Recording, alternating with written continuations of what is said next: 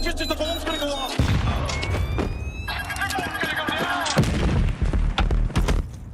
Get rained on.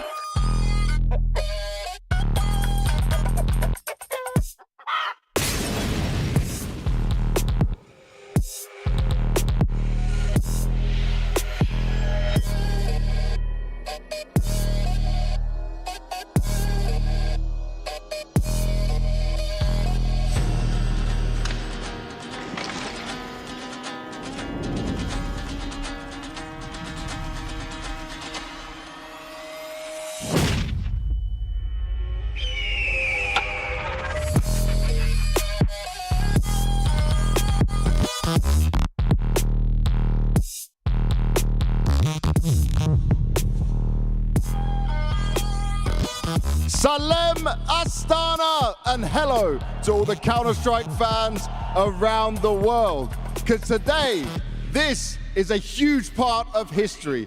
Kazakhstan has shown their desire and passion for Counter-Strike again and again. And over the next 3 days, we get to enjoy it in this beautiful arena. Привет, Казахстан! Ну и, естественно, привет зрителям по всему миру. Друзья, это первый настолько масштабный турнир в Астане. Мы ждали его очень долго, и впереди нас ждет 3 безумно напряженных дня, потому что сегодня четвертьфиналы, завтра полуфиналы, ну и, конечно же, в воскресенье матч за 3-е место и гранд-финал. We got a good bit of action coming our way, but we need to find a trophy on this stage. And the man that's going to be bringing it out for us is a legend from the 1.6 scene all the way to now, a major champion flying the flag proudly for Kazakhstan. Ну и почти мы готовы начинать, но есть один нюанс. Мы не знаем, где кубок. Вернее, знаем, и сейчас на этой сцене появится настоящая легенда Казахстана. Легенда Counter-Strike. Человек, который в 2017 году выигрывал мейджор. И под ваши аплодисменты встречаем Адрен!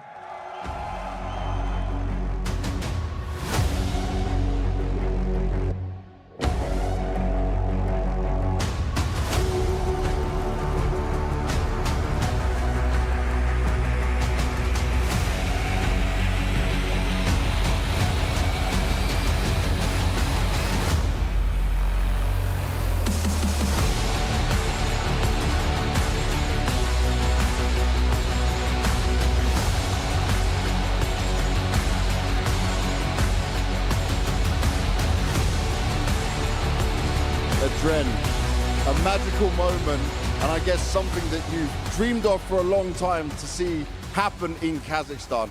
How much have you wanted this, my friend? Oh, bro, I'm nervous a bit.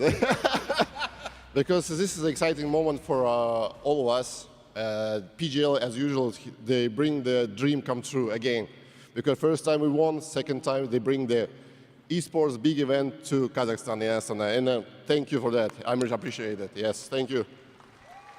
И быстренький перевод. Как это, каково ощущать, что такой ивент в Казахстане и что ты выносишь этот кубок?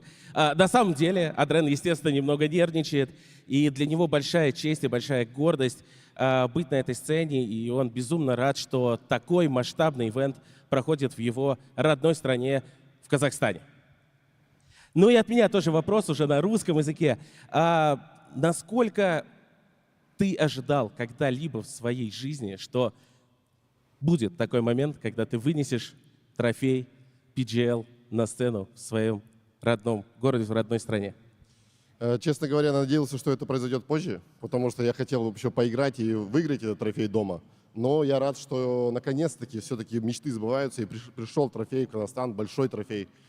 Ну, как бы, я разнервничался немного. Okay, I asked about the feelings and about opportunities when it will be like a great tournament in Kazakhstan. And Adren is quite nervous about it, and he would like this tournament to take part next year or next 2-3 years because he wants to play right now. That makes sense. Last question. Go for it. A little question. Who is your favorite? Кто твой фаворит? Я болею за Фурию. Молодой вперед, алга молодой. He supports FURIA. That makes perfect sense with the Kazakhstani boy on the team. Now, Adren, I'm going to ask one more thing from you. Take my microphone and just make this crowd make some noise for me. It's your time. Салем, Астана! Woo! Ребята, наслаждайтесь моментом. Праздник киберспорта пришел в Казахстан, и это большое событие. Просто наслаждайтесь. Давайте покажем, насколько мы крутая аудитория, и чтобы у нас было еще больше турниров в Казахстане. Ребята, я вас всех верю. Алга, Казахстан!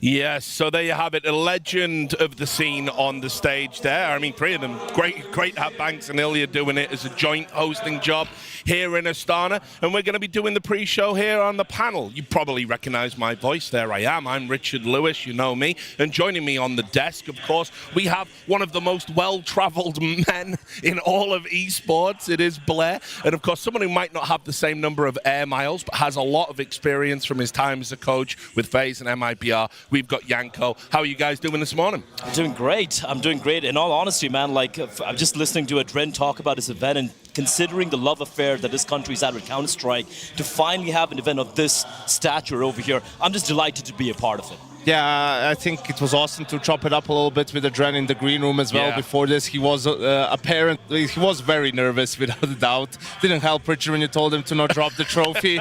He didn't really think about that until you mentioned it. Give out good advice. But just Adren is, you know, a guy when we had him on FaZe, right? Just a model teammate, right? As one of the nicest guys out there. And also he was, you know, towards the tail end of his career, but did a great work for us, especially at the major in the big moments. He's one of those players, or was one of those players, that just plays the same no matter the opponent, no matter the environment, which as the pressure mounts up really helped. And yeah, great to see him have this moment in front of his home crowd. Well, look, we can talk about the Kazakhstan history in this game.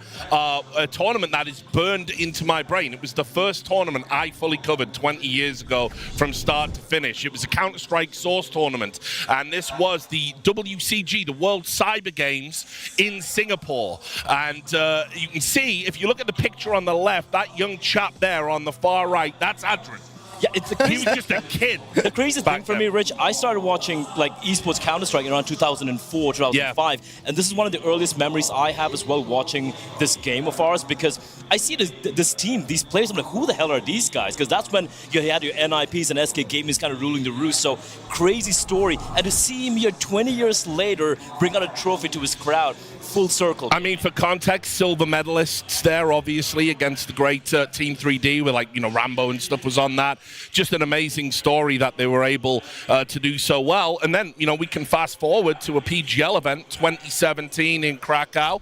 Obviously, this is a team, by the way, I love this picture. What an iconic photo. But this is a team that had 3 Kazakh players on the roster, and they were able to be major winners in 2017. One of the biggest shocks, Yanko, probably of any major, you know? Absolutely, the surprise package. They were thinking about disbanding. You know, they couldn't win a single scrim before the major starts. All of a sudden, major begins. They get rolling, right? Play some good CS. Adrian was the major MVP as well of that tournament, right? Him, Hobbit, and Mo being the hard-hitting trio, really, of that Gambit lineup. Oh, no, absolutely. I think this is up there with the Cloud9, the Miracle in Boston right there, right? So just great memories for me as a fan of the game, as a fan of Counter-Strike. Yeah, it's worth noting as well, as you saw at the bottom of that graphic, you know, there's 4 players that have won a major from Kazakhstan, Kickit being the other one. America only has 5, so, you know, maybe in the next year or two, we're going to get that number overtaken. Kickert as a player and Dastan as a coach as well of that same lineup. So, yeah, definitely some nice silverware for the Kazakhstani players. Right, let's take a look at the tail of the tournament so far by taking a look at the bracket. You can see here we've got a pretty stacked playoffs. It's going to be interesting. We're going to be talking about MongolZ versus Aurora. That's going to be the first game. Na'Vi versus Astralis. The Huxi project managed to get here. Then obviously the Alexi B, like, star show power that he's just displaying. He's managed to propel Na'Vi to the playoffs. The international FURIA with a local guy, you know, in the form of MongolZ, they're going to be there. And of course, we're going to be closing out with Spirit versus NIP. NIP back in the playoffs as if nothing happened for the past 5 years. They're just quietly sneaking back in there.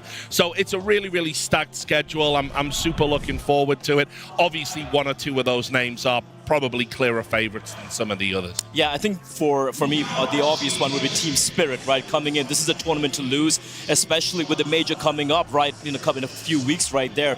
Getting the win here would be really, really helpful, because this season hasn't really been ideal for these guys. They absolutely have to win this tournament. Like, there's no two ways about it.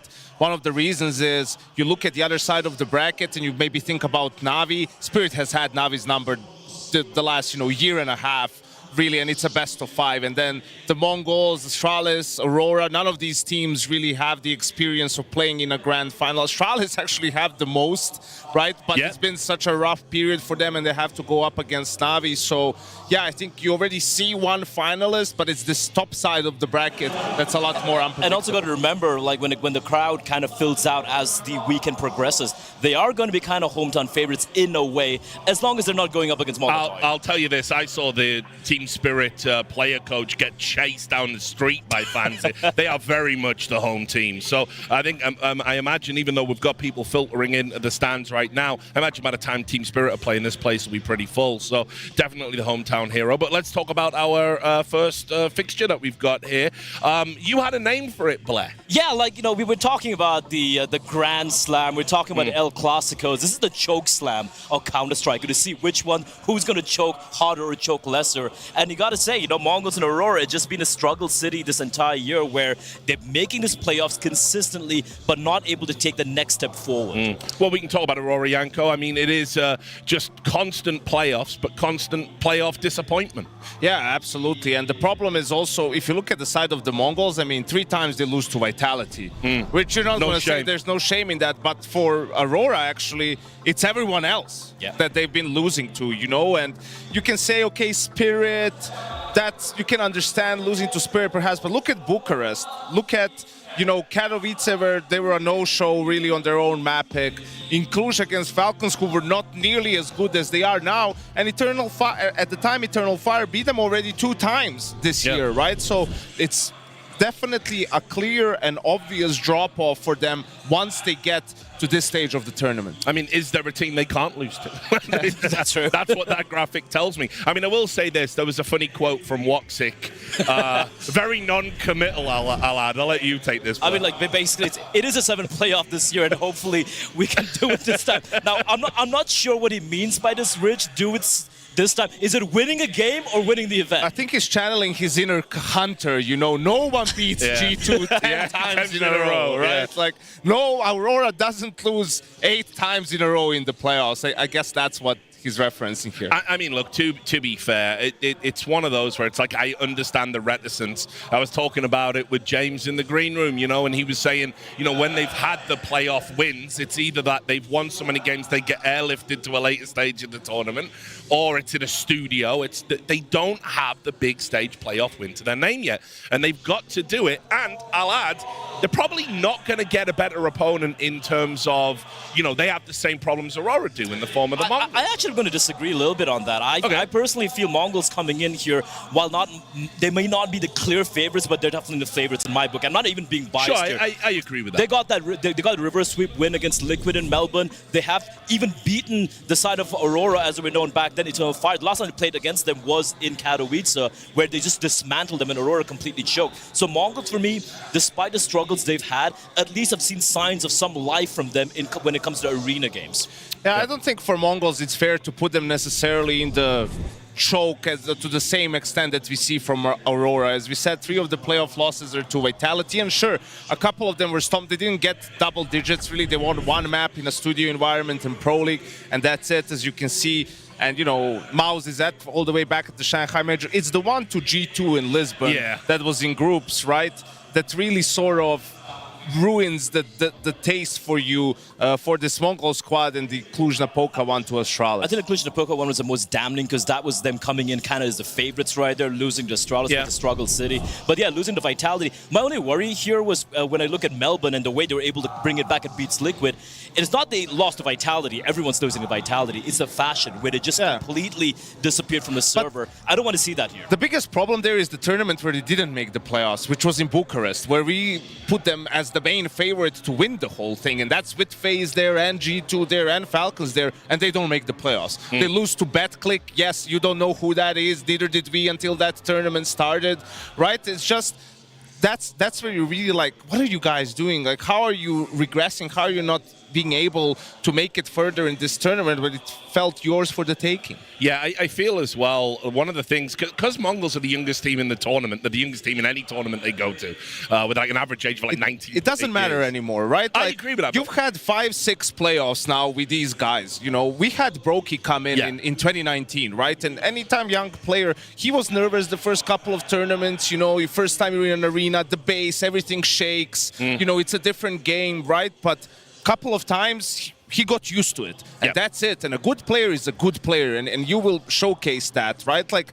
the age doesn't matter to the same extent when you already had a lot of tournaments. To my point, it's not so much that, you know, it's about an age from the perspective of the team. Unfortunately, fans do this thing where they self-insert, and they see a young team and they don't want them to mix it up. They don't want anyone to have roster cuts. They always root for them even when there are obvious failings. And look, one thing that we can say about Mongols is they do have a bona fide star player in this game. Well, a group star player, the Mongolian Stan, is a lot of people calling. I was looking through all the numbers just to verify about the, you know, the choke, the playoff choke status, and it is very damning. You look at his numbers, even in failures, like he's cracking over, you know, 1.07 in Bucharest, for example, when they didn't make it to the playoffs. Katowice is the one anomaly because he did break his hand there during the group stage, so that's completely forgivable. But this guy beasts.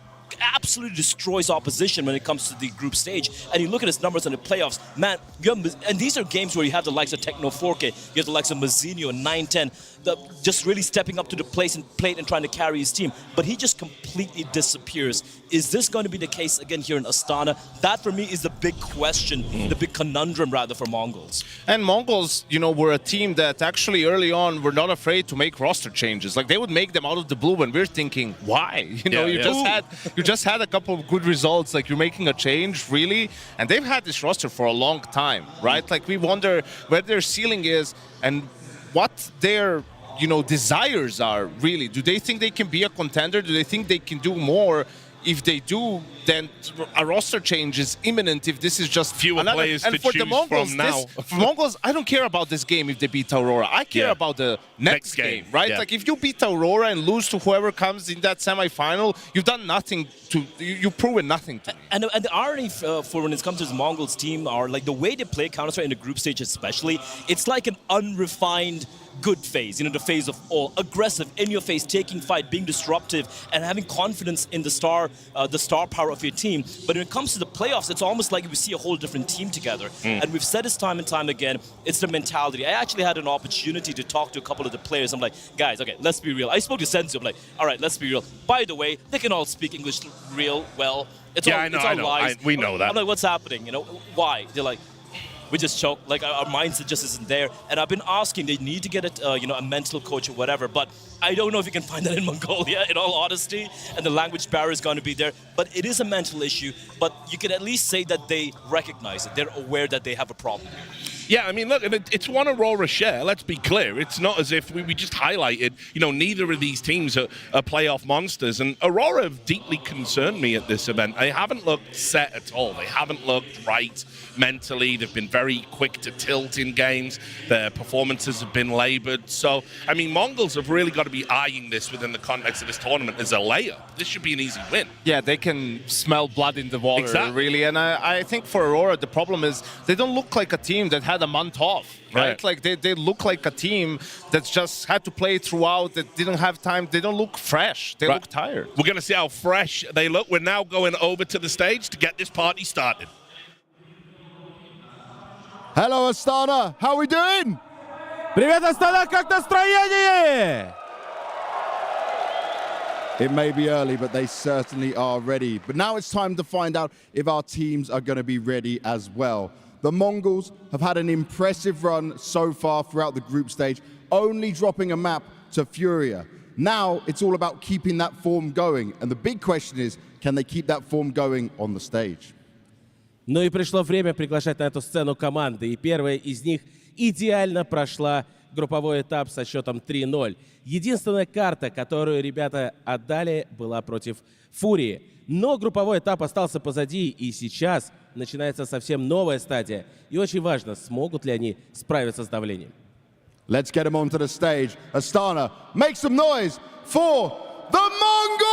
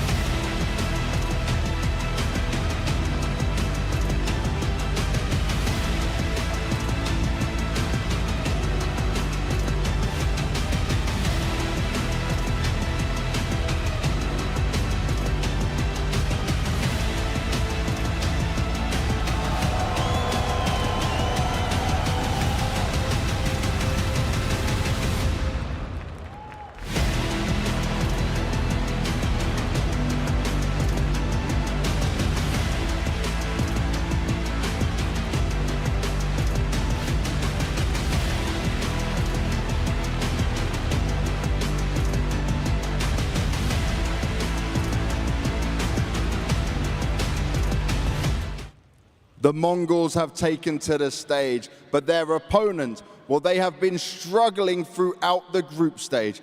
They were a shadow of their former selves. It was not pretty Counter-Strike, but now a new challenge arises for this team, one that they still cannot find a way to overcome.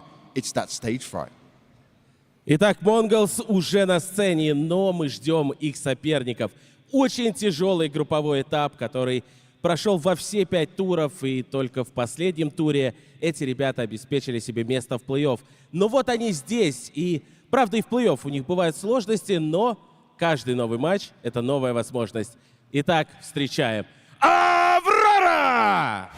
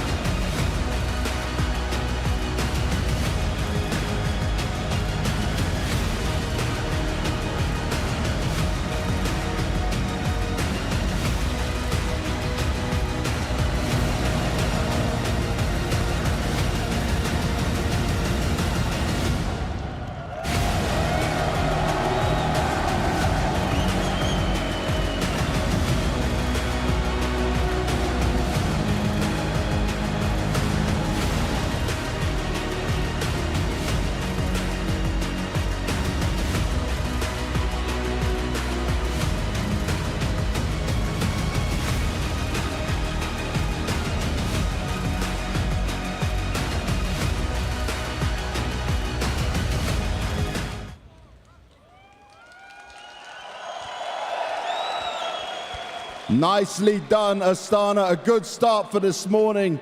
Maja, I'm going to ask you to come all the way over here and join me. Mazino's already on the side right now. And the teams themselves, you can go take your seats, get yourself ready. Mazino, you had a strong group stage performance. How confident do you and the team feel going into this game? Yeah, we're very confident at the moment. We're just thinking about winning this tournament. Yeah. Ну что ж, после групповой стадии ребята из MongolZ чувствуют себя максимально комфортно. Они приехали сюда выиграть турнир. I love that mentality, and that's what we want to see from the Mongols. I will also say you've had more stage experience now. Do you feel like you guys can play the same game we see in the group stage now on the stage? Yeah, I think so. Nice. У ребят из MongolZ больше опыта игры на сцене, и насколько это может им помочь сейчас в этом противостоянии. Ну, в общем, ребята считают, что да, это должно помочь. Now, Maja, this group stage was interesting for Aurora. This wasn't what we expected from you guys. So I wanted to ask you, have you had a look back at these games? Have you been able to understand what was maybe not going so well, what the problem was? First of all, Salem Astana, Ahmet. Yeah, the group stage was a fight, to be honest. We just fight every match. But I'm glad that now we're on the playoff and hopefully we can show the real potential of my team. Yeah. Очень сложный групповой этап, насколько ребята понимают, что пошло не так и в чем проблема. Ну и ответ от Major, что на самом деле действительно каждая игра была битвой, но сейчас самое важное, что они прошли в плей-офф, и сейчас он верит, что команда покажет свой настоящий потенциал. Now we also know, though, when it comes to this stage, you guys have not had the success you wanted. It has been tough again and again. What have you done? What can you change to make sure that doesn't happen again here and you can break the curse? Yeah, there is in life, there is a first in everything. You know, maybe today is the first, so we're going to do our best. We're going to try to show good Counter-Strike. This is important. I believe in my teammates, and let's see. Достаточно большая серия поражений на сцене. Почему ты думаешь, что сегодня что-то изменится? Ну и ответ. Естественно, что все когда-нибудь бывает в первый раз, и сегодня я максимально верю в свою команду, в своих тиммейтов, в себя и в нашу команду в целом. Thank you very much, guys. Shake hands, fist bump, whatever you want to do. Go and take your seats and get ready. Now, Astana, we want to find out who you think is going to win this game.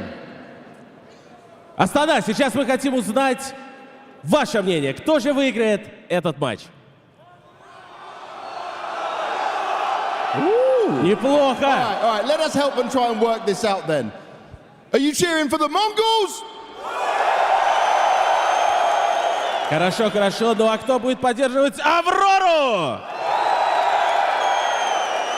Okay, it's a nice split down the middle. I think I have an understanding. 50-50, we'll take that. But let's get ourselves into the opening quarterfinal game. Yeah, thanks a lot, James. So we covered the macro. Now we can get into a bit more of the micro. And that is, obviously, we've highlighted that these teams certainly have some fundamental flaws, Janko.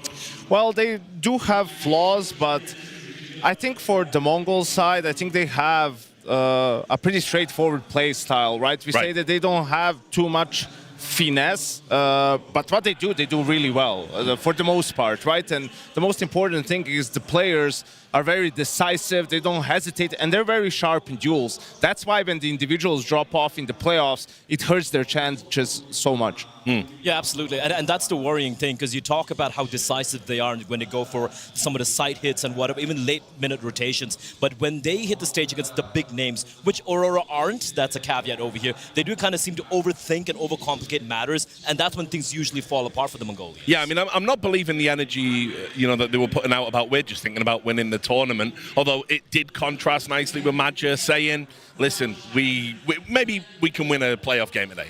We'll see. So very different energies.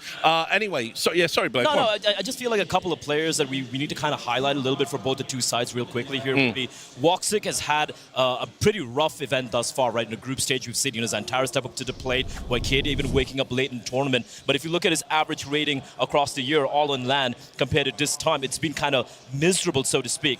But then, of course, if you look at a side of Techno 4K, for example, he's been having an ascendant event. He's been just red ratings throughout the entire year. But this year, we've been critical. I've been critical of him, Rich, but he's kind of stepped up to the plate because he's looking good so far. Yeah, I like how you've brought all these stats to the table today, Blair, because you've been singing Senzu's praises and saying bad things about Techno. And look, who's your god now?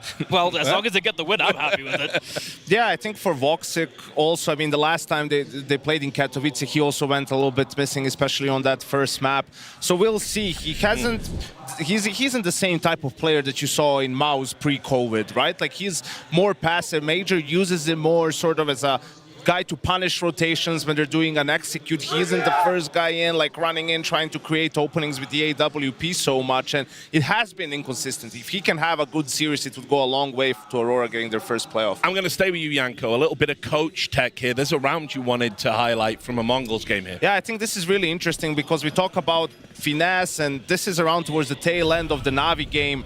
11-11 is the score. Na'Vi opens 4B to try to secure that banana control, right? Like bringing extra utility as well. Here you're going to see the opening move for the Mongols with 9-10 trying to get a peek with the AWP. He's going to get attacked. He's going to be down to 1 HP. JL's going to fall back. After this smoke, right, and the call for Navi is going to be, okay, let's stack 4A. Alexi's going to play retake towards B, and we're just sort of gambling. If we're wrong, we're going to save, right? And you can see it now. The Mongols going back for that banana control, sensing it. In the mid-round, JL, flash mid. You can see 35 seconds left. Wonderful clears it, but it's sort of bad info, quote-unquote. This prompts them to go over and go to B now. Now it's 3 B players. You can see the Mongols setting up for what's going to end up being a B fake, really adding to the sort of info that Navi has. Meanwhile, you can see the 2 players are walking towards that long area. It's 5v2 on the A bomb site. Bit and Ima both stuck in the site. Mzinho from Abs just finds sort of a triple entry, really. You can see the time is running down, but Mongols in full control, full poise. And we were joking after this game, this is exactly the sort of a comeback that they don't pull off on the stage. And around it, they can't execute because the pressure gets to them and they lose that calm, they lose that poise. And you can see, like, even getting the bomb down with 4 seconds remaining on the clock. You look at the other map in that same series on Mirage, it was 12-11 to the Mongols, Navi on a comeback, and what does Techno do? All by his lonesome, just pushes towards B apartments. A very, very brave play when you know it is your, it is the opponent's chance to take it to overtime potentially. So just really, high, big pulse plays coming up from the Mongols when it comes to the group stage games. But again, as you said, Yanko, when it comes to the stage, I really haven't seen much. We saw it against Liquid. That's the one game where we saw the Mongols kind of play to the level they can. But apart from that, it has been kind of flat for them. Well, that game was also 9-10.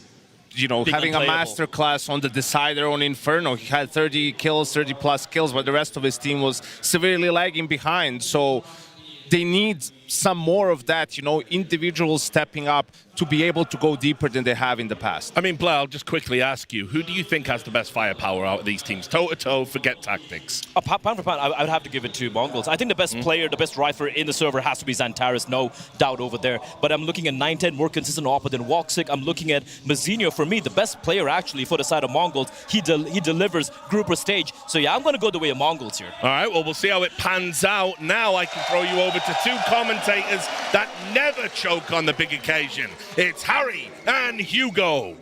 Thank you, Richard. We're live in the Barys Arena here in Astana, Kazakhstan, for what is going to be a hell of a day. 4 BO3s of quarterfinals coming at you live, and we start with a strong one. It's Mongols, it's Aurora, it's that choke slam stage match, but we don't know who's going to take it. No, I mean, this is one, it's been a hell of a head-to-head raging on between these squads, right? Mongols having their number more often than not. And yeah, Aurora kind of scraping through. Woxic even saying in his interview, we made it here not playing our best Counter-Strike. Yeah. And in one hand, he felt kind of good about that, right? But in the other, they have to level up now that they've hit the stages. And that's been the big problem for Aurora. Absolutely, and I like how the desk characterize it in the sense of, like, for Mongols, actually, if you look at the matches they've had in these big games, in these playoff games, playing Vitality 3 times over, how could you expect them to win that? Sure, Aurora may have started the year by taking down that very squad in a playoff, but that was a studio game, and ever since we've seen this Turkish team in front of a crowd, they have struggled massively. We're looking at upticks that we desire, that we require from Aurora today, and Woxic's a key part of that. Another player who's really gone quiet when it matters. No, 100%. In terms of players that you want to see stepping up that have looked good throughout the groups to get here, you're going to be looking at Xantares, obviously, for this side of Aurora. Him and Wakadia, a big reason as to why they made it this far. For the Mongols, Senzu currently top in the charts, but he's someone who you see drop off pretty drastically when we hit these playoff games. Yeah, we all remember Shanghai, right? That went quick for Mongols. A 9-3 lead on Ancient to Mao's that they bungled, with Senzu having a bottom-rated performance. We're into this pistol here. It's a BO3 with Mongols map pick, the same every single time when they play Aurora. Mirage coming right through. They lose their first man down under.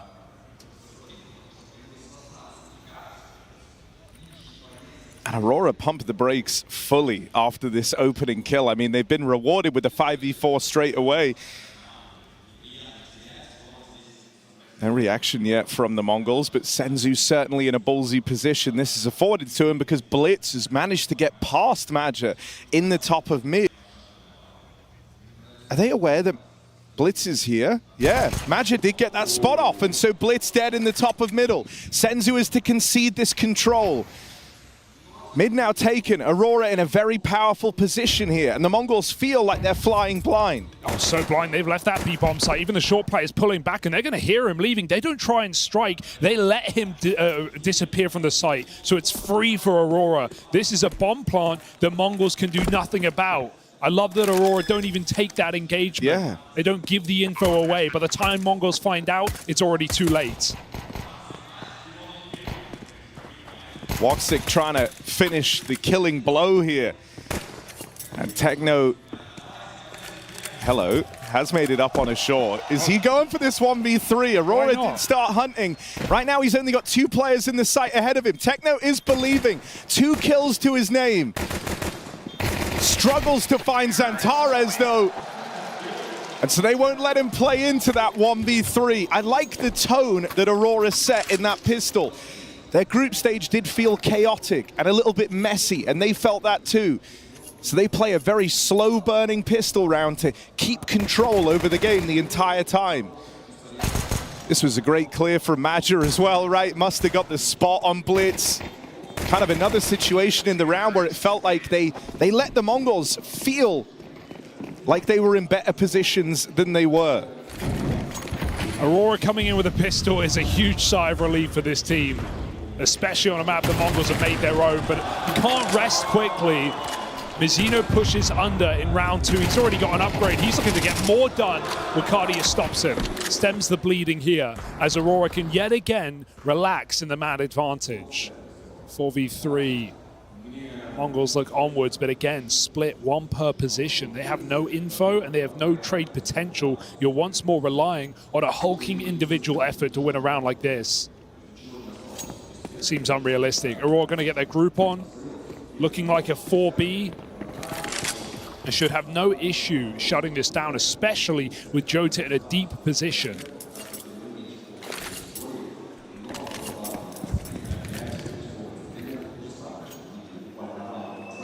Re-smoke over in the apartments as Senzu pulls away. He's hoping that that's enough to deter Aurora. But it is not. They will stick to their guns on this one. With Jota all the way up through short, he's been able to confirm it's looking good. Miss smoke, not ideal. But it's not looking like it's going to come back to haunt them.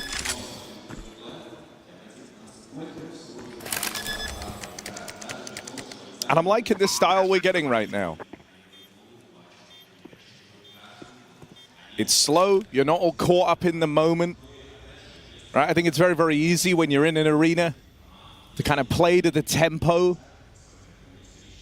of the crowd, to take a few more risks. Blitz, that's wild. They won't go any further than this. And so Aurora do stick the landing on that conversion. There's still a bit of threat here thanks to this 3-man save for the Mongols. Yeah, I also think it's easier. You know, it's right now 10 a.m. on a Friday, and so this is the least empty you're going to see this arena over the next 3 days. That's a benefit to Aurora as far as we've learned. And I do like the Mongols also set the stakes coming into this matchup, saying on the stage, we're here to win the event. They run into Na'Vi next. We got potential Spirit in the grand final if you look at their side of the bracket. That's a big claim to make on the stage ahead of your first match.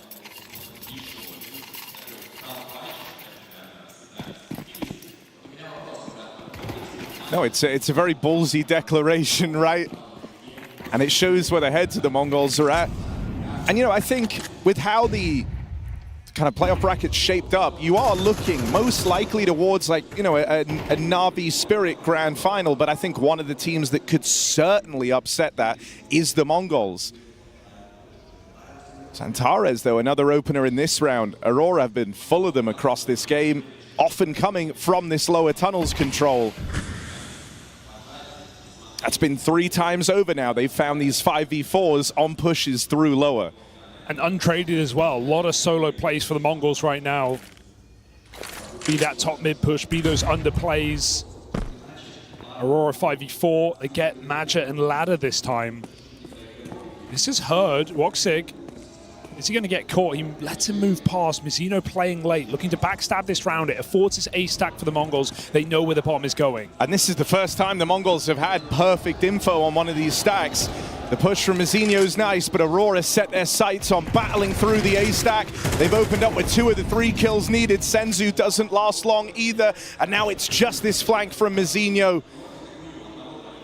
Was it just the gift of info, or can he offer something up from this wraparound? There's 2, but he's wounded, low on health. Zantares and Maja ready to swing this together. On borrowed time is Mizzino. Zantares closes in a big 3K from the front man of Aurora to stop that one in its tracks. Yeah, awkward whiff there for Mizzino. Could have gotten 2 way cleaner out of that one. I mean, he has been struggling at this event. This is his worst event since the Copenhagen Major, and that was only his 2nd Tier 1 event. His worst large event, at least, right? And he's been a huge firepower piece of this squad. Has young Mizzino, 17 years of age. Mongols need him today. That round can be forgotten about. It's all about this buy that Mongols have been waiting for. AWP comes in for 9-10. Woxic will meet him there. Oh dear, almost not punished. At least there's a trade for Aurora.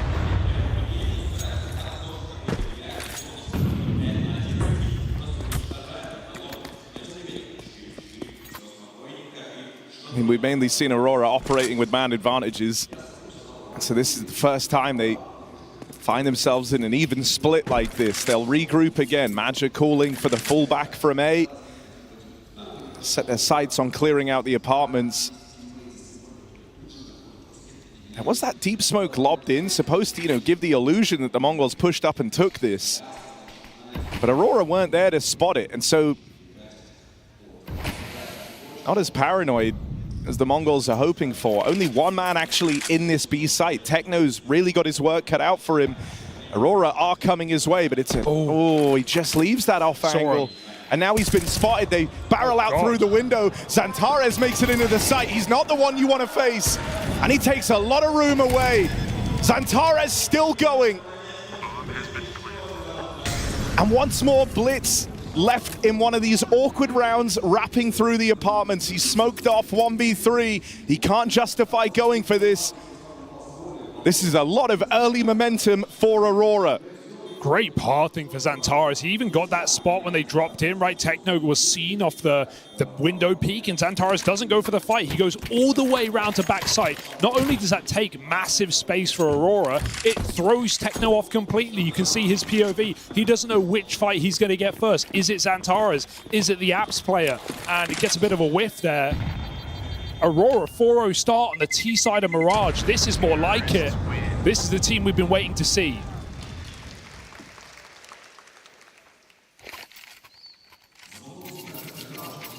I think I'm going to be keeping a very close eye on both AWPers in this game as well. Woxic for the side of Aurora, 9-10 for the side of the Mongols. Neither of them having these kind of domineering performances in the group stage. It was very much, rifle-led efforts for both squads. You feel like if one of these AWPs can get switched online first, that will make a world of difference. Timeout from the Mongols. This game, this quarterfinal has not started how they wanted. They lose that pistol, lose that first rifle round. That really starts to leave you on the back foot in this CT half. And, this is their go-to map.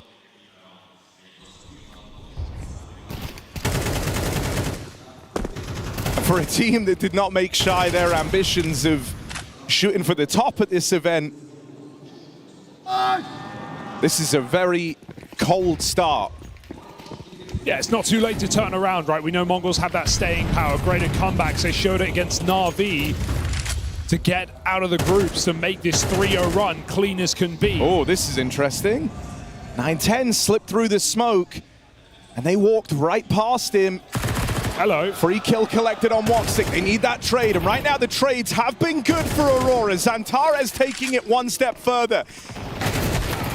And he is not falling down in any of these fights thus far. Zantares starting like this is giving Aurora a lot of faith. It's a sign to behold. Finally shut down though, picked up AK, put to use by Mizzino. That sends them B. They were going there anyway. Will Mongols realize in this silence that the bomb's gone back? Xantara's on a lurk, a rare move for Aurora to make. They are a pack team, and these two remaining players waltz into an empty site.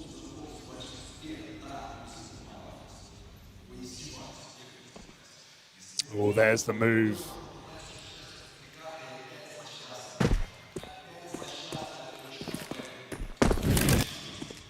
Gonna get themselves the plant, but already that net is tightening. Techno first contact taken. It's got to be Wakadia left in this clutch. Now everyone is wounded. This is far from impossible, but Wakadia's got to pick the right timings, the right fights. This wrap through the apartments, just been spotted. Senzu picked up for free. The ball is rolling. Wakadia's going, and he's going to nail every single one. Ice cold Wakadia in the clutch, and that keeps this game flawless. Mongols dropped the ball in a 3-on-1. Senzu had him with back turned. With low health, limited weaponry, it wasn't an easy round still for the Mongols, but it's how decisively, how quickly they lose that. This is also the first, proper advantageous position the Mongols have been in, and now even that gets away from them. It's such a ballsy post-plant position to play in a clutch. It's why it gets, unexpected by Techno. It's a fighter's position, an aimer's position. You are stuck in the open, and you've got to be quick. Wakadia keeps this clean, and that is anything but. Missed shot in the orb. Mongols' second full buy, and a second chance at a man advantage goes astray. Aurora starting all these rounds so strong. And I mean, coming into this, we said, who have been the two hardest hitters? It's been Xantara's and it's been Wakadia. And sure, his activation came a little later in the tournament, but without him, this wouldn't have been where Aurora end up. And so him performing well, Xantara's a constant source of openings. The two players that got them here showing up in great form to open up the quarterfinal. Sino needs help. Wakadia on the entries, has support the whole way. And just unbridled confidence right now for the Aurora squad. They go out A on a contact play. Handful of flashes as they're arriving out through the ramp. It's just Senzu, but he is in a strong position. There's the double up. He's been waiting for Senzu to find his form. Can he best Woxic? Info's there for Woxic on the reposition. Another one of these clutches to decide if the Mongols can finally break through, and they can't. That's now back-to-back rounds that they've come close, but unable to get it over the line. Such a nice swap off the sniper there for Woxic. He actually tagged Senzu when he stopped that bomb planter just post-plant. He knew he'd done damage, and you could tell Senzu's not expecting the weapon swap either. He jumps around that corner to try and offset the AWP. It's one rifle bullet and another round for Aurora after Woxic's clutch. That's a couple of important clutches in this game already.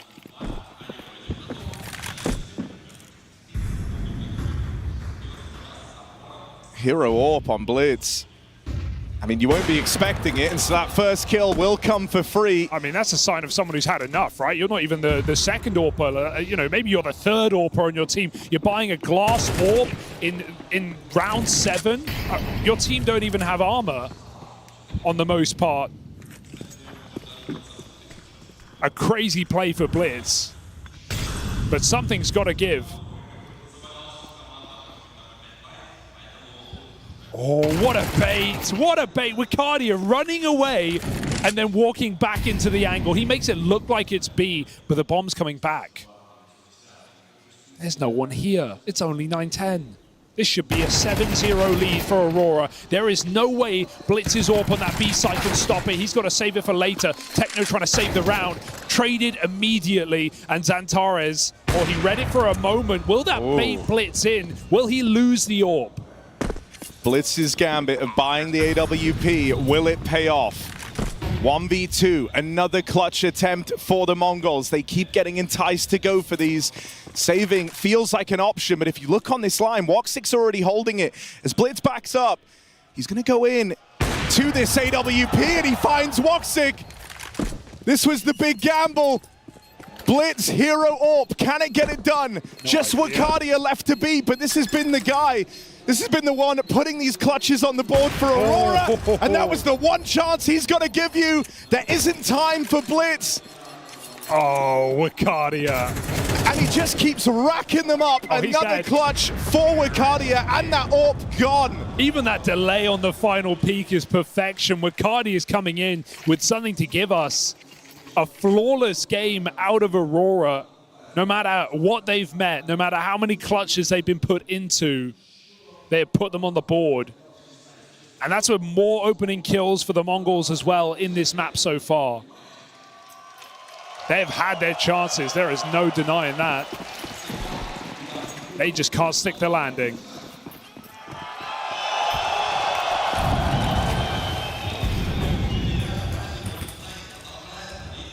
Key for Aurora is never let off the gas. Keep the boot on MongolZ neck. This is a comeback team. They may have come in cold. They may be looking shaky. But to count out the individuals on this roster would be a mistake. Aurora don't look ready to do that.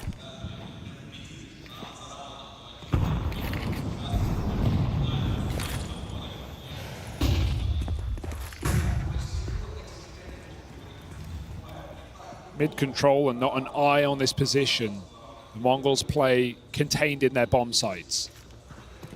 Yeah, WOXIK said this himself in an interview before this quarterfinal. He was saying, like, I'm not going to say any big fighting talk because every time I have, it feels like it's come back to haunt us. And it feels like, you know, the mental block for Aurora has kind of been the expectation that this team holds themselves to. Well, this was a playoff match that they came to play in, like, arguably some of their worst CS in a while. Yeah. But it gives you some faith in your teammates and that the floor is still good enough to get you to where you need to be. And now we've seen a far more humble look from Aurora before this match. Maybe those expectations not weighing so heavily, and they're playing a great game. WOXIK, an opening kill. It feels like all of these rounds are 5v4s, and in the blink of an eye, this one is over. It's just Senzu under the palace. Hold on, he goes unchecked. Another multi-kill from Senzu. Can't quite nail a fourth, but time is of the essence. 9-10 AWP might be the thing to do it. WOXIK has to plant the bomb. 9-10 calls his bluff. And so he's got it to play around. It's the swing, the weapon swap. 9-10 deals WOXIK a taste of his own medicine. Finally, one of these clutches coming through from the Mongols. It's that big 3K from Senzu, unchecked under the palace. It is a hulking individual effort to find them that round, but it's from the man you want performing. It's from the man you need performing if you are the Mongols. Yeah, a little change of position there for the Mongols goes a long way. Mizuno gets flushed out in the site, and they think, hey, A's clear, 5v2. Let's just get that bomb back down. And Senzu completely catches them off guard. Huge round for Senzu. He has been the talking point of this team since his addition. The highest rated player for this squad. And even at this event, number 6. He's also been the biggest disappearance in the most important matches. Not today, says Senzu. I mean, it shows you how close a lot of these rounds were as well, right? You were 7-1 up, or 7-0 up here if you were Aurora. You lose that one round, you're instantly out of money. That's crazy, and actually. that's like with how often the Mongols were enticed to go for those clutches. It's because they were close rounds. Aurora using this as a bit of a timeout. Keep the cool. They don't want to let the coach in, right? They don't want to let Mara have a chat with his team. So they're just going to take the Glock Eco. And I mean, yeah, to add to your point, even the bomb plant wouldn't have made a difference to Aurora. This was never going to be a buy. So the damage was there. The rounds were coming close. Aurora just squeaking them out. All it takes is one. One can become 5 very quickly in this game. And I think MIBR is also very aware of that fact, right? So taking this time now to calm the nerves. I think that's going to be the real test for Aurora. You know, how do you respond? These have been close rounds. You've been taking them over the line. But everyone is aware of your struggles in these playoff games. You most of all. And so Aurora know the importance of getting back to these winning ways. You don't want to let the Mongols build back into this and give them that second chance on their map pick. But that's why I like what you're saying the last round as well, before that round from Senzu, because, yeah, Aurora have come in. If anything, there is, to a degree, less pressure because no one expects them to win this game. Imagine, you know, while you have Mizzino say, hey, we want to win the tournament, Madge is saying, hey, maybe we'll win a playoff game today. Maybe, you know, if things align. So the pressure off, a poor performance in the group stage despite making it through. The expectations are low. That's often when you can deliver the highest. That's how Na'Vi won a major. No one expected them to. Everyone underestimated them. I mean, hey, we're in Astana. That was even the story with that Gambit squad of old. Yeah, they lost. When they won their major trophy. Like the desk was saying off the top of the day, like they lost every scrim coming into the major. They were going to disband. And we've been saying all tournament long, Aurora have looked like a shell of themselves.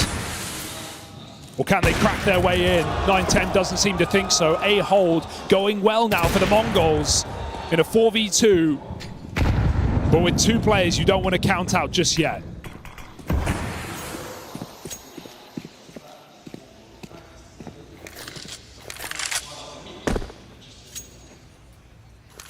I don't want them to save. I don't think they are. Definitely a round worth giving a go with some of the craziness you've pulled out already. Xantares sits up in his seat, locks in. Mizzino is very aggressive here. Now, Xantares might just not be ready for it. But if he gets caught, he's the only guy defending this A site, so a must-win fight for Mizzino. And at that point, you know, you've lost Xantares. That was the man that gives you the most faith in that 2v4. Mizzino is even following through on the aggression. And they spot Woxic saving. I like the move at least. It's showing Mongols have a little bit more belief, right? They've still been fairly aggressive in the CT side. Some of the opening moves, the drops down under, some of these gamble stacks. And so the Mongols aren't completely losing their signature style. Trying to draw this game back off of a clutch. Looking for that 5-round streak. And bit by bit, this arena starts to get more packed out.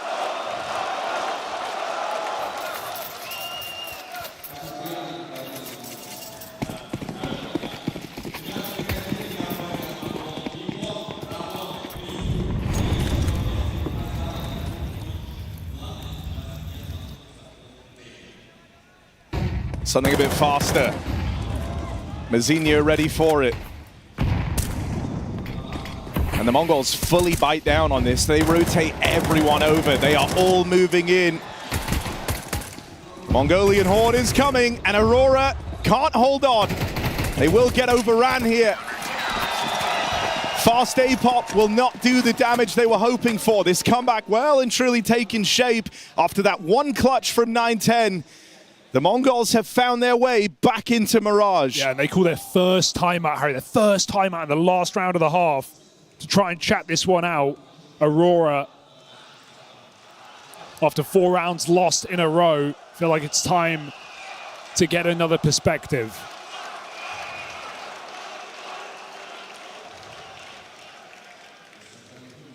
But now we have a far more even game. Especially one with the Mongols' consistency in winning these pistol rounds. I think as well, like even from the get-go, even on that big streak, the one guy who didn't look fearful in any shape or any way, shape or form, like with the aggressive moves he was making, the info he was collecting was Mizzino. If you remember, it was him like always going for the apps pushes, constantly keeping you guessing. Well, now it feels like that's no longer falling on deaf ears. Not only is he leading the charge in the kill count, but he's providing a lot of value for his team. And he was even trying to do that when the rest of them were a bit shaky, when they were having these slow starts. This game all started, though, with Xantares openers through lower. And that's how they're looking to close out this first half. But the AWPs fire off for the Mongols, a buy that's only afforded with this streak of rounds they've embarked on. Blitz tries to extend that lead further and will get punished. Brings it back into a 3-on-3. Aurora know the value of this one extra round, feeling like you at least shut out the Mongols once they warmed back up into this game. Let's see if they can do it. Mazinho always keeping you looking over your shoulder. You never know where this guy's going to appear from. Nade on the smoke will find a kill, but he can't double up. That's the bomb loose. Zantares tasked with retrieving it. Is he going to walk it? 910 looks like he wants to come through this and brings the fight to Zantares. No support from Jota, not able to do so. And now it's him left up in the clutch. Oh! Finds the spam on a 910. And so now Techno plays his hand. Jota, can he piece together where the last man's coming from? Over the stairs, Jota holds on. And it was this guy's addition, this guy being bought into this roster that seemed to give them their big uptick right off the top of the year.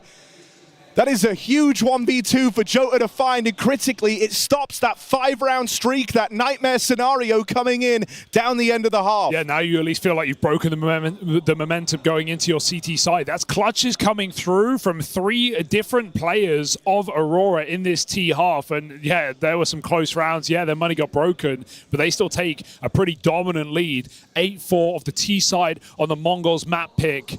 In a map veto that has always gone the same way, right, to a degree. Mirage and Anubis always being the picks in these games. The big difference is that third map. Today it's Dust 2, we've seen Nuke, we've seen Inferno. Big clutch for Jota, just to keep Aurora feeling good after a very scary round.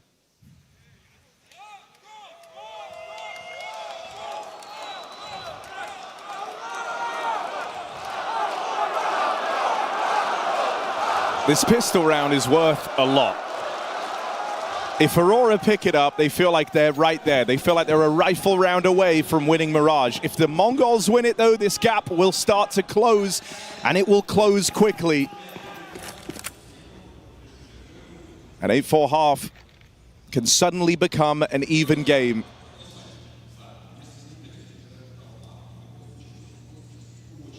Blitz on the pathing in through lower, has support with him, and that is a crazy opener from 910.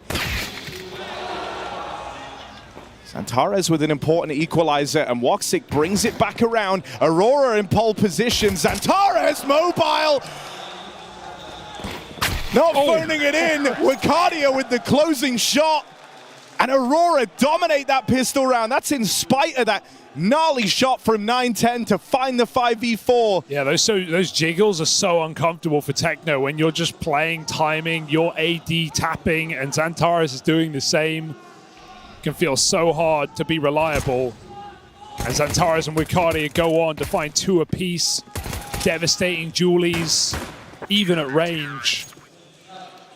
And the Mongols have to take a full eco. I'm glad they don't force. I feel like the Mongols, I would expect them to buy in a lot of situations here. We've seen them actually kind of lose tournaments off the back of investments, off the back of very reckless T-side purchasing, playing Tech 9s, playing weak utility.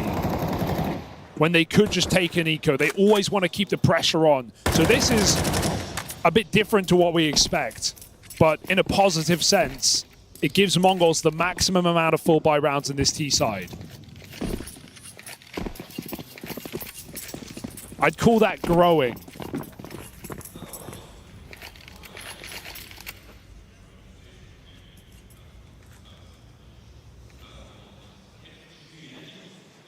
Madja 4-11 has not been a problem at all for Aurora, leading the team, calling the shots. But now he's tasked with a bit of an awkward B hit.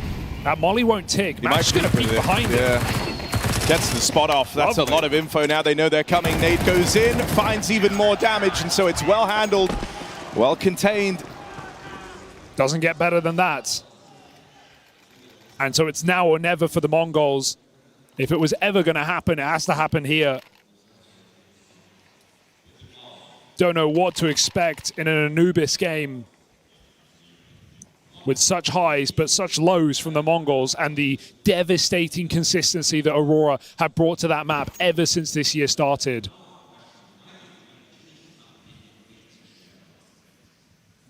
So can Mongols keep their cool here on their map pick, or will it just go down in a blaze of glory? Running out middle, getting decimated. Wakadia pushing up.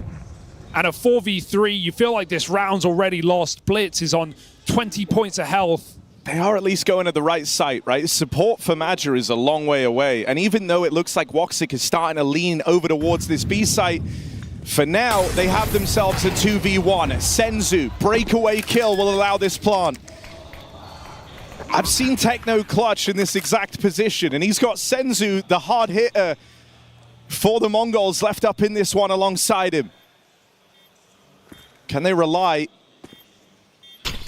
on the young veteran of Techno and the star of Senzu to make this one happen?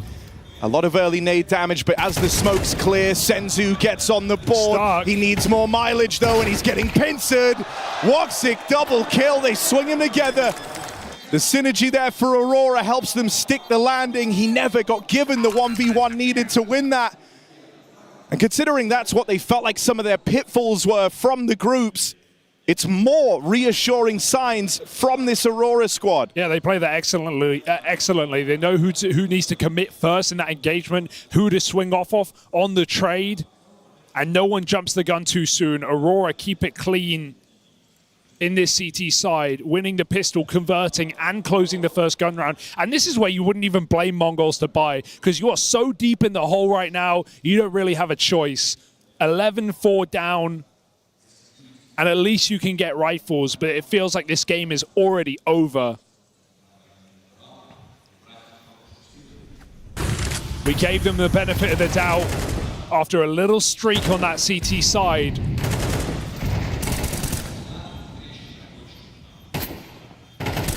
But now that doubt is overwhelming. Aurora playing some solid CS. And this side of the bracket just got a bit more exciting. I mean, this year, the only team to kind of put away the Mongols on this map so handedly was Vitality back in Melbourne.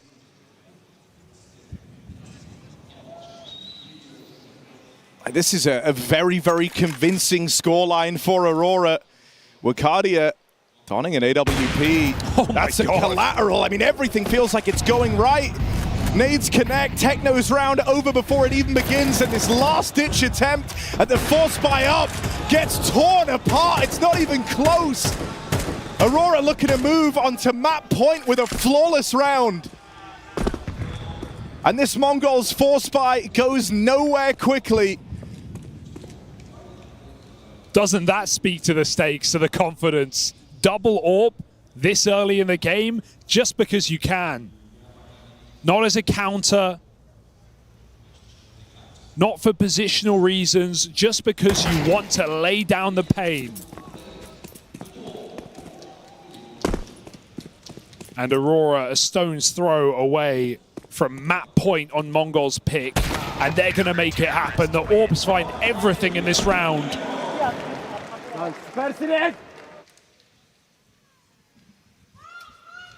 And the Mongols go down in a whimper.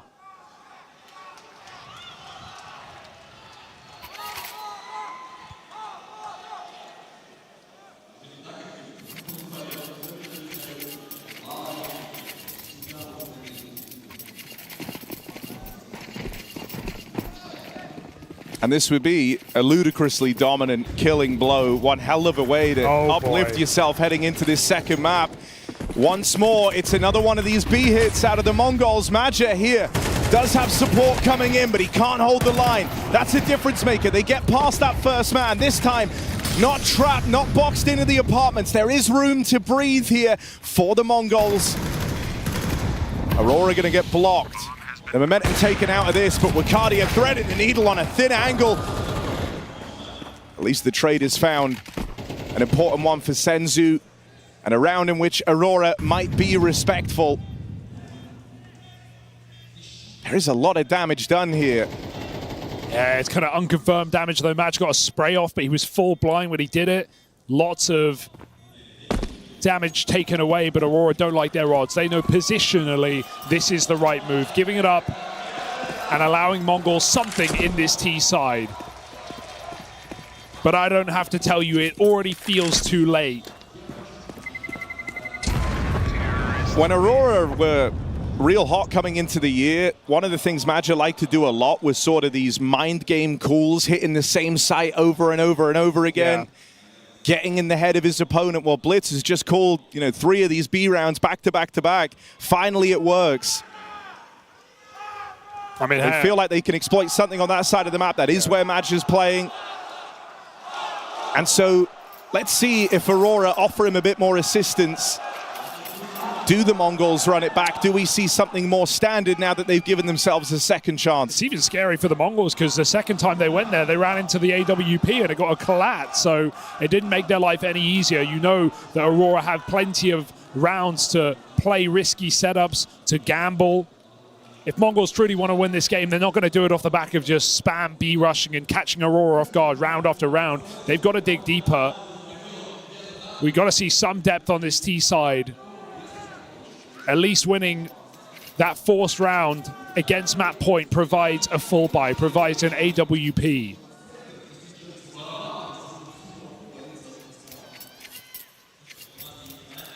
But did Mongols already trip and fall down this rabbit hole, or can they find Wonderland?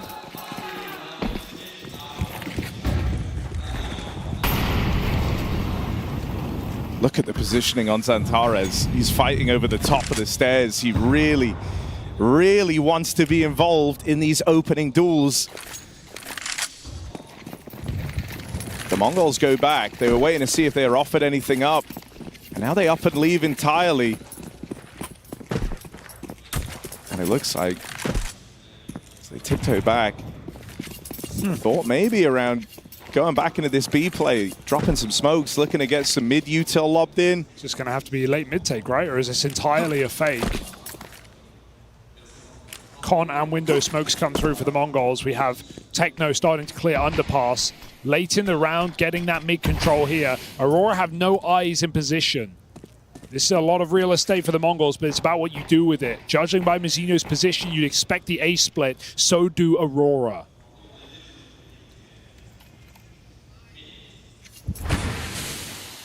The fact that after getting B played this many times, Maj has had them stick to their guns, maintain the A stack.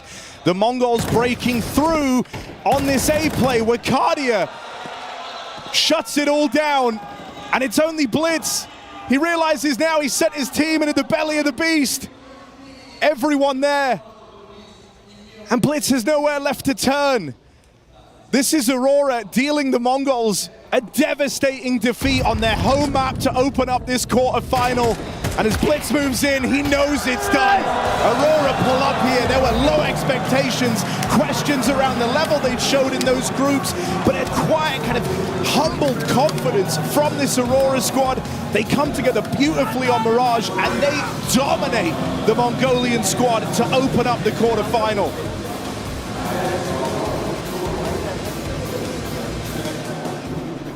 She said she loves you. But she can't love me. But I love you. Yeah. Look, I'm going crazy. I gotta break on myself, I amaze me. Like I'm back in the 80s. I won't play window anymore. What's going on? Play your role. 1xBet. On to the next one. The human body was built to move. Not trapped at a desk in one singular posture for 12 hours a day. It's time your chair evolved.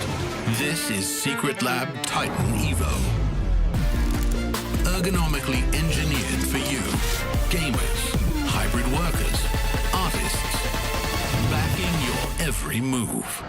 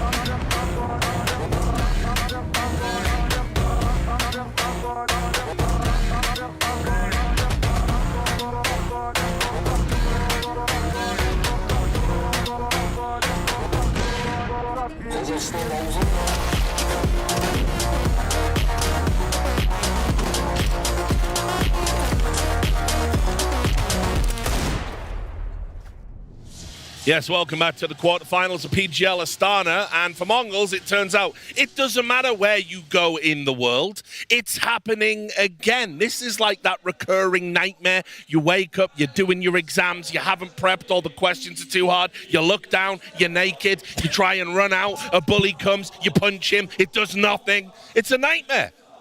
Okay, it's all of the nightmare. That was very detailed, Rich. But yeah, perhaps revealing as well. Very revealing for the side of Mongols. Look, I think they got off to. You could see the game plan from the get-go was they were being aggressive, right? They were like, all right, we're not going to play scared. We're going to be in your face. We're going to be pushing on in, taking this fight. But I gotta say, it felt a little lackadaisical for some of the individuals.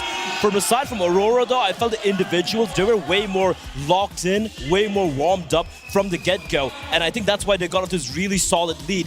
And showed a bit of a comeback from Mongols, but never really transpired. I think the difference was compared to last time, now Aurora had the good stars. Now Aurora won the both pistols, and now their guys were stepping up. We saw that YKD round will get into it. I think that meant a lot to Aurora, not necessarily because they avoided losing a round or getting reset or anything like that, but it's when a player has a big individual round where it brings everyone up. It brings the energy up. You start believing, you start having that confidence. You're like, okay, it's going to be different this time. This is what we were missing in all those other games.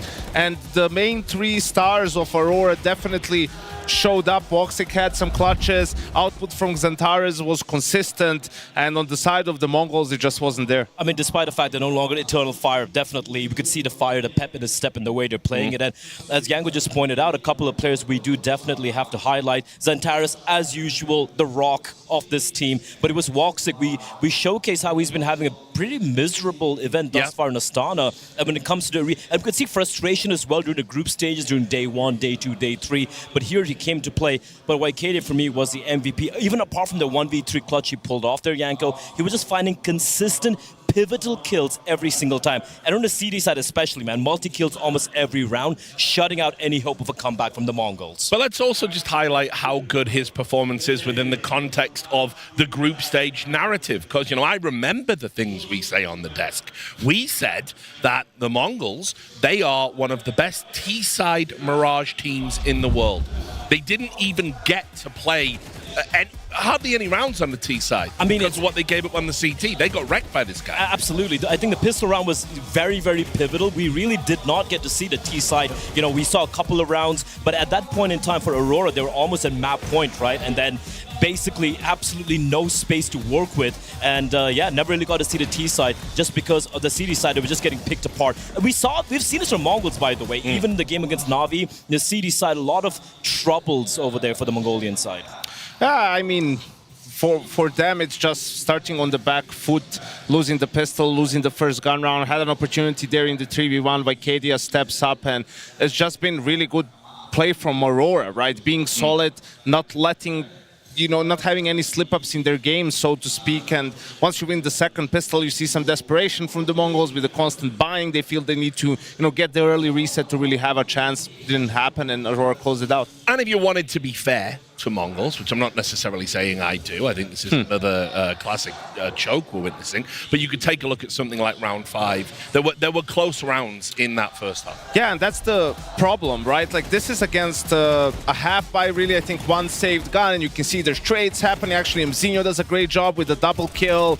No, and now it's just YKD in the 1v3, positions himself very well, avoids death here just by the skin of his teeth, right? Finds the player going in B apartments. It's just great angle management, great shooting, and this is what we talked about when these individual moments matter a lot. You know, like you could see everyone hyping each other up, Major sort of hyping YKD up after that round, and in the next gun round, actually right after this round, they just call a sort of an A execute faster, fake default A execute. They overwhelm the A bomb side, and they just continue the snowball of that first half. Yeah, we can take a look at round 7. I think we've got that ready. But this is the one that bothers me a lot. This is where you see why, you know, Senzu and the choking and just everything falling apart, right? Blitz gets the hero up, kill. 5v4, you kill Jota. Look at Senzu. He's running. He's making noise. Just because you killed the A player, you want to run into apps and pick up the gun? Like, you don't know if there's anyone else there. What's going to happen now? Acadia is running. He's hiding the guns, right? Now he's going to catch Mzinho as well with the fake run back. Comes, gets him too, you know, and in the end, it's just being able to close out the round despite losing some players. And this is the problem.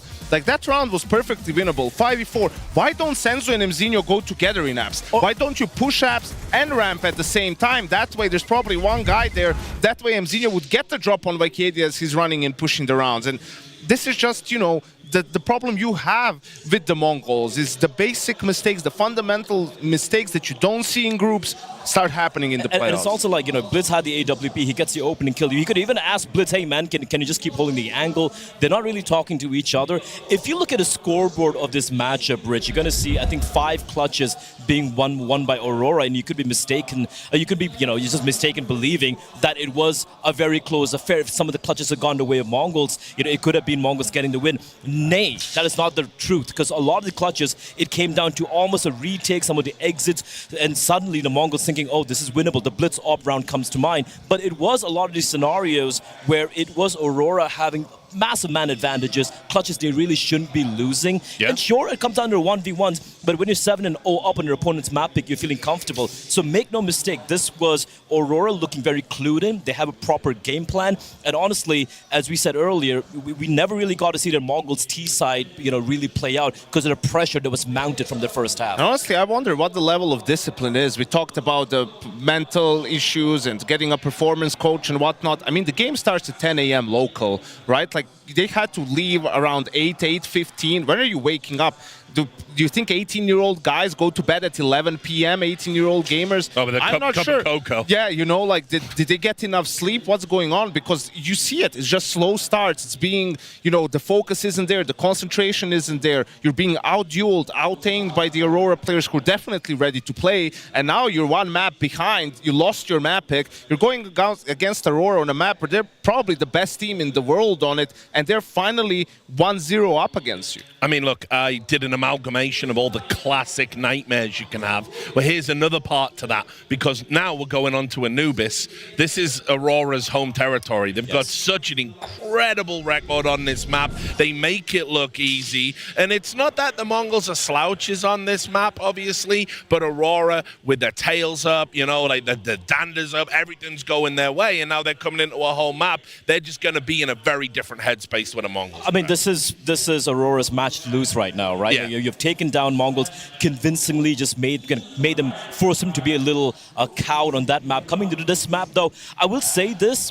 Despite an incredible win record they've had thus far on Anubis, they have lost to names which really do befuddle me a little bit. They actually lost to the Mongols on this map. They lost to HOTU in a group stage, I believe, on day 1 or day 2. So it's not like they are, you know, they can't lose on this map. But that being said, when you have the momentum going your way, you know that it's your mapping and feeling super comfortable on this, it should be Aurora running away with it. Yeah, and the last time around against the Mongols, you know, Aurora had to start on the CT side. You lose the pistol. You win a gun round with only one guy left alive, you get resets. Like, they struggled with the economy, that whole side, and still were able to get 4 rounds, right? It was on the T side where they really couldn't get it done. But seeing as how Mirage went for them, you expect a different story this time around. Yeah, and also, like, for the side of Mongols, like, one thing we saw on the T side was we saw the worst and the best. Against FURIA, there was a bit of a struggle city, and against, I believe it was MIBR, they looked much more cleaner. But you could see it was more about anti-stratting from the Mongols when it comes to the T side. They were targeting, for MIBR, they're playing heavy towards A main. They're like, that's what we're going to be abusing. But the thing with Aurora is it's very hard to anti-strat against them. They're going to be pushing and poking and prodding all the extremities of the map, and just the protocols they have when they're going for the aggression is so very clean. So it's really hard for Mongols to kind of go for, let's say, an anti-strat T side. And that's where I feel things are going to fall apart for the Mongols, because I don't think the defaulting is that great, in all honesty. I mean, look, I'll just say we're looking at a very different Aurora from the group stage Aurora. I don't know what was going on. Coming back from a break, sure, it can maybe be difficult to get back to the tournament level, but I can already tell just by the way they're interacting. There's no friction. They're not shouting at each other. Matt just got the playbook out for, like, I think the first time this tournament, a huge pile of papers. They are just so confident that this is their time to win against a vulnerable team. The playbook was never the problem for them. Sure, well, agreed. you know, in the grander scheme of things, maybe, but not for the losses that they've had in the playoffs. That wasn't the issue. The issue was just the players disappearing or them making basic mistakes, tilting, frustrating, right? The issues were mental. So if they can amend that, and they have for the first map, if they can just have the consistency over the course of a series, really, to get it done, you know, they're in the driver's seat here, right? We talk about how they're one of the best teams in the world on Anubis, right? Like this, you have them right where you want them if you're Aurora. Oh yeah, absolutely. And I think for Aurora right now is we saw a couple of interviews, Major on the desk in the group stage as well. He said we didn't really have an opportunity to boot camp because of the earthquake situation and everything that happened. So it has been a bit of a rough comeback from the vacation, so to speak. Sure. So, which is why you could see it was a little shaky, a little bit of ring rust for the team. But right now, I think the rust has just been peeled off. We still don't even know where Xantares is at in terms of his health. I mean, that tweet might be one of the most shocking sort of, you know, reveals that we've been dealing with health problems. The way he made it sound was like horrible, like it was some sort of chronic condition. So I have no idea, because obviously, you know, players keep their cards close to their chest about this, but he's the man for me. He's the one that can take over a game of Anubis. He's the monster in the team. And like, if he can get back to where he was at before he was having his health issues, this is done. Like if he had one more map. I mean, the reason he is the star of this team is he's always going to be the star. He's always going to be shining. It's more about the satellites around him, right? We've had Wakadia, slow start, ramping up. Woxic, horrible group stage, ramping up. So I have despite his health problems and whatnot, I don't think we need Xantares, at least in this matchup, Rich, to kind of take over the server. You know what I mean? He doesn't need to drop like 25 kills in the game. Just continue what he's doing. I'm looking at the rest of that supporting cast to step up to the plate. And so far, they've done it. As they start on the CT side, it's going to be more important the decision-making from him, right? Like being in the right place, reading the game well. I don't know, last time around, the Mongols had a lot of success just playing real slow, you know? Like they were sort of tempting Aurora to go for some of those mid-round aggressive plays, and they wanted to punish them, and they had okay success in doing that. I wonder if they're going to stick with a similar game plan, or are they going to try and switch it up? If Aurora is able to win the pistol and convert on the CT side, we might have a completely different game than what we did last time. I also want to see how Aurora are going to approach their CT side. Like, are they going to be aggressive? Are they going to push around the extremities? Are they going to really take it to Mongols and tighten things? I believe they should be doing that. And the thing for Mongols is, like as Yanko pointed out, when they used to slow things down a bit, but I felt like they were trepidant, right? Where's the mental space at right now? Because even if they get against FURIA, they would find that map control, but they were like so trepidant, so hesitant to go for the side hits. And that is something they were able to ameliorate when they went up against MIBR. They're way more decisive, way more in your face, is grouping up together much better. But is their mentality in the right place? That's my question, Rich. Well, we're going to find out if it's Groundhog Day for the Mongols. We go back over to Harry and Hugo. Yeah, we enter a bit of uncharted waters here. Not often that Aurora have been able to take this first map off of the Mongols. Only ever happening once before. And now we get on to Anubis. This is one that Yanko said on the desk. He thinks Aurora could be the best team in the world on this map. For the Mongols, the battle really begins now. They were so slow to start. The ball never got rolling on Mirage. They at least get this T-side opener on Anubis. Let's see what kind of pace they come in with. I think best in the world is a very fair statement. 20-4 this year alone for Aurora on Anubis. They wrote the playbook of this CT side. Let's see if Mongols have brought their notes, done their homework, woken up. A very young team with a lot to prove. A team that said they were here to win it all off the top of the day. Well, they may be moments away from being eliminated in the quarterfinals. The Mongols walk out middle.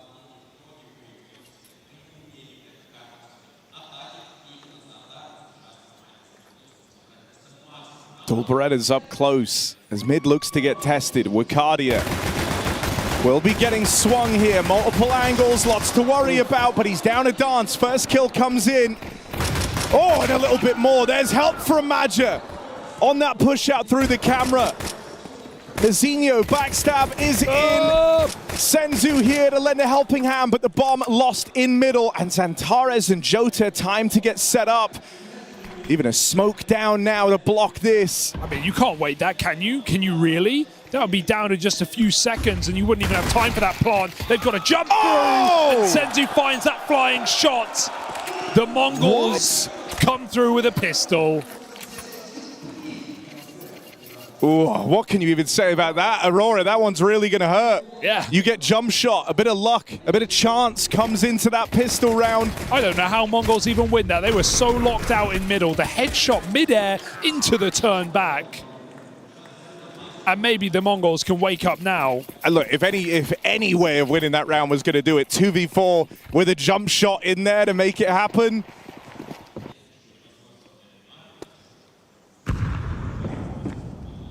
From Senzu, no less, the one that you want to see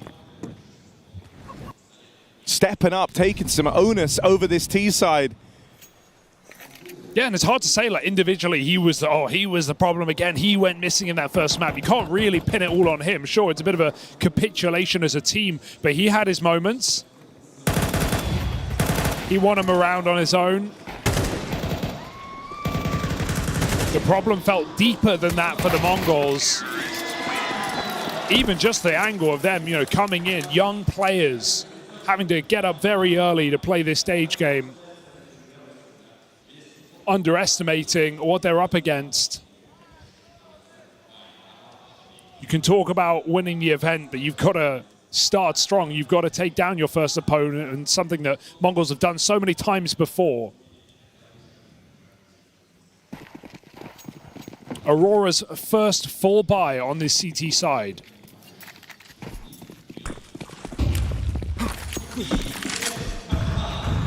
It may be an argument on whether they're the best team in the world on this map, but it's no argument that they're the best CT-sided team on this map. Yeah, I mean, it feels like that's sort of been the backbone to why they've had so much success. They're one of the few squads out there that can win out on the T half. Or CT half, rather. I've seen games where Aurora will only have a couple of T rounds in their hands and still come back and close the map. That was how their year started. Back at Blast, right? Having it in the BO5 final, come back on a 9-3 T half. They only get 3 rounds. They managed to drag it all the way into OT and then win that map. Yeah, the one map they won in that BO5 against Spirit. Okay, Mongols clashing in Con. They find a double kill there. Sticking this one, it seems, but if Aurora are tempted, they might like what they see. 3 low players on the Mongols in this post plant. Protocol has to be for the Mongols, like, just don't give a kill away. If you never give them the reason to go, like 2v3, you can justify giving it a look in. But as long as no one missteps, on numbers alone, regardless of health, Aurora can't go for this. They put the nail on the head, because look at Aurora. They're playing to contain, they're holding CT. If a kill comes their way, they will go for it. But no kit right now, no util, and the numbers do the talking in this round. A 2-on-4 Aurora don't touch it. So we might have a game on our hands in a second map with a fairly strong start for the Mongols. Keeping 4 alive is extremely important. Beautiful Barys Arena with a 360 stage and with a sold-out Championship Sunday.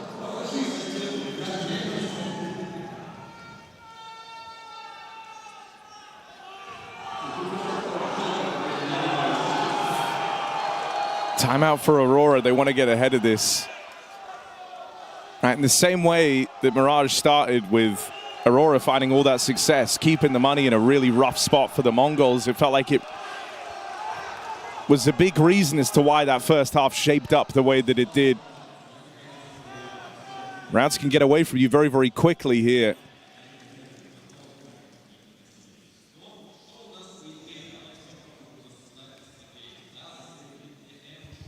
And, you know, in the same way we were excited when Zantares and Wakadia both showed up in good form on map 1, you should be very happy if you're a Mongols fan that Senzu and Mizinho currently topping the charts. Mizinho keeping up. He was kind of the one guy who felt like he was playing the same in that first map. Everyone else feeling colder, more awkward. He was still making these aggro moves, trying to bring a lot to the table.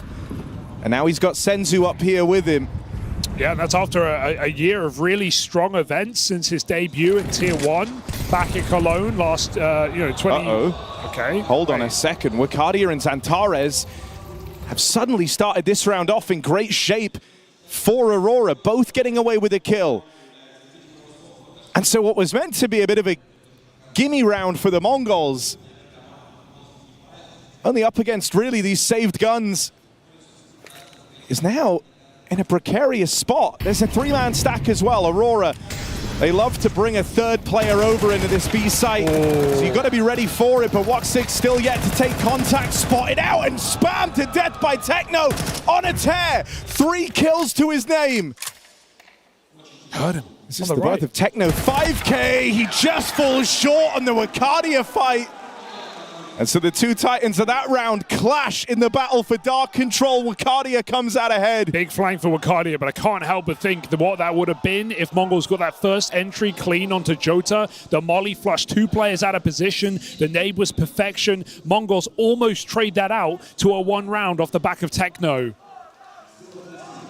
But that was a 2v5. And Aurora holds strong, finding their first round, buying a double AWP on this CT side. That's a statement. That's certainly not expected. Oh, he hit the molly, doesn't matter. Is that on purpose? Jota tagging in the other side? Either way, they were peeking into Maja. But he finds that 5-on-4, stops the roll for the Mongols.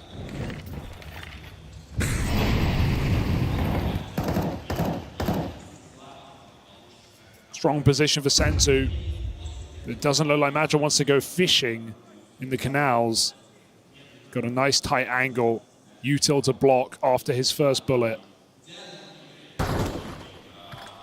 Meanwhile, that's a lot of info, not just an opener, but you see Xantares in the kill feed. You know that this is the triple B stack. He is that third piece at the B site. Whenever Aurora go for it,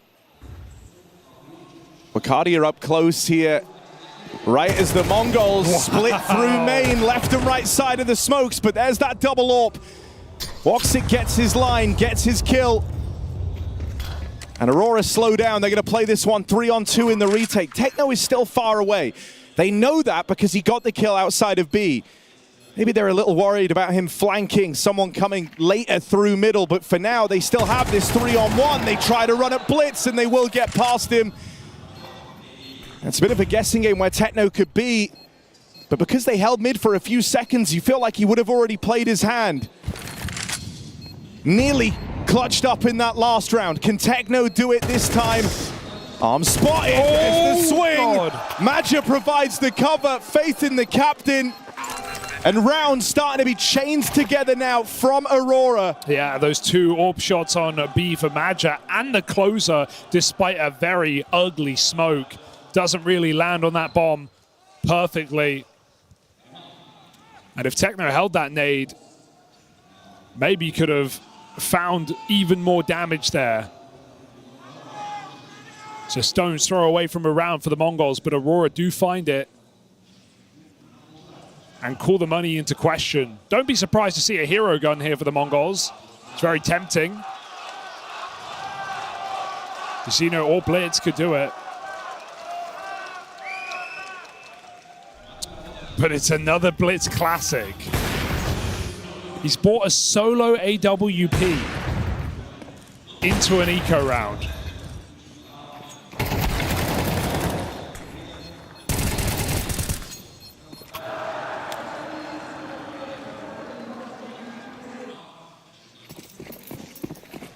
Crazy investment. With how Aurora have started in this round, there isn't really a reason to go peeking down here into dark. You're only too strong inside of this B site with much more of a focus over middle, expecting maybe a bit of a Tech 9 pop there. And so, you know, a block on dark, Maja playing more passive. All this means for Blitz is it's going to be harder for him to get like these early fights on the AWP. Yeah, this does surprise me a lot. You'd much rather an AK, I just think, for the mobility, for the fact that you can trade this in a pack. And Orb does limit your options. It does rely on Aurora forcing plays. And they are not the kind of team to do that on the CT side. They are fine to sit back in their setups, in their stacks, take their gambles. Maja has a great read in this defensive side. Right now, though, it's 3B. Xantares is starting to edge his way back.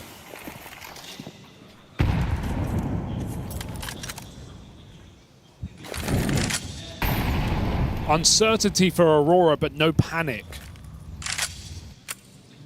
They plant their feet, wait for the Mongols. Flash playing con and Blitz full blind. Now you've seen the AWP. That's the one fight you were going to get given. Now you've got to go up close. Combat AWPing. Oh, wait. Senzu and Blitz both get away with the kill. Still a third man here. Xantares lies in wait, but the Blitz hero AWP once more making this interesting. 2v2 in the post plant. 9-10 now armed. Now dangerous. Wakadia getting activated on this flank, but getting through the AWP. I mean, now that it's in a post plant, Blitz gets even more dangerous. He'll back off to play around this bomb. And this Hail Mary, the back-to-back AWP hero buys on both maps now. Blitz is hoping second time is the charm. Woxic, Barrel's gonna give him away here. Blitz will have an extra second. He's seen an arm. Full blind off the line though. And that AWP gets pushed off. It's gonna be real close, but Aurora have got it. They answer the call. Blitz stopped in his tracks. And a tie game as the hero AWP purchase so close, but not enough. Yeah, it's a small detail, but you almost want them to swap guns in that post plant there, right? Maybe they're a bit panicked. No one's microing that from Dead Talk. But 910's the AWPer. He has no armor. Blitz can grab an AK. There's plenty to go. It could have made the difference. It didn't. Mongols close, but no cigar. Aurora continue on this CT half. And man, you see it in like the celebrations, how Aurora are on the cams. Stages have been a nightmare for this team. It's where they felt their worst. It's where they felt their lowest. It feels like they're finally getting to enjoy themselves a little bit up here, especially with how many of these rounds have come down to, you know, tight clutches that you're still towing over the line. Woxic certainly looks like he's having some fun. And he's been arguably the biggest culprit of players disappearing on the stage for Aurora. Big drop-off on the statistics. He was a rock back on Mirage. There's always three wherever Mongols seem to go. Can Aurora keep up the strong reads on this CT side? Mongols take a turn for their own. They walk out middle. That flash, info flash, finds no bullets. Still the shot will connect. Woxic sees that cross. Mongols have mid. They're trying to split the A site, but right now it's only 910. He's got no support and he's got no chance. Woxic nails both. And this round peters out at 30 seconds. You even hear that slink back through the dark control. You know you're not going to get rewarded for hanging around middle. You have two options here. You either go into the double stack at B, or you go into the Woxic AWP, try and battle it head on. Oh, but you ain't getting past Woxic right now. He is pumped up. And that's a 4-by round, and that's where it goes, right? Just players so split up, making this move in middle. No one on 8, but any form of pressure on. Woxic's back is completely covered by Wakadia. He plays this strong line that he couldn't play if Mongols had A main control. It seems like we're getting a lot of individual plays. 4 blind peaks, or dry peaks rather, for the Mongols. Feed Woxic's AWP. And we said coming into this, right, for neither of these teams, their AWPs hadn't really been dominating. It had been a quiet tournament from both 910 and Woxic. But Woxic is starting to level up on this AWP, finding his footing. Xantares gonna take more than that to get past this guy in middle. Gets out with a double. Missed shot for Woxic, but he can just go through the motions on this AWP. And Aurora have the read. They've got it in spades. They bought both players off the B site. They full reinforced middle. Bomb now dropped out in no man's land. And 910 has nowhere to go. WOXIK is so oppressive right now. Every line in middle held down. Back-to-back multi-kills from WOXIK. And yeah, you know, while WOXIK feels like he's leveling up and he's really starting to take control over this game, 9-10 on the other side, 1-7 to open. Hasn't had Even a chance. thinking back to Mirage, he was, you know, one of the bottom performers for the Mongols. I think you can make the argument that in these Hero AWP round, Blitz has actually found more impact on his AWP. And like you were saying back on that last map, not even the third AWP. So, want to see more mileage out of 9-10. He's going to get his hands on the AWP now.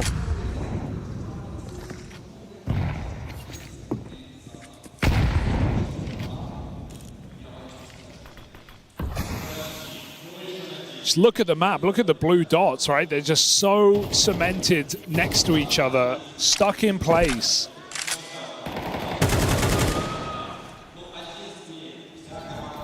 Two groupings of Aurora and the fear of mid-control.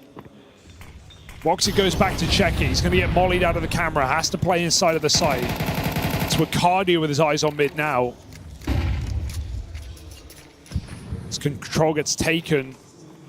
AWP dry peek could be the answer here. It's a risky move, but it's going to pay off. You just have to jump. You just have to go if you're the Mongols. It's again into WOXIK's AWP. I mean, these are the types of position WOXIK as a turret pivoting between angles, and now he's got buff. Oh, God! WOXIK, this is where he wants to be. These are the fights he likes. There's no stopping him. Plant comes in, but you never feel safe. You never feel secure. WOXIK's put the right foot forward. Standard for a southpaw. Couple of jabs land, and they've put this back in Aurora's favor. But how much more can WOXIK find? Waiting for his teammates to join him. Raring to go. Molly displaces the site player for now. Techno thrust out into the open. You're always looking over your shoulder, but you find Xantares there. You breathe a little easier. WOXIK has to do this alone. And the 6 sequence falls. It's all for naught. Techno gets past him, and the Mongols finally break this 5-round streak. Unbelievable. They can't close that with a hold for WOXIK. What a monstrous effort. 3 incredible turret-like shots. The left-right good night. And Mongols in the post plant with Galils. Able to drag it back. 2-on-3.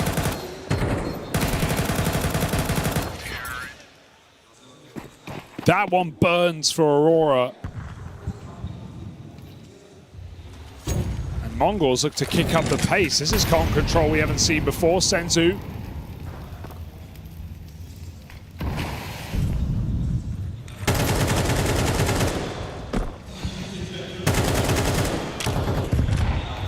Disallowed.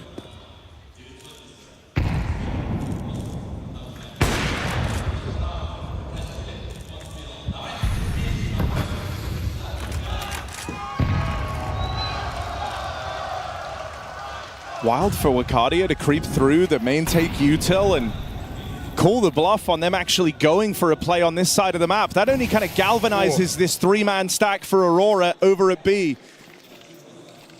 And Mongols really wanted Con in the meantime, but they've just been mollied, naded, double smoked now. Something else I think it's worth mentioning here is usually, right, in this 2-3 stack, WOXIK with the AWP is the other A player. But right now, Xantares and him have actually traded places. And that AWP is very, very useful on the long sight line through mid. We've seen this fight get lost as well, even though Xantares is playing a different angle to last time. 9-10 crouch peeked this and got the kill onto Wicardia. So tighter line for Xantares. He gets a bit of warning. He blocks at 20 seconds. Yeah, time is going to be a big enemy of the Mongols here if they get slowed down anymore. Starting to shore up this play. It's Blitz to open Wicardia. 15 seconds. He's split through main. Still manages to get out with one. That's at least going to keep you interested here if you're Aurora, but the Mongols do get that bomb down. WOXIK back in the kill feed, continuing to be this shining light for the Aurora squad. Senzu left up in a 1 versus 3. We'll have this first fight on Jota. But past that point, when they get the info, they know where he is. Oh, no. Funneled in! Oh! Senzu! 1 versus 3! breaks a sweat. Threw himself into every one of those fights. Aurora, a misstep in that 3v1, and they make life too easy for Senzu. Yeah, they team flash. They team flash hard. Magic couldn't see a thing coming around that corner. That first flash was fine. The second one, well, that was all for Senzu. Disaster strikes. And despite Woxic again on the AWP, the Mongols come through with another clutch round. They've finally broken the money. They're finally in the series. Oh, Wakadia, a few more steps. Will get that kill, 9-10. Caught as Mazinho just left position, now tries to make up for this. But that Deek's putting the fear in them.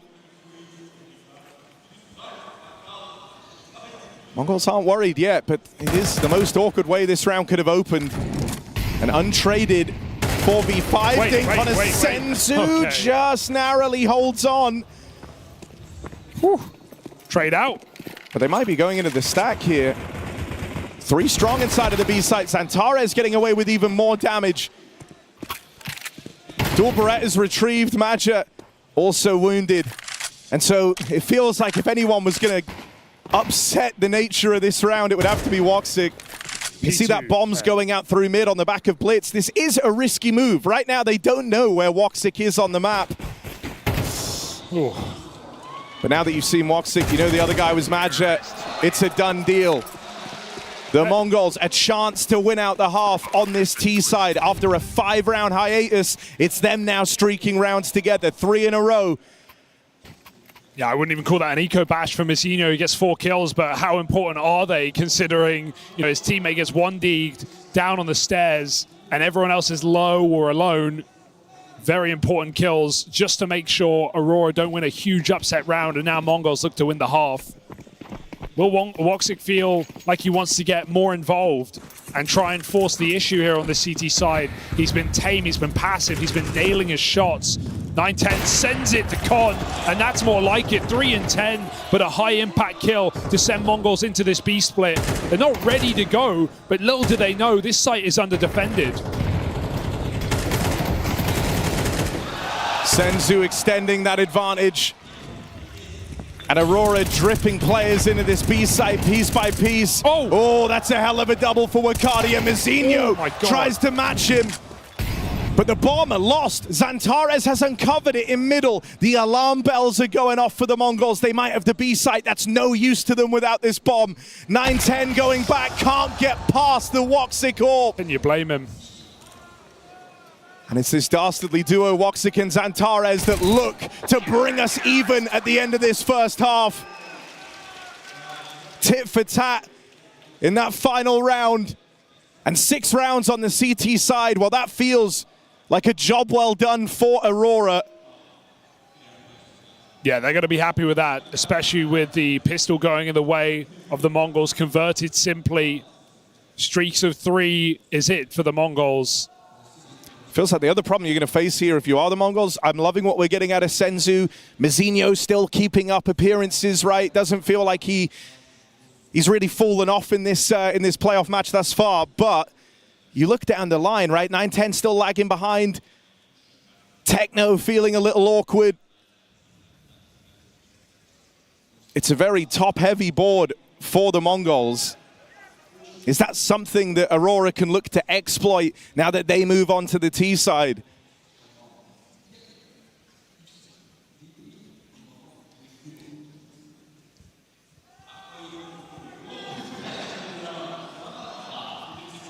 Been a difficult game today for the Mongols, no doubt about it. It's really been clutches. That's where they've come through. That's when they've won rounds. Solo players, 2v4s, 1v3s. Across both maps so far, Aurora have looked like the better team, and there's no doubt about that. Can Mongols make this match more interesting and secure both pistols?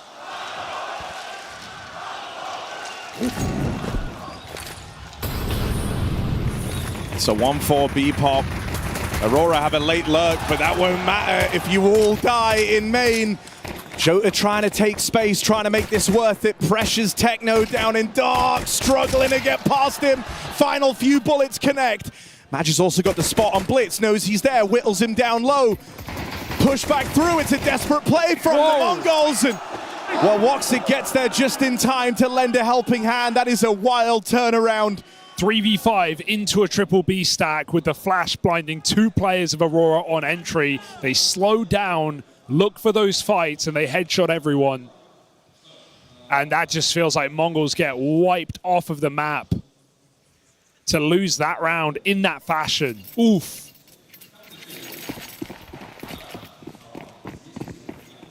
Again, taking these ecos when they don't convert. But Aurora expect this. Triple Mac 10. Patient in middle. Uh-oh.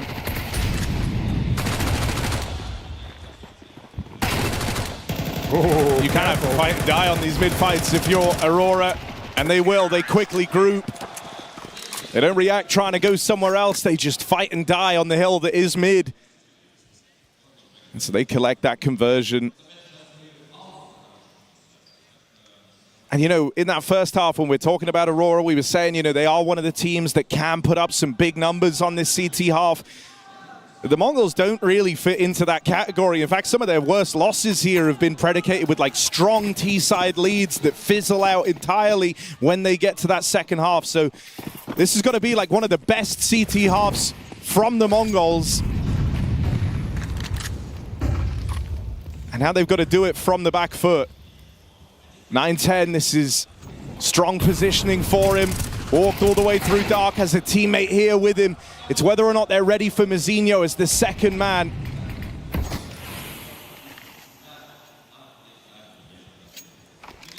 And they're actually going back stairs side.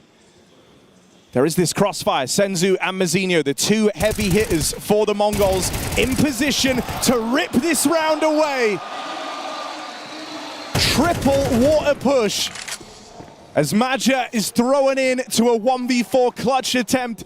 He's found the first. Time is the one thing Maja has to play with. Yeah, there's an in-game leader clutch right now, right? Not just going for the standard fights in con. Comfortable fights. He wants to get weird with it, go all the way around. But if he starts walking here, he's never going to have a chance to win this one. Mongols are so far away. It's clearing dead positions. And Mongols just sit on that bomb.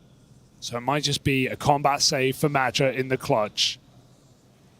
He knows what his team can do with Hero AK. But I say that, they have a 4-buy coming up anyway because of how clean that previous round was. So this is planning for the future for Maja. I like to see an aggressive setup for the Mongols, though. Trying to disrupt the default of Aurora.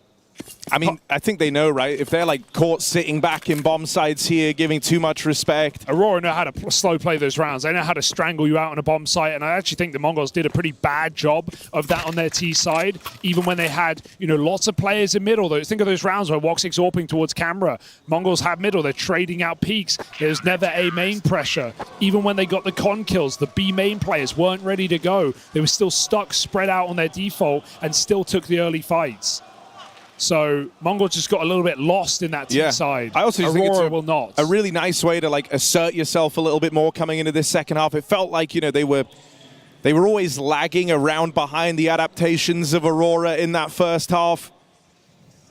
This was a chance for Blitz and the rest of his squad to flex with the aggression. Yeah, just to let them know we can do this at any time. But if anything, all that does is slow down this Aurora T-side default. It makes them play more passive.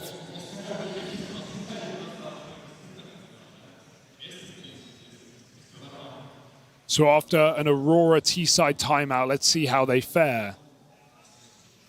I doubt we'll see them up the pace at this point in the game. That would only be to Mongol's benefit, to let this early utility be punishing. Aurora know how quickly they can bleed them dry. Selfless hero Maja with 12 kills still drops his AK over. Trying to get his stars activated. Oh, they do it again.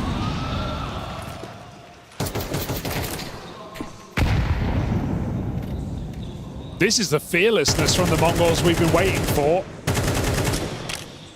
Hard com push with the stair smoke. And Aurora lose all of this space. And seeing this twice in a row, you know, it starts a very early mind game between Major and Blitz. You know, now, whenever that stairs smoke comes in, you're more likely to respect it. You're more likely to take your time. That's something that the Mongols could try and use to their advantage down the stretch of this game. And I like they're not like running out a main insta. They're using the con control first. That Ruggs angle is so powerful to stop an A push. But when that stair smoke is down as deep as it is, the Mongols can just run out con, and it's a really easy fight for them. Only at that point does an A player need to put pressure on. So they take the kill. They delay the clock to 40 seconds, and they fall back to the bomb site. What this costs, however, is utility. Yeah. They have nothing to stop this play. It is a very resource-intensive play, and will they feel the burden of that lack of util? They try to pad out their site with numbers, but numbers won't save them. Aurora break through from the deficit. The bomb is coming in very, very late compared to the rest of the squad. There's still time for this to get weird. Still not planted. But there's the cover from Xantares. Mazinho low.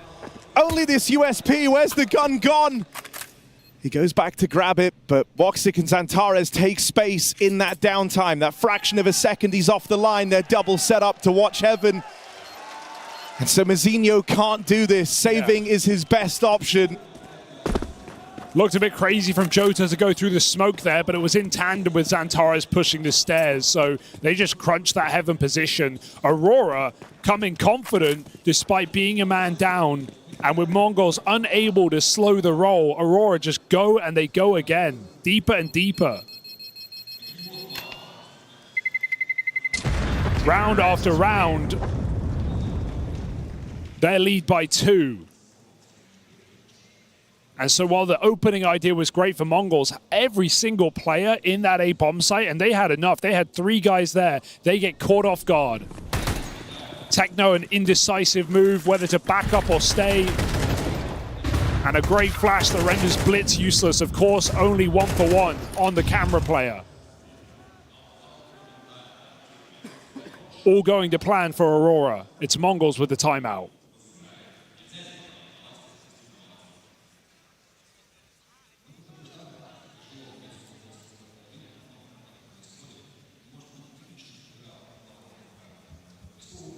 What a day it would be for Aurora to brush off the stage nerves.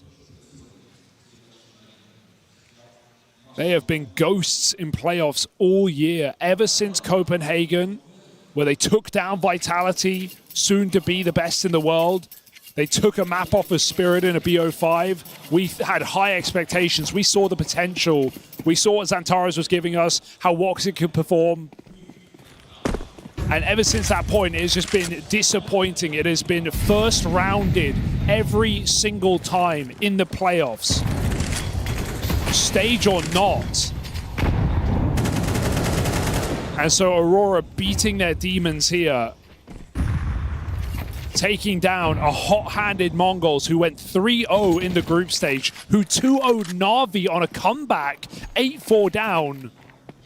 And after that game, Yanko said, this is the kind of game Mongols wouldn't win on a stage. Are we seeing that Mongols today?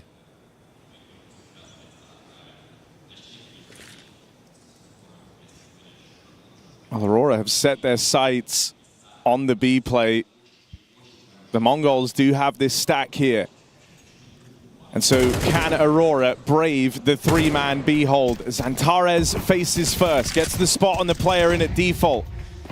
That's knowledge of what? Senzu gets deleted. And that bomb starts to make its way in. Smoke spam, but it goes back the other way. Wakadia. Oof.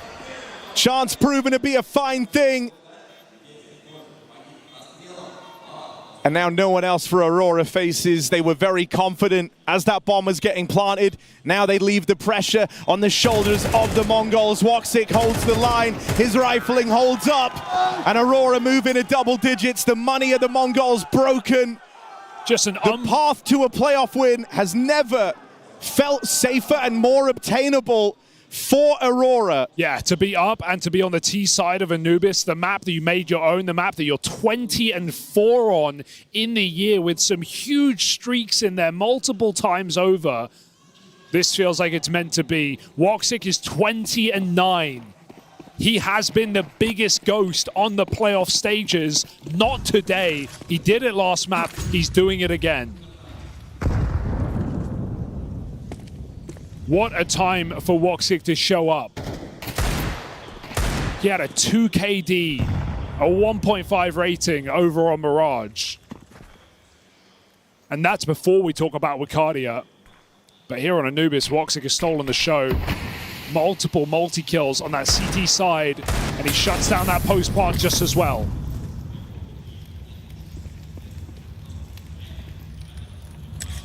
Woxic has 6 multi-kill rounds in the map. And you factor in Xantares started off on a real heater. Hasn't even felt like much of a requirement here on Anubis, but he's showing in this round he can still do it. Mid-openers all day long from Xantares. And he's on for the ace. They know where Mazinho is. Go on, Xantares. He tries to attempt it. One shy of all 5. You have been terminated. And so now, do or die for the Mongols. They begrudgingly eco that last round to have rifles here. For Aurora, it's in their grasp. We remarked on their casual, laissez-faire attitude coming into this. It's not the case that they have set crazy expectations. They were very much taking this game as it comes. But now that the chance to pick up a win in the quarterfinal is dangling right there in front of them, is that where the pressure picks up? This next round decides it all. If they break through here and now, it's as good as done. And so it's slow from the get-go. They're not getting caught up in the occasion.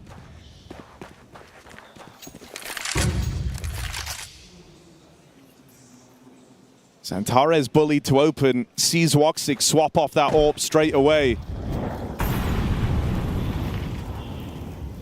The Mongols have a triple B stack, but in a round like this where you're limited in terms of the util, you feel like you're on the back foot, risks have to be made. They're going to come through with mid-round aggression to clear out this B side of the map. Right now, the Mongols know it is fast building to be this A play. They've just got that intelligence from the B push. And should they start to bring everyone over into this A site? But again, they have no util except this smoke. That's the only thing really ready to block this play. It comes down, it buys a few seconds here for the Mongols, but Aurora might even just go through. If they hear that gun go dry as well, the temptation is too much. Out they go with the flash, the first entry, and the barriers start to come down. That molly, that forces a swing. 9-10 had to commit, they didn't give him any other options. Oh! Captain on Captain Violence though, as Blitz brings the heat. And it peters out for Aurora. There's 10 seconds left. They know they're going into a stack. They can't win it now. They can't win it here. They back up and save. The Mongols on the wings of Blitz get to fight one more round.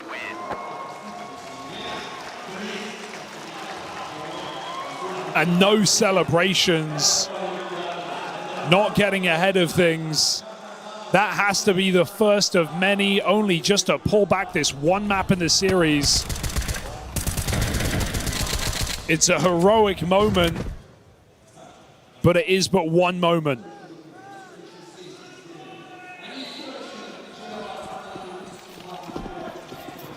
Mongols have more to do.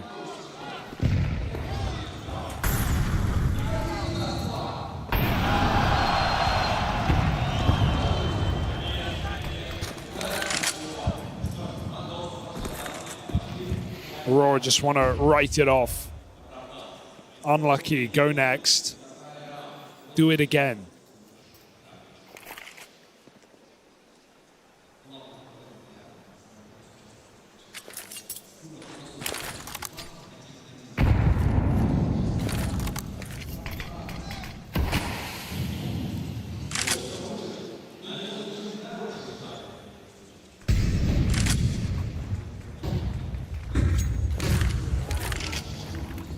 A repeat round from Madja.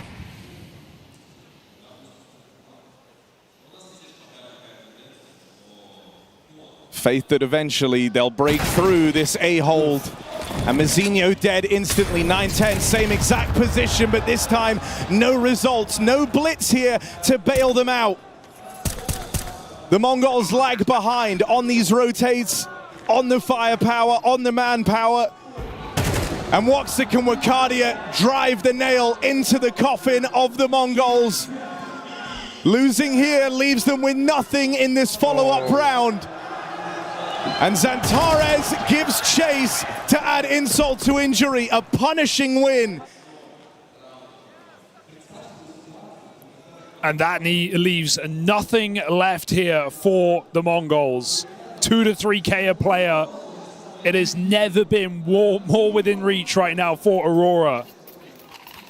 What a hell of a year it's been for this Turkish team, but whether it's complexity in Bucharest, Mouse in Lisbon, Spirit in Stockholm, Falcons in Cluj, and Mongols in Katowice. 5 playoff failures in a row for Aurora about to be broken.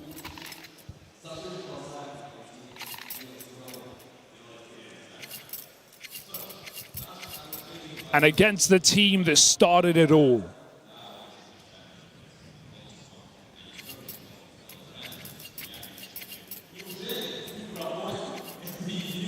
Four chances to take this one over the line. No chance will be as easy as this one.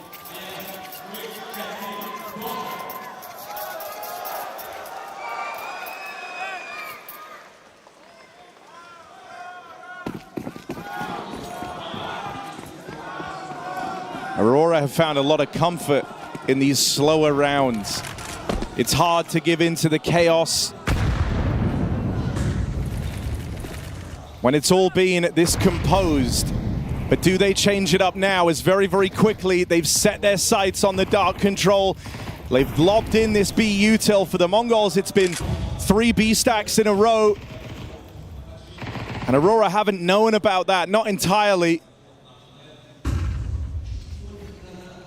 Madja hoping that these constant A plays are enough to get the Mongols doubting, and it hasn't changed the setup at all. Ooh. Xantares, molly out into the open, will get found. For Aurora, this is your wildest dream right in front of you. And Woxic Orp is helping them so much to try and make it a reality. Full harass at B, they know the pressure is on the Mongols right now, but the tide starts to change. Mongols bite back, and Aurora 40 seconds. If they are going to change their mind, they've got to go now. They can do it. They just need to run. Madja was walking for a moment. He needs to up the pace, up the ante on this split. They have no smoke to stop this. 9-10 can nail the shot, but it's a huge whiff. The bomb makes it in. There's no one to stop that plant. And with Wakadia locking down mid, this might be the beginning of the end. Another miss from 9-10. Wakadia will get picked up eventually. And so now Madja, the captain of Aurora, the one that they rally behind, has got to try and walk it over the line, and he can't. Third time's the charm for 9-10. The Mongols had nothing going into that round, no reason to win it. But they don't let up, they don't go quiet. There's still more ground yet to cover. We see the difference in detail with the utility there for the Mongols, actually having enough to stop an earlier round from Aurora when they try split that bomb site. Look at the molly and con onto Xantares. Look at the double B main smoke. Aurora feeling so much pressure. They're popping through the util. And it is ugly for 9-10, but it is enough. Hits that one shot. And that's all it takes to keep Mongols in it for one more round.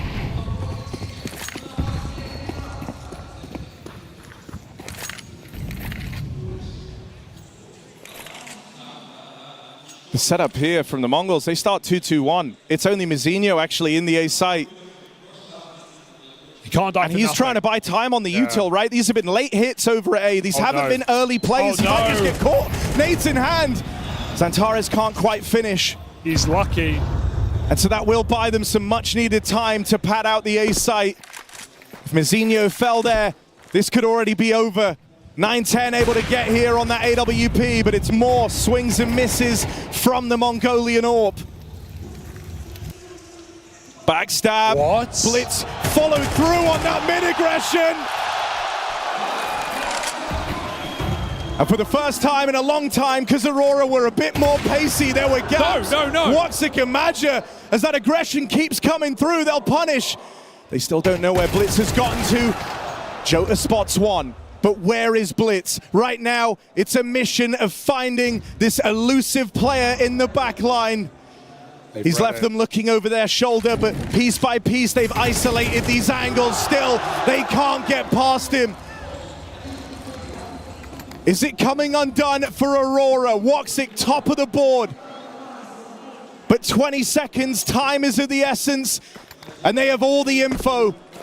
Perfect information to play off of. The only thing WotZik has is speed. What a and he's been forced to slow down. He catches that kill, but Senzu up close. Oh no! The spray misses. No! Plant just found. And Senzu stops WotZik in his tracks. What a roller coaster for Blitz to stop on the flank as well. That feels like it's what wins around. It forces WotZik to plant. He still somehow gets that kill, and Senzu almost throws it away. I don't know how Mongols are still here. I don't know how they are still in this game. It should have been done rounds ago. And despite Blitz's 5-on-3, Mongols still try and feed Aurora. As close as it physically can get. And this might very well come down to a one-round game. Aurora, the one thing they could rely on was the money they'd been able to bank up, and that's now gotten away from them. They're forced onto a hero gun round. Well, who has that hero gun? It is Xantares. And sure, he's had his moments on this T side, but hasn't been required in that same vein as he was in the opening map to storm the board. WotZik has been a huge helping hand. Well, it's in this round. When you give Xantares that AK, you're putting all your trust in him. Yeah, we've seen a lot of... But if one guy can do it, it is this guy. We've seen a lot of sight hits in this T side for Aurora. Some things off the rip, but middle is Xantares' domain. That's where he likes to force his kills, clearing the door, often with no util. AWP does not scare this guy.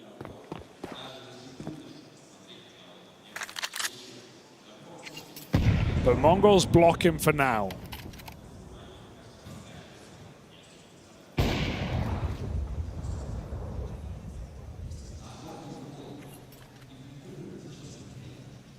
This is very committed for Aurora with 3 B main like this. And no real execute available. Smoke molly's all they've got. They cancel the plan, go back to middle, let Xantares try again. Xantares v Senzu, I mean, these are the stars of the show. You put your round in your faith in the best rifler Turkey's ever produced. He sets his sights on this mid-control. There is a big gap there. Thankfully, Mizinho not punished for it. Gap in the comms, lapse in the comms, and that's given room to Aurora. Mizinho proves to be very important with 2 kills down the stretch, but suddenly it's not Xantares, the veteran on that AK. It's the young blood Wakadia that's given Aurora their chance to close this out on the partial. Wakadia falls, 9-10 pressured. Low health WotZik, but given an AWP, his weapon of choice, having a great game. The nade falls shy, but Techno won't. 1 round match as another clutch comes up in favor of the Mongols. They can't keep getting away with it. They just can't. How many chances do Aurora need to end this match? And now they feel it, that old familiar feeling. choking on the stage. They've had so many advantage positions post-plants. 3 retakes in a row for the Mongols. They have no right to be in this match right now, but they are absolutely going to give it a go. Double AWP.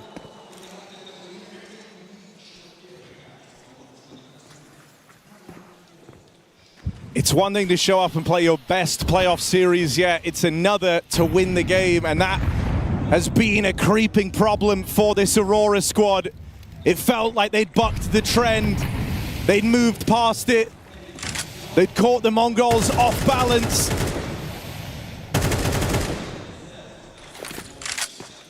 And so finally, after all these faster rounds to try and get this game over the line, Aurora return to what was working, something slower.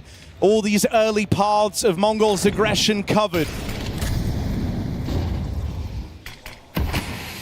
The con control puts so much pressure on this B hold. It's only too strong. Blitz is called back to reinforce this site. Magic in this position is a huge threat. At any point, Aurora could appear on B. And Madge is trying to keep that pressure on. Listen to these steps. He's feigning interest, puffing up his chest. We're more than just me here. Meanwhile, Aurora pulling the wool over the Mongols' eyes into this A site.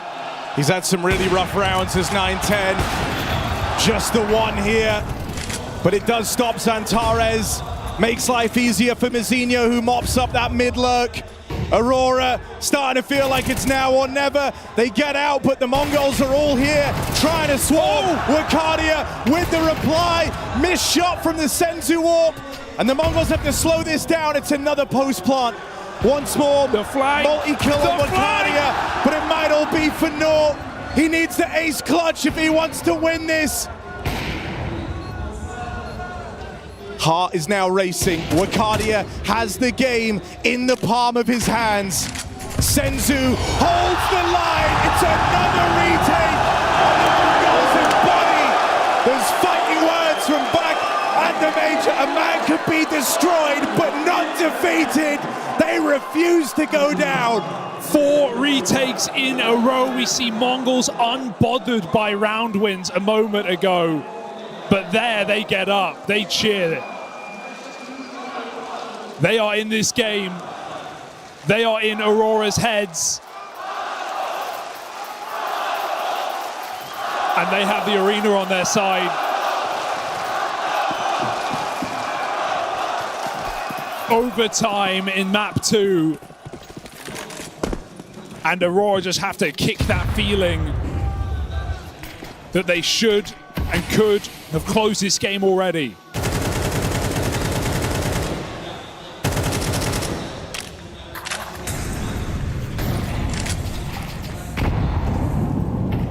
Nine-10 burns to a crisp in that mid-Molotov. He has to pull back. Madge has been deep blocked in con.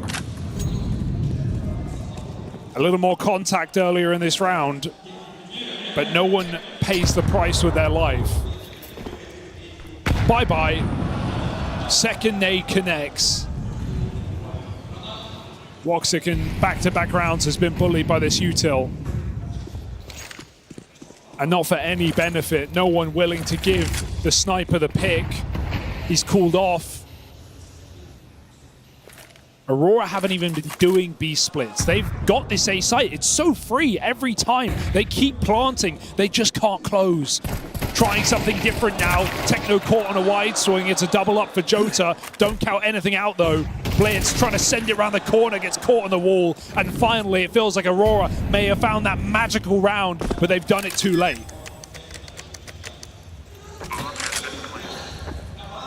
Yeah, you breathe a little easier though, knowing you've at least stopped this 4-round streak from spiraling out of control. Back in OT, you take the first, and I think also, you know, you get a bit of a helping hand there. The Mongols, once they hit OT, feeling a degree of freedom, start going back to trying to make plays. That was how they opened up their CT half. This time it comes back to haunt them.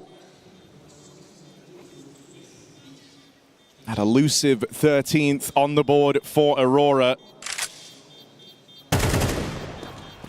And a chance to make this a punishing round all the same.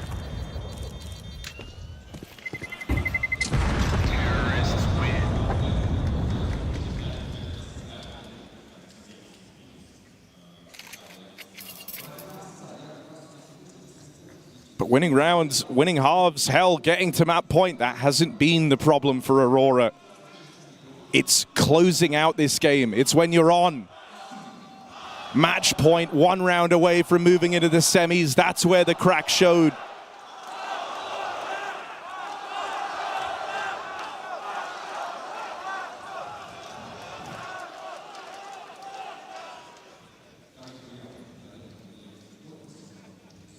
You said it's one thing playing well on a stage, another thing to win on a stage. Well, WOXIK is right there between the two. He's had a monstrous 2 maps of Counter-Strike. Mirage was no biggie. Here on Anubis, can he finish what he started? Can he find that final blow? 9-10, a risky move in middle, wide, and the boost comes up. Xantares was made for these kind of peaks, but 9-10 pulls back a second too late, and he would have been dead. The double orb, the centerpiece of this CT side, and he hits the headshot. Is that a flick? Who pre-aims that? Xantares humbled in middle. And Aurora go back to B. It's getting padded out. Blitz on his rotation. We've seen MongolZ with really good stacks. They've always known the right time to pull that third player over. They've never needed the triple B. Not in the last few rounds. This time it's integral. Aurora through 1 choke point.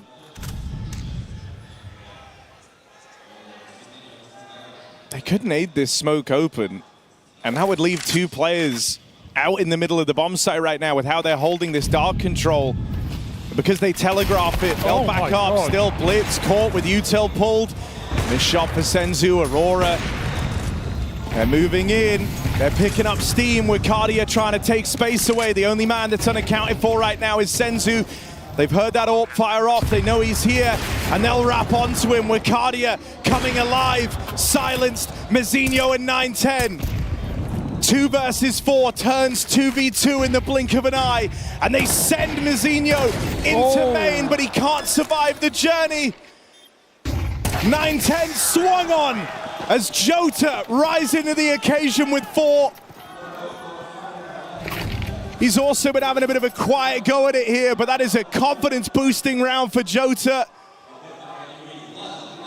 Right when they needed it, make no mistake, that one was left hanging in the balance in spite of a very convincing site take for Aurora. Retakes have been the strength of MongolZ in this second half.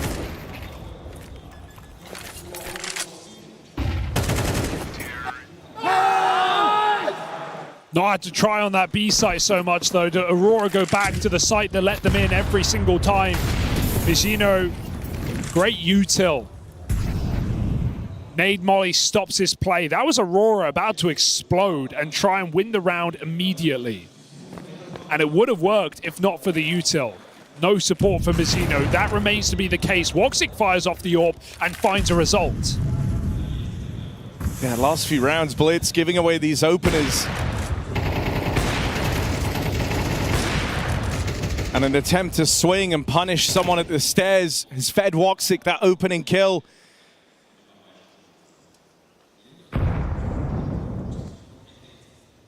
And it's in these slower rounds that Aurora have found their most comfort. Now this 5v4. Eyes set on the B play, strong position, a split in. And the MongolZ so far away from being able to stack this side of the map, it might be coming down to another one of these retakes. Grenades, they're out already. Xantares beats that Molotov, but won't beat Senzu. Wait, the bomb's going Aurora back. overcooking. Sure, they're dodging the stack, but they leave Maggia to fight alone down in dark. These footsteps are heard. Right now, the MongolZ know that this is a last-second change of heart. They can still win this, though. It's only Mezzinho in A, and, you know, he's just reblocked main. Okay. Oh, no. 20 seconds left, and he's only just used his smoke. Gotta go. He held on to all that util to throw it in right at the bitter end. And now Aurora have no choice but to try and play through, and they play right into his hands. Wakadia doesn't have the time. And so 1 round on this CT half for the MongolZ. That's all they have to play with. But the story of them throughout this whole game has been doing more with less.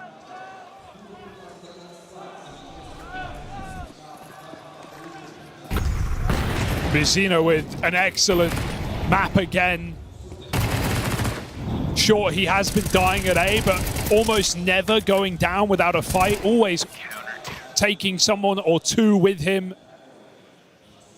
Sure, definitely had more action in this map than anyone else on his team, just being that solo A player and sometimes having support, more often than not, just asked to perform alone. But this is also the bottom-rated player for MongolZ at this event. Surprisingly so, showing up when they need him. MongolZ can close this in this half.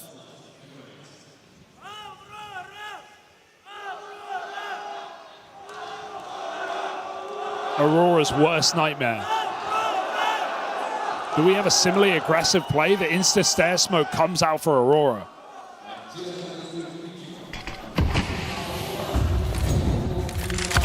Oh, that is a hell of a catch for WOXIK. He's back.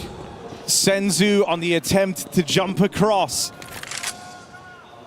Throwing in to WOXIK's sightline for a fraction of a second, and that's all it takes for your round to be over.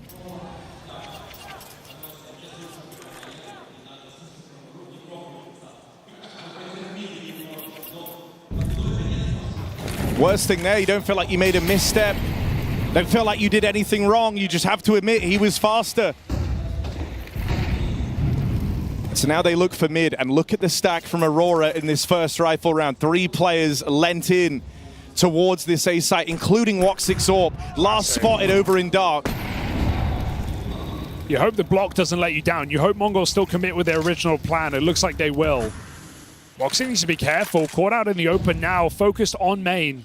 It's got a bit of cover, but they're playing towards the CT side of things. Aurora not over-committing to these fights. That's a meaty nade out of Xantares. He hears them splitting through camera. WOXIK fell first. This 3-man stack's getting dismantled. Wakadia buys some much-needed time, keeping the pressure on as best he can. But these rotates are still a long way away. One might not be enough for Wakadia. AWP on this angle. Every swing is fraught with peril. So they'll wait for the smokes to fade. They'll lend time to these players on the extremity, but Wakadia's death was only ever a matter of time. Nice. Maja able to pick up that kill on Blitz. In doing so, gives up his position. He waits for this flash from Jota. Better be a damn good flash. It doesn't get Mazinho off the line. A 9-10, a huge hat trick. He's been quiet all game long. Maybe his most heroic round yet, and what a time for it to come through in a post-plant on the A-bomb site to match this scoreline up 14 apiece. And we go back to thinking about those 4 opportunities that Aurora had to close this map in regulation. How close they came, how favored they were time after time, and how MongolZ refused to go down. Well, can they get a chance? Can they take the lead? Can they find a map point? And again, it's despite WOXIK's 5v4. Oh, disaster.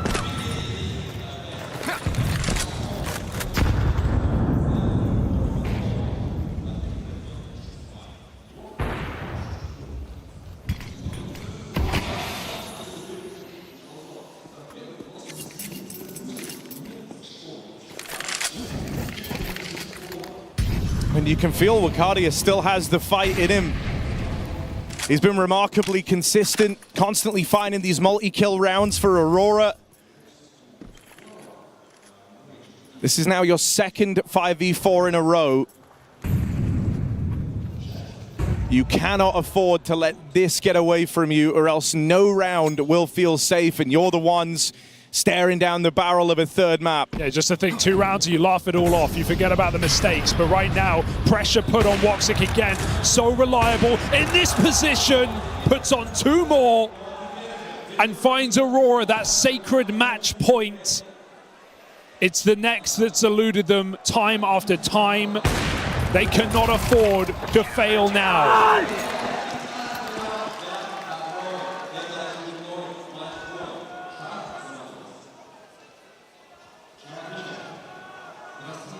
30 kills, 15 deaths for Woxic. Back-to-back 2 KDs, just like last map. And this is now your 5th chance to get this one over the line. This is in a game that Woxic, one of the guys that has struggled and gone missing in these stage games, he's giving us a vintage Woxic performance, rolling back the years. It's with MIBR also fragging out. He's fell off a little bit in terms of his individual output, but not in this map. Wakadia multi-kill rounds, and even Zantares starting to find these openings again. This is the best Aurora have looked in a playoff game, and so this is where they have to take it. Wild move for 9-10 to open. And it's thrust that bomb at the feet of the captain. MIBR can feel it, they've finally done it. That nightmare, these stage game blues, pushed aside. That dark cloud that hung over Aurora breaks away and gives sight to the beauty that is the Aurora. Into the semis they go. Woxic looking lights out to take them there. And if he can keep up this form, if they can finally find their voice in these stage games, this is a very exciting tournament for this Aurora squad. Absolutely. 5 playoffs in a row without a single win to their name. They finally break it. A humbling interview from MIBR, hoping, praying for a game today, and they damn well did it. Felt like they threw their opportunity away in regulation, but Woxic puts it together to find a win. Down to James and Ilya on the stage. Aurora have finally done it, and they've overcome the threat of the stage and got a big and important win here. I know you've been waiting for this one for a long time. Does it feel like there's a weight off your shoulders? Yeah, making 7 playoff and not even going from further to quarterfinal on stage. I think we made it. We broke the curse. I'm really happy about it. Yeah. Момента, когда наконец-то сможете преодолеть первый раунд плей-офф. И ответ действительно от Воксика такой, что да, 7 поражений подряд, 7 раз выходили в плей-офф и не могли пройти первый раунд, поэтому некое облегчение, конечно же, сейчас есть. Now talk to me though. You were well in the lead on Anubis, 12-8 up, and they start to claw back. You end up in overtime. What was the communication like? Did some of the nerves or worries that you were maybe letting it slip away come into your mind at all? I mean, when they understand like the things are not going well for them, they start to do aggressions overall around the map, mid push, like also jumping down water and stuff. I think we handled it well at the end of the match, but we couldn't make it in the before rounds, and also we lost like some couple of crucial rounds also in the clutch situations. Also, I had to win like 2 clutches already which this game not gonna even go to overtime. But yeah, sometimes it happens. But I think our boys like stayed so calm, and we just knew it like we are about to win right now if we even go to overtime. Love that. Что пошло не так на второй карте, потому что вроде как была полная уверенность в победе, но потом появились какие-то проблемы. Дело в том, что в определенный момент MongolZ начали играть очень агрессивно, и совсем не сразу Аврора смогла с этим справиться. Но самое важное и самое главное, что все равно после нескольких неудачных клатчей и проигранных моментов, после этого смогли собраться и дожать вторую карту. Now you're getting a lot of love inside this arena. Anything you want to say to all the fans out there? Thank you guys for everything. I hope we'll just show much better on the semi-final as well. So we'll see. Assalamu alaikum. Ну что, на всякий случай переведу. Воксик поблагодарил всех за поддержку и обещает, что в полуфинале они сыграют еще лучше. Итак, и, друзья, уважаемые наши гости Барыс-арены, очень важное объявление. Мы действительно показываем вам игру с X-Ray, но просим вас не подсказывать командам, потому что в противном случае нам придется X-Ray отключить. Вот, а так, хорошего Counter-Strike всем! Yeah, Woxic, great series for him. I mean, look, we'll talk about him in a moment, but he's a simple man, right? Like if he gets off to a good start, he hits that flow state, he'll take over a game. That's a lot of guys, Richard. You know, any player would tell me three headshots in the pistol round, I'm having a great game, you know, that's all I need, which is, you know, sometimes a bit of a tall task, but no, he definitely got rolling early in this series, right? Even on Mirage had some good rounds. I think the clutch has been a lot to him because he doesn't have as many opportunities as you would think, you know, in this system. It's just the riflers creating space. He's doing a lot of supporting. So the most you're going to get out of him is CT side openings and clutching, right? And that's what he was able to do on a really, really high level in this series. Yeah, absolutely. And I gotta, like, you know, we just saw the interview as well from Woxic saying, I think 7. I believe it's their first playoffs win in 6 back-to-back playoff appearances. So definitely a weight off the shoulders. And I think it's kind of poetic in a way because Woxic is someone that I brought up in the pregame saying he's been having a bit of a miserable tournament thus far. It's been, you know, kind of Xantares and Wycadia. But just him coming alive here, you know, with the caveat that Mongols are a little sloppy. They fed the beast, but the beast, you know, he kind of woke up and chomped them up. I mean, we'll talk about him more in a moment, you know, but he's always been one of those players going back to the mouse days.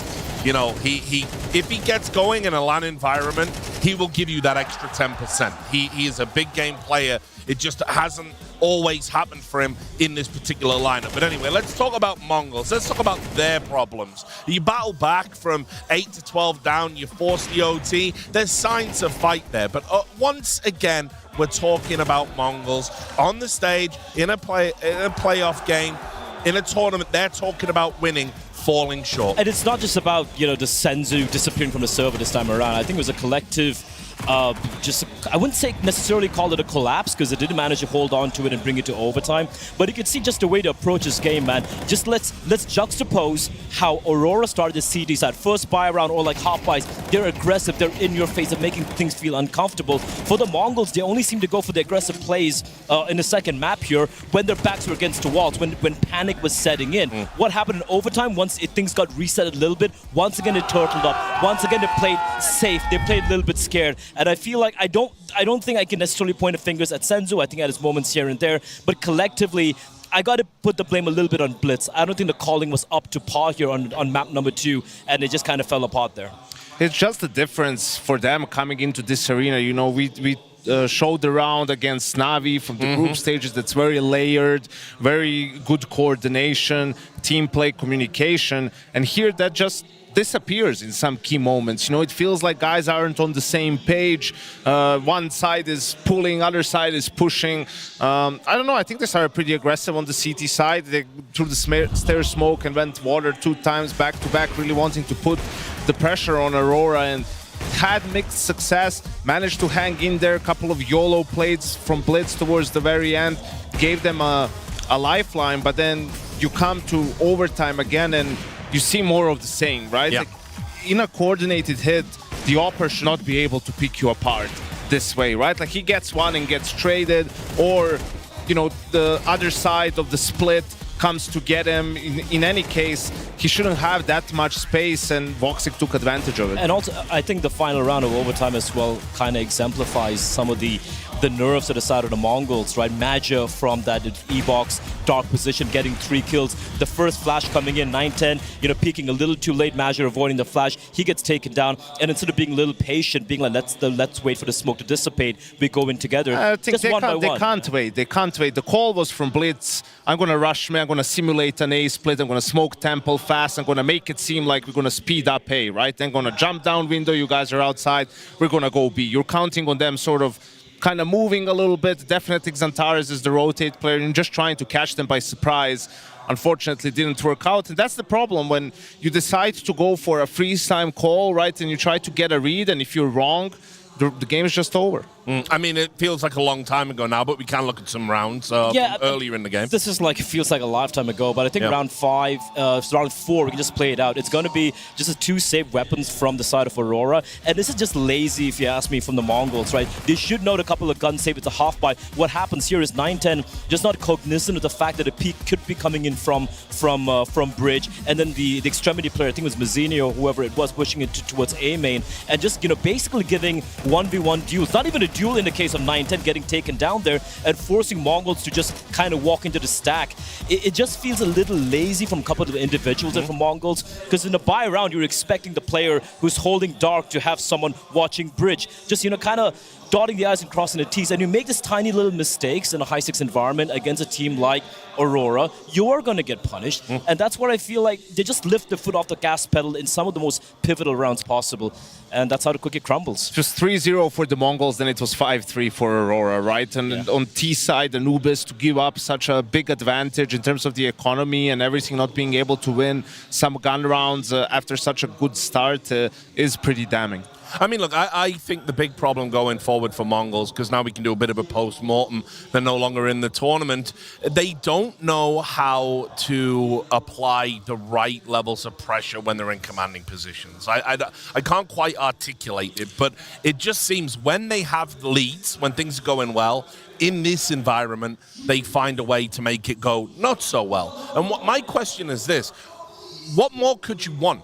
You're in a stadium, you're playing another team that are notorious for choking, who haven't looked good in the group stage. You've got a home crowd, essentially, all cheering for you. Like, when's it going to happen? It's one of the... I think they've hit their ceiling. I think that's the... I've said it a couple of times now. I think we've been sort of deluded. We deluded ourselves into thinking they could be a contender team, or Aurora for that matter, because a lot of teams were struggling outside Vitality, Mouse, and maybe Spirit, right? And it's hard to pinpoint without knowing what's going on in the team. You know, which players are the main reason for panic or for the stress that happens or for the frustration and for the tilt, right? Like, and I think if Mongols aim to go higher than where they're at right now, something will have to change. It feels like a player change will have to happen after the major, right? I think the confusion here, or rather the question I have to raise is, and I kind of agree with Yanko, like, something needs to change, or else it's going to remain the same forever. But the question is, who are we really going to, pick up? I personally feel when it comes to the coaching department and the leading style, right, basically. But then if I have to look for an IGL in Mongolia, there isn't anyone else there. Blitz is the only one available. And Mara, I don't think it's not a problem how they play Counter-Strike. How they approach Counter-Strike is fine. The problem is the drop-off in important games compared to, how they look in group stages is significant. That's the issue. It's not that they play the silly Counter-Strike or they're not doing things right. They don't have a deep enough playbook or anything like that. It's just they don't execute on a high level in these big games. I just feel, I've been hammering this point for about half a year right now.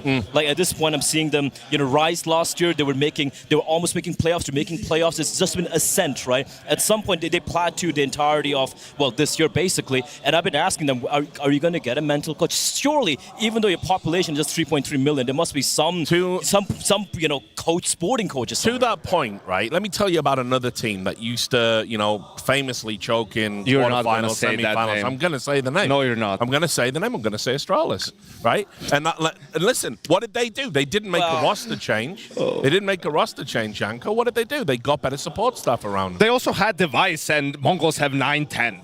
Okay. It's just the caliber of players. It was much better on that team. I thought we were deluding yourself. You just took it to a whole nother level, comparing them to Astralis. Sometimes the host has to do that, Yanko, to get the best storyline. I think a more reasonable team to pick would be someone like Heroic or someone like Mouse. Unfortunately, I don't want to say Heroic because they never really managed to break the curse. But Mouse kind of managed to do so, right? That we had a streak of rounds, and it was because Brolan started calling and all of that. But I genuinely feel that's just an anomaly. I don't think we have that in Mongolia. Man, I was in Mongolia last week. I saw the 3 best Mongolian teams playing. Let me just say, there's no one out there who can pick and put on Mongols and make them a better team. And look, that's what you all thought. That's what we all thought before when they were making changes. You're replacing Score. How are you replacing one of your best guys? You don't know how a player's going to react to working with Blitz and Mara and stuff like that. Anything can happen. But look, I'm being a little bit facetious, obviously, with the Astralis comparison. But the point still stands. Sometimes it's not about personnel. Sometimes it is about the support staff, and the organizations that have a tendency to do well these days are the ones that embrace, sports science and nutrition and physics. We're a real sport and maybe now. getting enough sleep for the first quarterfinals. Well, yeah, also that too, right? Well, I mean, we didn't do that. imagine sleeping an esports event. I just feel like, you know, obviously they were a bedroom org. You got to remember, once you moved from IHC to the Mongols, right? It was basically Mara's little baby, you know, home brand. They've grown right now, and I feel at some point the buck has to stop with Mara. He's kind of the leader and everything, and they need to basically just start building the support staff, because at some point, man, you got to be like, what's going on? I mean, listen, no need to talk about Mongols anymore. Final thought from you. No, I will just say, though, we're talking about a team from Mongolia, right? I mean, it's an incredible achievement where they are right now. And maybe we're just, not everyone can rise to elite/contender level, right? Sometimes you just got to be happy middle of the pack. You're trying to figure it out, and it's going to be frustrating for them. Obviously, everyone's in it to win it. But still, it's a successful project that they've been able to make over there. And it's just about finding those last 5-10% if they can to really take it all the way. It can still be better. Yeah, well, you know, commiserations again to the Mongols. Congratulations to Aurora. We're going to take a break. When we come back, 2 more names that have fallen on hard times. Astralis will be taking on Na'Vi. We'll see you in a moment. It's 1v1 aim map time here at PGL Astana, and I've got major champions, AWPers, going head-to-head on this one. There is a chance for them to pick up the AWPers so they can get this done. We've got the young champion over here, Mr. Wonderful. How you doing, man? Fine. Fine? Yeah. Just through playoffs, so it's been a good day for you. And then we've got Uncle Device over here, almost 10-year difference between you two. Yeah. But you made playoffs again, it's still going well? Oh yeah, first time today, this year, almost. Second time this year. Second time. This is the arena as well, in a nice way, everything's gonna be good. You got a different leader now, things are looking better. Things are looking bright. Definitely. How comfortable are you feeling with the 1v1? You play much 1v1s these days? I played it when I was young. Yeah, that's about it, right? Yeah, but that's a few years ago now. All right, you guys both ready? Yep. Yeah.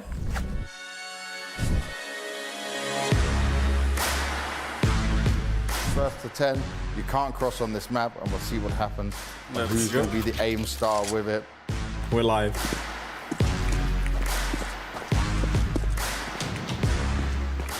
Oh, okay, we're playing a bit of cat and mouse. Whoa. Walked into it. First round goes to Device. Spotted him out already. Dancing behind the boxes. We're playing Cis 2. Oh, and the spray into it as well. 10-0? 10-0? Don't say that yet, Wonderful. You got to fight. No. Oh, fight back into that. The swing into it.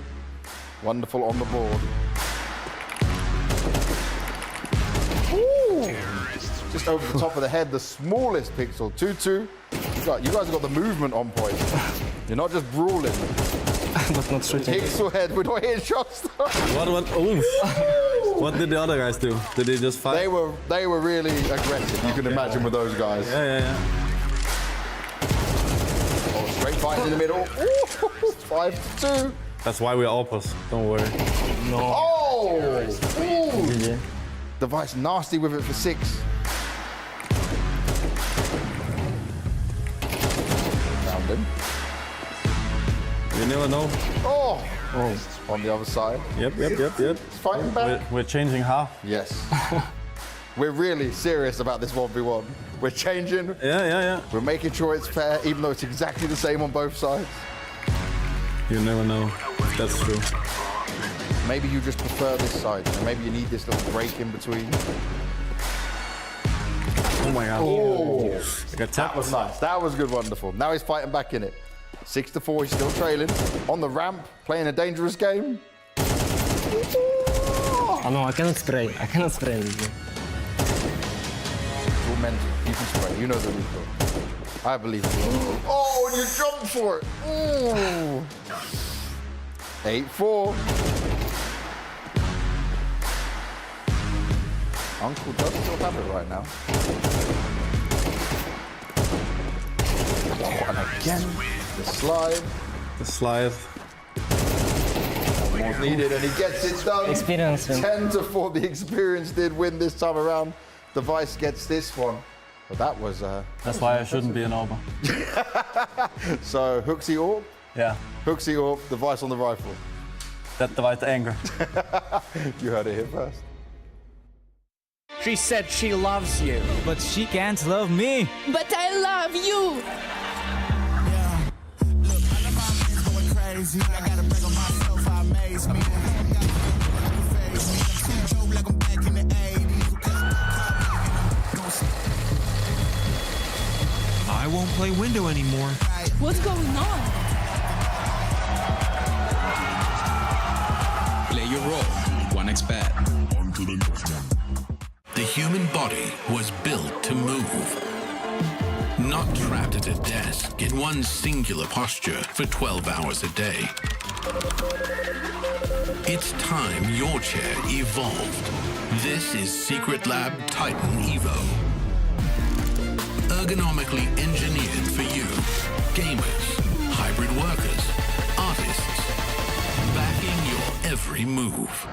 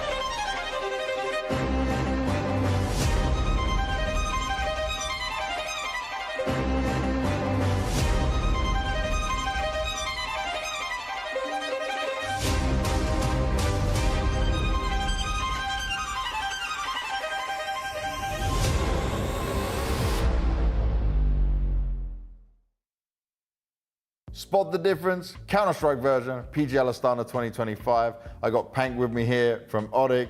I got Stan with me here from Astralis. I've got Ninjas in Pyjamas, Shush with me here. And I've got the content machine himself, JL from Navi. 3 differences. Mirage.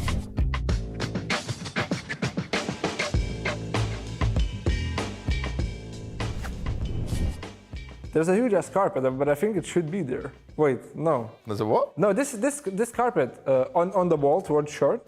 This carpet should be on Mirage. Mirage. We are on Mirage. Towards TV. So remove the carpet.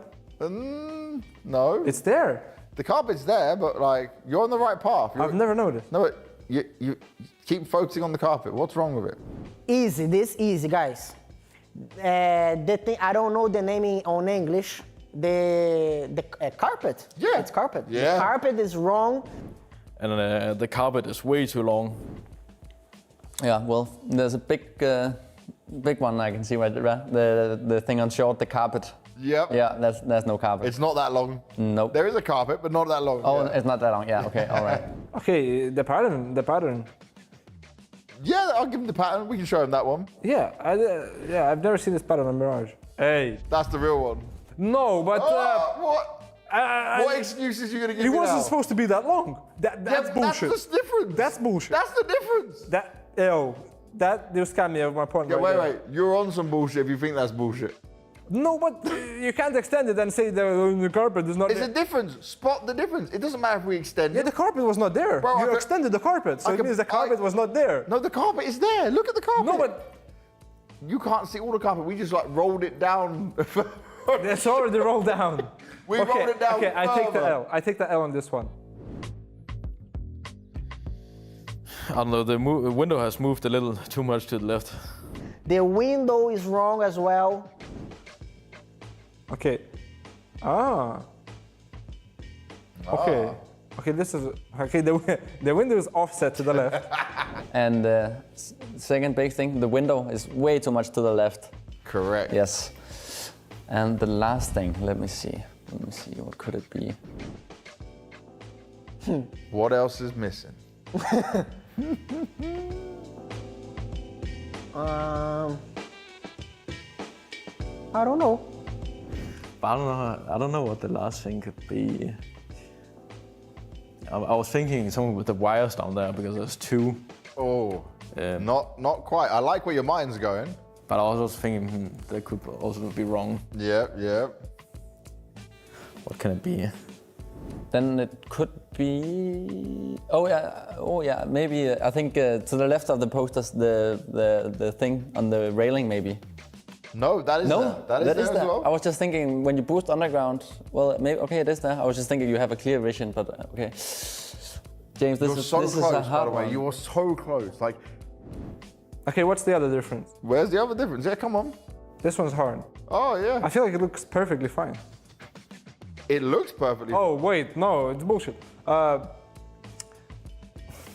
This railing, it's supposed to have like a metal sheet behind it. No, it shouldn't. The metal sheet's there. I can see the metal sheet. You're very close to the problem right now. Yo. I think I'm dumb, guys. No, you're not dumb. I'm not saying that. Guys, I think I'm dumb. So. Because you. That thing on the wall on cat short. I don't know what is the call out. Short. Short, yeah. Short. The thing blue on the wall. The corner, okay. Give me some hints here. What corner? Oh yes, it's exactly. No, I'm not going to tell you that. Oh, a sign. Kind of a sign. Almost. We spoke about it already.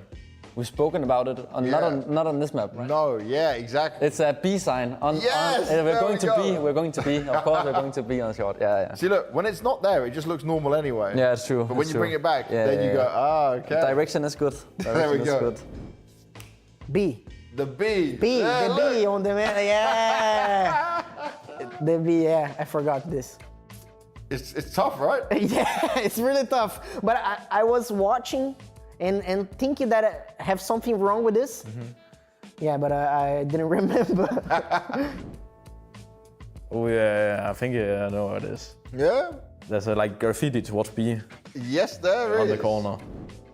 Oh, there should be a B sign on the metal sheet. There we go. He gets it in the end. 2 for 3, not bad. I don't play mid, so it's not my... You've never fought in mid in your life? Never. You've never been there? Never, I don't even know the call. Even on your T side, you don't even know the call. No, you liar. I'm playing like a wingman mode of Mirage. It's either A or B, and no mid for me. I'm going to go through a demo, find you in mid at some point on your T side and say, you've been here.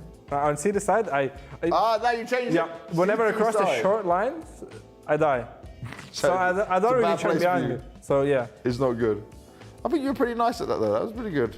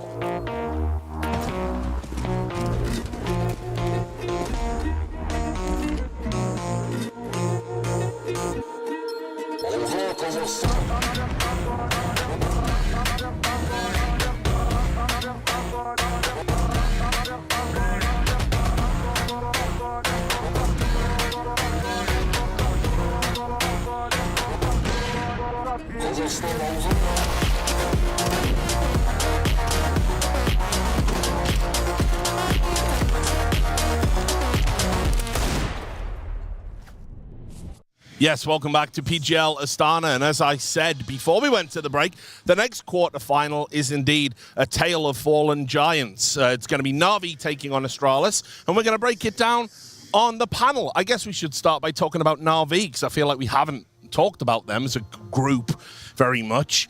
It's a shame. 2024, one of the best teams in the world. Well, the best team in the world. They're winning all the trophies. They're doing really well. They've had a pretty big fall off in 2025, and there seems to be a real crisis of confidence over there right now. Yeah, absolutely. And the big question is, are they slumping right now, or are they regressing to the mean? Was last year just a career year for some of these guys and for them as a full squad, right? Because I don't even think you can use the excuse, oh yeah, but they just lose to Team Spirit. It's not a good matchup. I mean, why not? Yeah, like it's the Spirit, of course, there's Donk there, there's Shiro there, but it's not like they're this incredible team that's been beating everyone but Vitality. So for Na'Vi, it's just been a year full of disappointments where they've been struggling to find answers. One of the squads that didn't make a roster change coming into this year was one of the two best teams of last year, there with Spirit and the likes of G2, and some of these guys just aren't playing on the same level. I mean, the one phrase I used to describe this team last year was they were more than the sum of the parts, right? But I have to echo the sentiments here that it feels like the glue was kind of melting a little bit, right? It's not just about, some of the individuals failing to deliver, which is indeed the case, but also the, how they min-max what they have. It has been lacking quite a bit. And even at this event, by the way, even though it's been a pretty reasonably clean affair in the group stage, a very close loss to the Mongols notwithstanding, it has been people like Alexibi having almost like a live tournament, in all honesty, to kind of propel them to the playoffs. So I still don't believe that this Na'Vi is anywhere close to where they want to be right now. And to your point, yes, he is having one of his best tournaments since joining Na'Vi. The best. You can this is his best big event rating ever. Okay. Period. Right. Well, and also by a large margin. Yeah. Yeah. I mean, you can see there at home. I mean, look, as an IGL, it's always nice when you can contribute, but I will add, if this is what you have to do to kind of get to the playoffs, then you can understand Na'Vi's problems. I think it was just a bonus. I think even if he had an average tournament for his standards, they would still be in the same position in which they are now.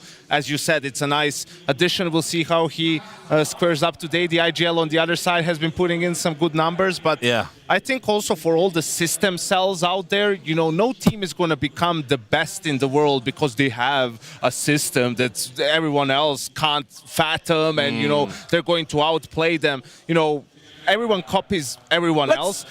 The thing that happens is it's always the players who have to step up. Right? Yeah, let's be real. They didn't win the major because of the system. They won because their guys stepped up in key moments. JL was the third most impactful rifler last year behind Donk and Nico. Bit in that anchor role had great moments. Ima from the middle of the year towards the end found great impact as well. So that's what's missing this season that has been there for Na'Vi in some of those key moments last year, and they just haven't been able to finish games. And that's what I was going to say. Let's be real. It's ultimately for me about JL, right? And JL was an impossible player. He was an impossible monster on the server that was so clutch and so productive and seemed to be so good under those pressure situations. This is still a good stat line, but you have to understand what he was doing in 20. He went from a guy who's, winking at the camera, shoo and whatnot, to a guy who won't shake hands because someone shot at his body in the game. Like, if you're either that guy or you're not that guy, you can't have it both ways, right? You need to roll with the punches if you're going to dish them out, and definitely lost some of that swagger he had last year. And I think that's the the confusing part for me. Like, he was like Yango pointed out, playing to the camera, and he was almost transcendental in some of the moments you saw in the server, right? But I think he put out an interview recently as well, trying to be like, oh, people are hating on me for looking at the camera. Dude, why are you even worrying about it? Don't give a shit, honestly. Just if you want to do it, do it. Why do you care about, are you doing it for the reactions then? Because that's a problem. Yeah, just do it for yourself. But for me, it's Imma, right? Like, last year around the same time, we were talking about his performance at the major in Copenhagen, and I was talking about how, listen, buddy, like, you can't just keep having this negative rating. You really need to step up to the plate. And he did step up to the plate. The second half of last year, he was absolutely pivotal in Na'Vi having the run they did. But this year so far, it's been an okay tournament for him. He's had a lot of impact here and there. But I feel like he's, again, I don't know if it's a cyclical thing, Rich. I don't believe in the seasons, but he seems to be struggling once again. But there's the two guys, him and JL are the two guys who are in rotator positions. You know, and in some of those star roles, right? Like, that's why it hurts Na'Vi if they're the ones who drop off, right? Because they're going to be in a lot of action almost always in some ways, and that's where you see sort of the difference compared to last year. Yeah, and we can talk about Astralis. They're in a strange place. They've made a change in the leadership, the IGL, which many people agree with on a very limited sample size, I will add, is a step in the right direction. And yet the organization's probably never been in a worse place. And so the players are kind of coming out here to do their level best on, I mean, HOTU, as we interviewed him on the desk, short-term contract. We asked, do you even have a future in the organization? He said, I don't know, and I don't care about anything beyond this. I am just here to play. And what's incredible is he is probably playing his career best as well in some strange mirroring of Alexi B. Oh, there we go. Or, I mean, that VP game comes to mind, right, where he single-handedly propelled them to the map win. It was a scrappy affair. But let's be real. We can take a look at the results for Astralis here, and I want to kind of temper expectations a little bit, definitely right? do so that. HOTU comes in, and we look at the results. The first two games they played, who was it against? I do believe they played against Pain and ODDIK. ODDIK, you know, obviously just one of the lowest rated teams coming to this event. They got the win, dropping their map pick. Then they beat Pain Gaming, who had a stand-in. Then they went up against a real test against Spirit, got absolutely smacked on the backside. And against VP, where we thought, well, this was a real fair, you know, matchup, so to speak. It could easily have gone either way, in all honesty, if not for the heroic game coming in from HOTU. So I don't think Astralis what people think they are quite yet. I think you can definitely see signs, though, what HOTU has brought to the table, right? Here's a round against VP on Ancient, right, where you see just there throwing the opening set of utility to slow down this heaven push. Stone doesn't have to use this smoke because the incendiary is missed. He's going to immediately start putting pressure towards K, right? He was a lot more aggressive in this iteration of Astralis, right? Using his utility, putting pressure here on Electronic, going to tag him up a little bit and force him to use the smoke. And immediately Astralis is starting to group up towards B, keeping it simple, right? Smokes, utility gonna come in, three players are gonna group on ramp, Device gonna jump for information, really, for AWP. VP a little bit static in this hold, and Stone just takes timing, just walks through the smoke, finds a double kill, HOTU gets the third one through the smoke, and that's it, round over. And this is some of that, again, swagger that we are starting to see from the individuals of Astralis, Stone and Device, mostly, that we just hadn't seen in the previous iterations of the lineup, and it's been a huge part of them being in the playoffs. And I think this particular map particularly highlights how much Stone has been set up and how he's been utilized by HOTU. Because if you look at some of the earlier games, I think the first game on Ancient, Rich, you remember against ODDIK, where they got completely smacked around, 13-2 the scoreline. Stone just playing the A anchor position and just being stacking like a turret was not what you were expecting a player of his caliber to be playing. And I think HOTU, in the post-game interview he had with us, he did mention, he's like, I'm activating him more. You look at a CD side, man, it's almost like you just watch like a selection of rounds 4 or 5, and you're wondering, wait, where does this guy play? Where does Stone play in the CD side? He's everywhere. He's towards B in an early with a good spawn. He's towards mid taking those fights. He's playing deep towards A as well. He's just been kind of unleashed by HOTU in the group stage, which is why we could see stats looking so good right now. And this was the Ancient where HOTU took more control and started calling on the fly without using the things that Astralis had before. The first two Ancients were miserable for them. Here he took more responsibility, and it turned out great.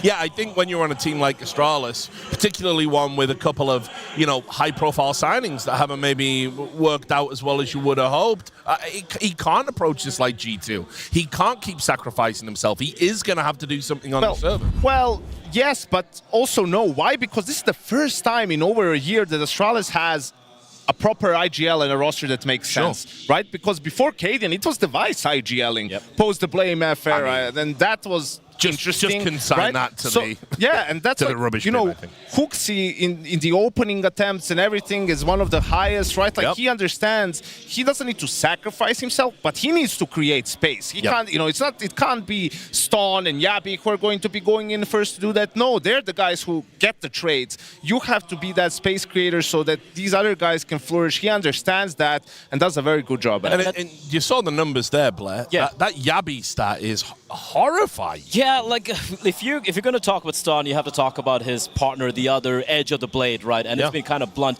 Look, I'm not going to harp too much about his results so far in this event, because I feel like, you know, he didn't really have to do much apart from obviously the VP game where he was a little bit quiet. But I'm going to be keeping eyes on him because he's the one who kind of usually delivers in some of the big games when Stan just disappears from the server, right? We haven't seen that yet. And also just to harken back to what he said about HOTU, the difference here, what I'm seeing from HOTU here is on G2 we saw two sides of HOTU. Just a sacrificial lamb where he doesn't get a single kill running into the slaughter, not really getting any kills. And the second side was when he started playing a little bit more selfish, maybe pad his stats near the end of his career. We saw that happening as well. Here he is being sacrificial, except this sheet has teeth. He's getting those kills, and you just need to watch his games. He's seeming so much sharper than we ever saw him from the G2 jersey. So it looks like all that time in aimbots in the gym paying dividends for him. I mean, I will say that said, when I look at these two rosters and I think about where they're at in terms of form, even with all the problems Na'Vi have got, you know, they had players that were on that top 20 list last year,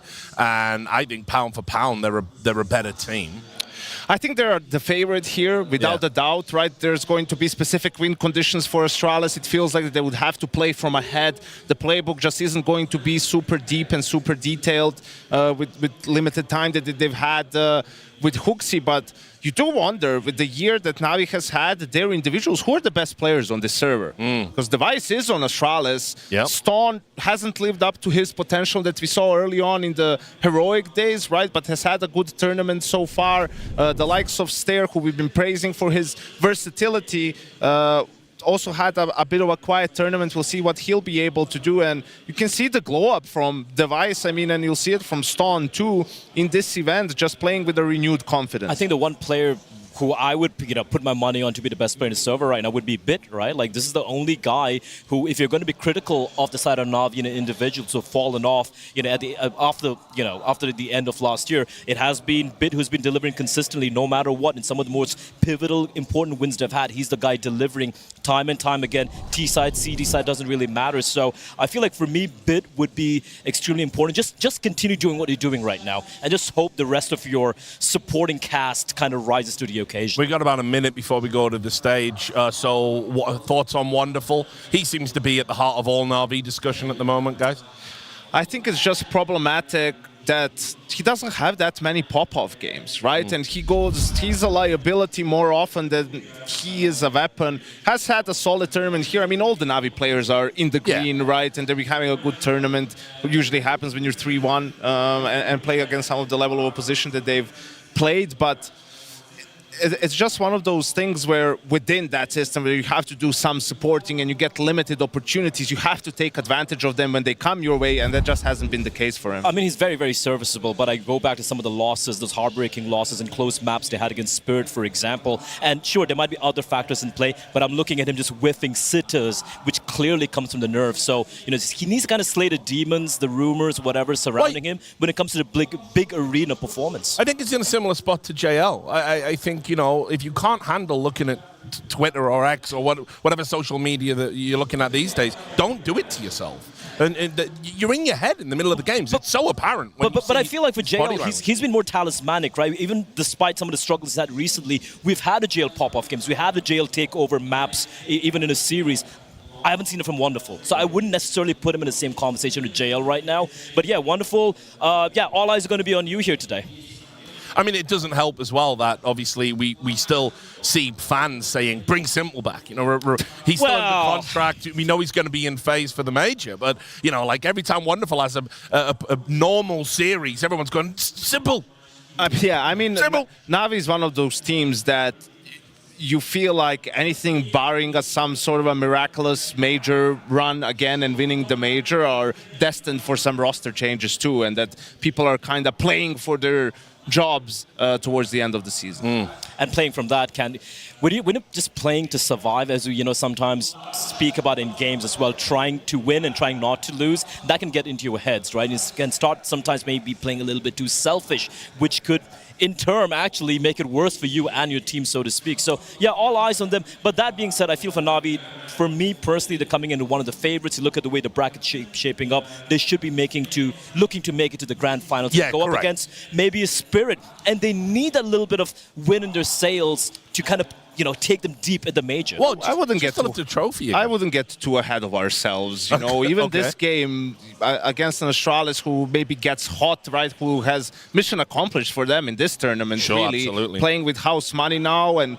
you have Aurora waiting in the semifinal, who finally won a playoff game, has the weight off their shoulders. Let's wait before we put Na'Vi in the grand final. I'm just going to be disappointed if Na'Vi don't make it that deep, though. Because again, right, when we talk about last year, they were in every grand finals. JL was even joking about, I hope I don't jinx this. What happened in Shanghai, right? They were the only team amongst the top 8, top 7, whatever, who did not make it to the playoffs. And I feel like that did kind of, mess with the juju a little bit. Oh, it set up a chain reaction. Yeah, and that's when you could see the tilt from JL and everything coming in. So at least making a very deep run over here, despite, Astralis having a hot streak, despite Aurora finally breaking the curse, would really instill, I feel, a much-needed confidence in the team heading into what is looking like a very, very packed Austin major. And I think just in general as well, everyone's got Spirit written down as like the eventual winners of this competition. You have to kind of break up this like hegemony at the top when you're one of these other teams. Like Na'Vi, you've got to get back to winning a trophy. So anyway, we are going to go over to the stage now and introduce these teams.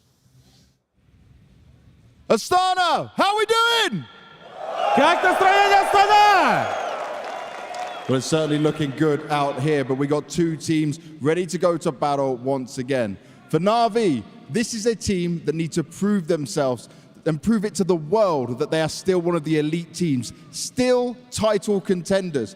And here is where they can do it in Astana, where the best competition is not exactly here. This is where they need to deliver on the stage the same way they did in 2024.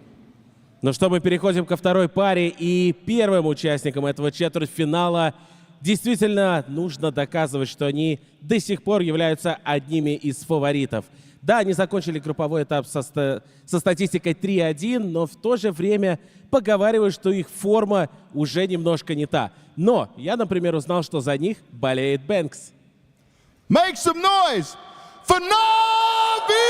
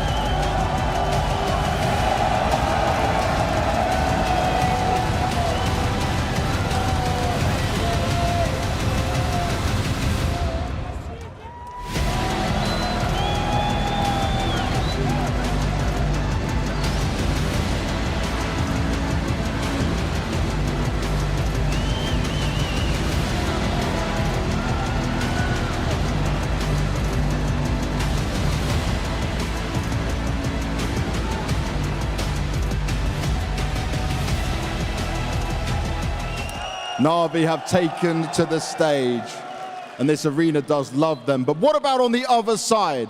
For Astralis, they were looking for someone to save them, and that someone could be the Giga Chad. That's right, HOTU came back, he freshened things up, and he's looking to fix the problems that Astralis have. They made it through here to the playoffs, though not against the toughest opposition, but here is where the real test begins for them. Ну что ж, Na'Vi уже на сцене, а значит, самое время пригласить их оппонентов. Да, у них все было не очень хорошо, но к ним вернулся, возможно, спаситель. Это HOTU, который доказывает на PGL Astana, что он еще очень и очень хорош. Совсем скоро узнаем, будет ли он хорош в плей-офф, ну а пока напомню, что В групповом этапе достаточно солидное выступление от Astralis закончилось победами в 3 матчах, всего лишь 1 поражение, и то от Team Spirit. Но посмотрим, что же будет сейчас. Итак, Астана, под ваши аплодисменты, Astralis!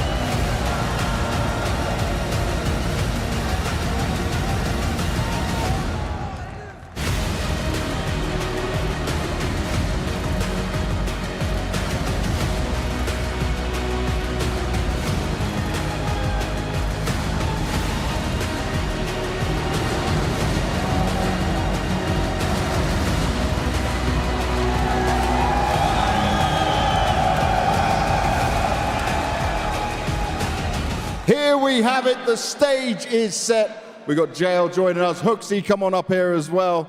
The rest of the team can take their seats.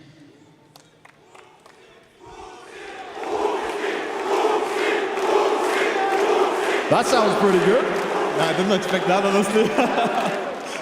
Неожиданно для Хукси, но очень приятно, так что спасибо вам.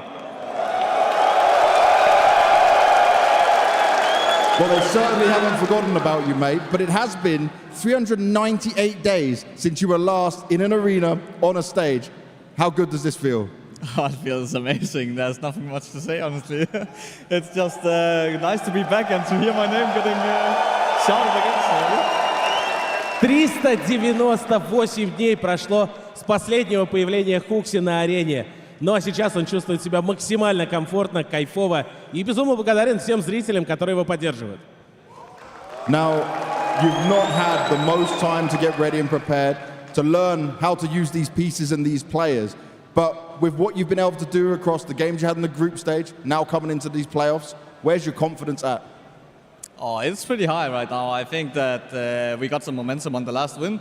We had a few days to prepare, and for myself individually, obviously I got a ton of praise all of a sudden, which is not what I'm used to. So at all-time high, I would say, actually. А у вас было совсем немного времени для того, чтобы сыграться новым составом, но после группового этапа как ты оцениваешь ваши шансы, насколько вы уверены в своей игре? Было несколько дней на подготовку, так что получилось собраться, получилось найти коммуникацию, так что достаточно высока уверенность в себе, и Хукси надеется, что все сегодня получится. Now for you, JL, on the Na'Vi side. It's all love on both sides, but given the recent form that Na'Vi's had, do you feel like you have a point to prove here? I have no idea what to say, but thank you for the support, really, it's fucking amazing. And I heard recent form, now is our chance to prove that we're coming back. You answered the question very well. Yeah, I heard something about recent form. Ну что ж, вопрос был именно о форме Нави, что в последнее время она была не так хороша, и чувствуют ли ребята из Нави некое дополнительное давление, потому что им нужно доказывать, что они до сих пор одни из сильнейших. Ну, GL абсолютно уверен в том, что сегодня именно тот момент, чтобы в очередной раз камбэкнуть и вернуться в одних из лучших КСеров мира. Now, one last thing, JL. Is this Na'Vi right now, and the shape you guys in, enough to take down these guys? We'll see. It's Astralis and Nuke. It's going to be a tough game, but I look forward to it. All right, well, you look forward to it, so do I. Ну и последний вопрос. Насколько нынешний Нави готов обыграть этих ребят из Astralis? Ну и ответ от GL, что посмотрим, увидим. Это будет сложная игра, но они в своих силах уверены. Shake hands, fist bump, whatever you want to do. Take your seats and get ready for the battle. Now, this is quite interesting. It seems very split. There was some HOTU love, there's some Na'Vi love. So let's find out how split this is. We got some Astralis fans in the house. Ну а теперь давай проверим тех, кто болеет за Нави! Let's try that one more time. I'm not 100% sure. Astralis! Some boos. Listen, my friend. Navi! Well, I guess we'll have to settle it on the server. Settle it on the server we shall, James. I mean, great moment there from the fans. Obviously, HOTU said he wasn't expecting to get his name cheered. Really shows that, you know, everyone here wants to see some good Counter-Strike. And so, over to you. We can get into the details. What are we going to see? And will it be good? I mean, I guess we can probably jump into the map vetoes in that case, I guess, right? But yeah, I just wanted to address... Oh yeah, there we go. Jumping straight on in. I don't think there's going to be any surprises here. Anubis and Train should be the usual bans coming out. When it comes to picks, no? I don't think Navi should ban Train. I think they should ban something else. And yeah, they go for the Inferno ban. There's no Are reason Astralis for going to them. pick Train? They're not going to pick Train. Surely not. They're not going to pick Train. I was wondering what they're going to pick, but they go for Nuke. Astralis wants to play the maps that they already played in this tournament. Nuke, they played once, and they played Dust 2, Inferno, and Ancient, right? And Navi, it was a question whether they will just stick with Mirage or they will maybe try to go for the Train pick. They don't want... The tricky part is you don't necessarily want to go in a map that your opponent hasn't played with the new lineup. And if you have to do so, Navi or Mirage, whoever they go up against, whatever they do, makes a lot of sense. I feel like for Astralis, the new pick coming in here, it's kind of like, you know, you have your hand bent behind your back, right? You had Inferno, Nuke, kind of the options. Again, Nuke, they played it against Spain, which was, again, you know, with a stand-in situation and everything. So I do kind of worry, Rich, mainly because when it comes to when it comes to Ancient, for example, we saw how they were able to adapt as the tournament progressed. They were able to, like, you know, move a lot of pieces around. We've only seen them play Nuke once thus far, and it was a pretty comfortable win overall, right? So this could come and bite them in the back. But then again, I don't see too many other avenues they had available. I'm more worried about the Ancient pick at the end if we get to it. But let's talk about Nuke. Obviously, this is a new look Astralis. They're trying to find, you know, new ways to approach certain maps, and they've picked Nuke a few times in the tournament. They obviously feel that they're doing good work on it. What have you made of it so far, Janko?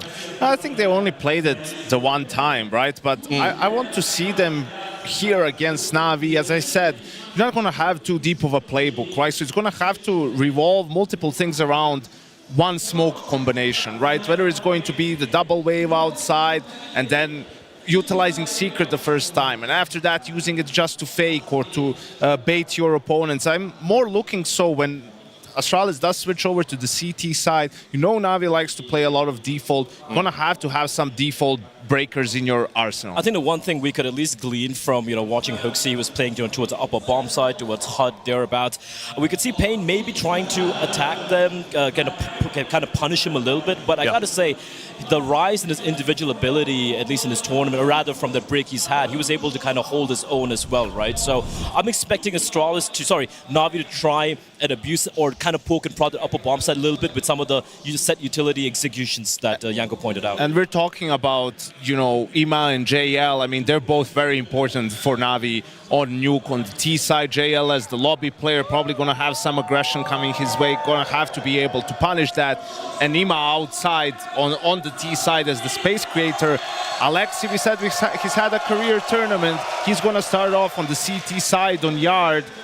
Would be incredible for Navi if he can keep that up, and would go a long way to them stealing Nuke from Astralis. I mean, two of the players for me to watch for Astralis, obviously we've touched upon Yabi as well, how he's going to be pivotal towards the outside mini position. But Stair, right, we haven't really touched a lot about him. He's been the one guy when things were grim, things were looking like a horror story for this Astralis team with Cadian as the IGL. He was the one shining light alongside Device. He was the guy, I literally said, you know, save this poor guy. But he's had a bit of a quiet tournament thus far, even in such a pivotal final game. So yeah, I'm looking at him to step up here, Rich. Well, we will see what happens. Astralis' motto is to the stars, and Navi's is born to win. And when these two stars are casting a game, everyone's a winner. It's Harry and Hugo. Oh, love that. Thank you, Richard. Yeah, this is a hell of a quarterfinal, a matchup between two of Counter-Strike's most decorated orgs, but having both fallen on hard times. Admittedly, the hole runs far deeper for Astralis, right? And bringing in HOTU as a band-aid fix to a problem that this org has had for a while, they finally make way into another playoffs. But they have pulled one of the roughest opponents you could get to open up their run in Astana. Yeah, absolutely, right? We talk about Spirit being here to win this event, and anything less is a failure. But the second team on the tip of our tongue is this Na'Vi roster, trying to rewrite their ship, trying to rewrite their story as they go into Astana playoffs. Crowd on their side here, up against Astralis. Definitely an exciting team, just due to what we saw in that group stage individually from HOTU, let alone talking about their T sides, and they're going to have to prove them straight out of the gate here on Nuke. It's an Astralis classic, but can this new led roster find the same success of the past? Heavy B for Na'Vi. 2 players drop early, ready to come right back up at a moment's notice. It's Alexi in the vents. And Astralis gets stalled out in the lobby, smoked multiple times. Still looks to be that A-pop. Is Stair going to come in on a late lurk? He's trapped behind Mini right now. Blocked again, this time at the ramp.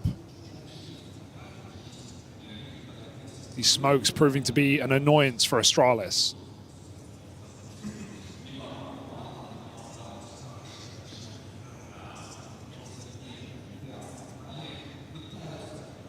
It was very wholesome seeing HOTU cheers from the crowd, and surprised to see it. But he said he's feeling very, very confident here. And so let's see if that reflects in this Astralis pistol round. They start to try and get out ramp, but in doing so, they walk into this double setup. Bit and JL force that departure back from ramp and into Ema. He'll hold on to the lobby, extending this lead for Na'Vi even further. Yabi on a timing out in the door, should have one dead to right. And so Astralis will have some leg room over here to get into the top site, trying to turn this one around. All hopes now fall on Alexi, and they'll charge him down, putting a stop to Na'Vi's captain. He realized he could have gone out there. He could have tried to run away and play that clock. There was only 8 seconds. The bomb was in an uncomfortable position, but Astralis hunt him down before he can really commit to his escape. It all comes too late. A very weird pistol for Astralis, where they have to change the plan, go back towards A. It still felt like they wanted to, but caught by Julies in multiple positions, blocked by smokes, stalled out. Astralis still stick the landing. Big 3K from Stair on that main lurk as well. Had some really horrible games in the group stage. I think the desk was putting it lightly. In that VP match was an absolute shell of the player that we know was the most reliable on Astralis for some time. And all of these woes and all of this downtime for this team, Stair was the only guy outputting.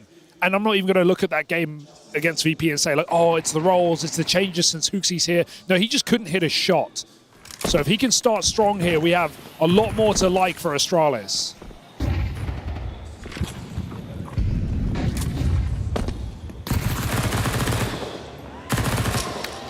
It's a lot of damage from Alexi, but Stown still makes it past. JL on the board next. Yabi picked up. And so for now, Astralis going to lend as much time as they can to Stown up in the heavens, but he's very, very low on health. And that might limit just how involved Stown can look to be here. Yeah, they just go down secret. Stown's going to potentially catch vent rotates. There's already a player slipped down into lower. If he peeked there, he would have found JL, but now timings as JL checks it and gets back into cover. I think Stown's got a whiff, he just can't get the kill. Time wasted as Astralis announce their presence at B. Alexi B with the door fake, and now the scout is here to support. Astralis are low, they're wounded, they're on their last legs. They're coming for this kill on the ramp. Wonderful won't let them have it, and that is the round. With the bomb loose, there should be no way back in. 10 seconds and everyone ready to swing. No. Bit started moving away, but Stown, he just won't have the time here, doesn't have the health. Alexi puts him in a casket. Stair abandoned him before that was even over. That's how little Astralis believed in that round. They want the AK. Bomb going hunting ramp was too much for Astralis. And so Na'Vi find a force buy early in this game. This is going to be hectic, I can already tell. A map that Na'Vi have only played 3 times this year. They do feel a 7-map pool. They ban based on the matchup. and Astralis, who have only played one simple game against a Pain with stand-in and got 10 rounds on the CT side here in this event.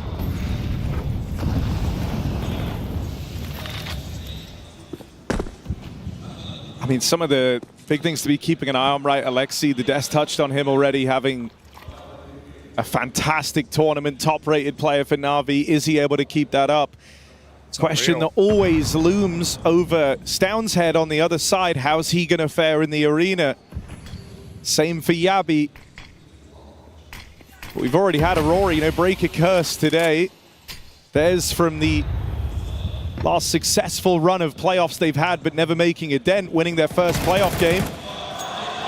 Maybe there's something in the water. Stoun will be found first. Astralis managed to make it across in a secret. They still have Yabi back in the lobby. Just denying this control, not allowing Na'Vi to trade positions. At this point, Astralis are split up. Ooh, good dodge. The boost up.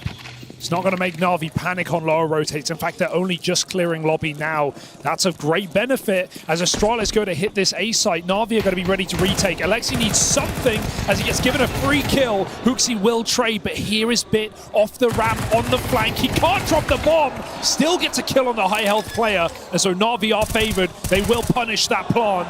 Device 1v2, backstab timing's good. 5 bullets. Ima's up through the vent. The Device is going hunting. Bomb now retrieved. Swing out of Ima. Device was ready for it. Promising signs as Device steps up to deliver that 1v2. And with it, continue these force by wars to open up Nuke. All right, back and forth we go. I'm here for it. Hectic game, we said. We're already getting shades of that with flanks on another flank inside of the hut. You talk about Alexi having a great tournament, his best tournament of his career at big events, which is incredible. And when you think about his role on the CT side, as Ades said, he's playing outside on Nuke, right? Typically, you'd see your best rifler in that position, but you know who set the precedent of having your in-game leader outside? It was Astralis, it was Glaive. We call it that for a reason, that red push with the smoke. And so they know a thing or two about putting a capable in-game leader in such a important position, in such a firepower-heavy position. So Alexi, I mean, he had a great group stage, but he's also kind of got to perform on this map. Won't be in this round, though. 5v4, Astralis doing a lot of B fakery and then coming back up top.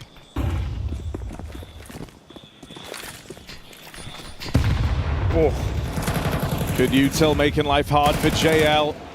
Not a comfortable fight for him. The wonderful scout getting contained as well. Alexi. Hero play out of Alexi, but it's just good for the first. And so the conversion landed from Astralis. They keep it very, very clean as well. That's going to put Na'Vi back down onto Eco. And so firmly, the early stages of Nuke is in Astralis control. Yeah, a lot of good positions taken for Astralis. They've been getting Heaven. They got Garage there. Catching Na'Vi, moving back into position. Getting caught off guard a little bit.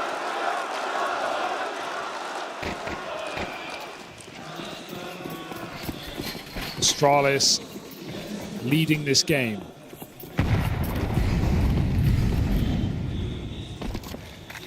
On a map that, as I said, Na'Vi have not been playing a lot as of late. Are they ready to deal with the unknown?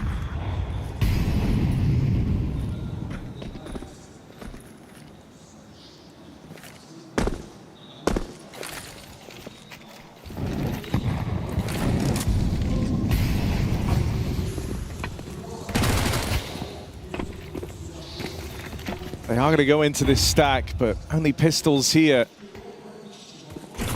I love this smoke hexec too, doing the unbreakable smoke and the garage smoke just constricts Na'Vi so much. Look how desperate they want these fights. And Astralis say, come and get it. Keeping it clean, trading off that 1 MAC-10, they get 4 rifles out of the round. So a nice choice of utility. We'll see what walls Astralis decide to go for in the yard. The meta's been evolving here. In Nuke Outside, we're seeing teams go for the wide, typically Na'Vi smoke wall, and then following up with either a second one of those or the old standard secret cross smokes, typically just to stop those nades breaking and ruining your round. It can feel so dangerous to cross outside in CS2 with smoke spam and HEs being a problem. So do Astralis adopt that, or will we see more of this kind of main split util control? Stown being very vocal. Mention of him being, or having troubles on the stage. Certainly we've seen that. I mean, this is his worst year on record as an individual since he joined Tier 1 in Heroic back in 2019. But at the same time, this is a really good event for Stown. 1.22 rating, putting up a solid showing in the group stage. No, so if there were a time, maybe it would be now. Even in the match that sent them into the playoffs, right? It took him till the third map to get activated, but then he came alive when it mattered most, which is a stark difference from what you usually say about Stown. Yeah. Chance to get that early opening befuddles Astralis. Stare offers up some resistance, does all he can, and takes attention away from the push in through the lobby on that lurk at main. Oh. Device tried flinging himself out through the door. Hoping a bit of a Hail Mary could open up this top site, and it hasn't. Stare and HOOXi left up in this one. HOOXi feels like it's still worth investigating this top site. They saw him there. And he didn't see them, so got to watch out as Astralis don't know where Na'Vi are in the silence. They've stacked this A site. Wonderful takes the line with the AWP. Bomb coming back in late to the lobby. Astralis almost destined to just walk into this A stack. It's going to go wrong for them. Wonderful, simple shot. Stare in the clutch. Oh, and they count down, they swing him together. No chance for Stare.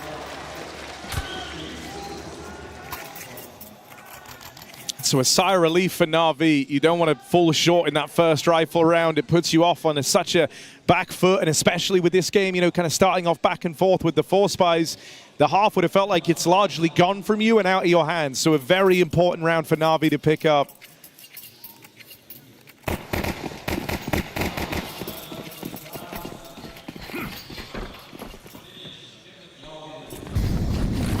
Oh, a rush potentially, or at least a feign of it. They get that Tetris smoke in. It's a bit of a fake out though. Many outside with the bomb and the AWP. Device dropped by Wonderful. HOOXi does take the mantle, but Wonderful won't re-swing. So a 5-on-4 that Na'Vi get to hold on to for the moment, but those AWPs spot each other. And Wonderful's felt different this event. He makes more aggro plays. I think he's slotted a bit less into the supportive element, which is often where he finds himself in this team. You've seen Wonderful trying to force a few more fights. And it does feel like Na'Vi have felt better off for it. Yeah, I think Na'Vi need that, right? You know, so often the guy kind of relegated to the back line, setting up others with util, playing in late to the round on his AWP. It's put a bit of a cap on the type of numbers that Wonderful can put up in these games. Yeah, you're less so the one peeking into people rather than the guy getting peeked. And as we know, those are the harder shots to hit. So here's another round of that mobility out of Wonderful, keeping them guessing. Starts out in the yard, but now he owns this angle over at ramp, and he's actually creeped up with this. Astralis set their sights on the top site. There will be this fast lobby flank left to contain. Vent would be cheeky. That's very naughty for Astralis. At 20 seconds, they have to presume someone could be here. HOOXi even contains that lobby flank, right? Puts a stop to that. It's the Wonderful AWP that's going to get tested next. Ema and JL both firing off successfully, and Astralis start to feel very restricted here. Not many angles open. They try to get in a best to post plant as possible, but Stown has been spotted, known about in this forward position. It's just Stare. They're bearing down upon him, but it's making it work for now. Stare holds on as long as he can, but wave after wave of Na'Vi players throwing at him. And he can't stay the night. It's Na'Vi, 2 in a row. Successful retake down on lower. Yeah, some nice pace there as well. They even catch Bit aggressing into the lobby. Astralis had a great position there in B, but with the AWP already firing off a ramp, EMA was the last thing they expected, and Na'Vi just swoop in very efficiently in what was a 4v1. That was a clean retake. Stairs clutch denied, but Astralis on the tactical timeout early in this game.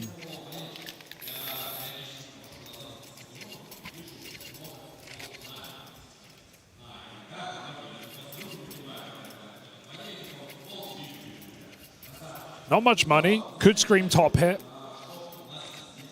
Wouldn't be a bad choice.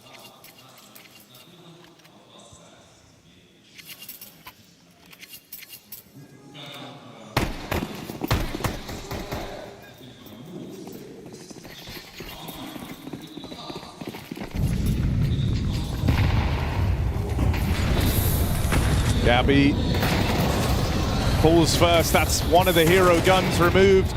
But the Khalils and Tech9s do find their entries. Alexi still alive back in main, but smoked off.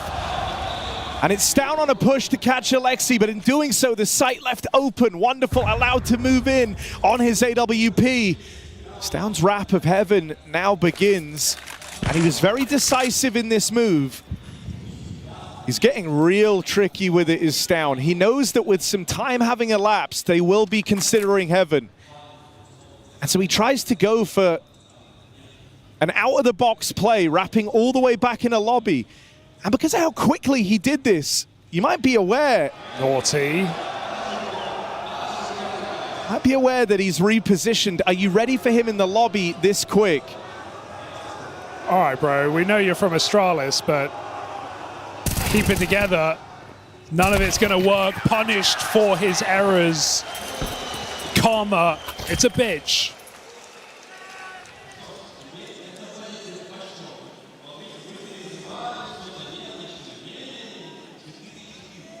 Na'Vi holds strong on what was a unexpected top rush. Some nice util to flush out those backside players, but right now building into this game are Na'Vi. No longer feeling the burn of that force buy victory for Astralis.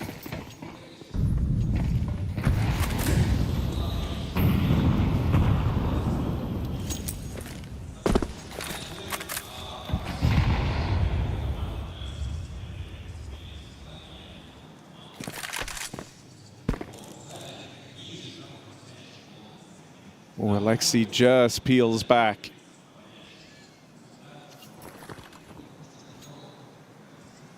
Main instead taken by EMA. An extra gun to help out in the yard.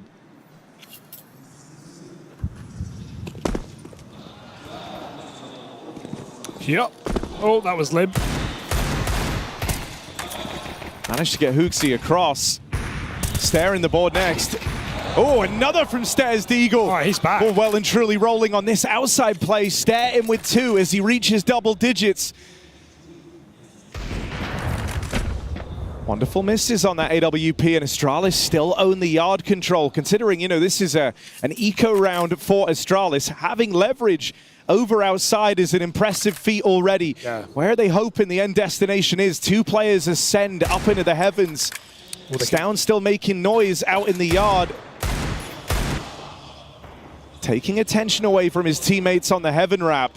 Wonderful, he's missed 3 shots in this round. He misses a 4th. They fall into the site, closing the distance. Wonderful push back to the lobby, but the bomb is loose outside. There's no recovering it for Astralis. There's no time. They need the kills. Forward they go. Stare jumping over the box. Missed shot, and Device is on his last legs. They will not give this away. Na'Vi looking for a 5th. Wonderful. Doesn't hit a single shot in this round, and Na'Vi still win it.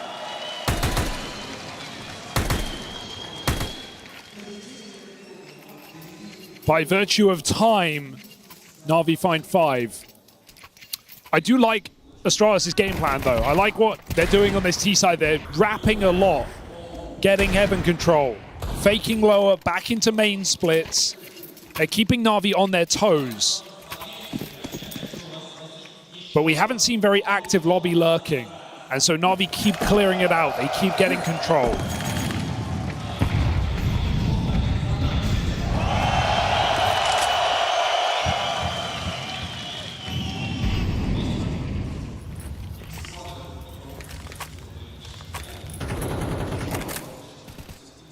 Now Na'Vi make their play at the start of this round, right? Trying to keep Astralis feeling very claustrophobic here on Nuke.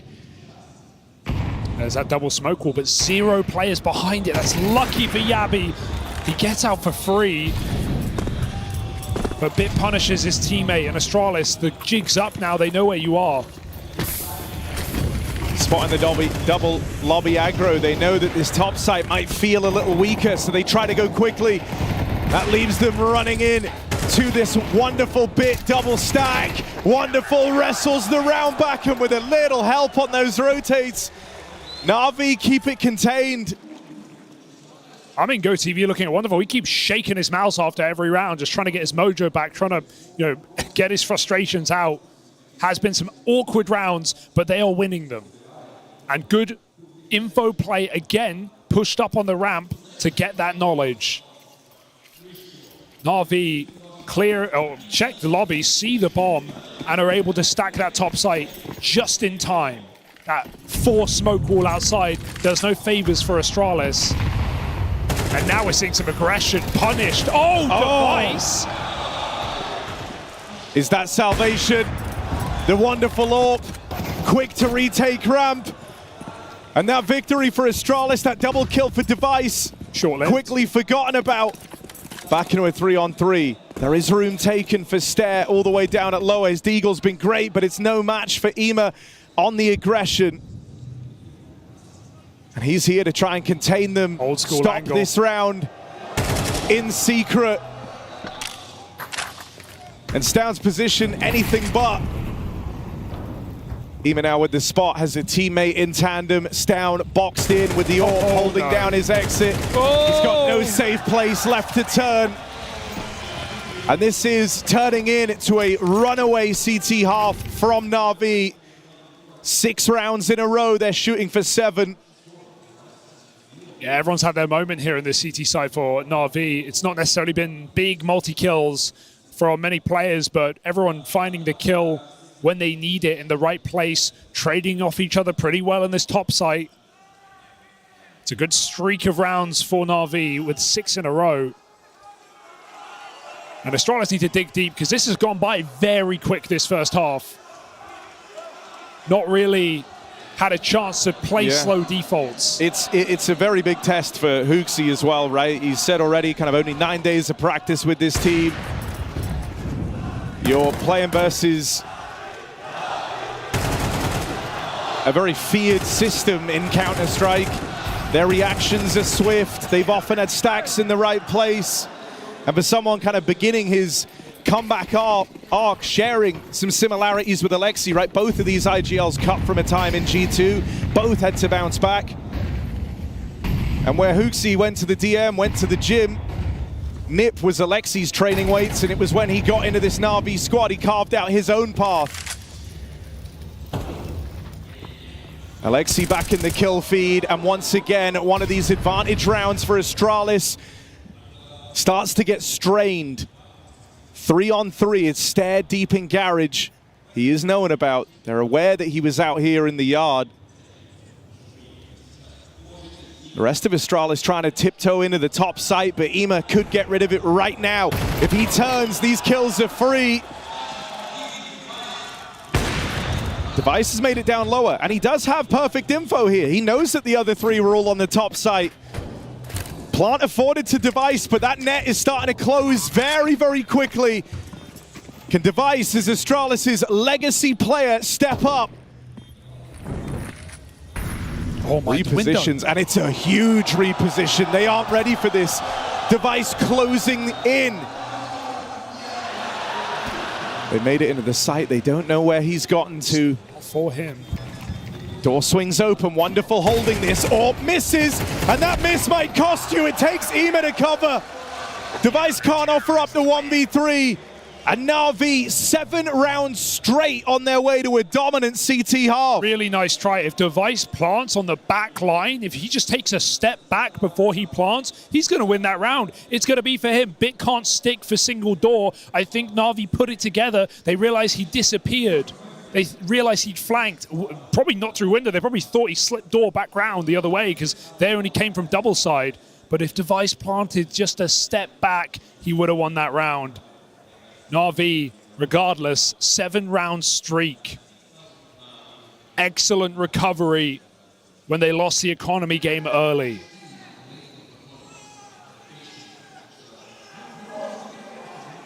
And Alexi keeping up his group stage form as well. Not exactly a dominant piece outside, but denying it when it mattered. Wins that fight to Stown, last round of the half. Throwing a pistol, and Astralis are in trouble.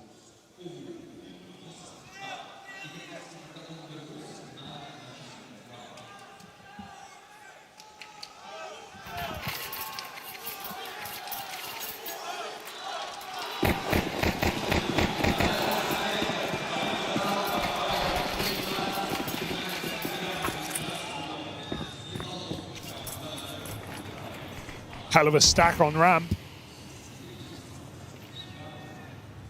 But with no kit, this read won't pay off. Well, HOTU gets the info. They are in the top site. They have overrun it. That's it. It's lost.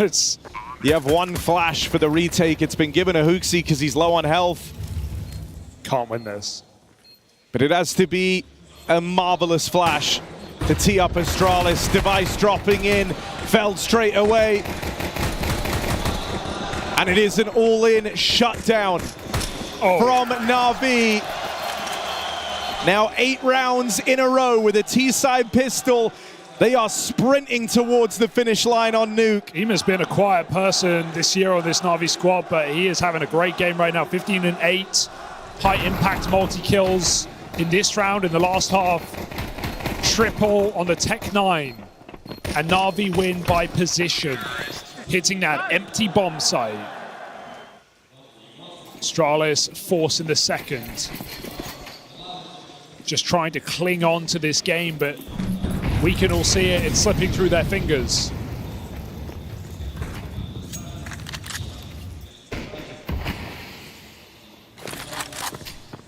Too short.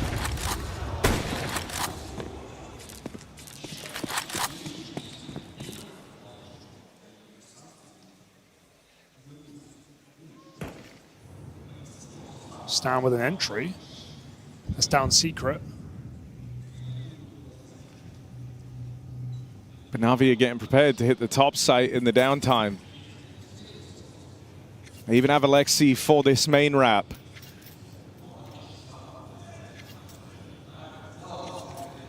Astralis do anticipate this, and they start to get aggressive in through the hut now. HOTU, good timing for that peek, and look how ready he is for the man to come down the ladder. Just heard the molly come from T-Roof, so aware that that would be his next point of contact. Astralis get themselves to a good position for a moment. They still have this bomb to play around, and they have Na'Vi split up all over the map. 30 seconds, Na'Vi trying to regroup. They're putting a lot of faith in Alexi linking back up with him, and that being enough to turn the tide, but that gives room for Yabi to flank JL. TikTok, wait, they smoked their teammate. It doesn't matter, I guess. HOTU just shoots him through it. And Wonderful probably should save the AK to not give it over. They're going to come for him over the top of the roof. Wonderful fighting tooth and nail. They jump the corner. And Astralis win it off of a force, an aggressive lobby take. And Na'Vi just take too long to get back in position. Blade won't be happy with that one, but you can write it off.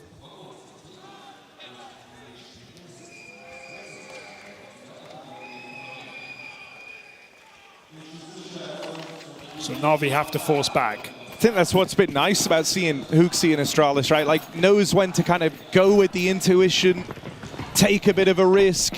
Hell, even in that game that saw them get into the playoffs in the VP match, he kind of said, like, yeah, we abandoned our playbook. I didn't want to lose the game calling someone else's strats because they were largely running what the old Astralis squad were doing. And that was on Ancient. They were just going for B hit, B hit, B hit into triple stacks and winning them every single time rather than play for the mid control, which is what old Astralis did on that map, which what Device called, what Cadian called. So HOOXi played his own game and it certainly worked. Won a very close series.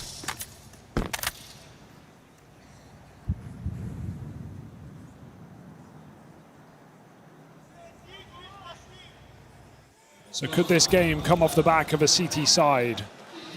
It's the question Astralis must answer. Second half starting the same way the first one did with these force buy wars. Back then it was Na'Vi who upset with their force buy. They couldn't stick the landing, however. Let's see if Astralis can. 5v4 extended, and that is the bomb caught out at the back. Even though you collect these kills over towards ramp, you still have to go back for the bomb. Astralis trying to make these moves. They will get round Device. They do get that bomb back, and with it, a route opens up. Heading into the top site now. Rotate scrambling over for Astralis, but that plant is coming through. Stare, he misses timing. He has to go with his teammate. He doesn't want to jump the gun, so staying alive is the right call. Yabi very low. Ema on the big flank. He stepped. Did they hear it? I think in this environment, you don't even hear that. You don't even clock it. No one has an idea. He's being loud on the ladder. That's given up his position. Stare, that's a big catch. Now just has JL left to beat, and he's called his bluff, sticking this defuse the full 10 seconds needed. No! Stare! It's close on this defuse. Oh. But picking up that 1v2 keeps this comeback alive for Astralis. Stare is giving them great mileage right now on the big stage. I think he did hear the step outside. Why else would he be holding heaven, right? They just say, hey, there's one behind us. Let's go forward. Let's take the space, get back in the site, find this other player. And the whole time, coming up the ladder, Ema doesn't realize they know. Shot in the head, and JL with an awkward whiff. That could have been Na'Vi yet again, winning the force buy back. Instead, Astralis stick the landing, and we potentially have a game. Late smoke. JL Hero AK.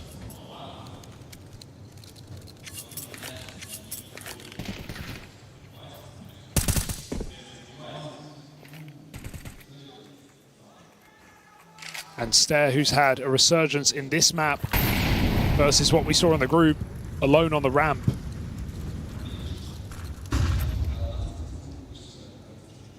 Just feel like it's hard to stress Stare out. He always looks very composed. This is going to be a real test of that composure, though. As 4 players explode out on the ramp side, he quickly darts away and gives it up. Down strip's wonderful from the round out in the yard in the downtime. Device dodging this peek from JL. He doesn't know it. Came very close. So Na'Vi creep B. 2 players in position. Yabi baiting for Stare. When they see the MP9, they should know there's a rifle as well. By that point, they'll be committed.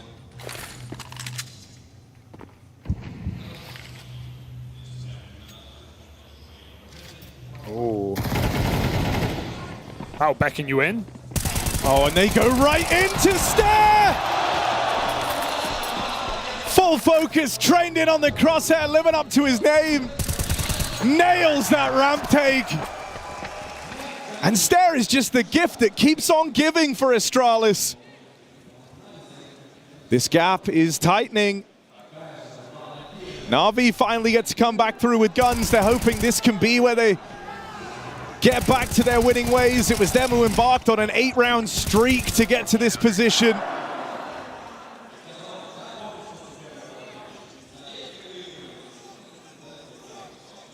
This is Na'Vi's first full buy on the T side, taking attack.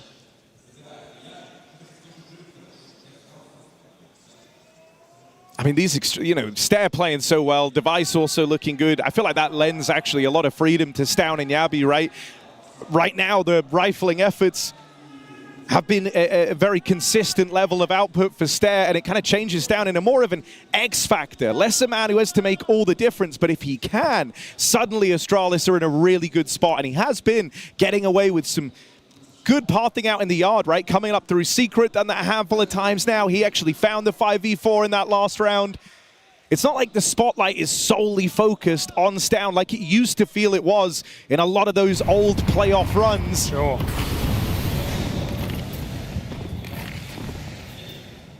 Oh, do they molly the smoke? It's a big miss for Na'Vi. And that gap there, even nading the smoke now, kind of sells the lie that there isn't a gap. And so Stair has this little angle to peek through. He's going to catch Ema. Trying to make it down. They run right into the device AWP. Astralis 5-on-3. Jumping through the ramp smoke. Stair won't give them anything. Playing safe in the spawn side. You can have ramp. We've already got our AWP down lower. Bit calls his bluff. Pushes into hell. Meanwhile, lobby control. Stown, risky move. He might be able to live though. Just diving out last second. And you see, there it is again. Wonderful. Feeling the burn. Feeling the pressure. 11 and 10, but not good enough for him. 3v5, and they've had ramp all this time. Bit hasn't gone searching any further. He wants to be grouped. He wants the trades. You're going to get him. Device and HOTU in this B site.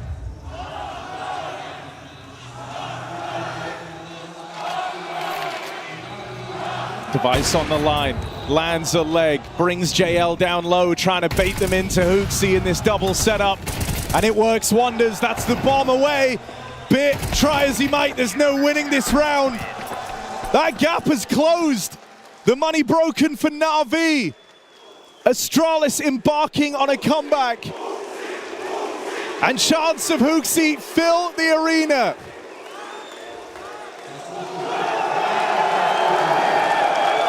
And he will give the people what they want. Who would have thought that in Astana, of all places? HOTU's the hero. And given the moniker of Giga Chad, not in a truly endearing way, right? Often used sarcastically. But the aura he's brought to this Astralis squad is palpable.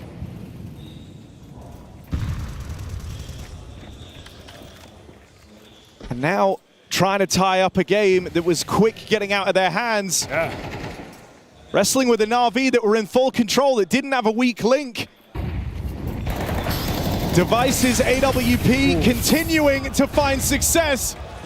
This activation of Device on the AWP is a burden that Na'Vi just can't seem to get past. Gonna try and get out ramp. Oh, you didn't like Device? Well, how about the other guy? Stair here, holds down the ramp side, and it's these two that are really driving the knife into Na'Vi. Yeah, ramp feeling like a brick wall right now, and Na'Vi just don't have the tools to break it down. That provides you so much freedom on this CT side. If you know that your ramp player is going to give you reliable output. A weak ramp player means a lost game on Nuke. But Stair is not stopping, either giving us multiple kills or surviving every single time. 20 and 11. Astralis block top again, but it's going to be Na'Vi moving outside. Wide wall down again. Gabby clearing everything, making sure there's no funny business behind the vent smoke. And this time, Na'Vi look like they're going to make it down unscathed. But look who they're running into. Same man on the same angle. Will it be the same result? I mean, you've loved how much Device has been roaming in this game. Finally, though. Big. He will get a taste of his own medicine. Ema, there's the opening. Look at the rotate. Gonna trigger the drop down, but Ema's already there to cut down the vent drop. Stown did make it though, gets him behind enemy lines. Oh no! But Ema just went on a tear from that one kill in lower, all the timing, all the space. And Astralis are now massively out of position. Yeah, Stown didn't cause a backstab, but he watched it, he let it happen. two players shot in the back. First one's awkward timing, second one's a missed opportunity. And wonderful one taps HOOXi. 1v4. And nothing to do but save here for Stown as Na'Vi look to find 10 out of nowhere. What an excellent entry from Ema. 3 kills from him in this round. Finds that crucial kill that breaks down Device in B. And Stown may not be long for this world. Wonderful's got a read. Oh. Stun locked. And the AK will survive.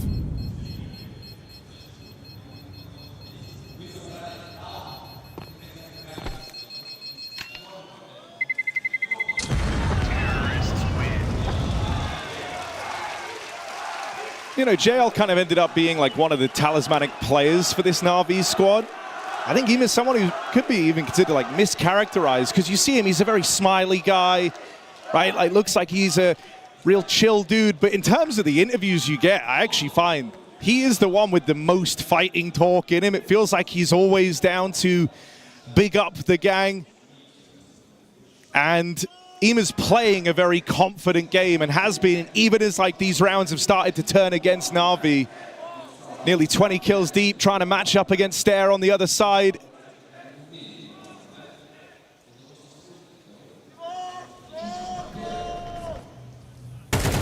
Ema got that dog in him right now. And this whole round just found on the back of that first kill, that first timing. If he slowed down for even a second to consider rotates, to, you know, wait for his team, that round plays out entirely different. He's got Bot and Bike. Bark and Bite.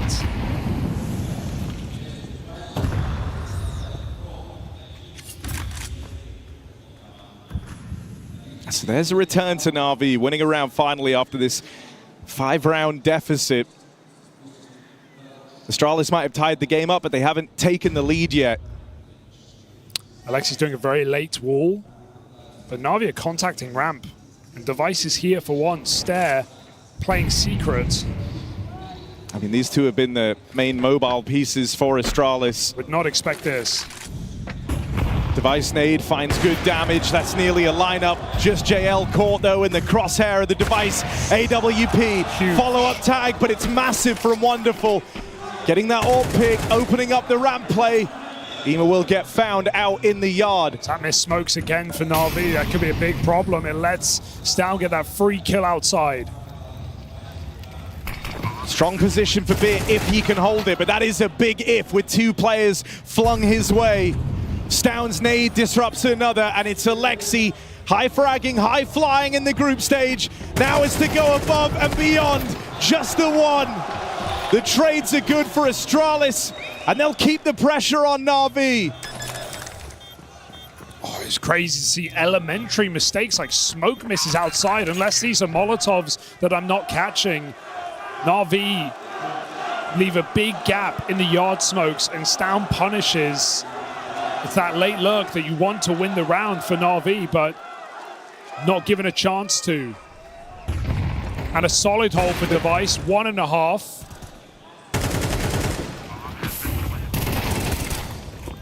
And in this wild tug of war of a quarterfinal, this next round decides so much. 10 apiece. Astralis haven't been in the lead since this game started. They've been playing catch-up the whole time. But with Na'Vi putting all their money in, this is the chance at the turning point for Astralis.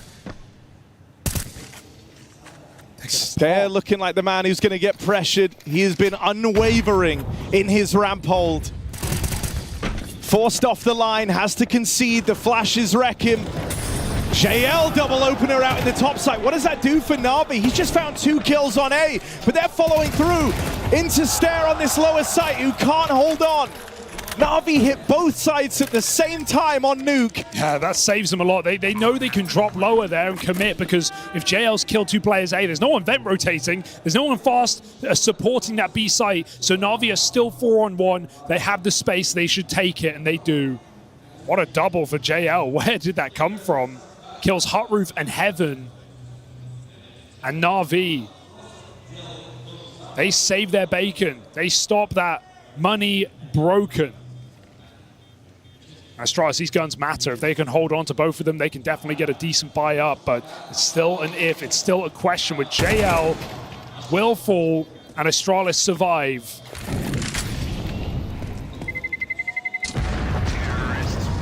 Na'Vi continue to not give that lead to Astralis, but they are not out of the woods yet.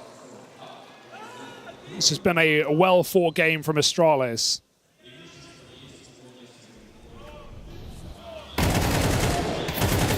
This round does flip the script a bit though. Right now it's Na'Vi with staying power and the lead.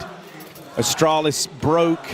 It suddenly put that horrible spot at Limelight onto Astralis instead. They cannot afford to fall down here or else the comeback was all for naught. Does that lower the risks they're willing to take? Do they try and play safer? Or in this more limited round, is that where you have to take the risk? These are the decisions that HOOXie's having a way up right now. So full upper exec into the two weakest players of this Astralis team right now, Yabi and HOOXie. Next to no individual output from Yabi so far. This could be his moment to save it, but he's smoked off. It's HOOXie alone. He's stuck in the bomb site. Molly lands well, but he's on their head. They don't know where to go. They don't know where to look. 2 kills, bomb lose. HOOXie holds his own. Can his team step up to the task to keep this round up for Astralis? Maybe not. Wonderful with the rifle. Opens up A, and Na'Vi in a 3-on-3 need to plant. Molly slows the roll for a second. Oh, Stan with an important pickup. Offenman left on the extremities, saving. Knocked out after the first. For Stare and Device, they're risking everything, all the money in going for this, but it's the 2 top performers for Astralis. You want to believe that if anyone could do it, it's Device and it's Stare. JL left as the man to beat. All that stands between Astralis and tying this up once more, keeping themselves in nuke that much longer. He's got him past there, but not for a second time. Huge clutch. Astralis still have fight left in them. Oh, Stare is thanking his lucky stars out on Silo behind. And JL just misses that millisecond timing as the clutch seemingly lines up for him. Astralis continue to battle back. As we trade these rounds back and forth, it's easier for T-sides to sustain them, especially when Na'Vi are the ones blessed with any type of loss bonus, right? And so Na'Vi will continue to field these purchases. They will continue to field buys. For Astralis, it's more claustrophobic.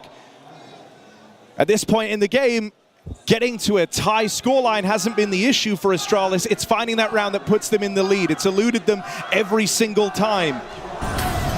And that pressure of the money never goes away. It never gets better. You're going to be feeling this to the end of regulation if you're Astralis. Ooh.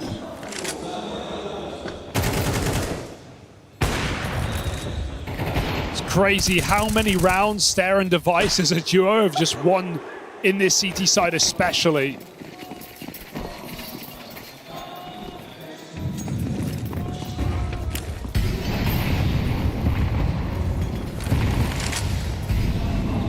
A pressures in, but Na'Vi are not going to make a fast move in a round like this. They are the one with the depth. They are the one with the time.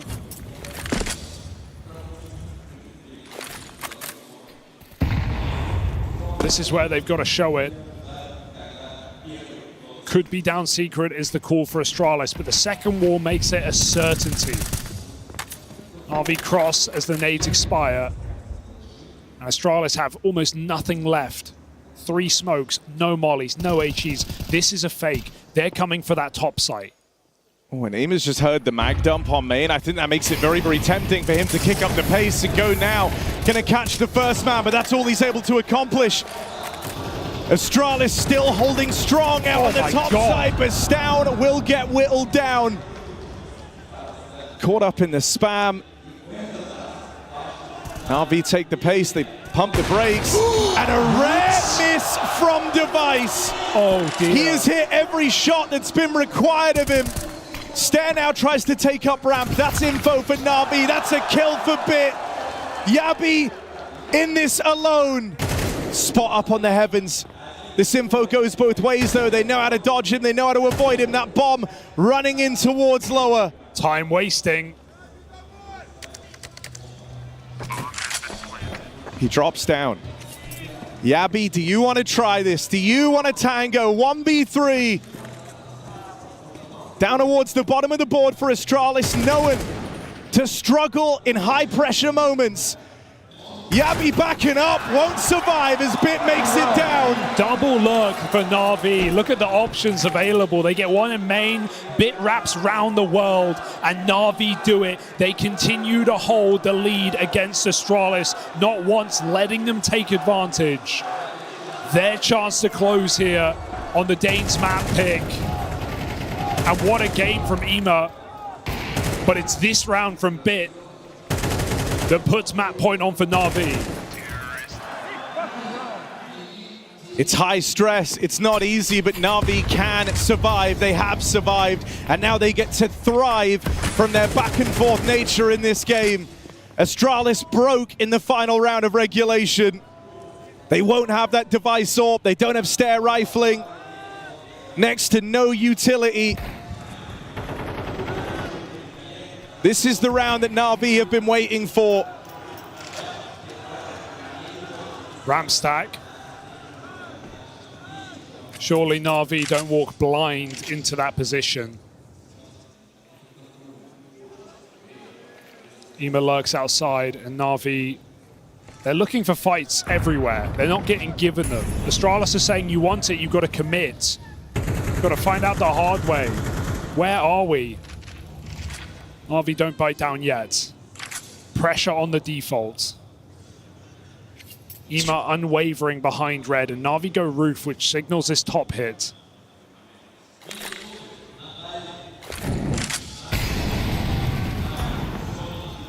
Bit trying to move out ramp, but he is a cautionary measure here.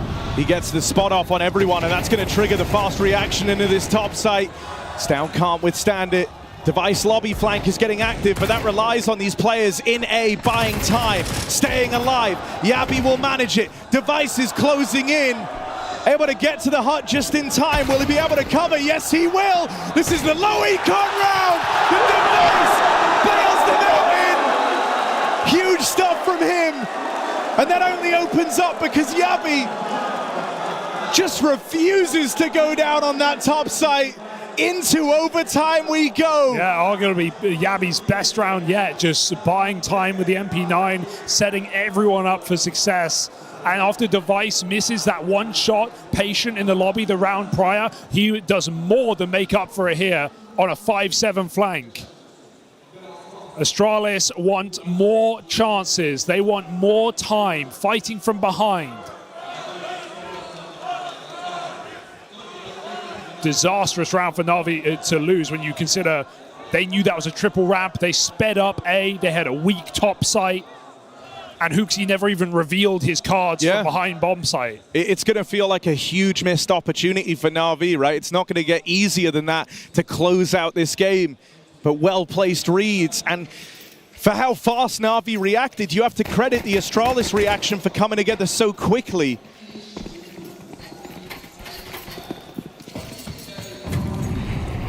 You know, it's one of the most prolific system teams in Counter-Strike up against the squad that have had 9 days of practice and the 1 day off between making it to the playoffs and ending their group stage run.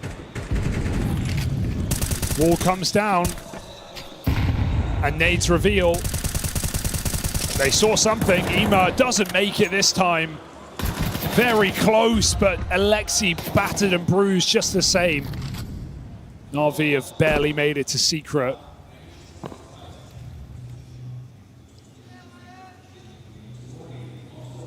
Stown's already rotated lower to stop him from going too much further. This is suddenly a very difficult round. Na'Vi plunged into darkness. Device and stare on ramp, that's too much. But it will come to them. JL is holding for the ramp swing. For how long? Doesn't matter. Peak with conviction, add a device, and sure, they're going to feed bit one, but it's more info at least. still get to maintain that advantage, and you know about a lobby presence for Na'Vi. Stan's been very patient here. They can root single door, but if they plant open, he can stop this and win the round right here. Na'Vi, no other option but swing that door and hope.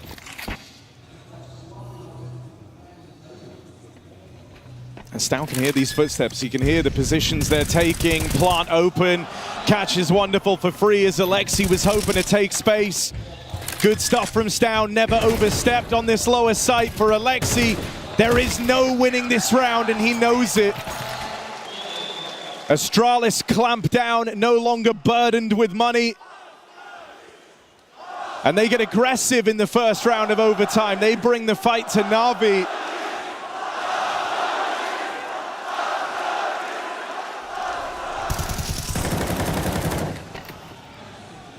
First time Astralis have held that lead now since that 4-1 beginning to this game.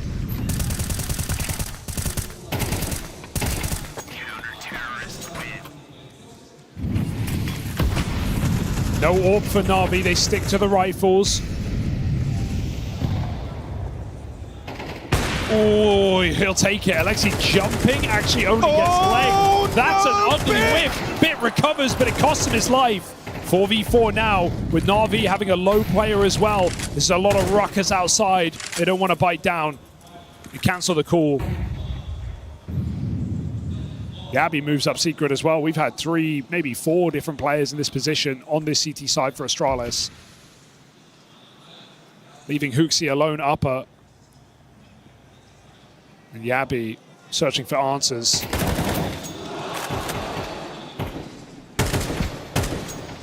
Return of the Wolfpack. Stan and Yabi out in the yard, playing off of each other, fighting in tandem.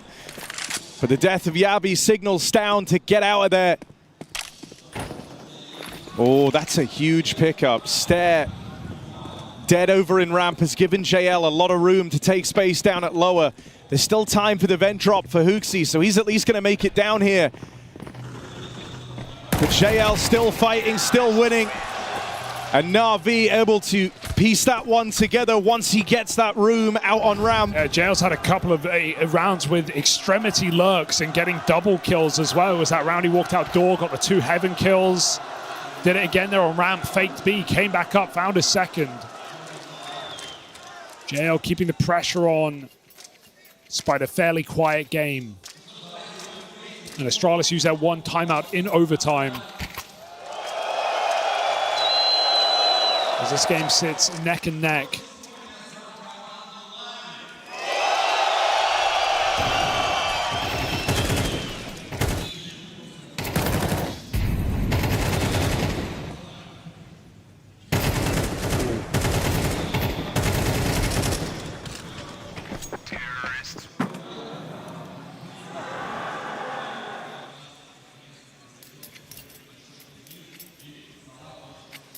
Stauner's caught up. He's overtaken Device and Stare. Second in the server. Going aggressive outside, punished by Bit. Ever present in this silo position, just the same as last round. And this time as Na'Vi get the kill, they speed up, they go B fast.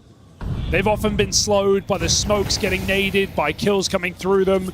This time they have full control. And that bomb, oh, it tanks the molly and Yabi just spams him. That was Na'Vi trying to go for the plant. Instead, they lose 2 players. That's a huge spam. And now things go from bad to worse for Na'Vi. Ima might have made it down here, so he's been controlling the vent, but it's a numbers game at this point for Na'Vi. Don't have the resources to even hold on to that vent drop forever. Alexi will need help when it comes time to take in this bomb site, and so with Device already here, strong position on the AWP. This shot, though, lends a bit of room the way of Ima. Stare next in line to take up this ramp angle. He's got a teammate to support him. It was Yabi's double that gave Astralis the fighting chance in this round. Now just Ima left to beat, and he won't come close. Astralis winning out this first half of overtime. Stare keeping up appearances all game long. Stan rising up the board, and Yabi now joining them. Yeah, the issue is we're getting more players switched on for Astralis as time goes on, and for Na'Vi, they're getting quieter, they're getting colder. Couple of entries. but no closers here for Na'Vi.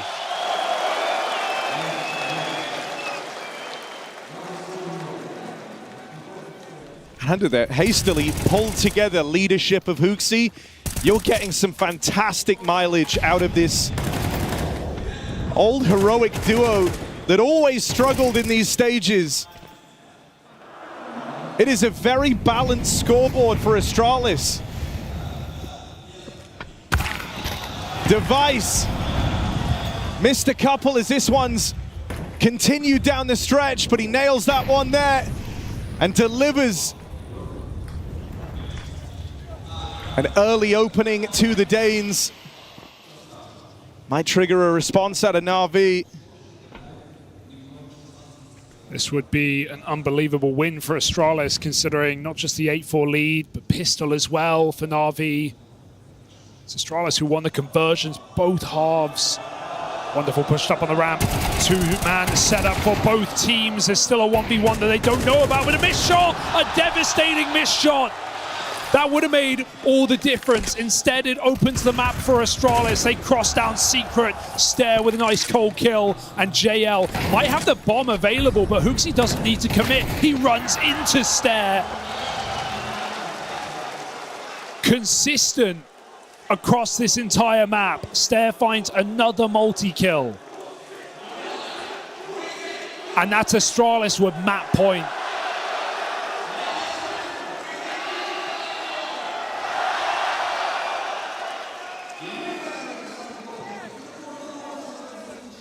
Na'Vi right now feel like they're living in a nightmare. All game long, the story was Astralis might be able to catch up, but they're never in the lead. Well, they've pulled up now with 2 chances to take this game over the line. It was Na'Vi with the first chance to close. It was them at 12-11 up against a low buy. Yeah, God, don't remind me. And they couldn't do it then. Well, now they've got to showcase some resilience, withstand this into another overtime. Yeah, I'm not going to jump the gun and say this game's over or anything, right? You know, we know who we're up against, but at the same time, I think note must be drawn to Stown continuing his group stage form in this matchup. He started cold, no denying that. But as the game has gone on, his impact has reached. He's joint with Stair. And it's just this idea, you know, you can forgive a slow start if you finish strong. And that's been the story for Stown, even in some of those group stage games. That's kind of the thing he's been in search of his whole career. Well, can they close a map they should have no business to be in on a HOTU-led T-side? Wonderful's AWP. I don't think his score tells the full story. Some awkward misses in crucial moments that Na'Vi cannot afford. Ema starts lower, playing for information. Astralis creep 4 players down Secret. Yabi's going to lurk out ramp. And Na'Vi don't know, but they're about to find out. Ema with the spot. But Astralis have some serious real estate. Ema feels so boxed in. Ramp lurk wins. Then rotate stopped, bit by bit. Na'Vi drip dry, disappear in front of our eyes. It's Astralis on the stage, taking a win in overtime.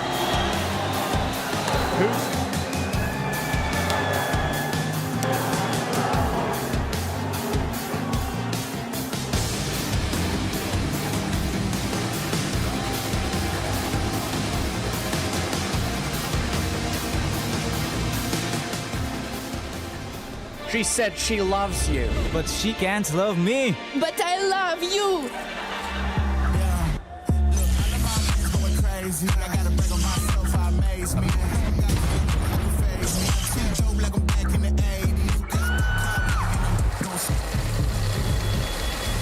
I won't play window anymore. What's going on?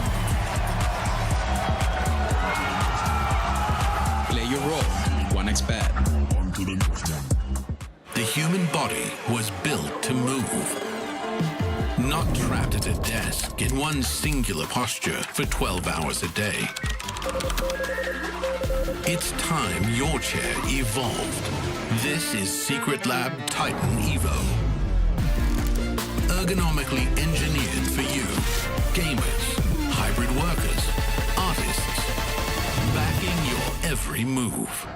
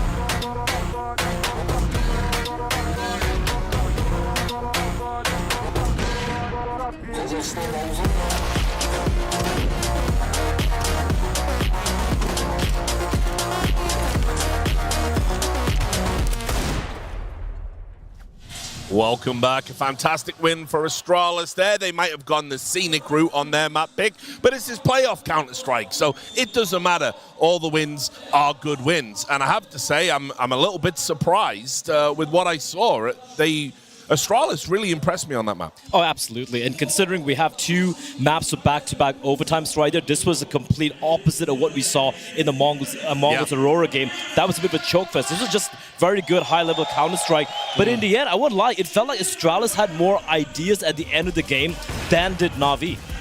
I think it was a very fun game, first of all. And I think for Astralis, the main thing was they won the key rounds at the beginning of halves. You know, they started 4-1 in the first half, 5-1 in the second half. And after that, the struggles came in. But that's how it's going to be for them. We said they're not going to have too much depth. Na'Vi is obviously the more experienced team. They're going to have the deeper playbook. It's obviously going to be messy for Astralis. It's not going to be clean, but somehow they managed to get it done. That's the most important part. Yeah, a couple of points I just want to highlight as well, because if you look at the tail end of regulation, it was down to a lot of the individual plays of the side of Na'Vi. We keep talking about a system, but honestly, the reason we even went to overtime was because we had Immer that one round just running outside, getting 3 kills at will without any help from his teammates. We just saw JL as well getting a 2K up a bomb site. So surprisingly, it was kind of the individuals who stepped up for the side of Na'Vi, but in the end, it did seem like Astralis just had the mental edge, I guess, going into overtime.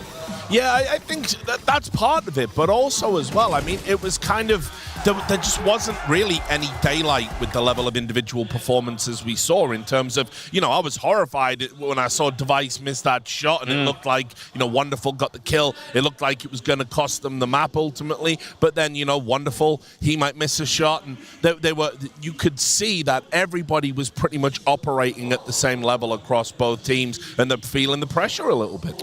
Yeah, and I think for Device, he's had such a great game, but there was that round and the round where Ima gets a triple kill. Device is waiting for him and sort of just falls asleep a little bit, doesn't fire off a shot. So he had a great game, a couple of frustrating rounds. Luckily, his team was also there to deliver, right? We mentioned Stair. He had a great map, especially in the first half. You know, some of the early rounds that were absolutely key, he had a lot of impact. And it's got to be said, what they did in terms of game management with, you know, like, let's settle down. Like, they were still laughing on Astralis when it was like 11-11.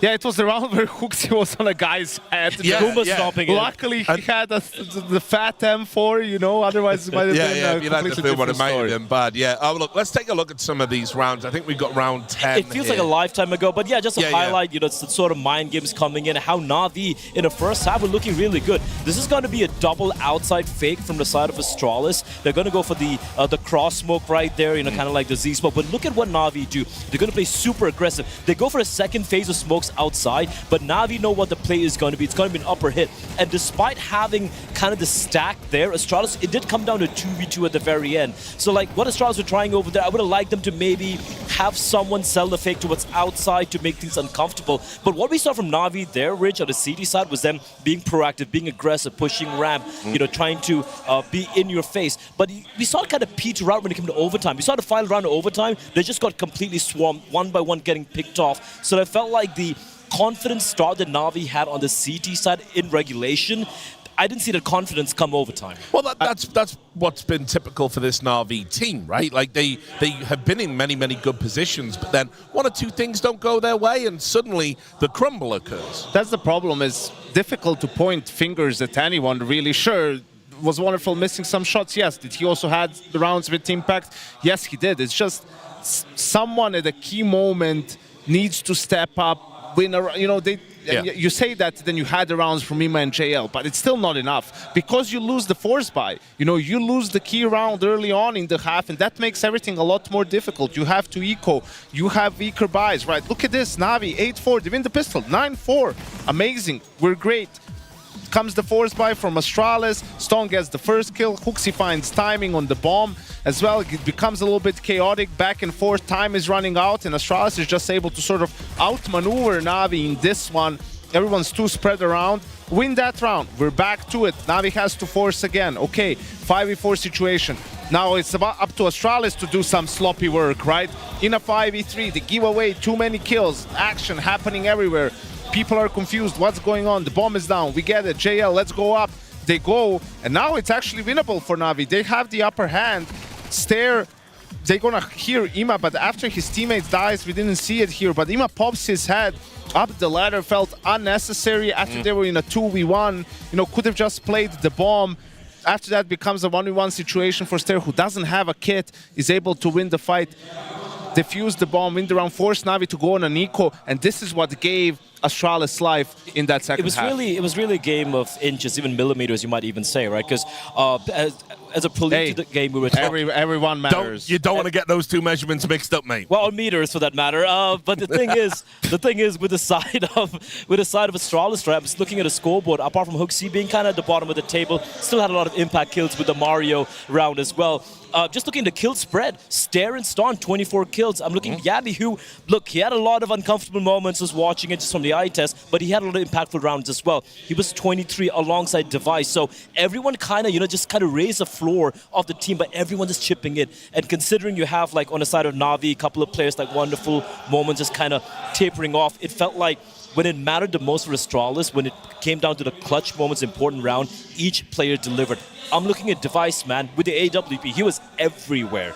Pushing through Squeaky, just going for the aggro plays outside, just playing fearlessly. So, yeah, great job from Astralis in the end there. Yeah, I mean, that's an interesting point that we can just explore a little bit while we've got time.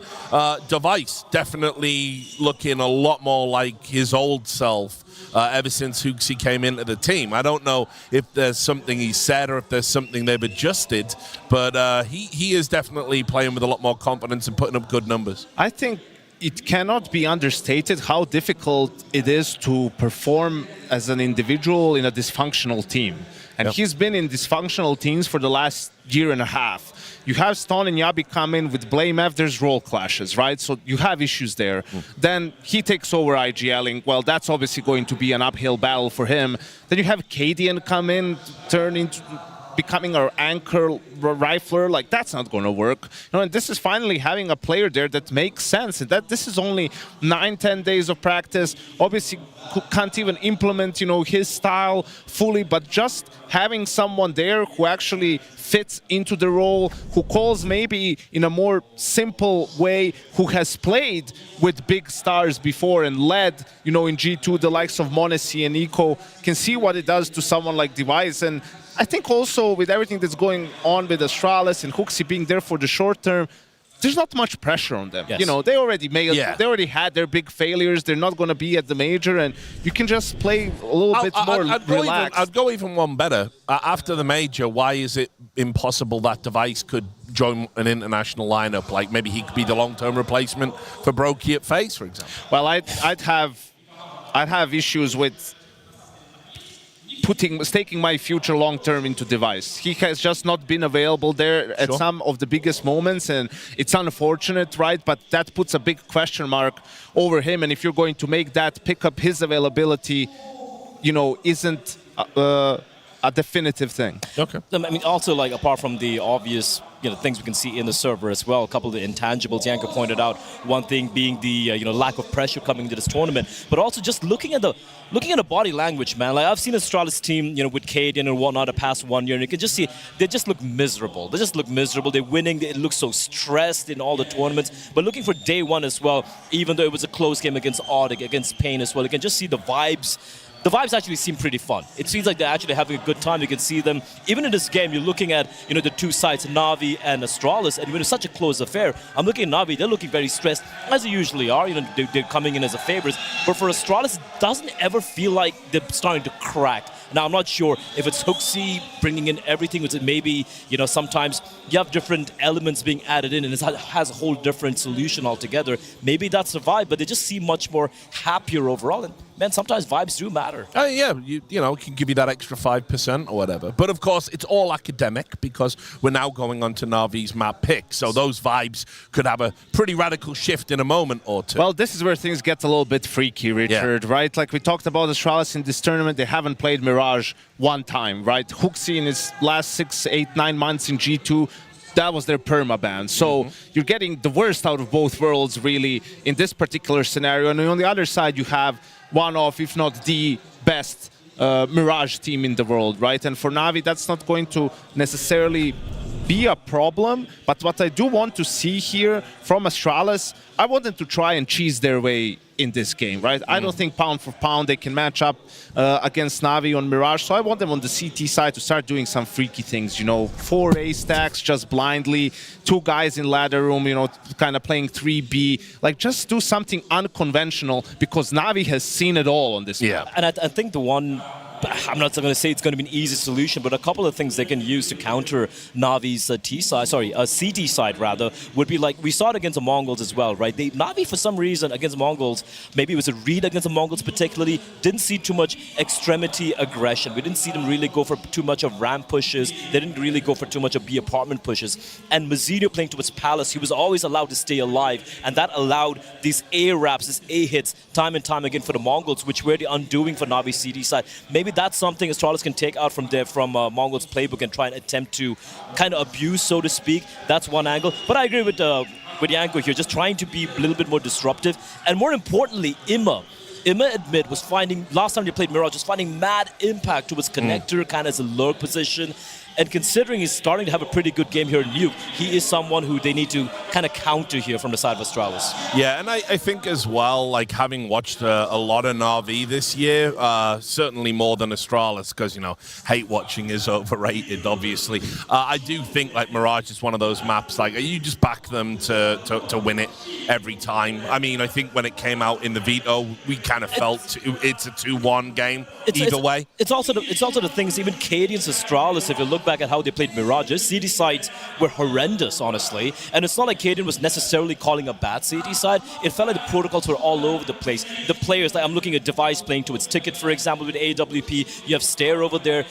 There just seemed to be a lack of cohesion in the way they're playing setups. Like, Device didn't play Mirage for, like, how long? Because, I mean, it was Astralis didn't play it either back in with the end of the good Astralis. That was a long time ago, Rich. And then he ended up on NIP and had to play it. And then, obviously, you know, they came back and like that you was say, NIP. Yeah, exactly. And that was NIP. So whatever. Are you even playing it at that point? Because it was the bad NIP.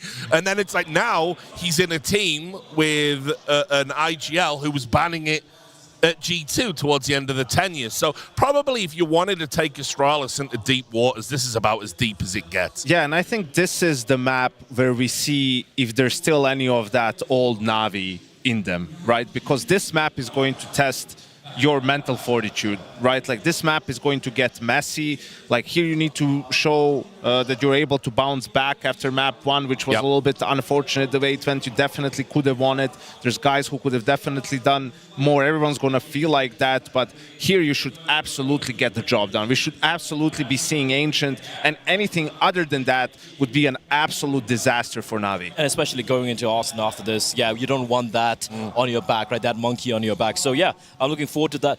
I do want to highlight a couple of players. We already touched upon Immo on the T side for Na'Vi. I'm looking at Wonderful, CT side. We had some hits and misses here in Nuke, that's fine, but he was pivotal in that game against Mongols to even get it to 13-11, right? So if he doesn't get activated, I don't know, like Na'Vi, question marks can be raised. I mean, for me, I think, again, having watched a lot of Na'Vi, like, Bit is the player that typically tends to take over for them on both sides. And so, maybe Wonderful gets a little bit of breathing room. I just feel sorry for the kid. I think that, there's nowhere to hide when you're on a roster like Na'Vi. But, like, every miss he makes gets just highlighted. So we're going to see how it pans out. But for now, we are going back to Harry and Hugo. Yeah, shocking win to open up this quarterfinal for Astralis, showcasing resilience. But this is where, the true limit test to this Astralis squad lies. Na'Vi pulling up here. It's going to be a matter of shaking off the rust from that first map, getting over the comeback, and focusing up, because this very much is the Na'Vi home map. Yeah, there's no excuses, as the Des said, for Na'Vi on map 2. They may have just dropped the ball near the end of Nuke, but this is their home map, this is their go-to, and this is one that Astralis don't have the same level of experience on. But we're getting in. A Mirage T-side start, hoping for more of an Ima masterclass. He put up a great game in the previous map. Na'Vi breakout middle in this pistol. A focal point of these T-sides, no doubt. Nice. Wonderful P250 in the pistol round. It's a bit of a signature for him. 2 kills to the good already, and as far as he's concerned, he has won this pistol for Na'Vi.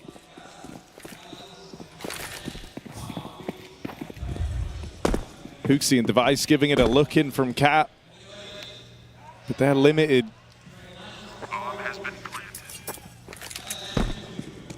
And so a dominant way for this one to start. Yeah, I don't know how JL even caught that window kill, because he was looking the wrong way when that smoke was fading, but a big round nonetheless from Wonderful and from JL. Look at that. Fadeaway shot to find Na'Vi a pistol. I think it's crazy to look at the kill differential in that previous map from Astralis. We had every single player, bar Hooksy, so 4 out of the 5, 23 or 24 kills each. By the end, everyone had had their moment. Everyone had won a big round. A late game from Yabi. A middle game for Stare and for Stown, and Stare and Device were top from the start.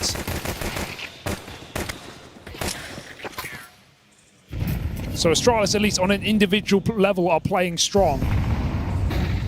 Yeah, I mean, the only kind of consistency you had among these individuals was that they were consistently disappointing in the past, right? Like, you would get guys like Stare kind of consistent, but still was never a star. That was a great showcase of just everyone feeling good. Even now in this force buy, it's a little tenuous. Hooksy heats things up. His 5-7 delivering. Finally bested. Oh, they're burning. He ran back. Only just survives. That has really sold, Stare's position though, right? You think you've just forced Device away. Stare now unaccounted for, allowed to worm his way in with the Deagle, and these pistols are still keeping it exciting. It takes Wonderful to stop him. 3 kills deep in this anti-force buy. The hopes of Astralis now rest on the shoulders of Stown. Na'Vi have just started considering this, and there's the jump check to confirm their suspicions. Stown tries to barrel on out through the window, and will be reminded Wonderful nailing shots to open up Mirage. Yeah, what a reset. 3 in the pistol, 4 crucial kills to stop that force by victory. Clean pre-fire on HOOXi backside. Much needed conversion on the pistol. Na'Vi got neither back on nuke. Astralis always 1 out by the time we'd hit that first gun round. 4-1 up the beginning of that game. And Na'Vi won the pistol, but Astralis won the force in the second half of nuke.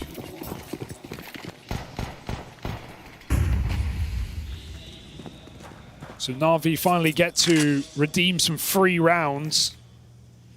Or so you'd like to think.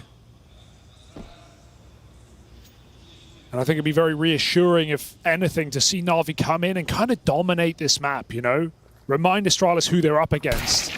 Ooh, this is Team of the Year 2024 with 3 different players gaining accolades, be it in-game leading for Alexi, anchoring for Big, closing for JL. These were the stars of last year. So it's time to show it. Remind Astralis who you are. Remind yourselves who you are. Overwhelming B split in this round, and simply done. Na'Vi look to keep 5 up.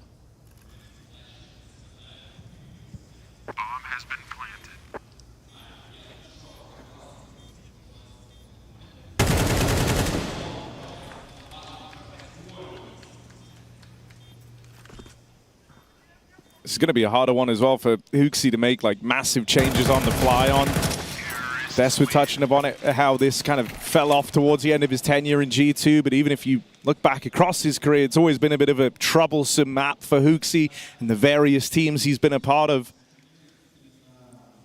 And as good as it was to see him perform back in the group stage, like, you want your stars showing up here, you want your other individuals, and they certainly did on nuke, right? I don't need to remind you. Yeah, it's where they're going to have to uplift him a little bit, This right? is never a map where HOOXi's going to come in and carry you.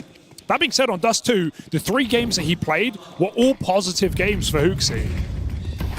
But second banned out here in this series. I think, like, for Na'Vi, they should be hoping for a far more dominant showing. Yes. And that would be needed, I think, just to switch everyone back on for the series after how Nuke went. Right now, it started very strong. Ema doesn't know about their second player, though, so Yabi could activate in a few seconds if he has the balls. Try and get an underflank in, because Na'Vi soon will be splitting that A-bomb site. And the fear from Astralis is creeping. They've left it. I mean, look at Stair. He's rotating out right now when they have B apartments. This is going to give the whole map to Na'Vi. They just walk out ramp. Window boost. And Astralis just can't be surprised. It's going to happen. A consistent piece of this T side. Backs turned. Dead men walking. Bit looks for 2. The trade should be inevitable. Yeah, wonderful lights out right now. What did he do between maps? Yeah. Oh, and Alexi even low on health, but still taking off heads over in mid. It's left on 2 device.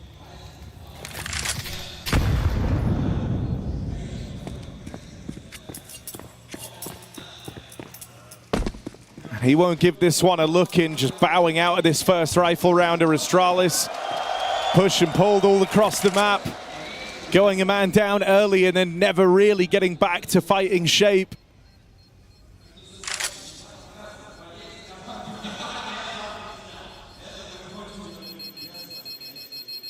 Good to see Wonderful stretching his legs, though, coming into this second map in an altogether different form.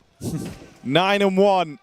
It's the conversation around him is so weird, right? Because last game, you look at the KD, he actually did pretty well. He actually had some impactful rounds, got some multi-kills, had that rifle entry double up on the top site in a crucial money round. But then you look at the shots he misses, and it's a whole different story. It's more of an issue of consistency. But a damn good showing in these first 4 rounds of play. Stride's going to try to put this AK to use, but look at the pace. Ema is already by connector. Does eat that Molotov, and it's going to check device, but it doesn't matter. Covered by HOOXi. Alexi again, sharp captain, fires back with 3. And they know Huxi's out under as well. So Na'Vi just slaughter Astralis in middle.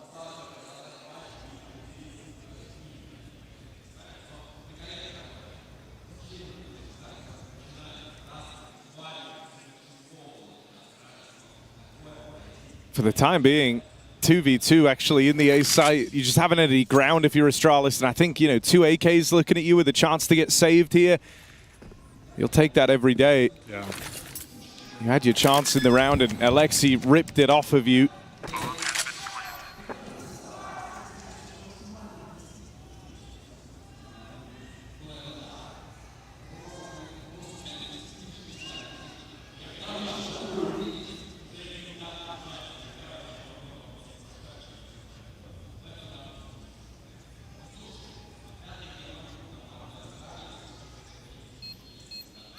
It's already, you know, very, very promising signs for this Na'Vi resurgence.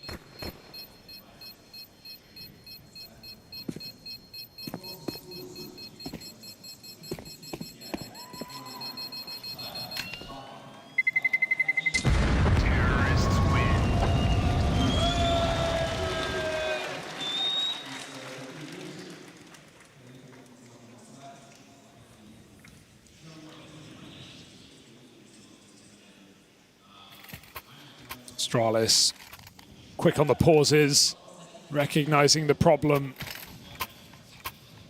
But it can be difficult to find the solution with the breadth of the Na'Vi playbook. Does Astralis want to commit to the mid control?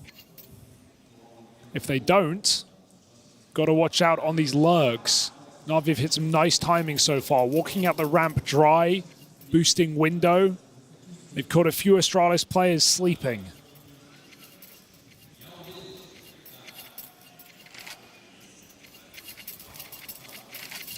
Some pretty good mid spawns here for Na'Vi as well, most of them on the mid side.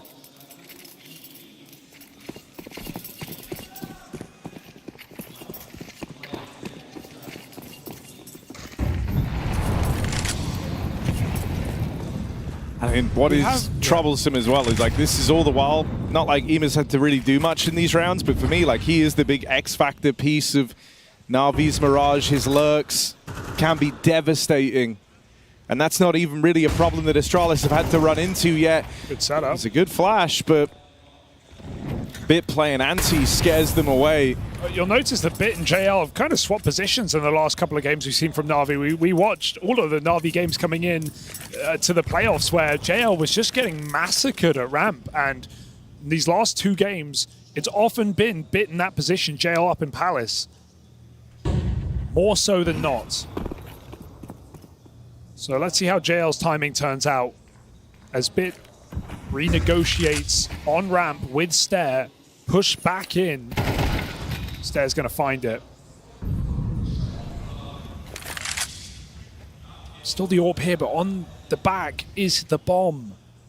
So Wonderful is actually calling for help from JL to come back. Meanwhile, that mid boost is in. Stown gives one away for free. Alexi spotting an elbow. There's that EMA mid lurk getting activated. As mentioned, Astralis haven't really had to worry about that yet.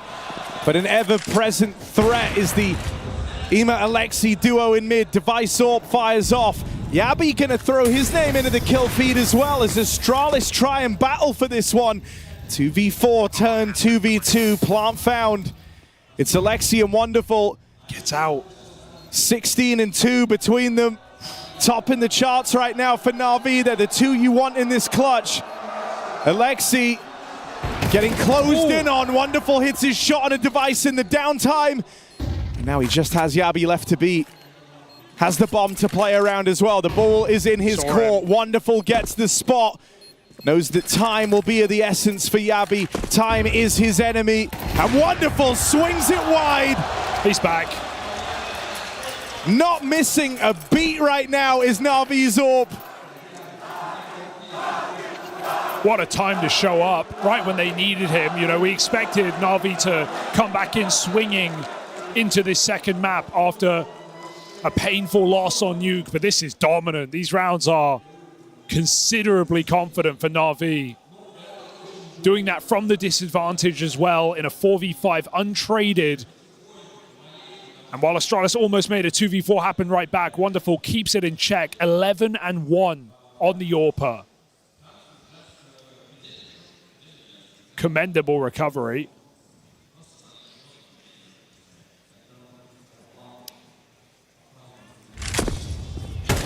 Ooh. Scary. He makes it out under. Ema doesn't seem to care. That's an adjustment, and he still gets the kill. Can Alexi find a trade? Pressured on the top of middle. Unbothered by it. Meanwhile, his team are grouping B. Already done a great job of just pulling so much attention away from the bomb sites. A missed shot from Device. And Na'Vi will start to spill in. There's Wonderful another. just continuing this reign of terror on his AWP. Gotta save. You're locked out. And that's how a lot of these rounds have felt for Astralis. Their third save in the game.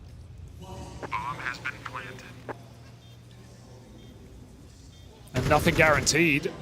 I mean, HOTU will die here, firstly.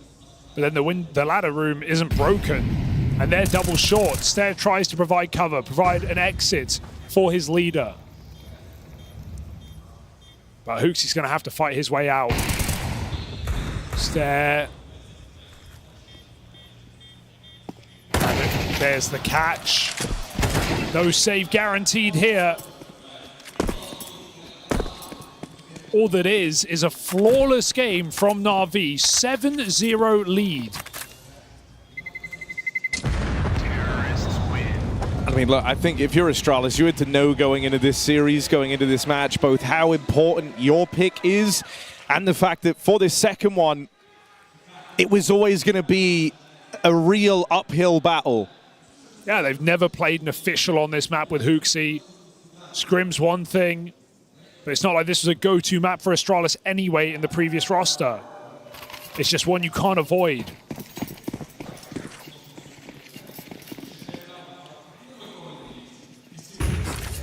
I don't know if anyone saw the wonderful 12 KD coming. But that has helped make this feel even more an impossible feat for Astralis. Alexi, second performer as well, has had a couple of multi-kills in middle. This is more what we saw in the group stages from him. The top-rated player for Na'Vi in the tournament. His best event rating of all time. And what a time to have it. Warming up for what they hoped would be a matchup versus Spirit in the final. But as we've learned today, you've got to get through the Danes first, and that is no easy feat. It's down on the ramp push. What a shot for JL. Barely gets time to react. And no real info to work off for Astralis. It's just Stare and Spawn, the one gun to rule them all.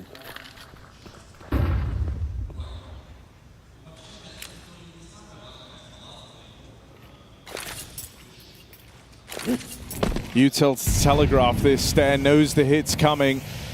Flings himself out behind triple. No flash available to help Stare here. He's fighting entirely alone, relying on good timings and quick reactions. Stare offers up a double. Yabi now alongside him, and Stare just won't stop. Finally brought down by Wonderful, who's looking invincible right now. Can anyone stop him? HOTU can! An unlikely member, but he gets it done off of the trade. Nice clutch up for HOTU. A much-needed round for Astralis in the hole after an excellent sequence again from Wonderful. Just a little bit too far this time.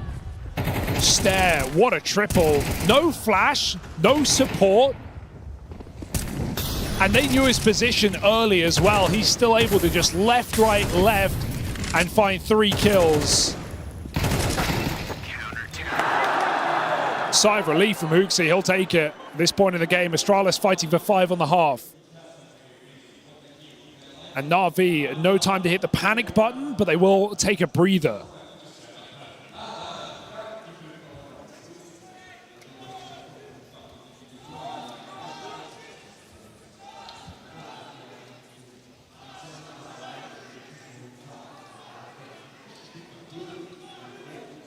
I mean, those numbers do a good job of displaying the kind of difference in the experience of these squads on this map.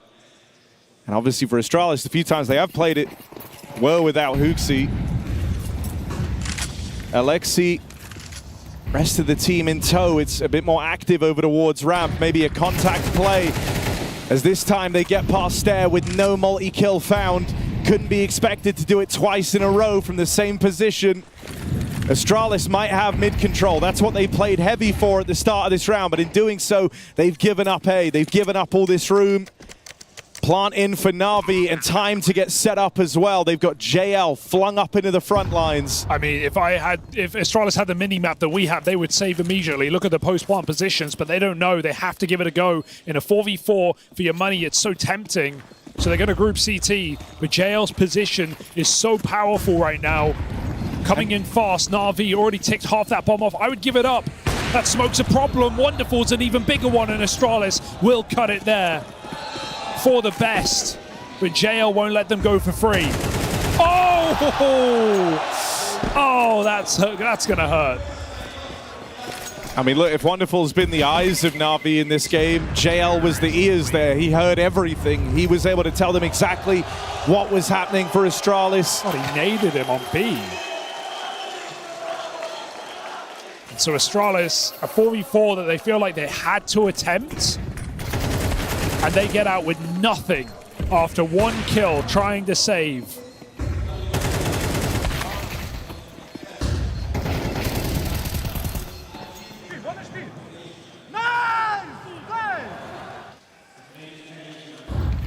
It's down Hero Orb, device Hero Mag 7.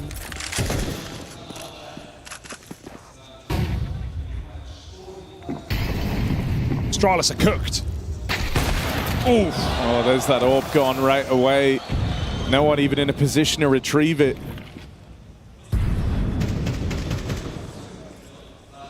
Uxi's going to try.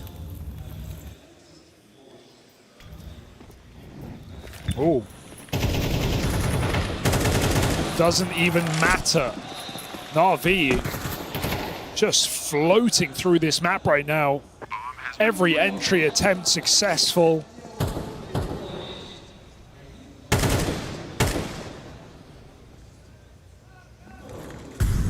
I mean, look, we knew coming into this, Na'Vi had far more tape, far more to go on here on Mirage. Even then. And we wanted to see a reset from them, right? We wanted to see them kind of level up here on home turf of Mirage. And they've certainly lived up to that. 9-1, storming the board. It's not even close.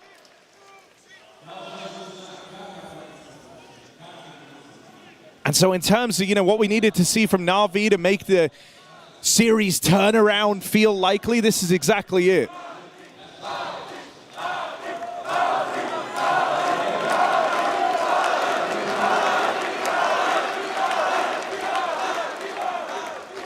I don't know what kind of timeout you can even call here, just trying to break the momentum from Na'Vi.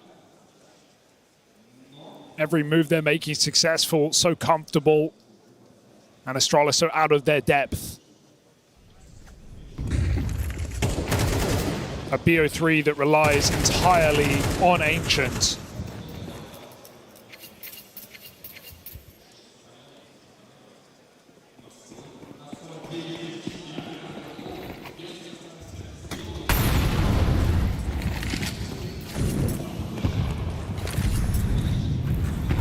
Close ramp play. This is often hit the flash well, but Bit is anti.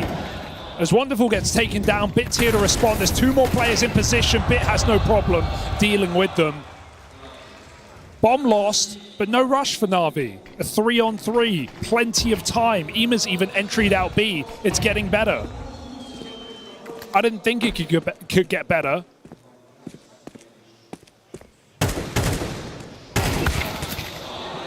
It's a pretty big pickup for Yabi, but you can see the effect that that one kill had, right? It's fully misdirected Astralis. They left A open. And so Na'Vi are going to get in with no contest, no fight. Bomb plant found. Oh, brutal set of util to force device out into the open. And Yabi's cut down. Na'Vi's woes might be a mirage after all. Well, if you were here in Astana for Na'Vi, this is what you wanted. This is what you're getting. 10-1, brutal lead. And no room to maneuver for Astralis. Feels like no play is working. It's down 1 and 10. Yabi 5 and 11. Device 4 and 10.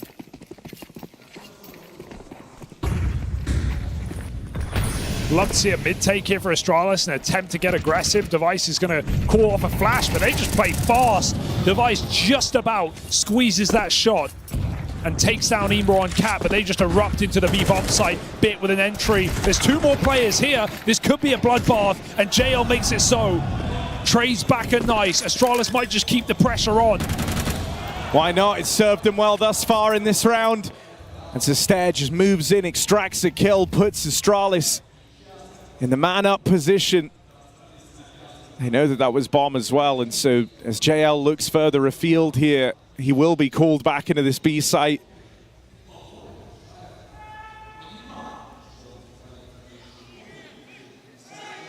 Seeming ready for the fights that lay ahead of him, JL, the one advantage to clearing out short as he knows both players should be right here still. Won't be enough. And so 2 rounds clawed back for Astralis. But such a huge gap between these squads on this map. Na'Vi have done more than enough of the legwork here to tee this up to be a 3-mapper. It's spearheaded by Wonderful all first half long, right? Very aggressive in his stance in this game. And that started from the pistol, dry fighting mid with a P250. And then the second guy that's been a huge part of it and kind of risen up the rank is JL. I mean, the kills aren't massive for Ema in terms of quantity, but also high impact, right? He got those window boosts off really early, constantly was a thorn in Astralis' side. Really annoying on the lurk, winning his fights in middle. Obviously, there's no one to really talk down on here when it comes to Na'Vi after a half like that. For Astralis, Stair wins them both their rounds. 3K on triple, 2K with a bomb denial on that B bomb site. That was all Stair. No one else to talk of for Astralis. 10-2. And Na'Vi just trying to sweep us into a 3rd map here. Don't see any reason why they shouldn't. I think there's probably some like weird, sick, twisted comfort you can find from Stair, like still keeping up his appearance from map 1 in spite of the very clear mismatch of these squads on this map. Yeah, that has been the only bright light for Astralis. Bit highlight. Right spot for him on the dual Berettas, and a dangerous man in this position. There's Wonderful back in the kill feed, and Bit will now get going. These dual Berettas firing off. Bit chews through Astralis, and Stair, try as he might. This isn't a game where you can be a one-man army, not versus this Na'Vi squad where everyone is pulling their weight. Pistol round secured, and that puts Na'Vi on the fast track to a clean finish. I think the most reassuring part of this game for me is showing that Na'Vi have the resilience and they are able to reset. We talk about this team and the mental and the ups and downs that come with it, and times where Na'Vi just capitulate and throw away big leads. Well, resilience is the name of the game. Losing a heartbreaking map back on Nuke, and then just coming out all guns blazing, swinging fists in the face of Astralis, in the face of a devastating loss. Na'Vi say this will take 3.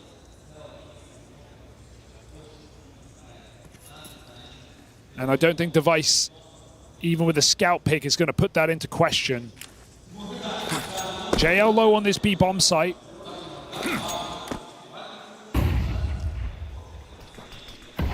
But Astralis aren't committing.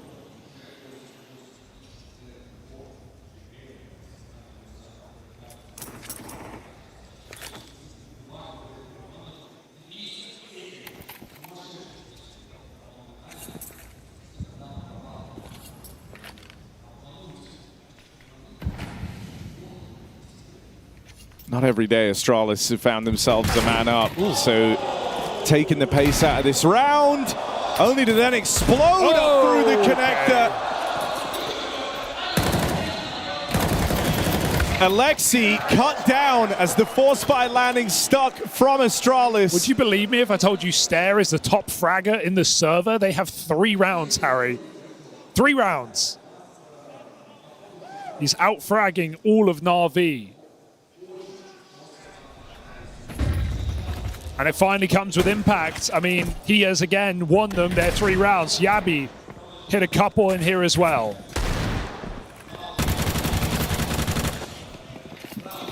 But you know Na'Vi gonna force. No rest for the Wicked.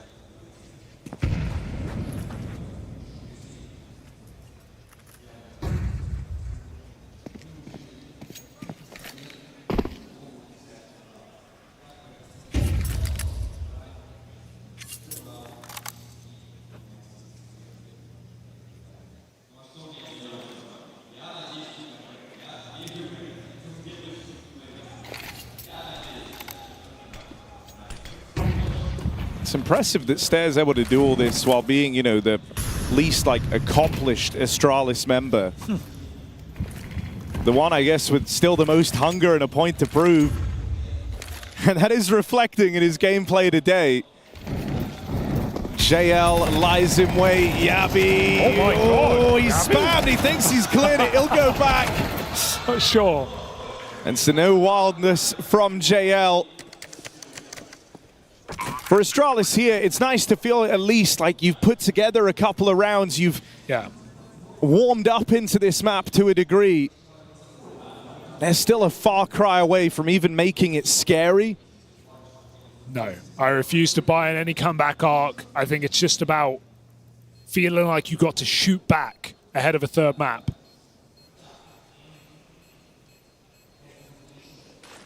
Na'Vi's close, inevitable. Even at this scoreline.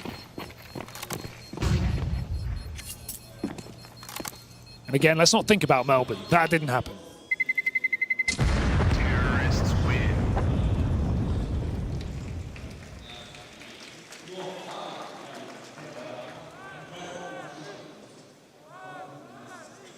Very excited for the prospect of Ancient as well. Some of the things Astralis were pulling off against VP were really, really cool, I think. Their B executes were super difficult to stop. VP found out the hard way. They had the stacks every single time. They couldn't repel that B hit. Missed Insta. Not the end of the world. This is only an eco for Na'Vi.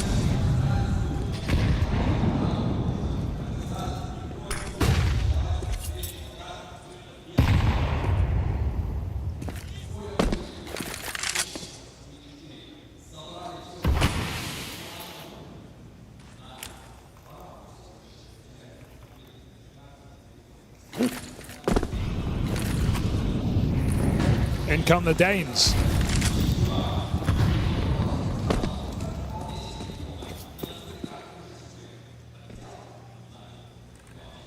Just going to see if you can extract some value in a round like this. 1 AK already thrust into the hands of Bit.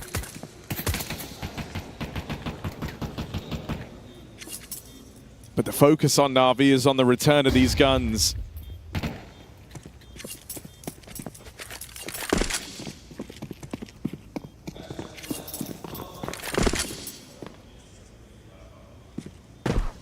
Ooh. Na'Vi will take AKs especially, making them a lot more lethal in this next gun round, but only Bit to get away. Notably, right, you're going to be lacking an AWP for Na'Vi in this first rifle round. Think about how pivotal Wonderful's been to this scoreline. So a limitation they'll have to work with. But they were aware of that. Long time coming. Timeout called in from Na'Vi. Even at this scoreline, still making sure they're locked in, right? Game's only going to get harder, so now's the time to focus up.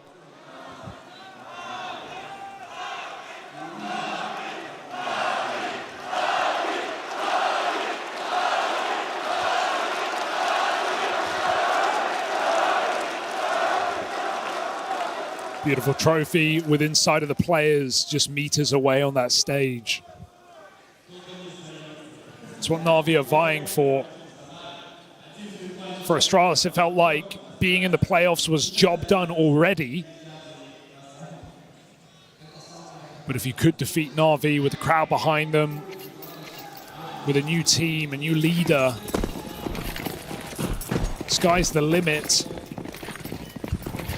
Or maybe spirit's the limit. I mean, we saw that in the group stage. It was dominant.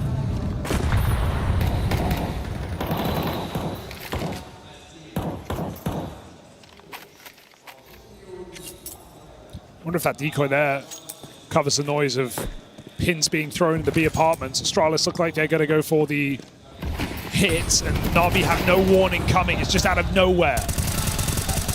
Yeah, contact on the approach. They do manage to get in, but they haven't cleared the site yet. It's still full of Na'Vi players. Even more of them starting to break through now with Wonderful linking up alongside his captain. He will fall after one, but he's done a lot of damage. Stown and Yabi both low. Device dead as the one guy with health. And no heroics offered up by these last two. Yabi is a dead man walking. It feels like it's only a matter of time. Na'Vi, the guns come out and they immediately move on to map point. That's what we were waiting for, right? Na'Vi having low money in these rounds, a few ecos. Astralis getting to get some confidence boosting rounds off the back of yet another Force by win. They've managed to do that 3 out of 4 times in this series. The guns are all it takes, and Na'Vi on the precipice of taking us to Ancients.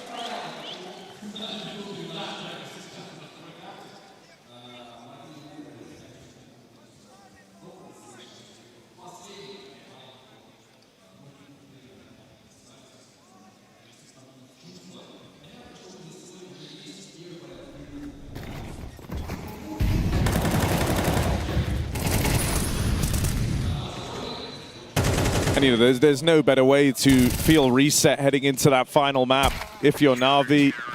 The fashion in which you kind of ran over this game. The faith in someone who had some awkward misses on your opening map. Someone whose miss felt like it was game defining and Wonderful, you know, now rising to this occasion. And so Device gets to bring out an AWP one more time on Mirage. But a far cry from putting it to use, handed a chance at that kill early. Ema has no reason to go back and fight for this mid control, not yet anyhow. So Device is going to have to create his own luck here on a walk up towards the connector.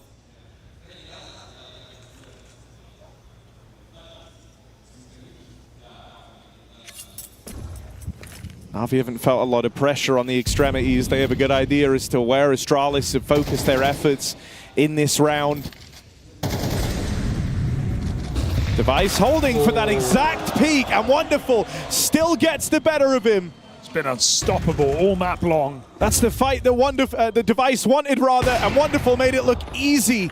Stare will continue to be the light at the end of the tunnel.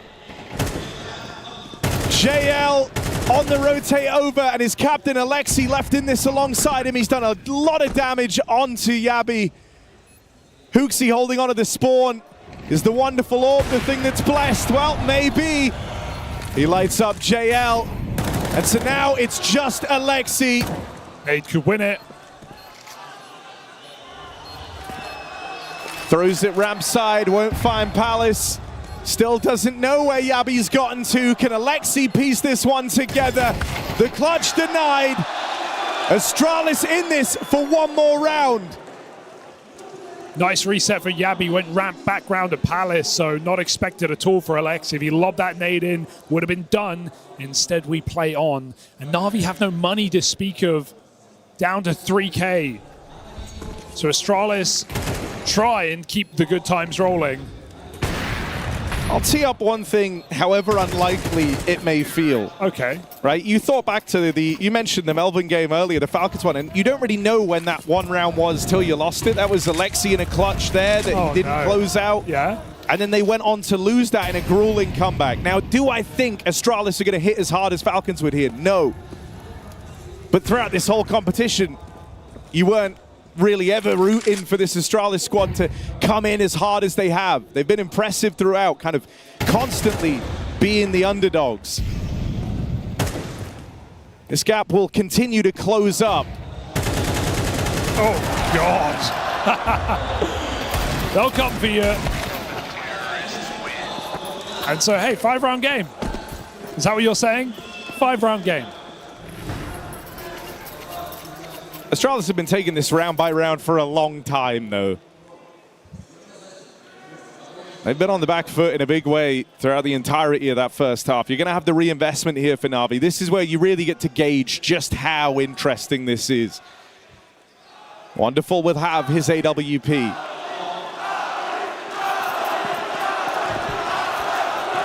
And everyone here is ready for Na'Vi to end this. They think this is the time.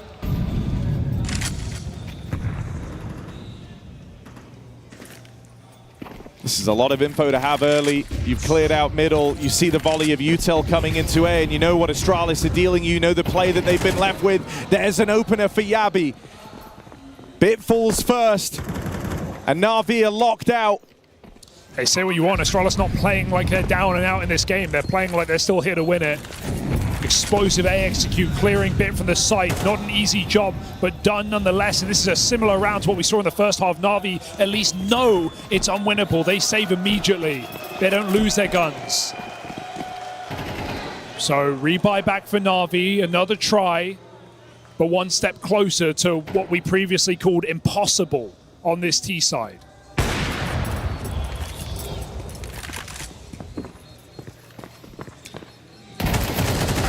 HOTU likes the mental warfare, though, and I think him seeing the save called there, while sure it is arguably the right play for Na'Vi, I think it shows to him that you are at a bit of a turning point in this match. Na'Vi are considering the long game here, right? Playing for the future, not looking to take the game over the line as fast as they can. They didn't embark on that 4v5, even losing a player as the doors closed on the round. Still enough cash to come through with the buy for Na'Vi. They have a chance to do it again. Now, who needs one round, though, right? One good call, one good stack. One time you catch the bomb in rotation with an aggressive play. Astralis really just going to set play their way to success.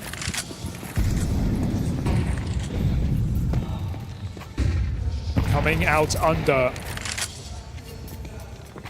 I also think so much hinges on it, on Stair, like not dying early. He has been the driving force behind this game. Great flash.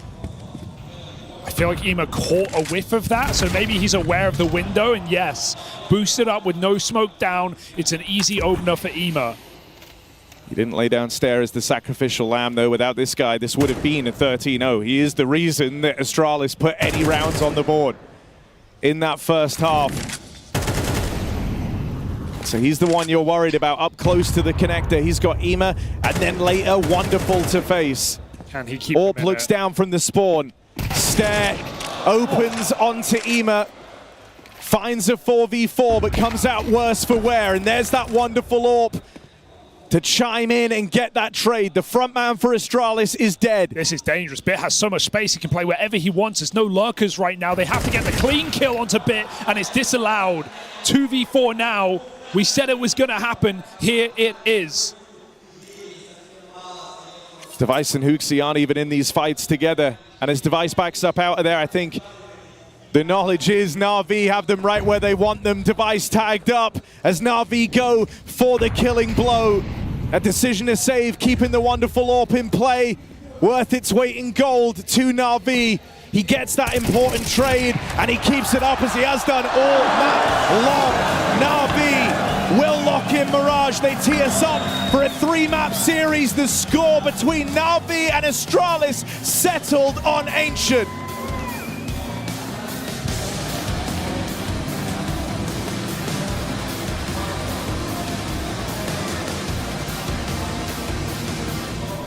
She said she loves you. But she can't love me. But I love you.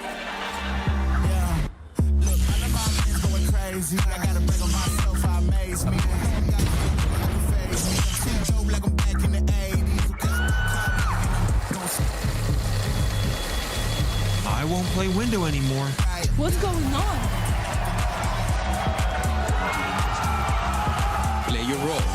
expert. The human body was built to move. Not trapped at a desk in one singular posture for 12 hours a day. It's time your chair evolved. This is Secret Lab Titan Evo. Ergonomically engineered for you. Gamers, hybrid workers, artists. Backing your every move.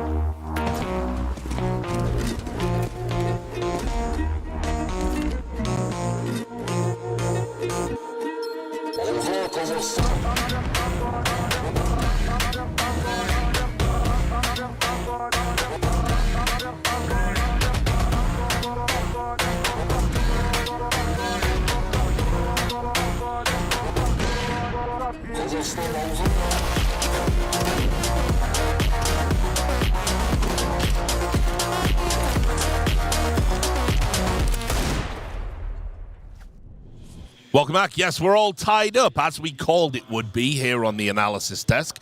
We did say Mirage was going to be a bridge too far for Astralis. Do we have any extra thoughts about that? Like, the comeback didn't feel real, and the first half felt maybe worse than it should have been.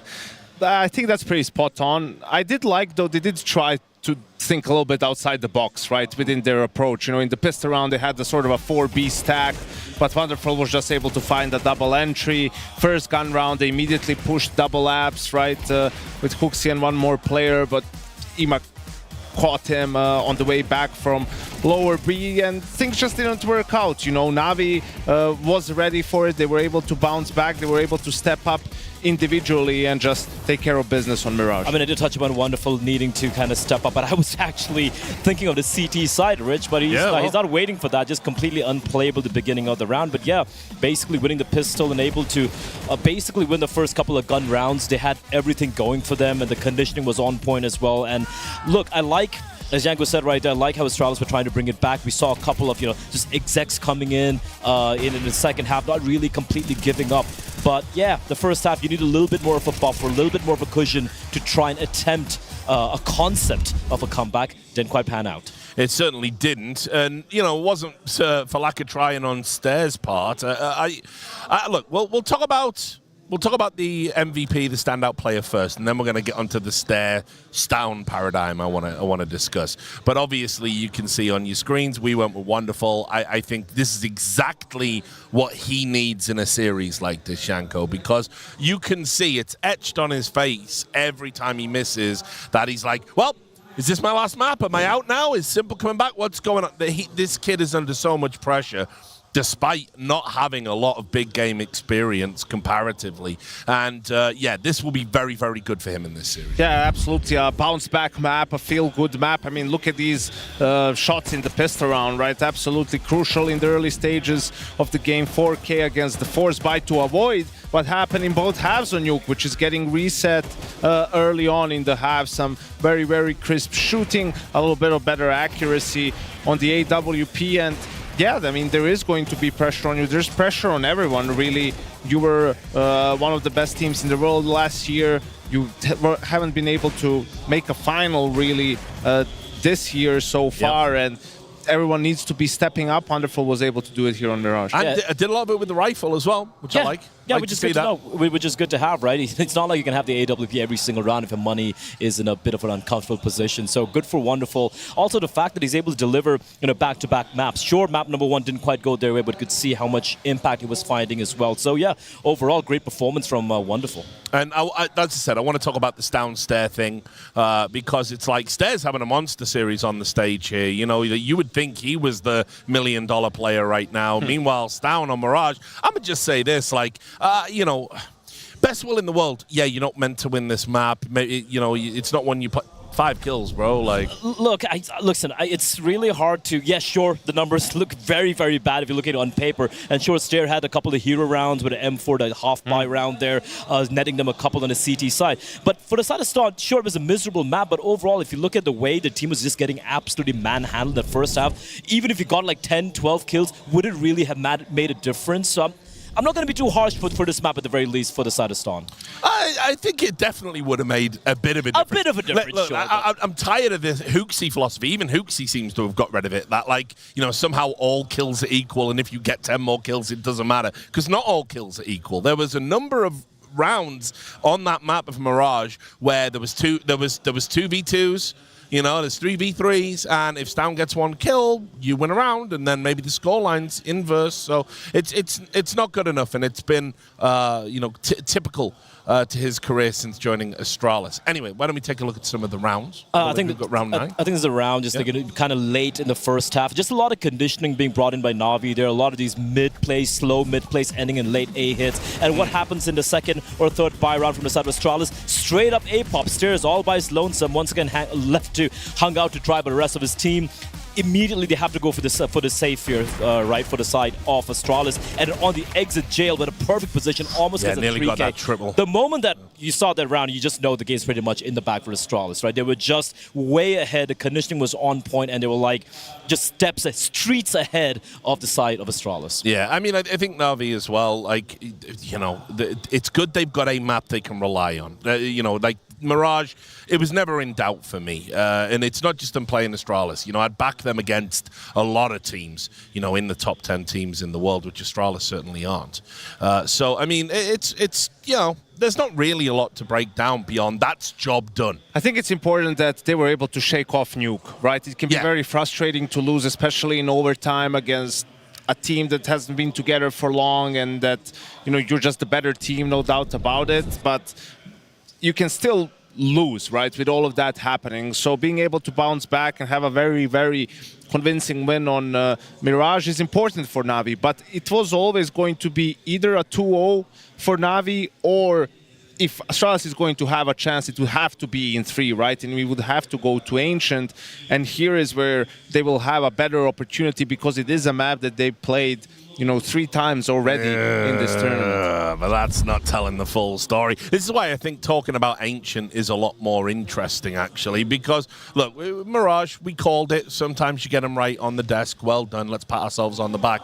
Let's talk about this. I'm going to put this right on the table immediately. I think this is a mistake.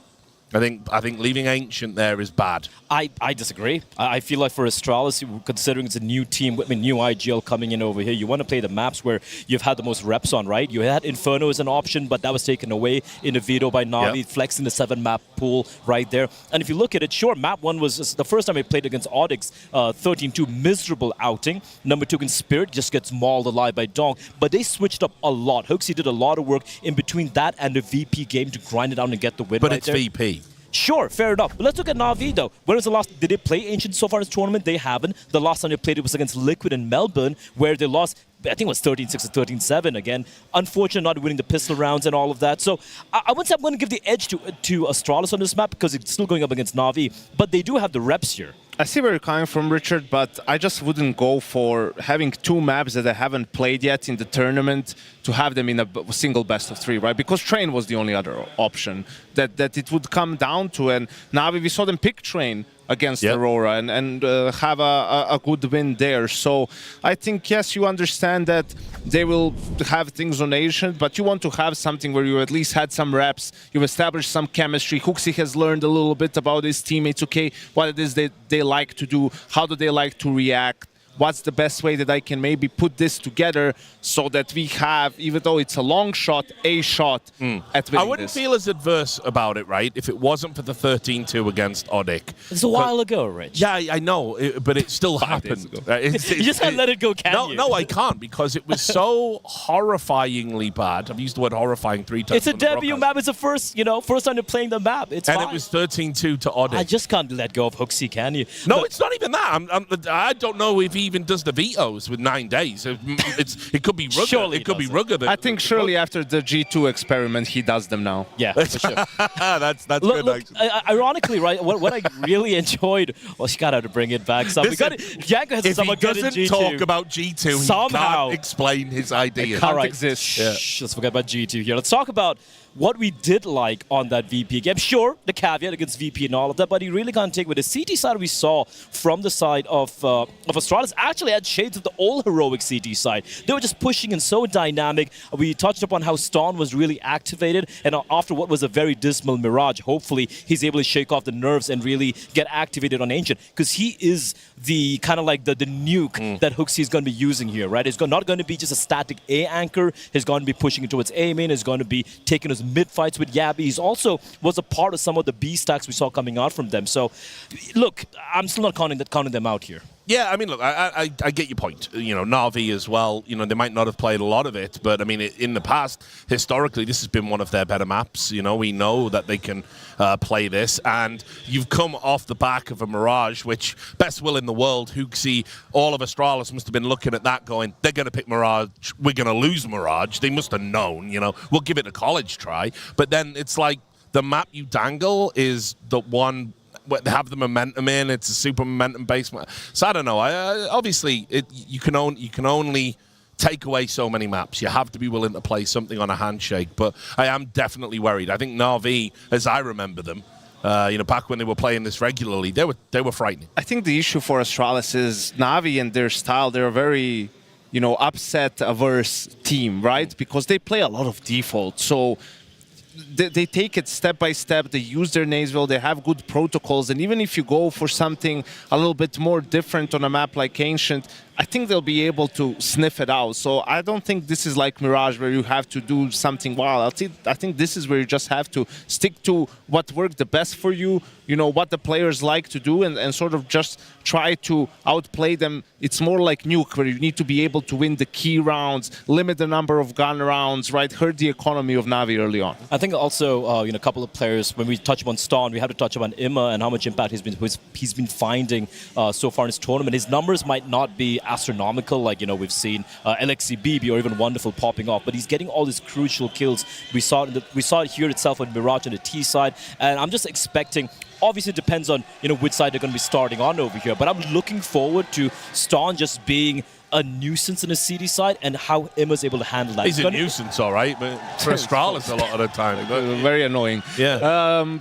Also, I think what Astralis needs to pay attention to is Na'Vi loves the quick retakes on Ancient, especially on the A bomb site, right? Like, if you do some of those A rushes or a fast A execute, they're just going to keep sending bodies through the CT smoke with flashes. They understand that if they let you plant the bomb and you can set up, it becomes much more difficult to retake, right? The best way to do it is just harass immediately, get in there, and that's something Astralis needs to be ready for. And what's happening on your screen right now, this is where you want somebody like HOTU, you know what I mean? Like, he's obviously been to hell and back this last year, out of the game. He's like, look, we've had 9 days, no pressure, let's do it. And I've always respected him as a captain. I think that's one thing you can definitely say about him. He's got that. He's very good at marshalling the troops. The question marks have always been in other areas, so we'll see there. But look, I got to say, I still think this is a really tall order for Astralis. They've made a very good fist of it,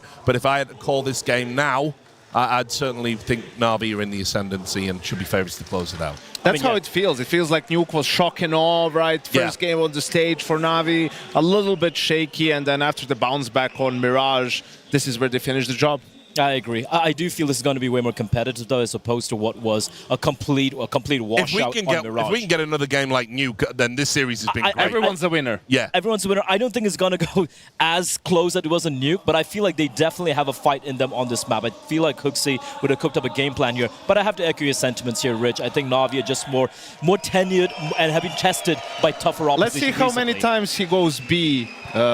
Richard, does he still have nightmares about JL on that side? Yeah, that's a very interesting point. I mean, I want to say as well, JL, good to see him playing with a smile on his face on Mirage. I still think they need him to be that lightning rod, that talisman. Like, you know, when he's making plays and behaving like that and taking a lot of the attention to himself, I think that's when Na'Vi are at their best.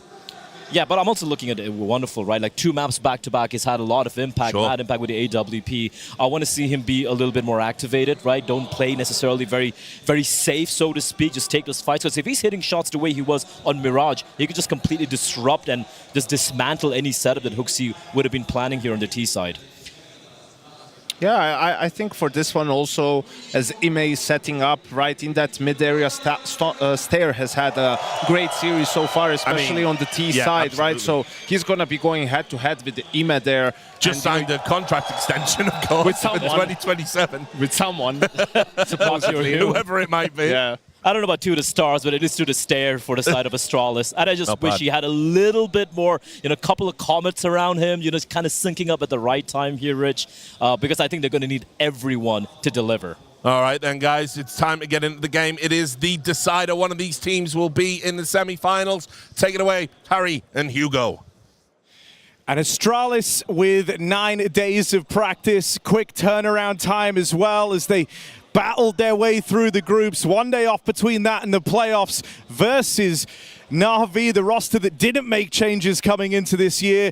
A one-sided or at least heavy favorite in this matchup.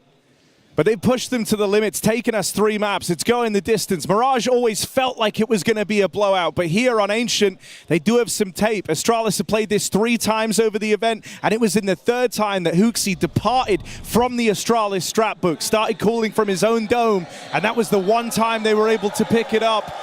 They must have known that this would be making an appearance today. And so let's see what Astralis and HOTU have cooked up. Yeah, Na'Vi have had some harrowing losses on this very map. This cannot afford to be one more of them. Expecting Na'Vi in the grand final. This is only the quarters. And Astralis certainly have played up to the level in this series. Can they keep it going? Explosive A fake into the B take. The bomb goes down, but it's open for the taking. JL never rotated. A rock on this side of the map stops Astralis in their tracks, but they go forward. They hunt the spawn. Bit needed that. Stairs in trouble. Has to get out of a reload. 2 bullets remain. He's got no support, no teammates anywhere near, but he can't get out. Pinned in. It's down in middle. Time wasting and bomb planted. Stown gets his freebie, and now it's just the captain, Alexi, moving on in.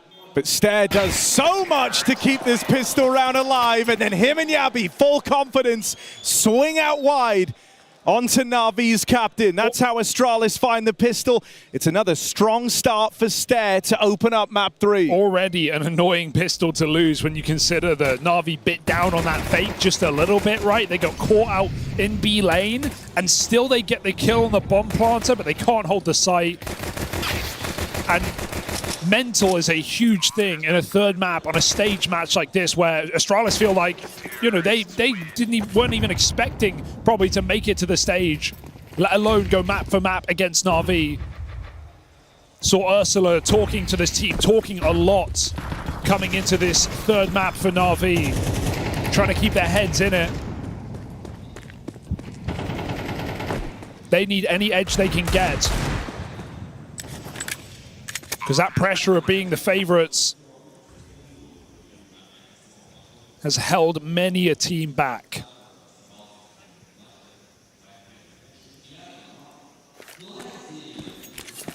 Na'Vi won a major off of being the underdogs. Blade spoke about it. He said it's nice when there's no target on your back, when no one thinks you're going to do well.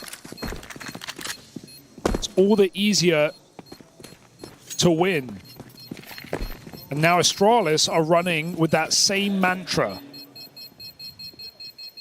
Nothing to lose, everything to gain. Map 3 starts strong. No force buy win for Na'Vi. They save their guns. Typically across this series, we've had Na'Vi winning 3 out of 4 pistols and Astralis winning the force buys.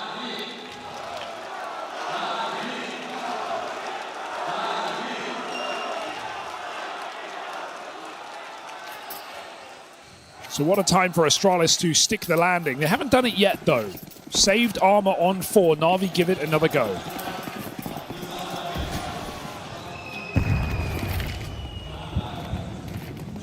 Running straight into this A play. Wonderful here. Right place for his D. Going to need to get out with 1.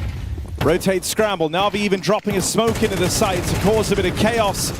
They hope that that's enough to give them an edge here in the close range fights on the pistols, but it isn't. Not at the first turn. Good nade from JL, sure. How much further can he take it? Pushing through the smoke. Deagle primed and ready. JL.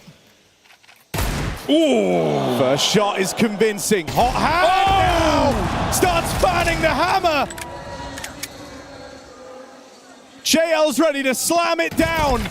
Just HOTU left to beat, gets it into this 1v1, and it's all resting on the JL Dig, but he can't quite finish the job he started. HOTU holds on, and that 1v2 keeps Astralis clean. Oh, Na'Vi must be pressed. They must be stressed right now. Back-to-back A rushes after the pistol fake, and back-to-back rounds from Astralis, even against this Deagle.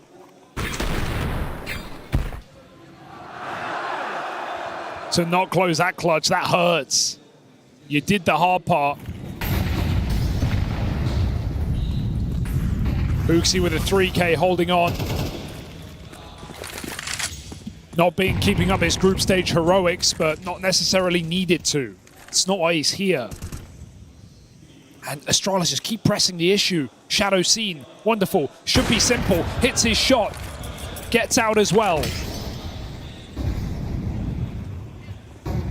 Ema drawn away. Stound's got timing. Yeah, he even heard a step. Knows he's got a lot of room here out through mid. And that just keeps the pressure on A. That keeps Na'Vi kind of leaning over towards this side of the map. Wonderful Zorbs floating around mid. It's intriguing that they still have Alexi further forward in the cave, hanging around. And he's kind of uprooted Astralis' attempt at pulling a fake here. Wonderful joins the fray again on that AWP. So the plan's gone awry. The push down ramp out of JL, hoping it seal the deal on that, but Device is ready for it. I think he knows he's got Alexi trapped here, but it's still the 50-50 angle. Device doesn't want to tangle with it. He goes back. I mean, for now, Stound is like the one making the play, right? Taking this room over towards red. Device is to go back and get that bomb. They're going to meet up again in middle.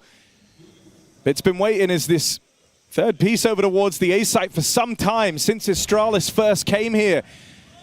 Will they be ready for him in at the big box? Smoke is Util out. Bit can't stick the landing on his swing. This is a 2v4 that Astralis are trying to turn around. Wonderful. Creeping up close. Footsteps made. They know he's here. Device doesn't play yet. Doesn't feel like his hand is forced. But with Alexi getting rid of Stound, Device plays forward. Right into the hands of Wonderful. It was a lights out round. Starts with a double on that AWP. And stops that from spiraling out of control. Terrifying pistol pull as well. I don't know where the low call comes from, or if he just doesn't want to risk it with the AWP up close. Able to convert off the dink. Bit of a shame to see HOTU just walk into cave there, right? No trade potential. No one comes with him. And he just sneaks into the angle, giving Alexi that free kill. That could have been Astralis taking over the B-bomb site. Alexi was alone. I think it's just hoping with how this game started with all these A players out of Astralis and the fact that you showed your hand there to Wonderful, intentionally like showing multiple players, you're hoping it's forced more of a reaction. Na'Vi prioritized middle, run boosted, 3 players. a nuke in mid. And Bit smokes the molly to get that lane control. He's fighting, he's scrapping. They go down the ramp in tandem, and Bit gets a double off the top.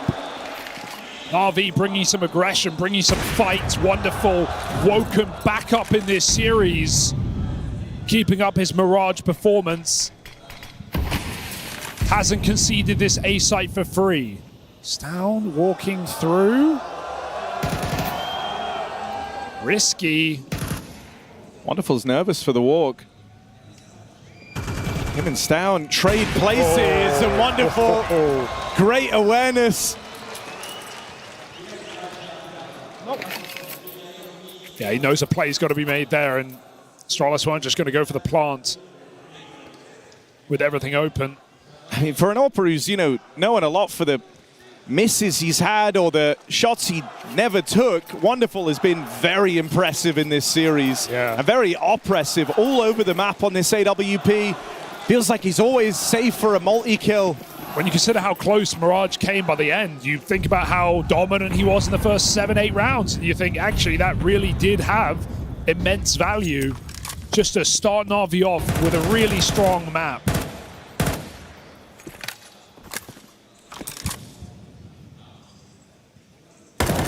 And with the abuse of the A site from Astralis here on Ancient, you want your Orpa feeling good. Especially because it makes Na'Vi way less worried, right? There was a clear attempt at Astralis to have them nervous about this A side of the map. They've been trying to exploit it now in the bulk of these rounds. Yeah. And Na'Vi just haven't had to worry because Wonderful's been so safe over there.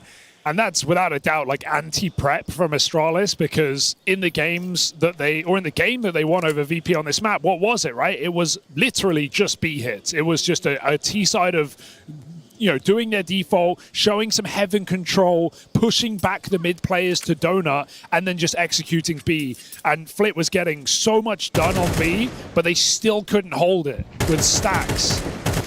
So Astralis, you know, throwing in a bunch of A rushes early in this game has at least kept Na'Vi honest. But Wonderful has had no issue holding it down, and Na'Vi keep 5 alive. 4 kills from JL.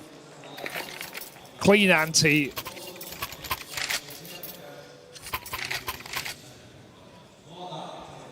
And Astralis' gun round now.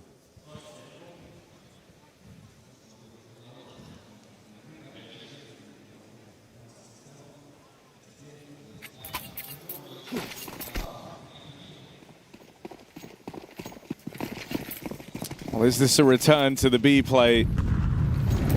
Astralis send no one anywhere else on the map. They are all in, straight up, and Wonderful here. Right place, right time on his AWP again. Alexi falls, Hooksy. Good to find that Wonderful AWP. Keeps trying to take space with Device alongside him. And as long as no one falls, Na'Vi don't even have a reason to be interested here. Well, what if instead of falling, they go further? Stown sharp and ready for the fast flank.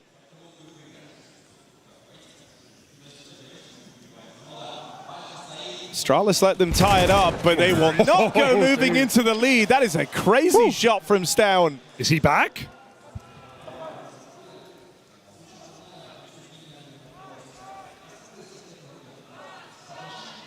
Certainly not looking cold. Just not on Mirage. Was completely absent in that game, but his nuke had a great late game recovery. Of course, his group stage was fantastic, but that's to be expected. To do it against Na'Vi on a stage in front of a home crowd will be a different beast. Missed window smoke, nonetheless, Na'Vi fight in front of middle. Molly burns out Ema after 1, and Astralis uses Chaos to erupt upon the A site. There is no one here. Na'Vi, 3 middle, leaves no one in this bomb site. Look at the pace. I mean, that's Yabi trying to take space away, but JL was ahead of the timing he kind of built up mentally. That's a millisecond gun-on recovery from Yabi to keep this one even. This is a really cool, well-called game from Hooksy right now. He is absolutely in Na'Vi's heads with these round starters, doing a B-rush, succeeding, and then faking a mid-play into an A-pop. He's just keeping Na'Vi on their toes. They don't know what to read. They have to abandon ship. And doing this all with so little run-up time, so little practice time, only the departure off of the Astralis Stratbook in their last game of the group. I think it's speaking volumes to what HOTU's bringing to the table. You know, to have the team like ready to pounce and react based on that mid-info that him and Stare go and collect.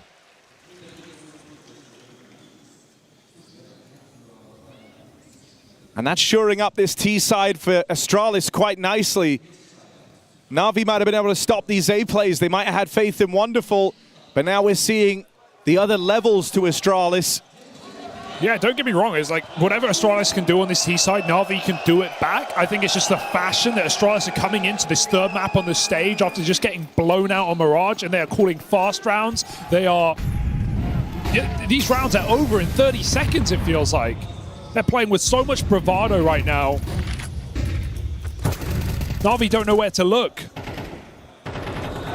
Now they do use middle. One thing that bodes well is they've got Wonderful back on A, and so that kill to Stown feels like a guarantee.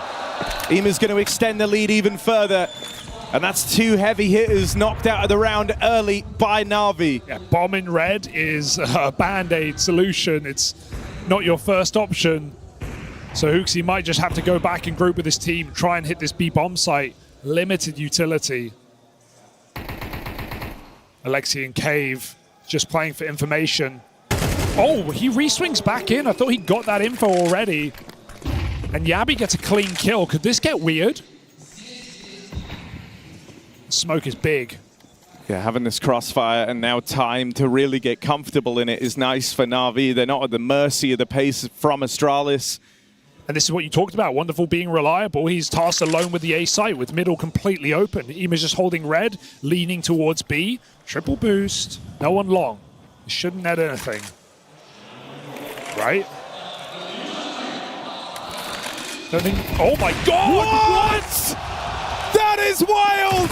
But surely it's gonna lead to the round win. Device just hit a crazy shot. It might all be in vain. HOTU at least has room. That's one thing he does have in spades right now. Wonderful was pulled away. They just saw the triple boost. So for the time being, runway's open for HOTU to get a bomb plant. So paranoid. Could he really? 1v3. Year out of the game. HOTU making a splash. There's Wonderful dead first, caught facing. How much further can he take this? Ima shuts him down. And Na'Vi breathe easy, a sigh of relief as they stop HOTU in his tracks. Yeah, just about. What an unreal shot from Device. I think like JL probably calls that triple boost. He hears the wood step. Bit was ready. Bit hit shots on Device. Just hits the orb falling off. And to even take that peak, like you have to start sliding off the boost. You are literally on a timer at that point. That is wild from Device. At least HOTU gets a plant, he keeps the pressure on, he keeps the money good for Astralis. Trading out rounds now.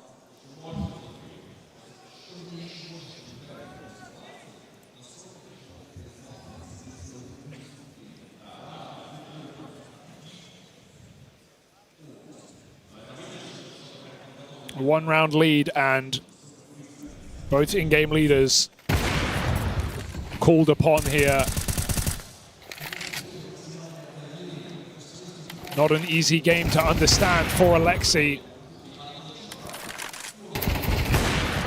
In an obscure way, I think tanking the shots is also why he got to stay up there even longer. Maybe, yeah. Like it slowed him down. Interesting. Going quick heaven. Alexi's had trouble here. Once more, they try to put one past the captain, but he does good of just staying alive now and with the block. Sure, they get the control over Jag they were looking for, but it's not that opening. It's not that ability to fast play into the B site. That's what Astralis really wanted out of the triple cave peak. It's just a classic BXX. This is the kind of stuff we were seeing in the groups. And there's only two here as well. Meanwhile, Na'Vi have a main. They're retaking middle. Sure, it lets them flank, but that relies on a solid site hold. Wonderful should stay. Yeah, Wonderful's making his way over now. Okay. So they will get here in time. They will get here as the smokes come in. JL. But you've got to decide now, do you want to push through? Do you want to play ahead of them, or do you feel like you've missed that timing? Oh, Wonderful. Will play through. Nails the first on the AWP, but goes no further. It's a double opener from Stair that gets Astralis in. Rotates arriving, but Alexi perishes in the fire. And this flank from Bit going to arrive far too late to weigh in. Or so you'd like to think. Can Ema keep the porch light on? No, it's Stair's wraparound that gets the better of him. I think the most underrated thing about this BX sec that Astralis have been running at this event is the flashes, right? Every time we saw VP on the site, they were full blind. Same for Na'Vi. First one goes over the cubby, catches default and short. Second one goes over the ramp, and they kind of spam ramp flashes. So anyone looking to take that early fight is completely blind. And everyone else is either in a Molotov or behind a smoke.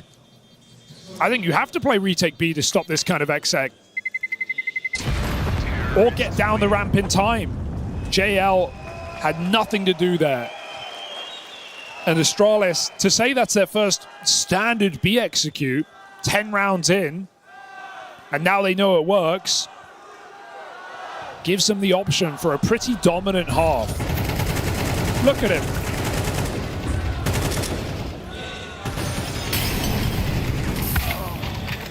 Nowhere to hide. I mean, now money broken. This is the path laid out for Astralis to win out the half on this T side. That puts him in such a satisfying spot going forward. They had to wrestle away the control in these rifle rounds, and now they've managed it. This is where they're hoping to get their reward. Wonderful pushed up has been a rock, but with only a 5-7, what can you expect him to do? And you've only seen Hooksy. You don't even know the bomb is here. They boosted an AWP on B. Device needs to live, though. Doesn't want to give them any way back in. He's kind of pinned in right now. They are going to win the round on A, but you don't want to give away an AWP for nothing. It's exactly what's happened. But Na'Vi aren't really thinking about saving. They don't want to. They've got to buy next round regardless. The issue is you're so out of position. Yeah, you're just so late on two of these three players. This one's done. So Astralis are looking at a 7-round T-side in a deciding map for the semi-finals. Coming into this, you know, one of the things you said kind of setting up this game was that Na'Vi have had some weird losses to underdogs here, and like the one that kind of sticks out for me as a heartbreaking loss was thinking back to Shanghai, the game short of going to playoffs. They lose to Heroic here. Well, what happened in that game? It was Wonderful, who they put a lot of their faith in to be the difference maker. And for the side of Heroic, it was their mid guy and their AWPer both playing a very, very clean game. Nerds and Degster. Here it's Stair, who is that component for Astralis, firing on all cylinders as he has been across the entire series. Yes. This would be a horrible time for history to repeat itself for this Na'Vi squad. They're left vying for 5 rounds on the CT half. Yeah, you really can't pin the blame on Wonderful in this map, right? He's kind of done everything you've required of him as an A AWPer, but it's you know, riflers towards B. I think Alexi's actually had trouble holding Cave. And it's more so, it's less an individual problem, more so just how Astralis are playing, right? With these grouped executes, doing A rushes early in the map, winning out the clutches there. Now doing B rounds, it's not even close. This is a game that looks deeper than just one player letting you down. Oh, 100%. I mean, the two guys that end up kind of being most entrenched are the ones topping the charts for Na'Vi. JL is holding his own over at B. Wonderful as well. It feels like he's been in the right place wherever Astralis are ending up. But the moment he doesn't multi-kill, it's never been enough. So can we get Na'Vi in the right place again? As Astralis play their most default round yet. Very spread. Stown still back in spawn. Looks like he's looking for grenades. Astralis outside of the B site. They've also got a main. Wonderful's AWP holding for a boost. We saw Device go up there last round. Astralis look to retake middle. No one here. Just Ema getting info. Do Na'Vi want to force the issue? It's not a bad answer. Down the ramp, going searching. There we go. That's bomb. Another very important kill attributed to the wonderful AWP. And it's allowed for a full lean out of Na'Vi to pad out this B side of the map. 40 seconds left. Right now, Astralis are lending time to Stare on this pathing out in middle. He's taking control over the red room. But this is a position to cut down rotates, and Na'Vi have mostly rotated everyone over. So instead, he's actually going to have to be the one making a play, making a move, or else this round never gets going. There he is in the kill feed. Yabi up there with him. JL can't hold on. You thought Wonderful had done enough. You thought Na'Vi was safe with 4 players in this B site. And Astralis have just hit them with a knockout blow. Ema left up in this one alone. Gets the freebie on a Stare off his mid-lurk, but still has a lot of ground yet to cover. Time ticking off of this bomb. Pressure setting in for Ema. Astralis are entrenched. He has no info, no idea where either of them are. And they can play on their timing. They can swing this together, and there it is. HOTU sends Astralis off 8-4 with a 3K in that round there. 3K off the AWP as well. 2 entries up ramp. And Steph finds that backstab kill on Bit. That was a 4-man B hold for Na'Vi, and it gets melted. And you see the difference in reaction this time, right? It was Na'Vi going, okay, let's push down the ramp, right? We don't want to sit in the bomb site, get full flash, get caught again. But Astralis threw the execute and didn't push because they have Stare on the flank. And so Na'Vi essentially feed the kills to that AWP, waiting. Device's death, if anything, a benefit to Astralis in this round, as they find an 8-round T half. It's a really rough game to play against, I think, for Na'Vi. But that's how Ancient can go. Very momentum heavy. Lots of spawn calls. And always at the right time, it felt like, for Astralis. This final round is just a marvel in showing how that conditioning of the T side broke Na'Vi's back. It's not looking good. Look at the difference in where their heads are at in every one of these rounds. For Na'Vi, it's frustrations. They can't believe this is happening. They know they're the heavy favorites in this matchup. This was their event. They feel like they're being pushed and pulled around the map by a team that have had 9 days to work out how they want to play together. A team that have gone from failure to failure. All it took was one addition. HOTU as the captain, and Astralis already looked better for it. Na'Vi now on a pistol, trying to pull this game back. There's good timing on the flank. Device needed that shot. Can wait for his teammate. Is Stown got a big flank? They don't have a lot of time. Device has got that clean kill, and Stown is still going on this huge flank, so Device will hold off. Stare follows up. 2v4 now. It's wild. Stown just ends up being surplus to requirement. The only man left to get to is Alexi B. He's pinned in, painted himself into a corner, tries to fight forward on the 1v1 of Device, but they wrap him, they shut him down. Astralis, they were out of position in that pistol, but the grit gets them through, and it gets them through cleanly. They are on a fast track to one wild upset win here. And it feels like there's just a kind of look of disbelief on Na'Vi. Yeah. They can't believe this is happening before their very eyes. Stare and HOTU top fragging. Stown, Device, and Yabi 5, 5, and 6 kills respectively. Was it really HOTU with a 2 KD and a T side calling masterclass to absolutely shred Na'Vi from the stage? This is a guy who's been out the game for a year, 6 months on the bench, could have been picked up by Astralis that whole time. Yeah.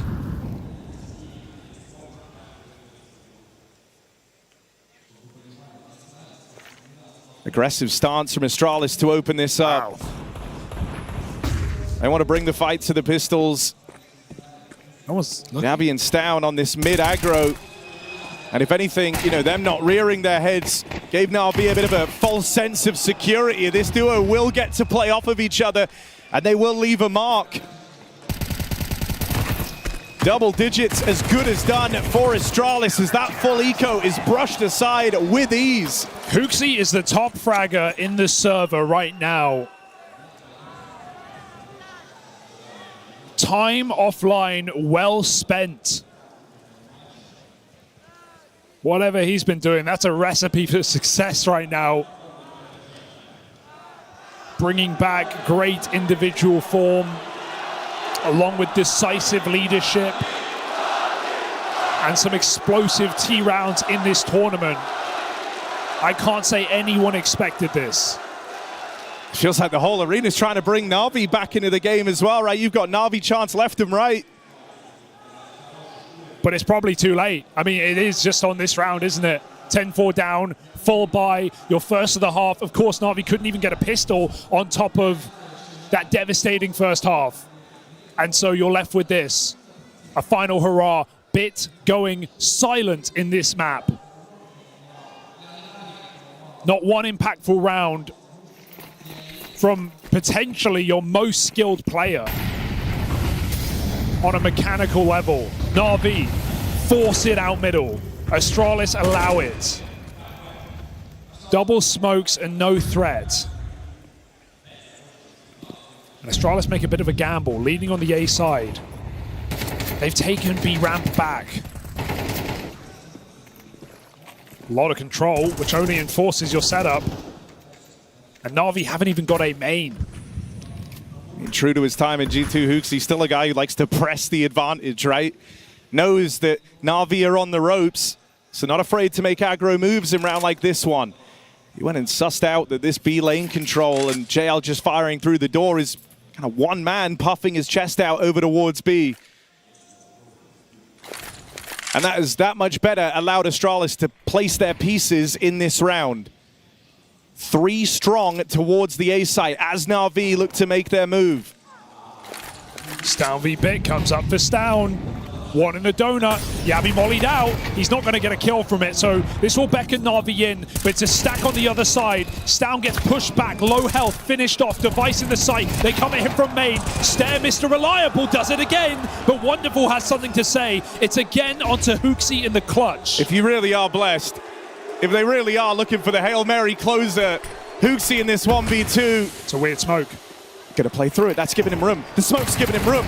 HOTU's been given a chance, whittled down. Tries to leave it up to Lady Luck, but in the end will get knocked out. They stop HOTU in his tracks. And I'm glad Na'Vi have won that, because I want this earned. I want a real game. I want Na'Vi feeling like they actually had a chance to come back in this matchup. If Astralis can do it, let's see if they can earn it.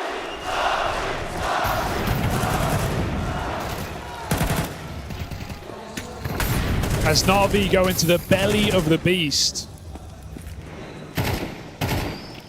they emerge with a 5th.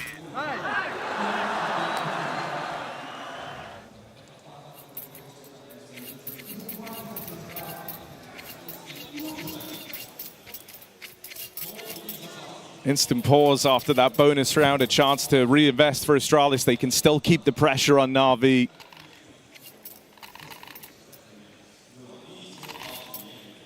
Doing this while device is 5 and 10.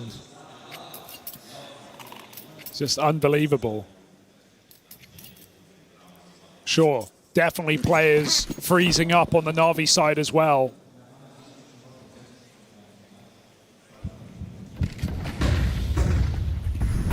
I mean, Bit and Ema notably absent in the match so far. And you know, that's your mid player, one of your extremity players. What? You feel that absence. What? Device, only 5 kills, you wouldn't know it, goes barreling through this smoke. Knows that risks have to be taken. Big pickup for Ema. There's no bigger scalp to find than Stare. Removing him from the round, you just feel that much more comfortable. Stown can save the day. Stown can win the round right now. He's on his own in a 1v2 at this A site. Finds Bit, who is just not feeling it right now. Sneaks into the angle, doesn't land a bullet. And Alexi is delayed. You see Bit there, though, it's not uncommon rather for him to be left to his own devices in moments like this. And so Stown, a bit of a false sense of security, does leave that side of the map. Seeing Ema here only sells them on that lie further. But a cleanup from Yabi. And now a chance in a 2v2 to link up. I mean, this is a duo back in those heroic days. They were known for grouping, roaming the map together. The wolf pack, we used to call it.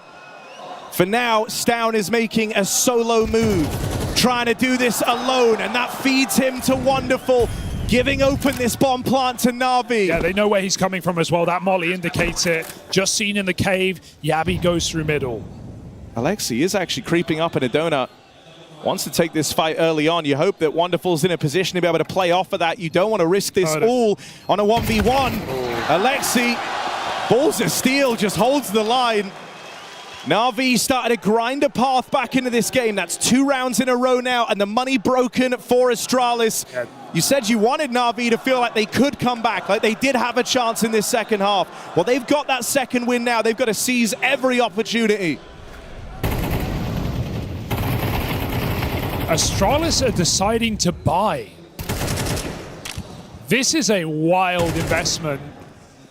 They may have the round leads to play with, but that goes away quick. They had 2K and 2-stage loss. This is not a meta investment for Astralis. Maybe feeling like these 2 closer rounds mean they can break Na'Vi, and while that would be the case, you do not have a lot to do it. Yeah, you're going for like a real knockout blow with this, but it's high risk, high reward. And they know that Na'Vi aren't ready for it. They haven't thrown any smokes. They haven't given away the fact that they bought. Na'Vi would expect an eco at this point. This is a risky call.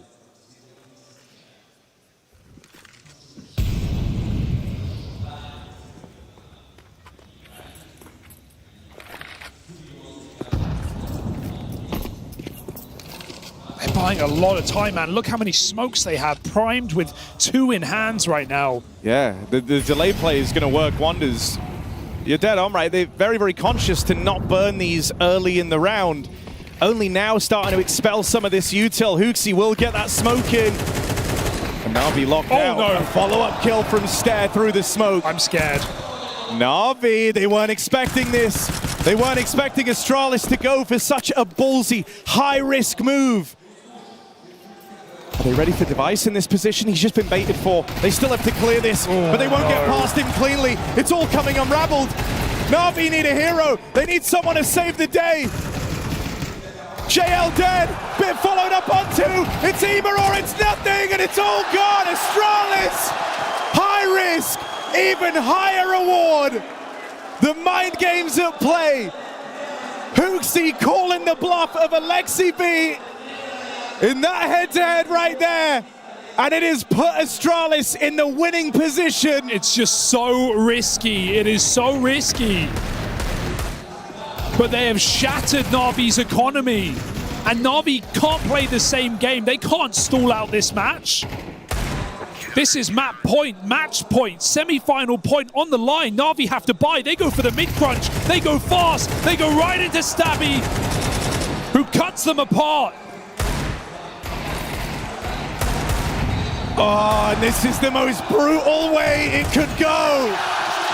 Astralis destroy them with their force buy, and yours doesn't even come close. And they call the mid-rush. Na'Vi are cooked. Dissected by the Danes. A hastily strung together Astralis squad with HOTU at the helm. 9 days of practice.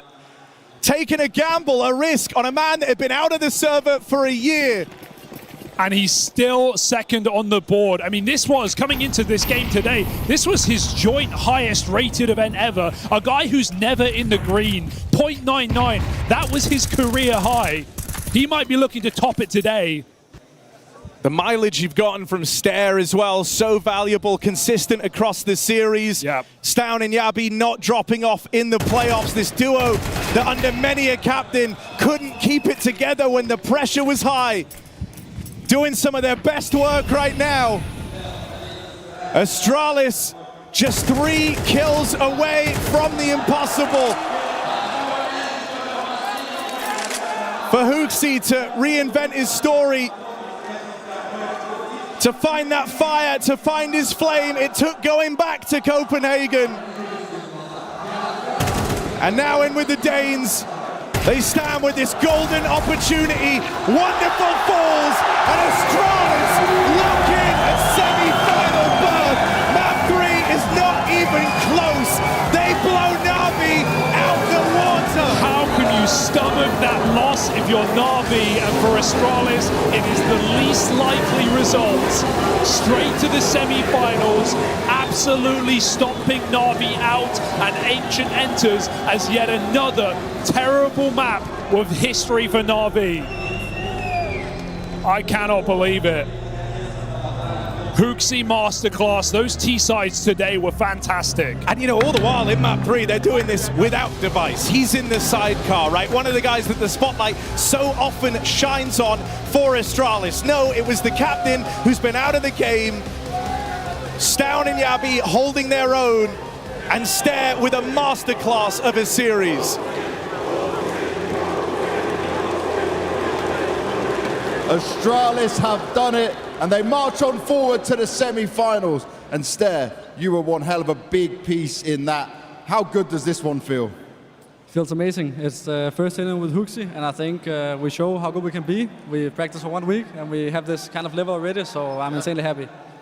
Ну что, Астралис, поздравляем с выходом в полуфинал. Стер, каково это ощущать вот эту победу?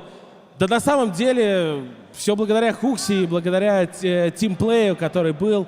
Все прекрасно, великолепно. Они счастливы. Talk to me a bit more about this though with HOTU. Like, how is it for you as him being the leader? What changes he's been able to bring? Because this looks like a fantastic run in the making. Yeah, I think HOTU knows like really what he wants to like, how he wants to play like, and every caller has different play styles. I always say that, and I think he just kind of, I think he had some good additions to our like play style already. I think so. So we kind of play our old style, but then we got some HOTU style as well, and I think that's a perfect combo, I would say. Что ж, вопрос о том, как играть с HOTU, насколько он хорошо влился в состав. Ну и здесь от Стера ответ, что на самом деле HOTU всегда знает, что он делает, и им нужно было просто скоммуницировать, понять, как его интегрировать как следует в состав, и сейчас просто идеальная коммуникация и идеальный тимплей в команде. And one thing here, I think especially what we saw towards the end on Ancient, was just the reads that were coming in there. Did it feel like you had a good understanding of what was happening? Was it just some calls HOTU was making? Who was making the decisions here? I think we were just good at like talking together and putting the full picture together. Everyone was like having the reads, but I think HOTU had the final say in the end, and I think it was amazing, especially the fourth play we had where we knew they would come B. It was just perfect, and that's a HOTU masterclass. Ну и последний вопрос про Ancient. Вообще, вы понимали, что происходит, и кто колил то или иное действие? Ну и ответ, что на самом деле это было такое комбайн, общее решение, и все вместе договаривались о том, что они будут делать. Ну и, конечно, это был мастер-класс от HOTU. And one final thing is there. HOTU was getting a lot of love, but Astralis is getting a lot of love in this arena. Anything you want to say to the fans? Thank you for the support. I love the chanting. The HOTU chanting is amazing. Keep going, guys. It's amazing. Yeah, just in general, very good energy. I love it. Огромное спасибо за поддержку. Нам очень понравилась кричалка про HOTU. Продолжайте, здесь невероятная энергетика.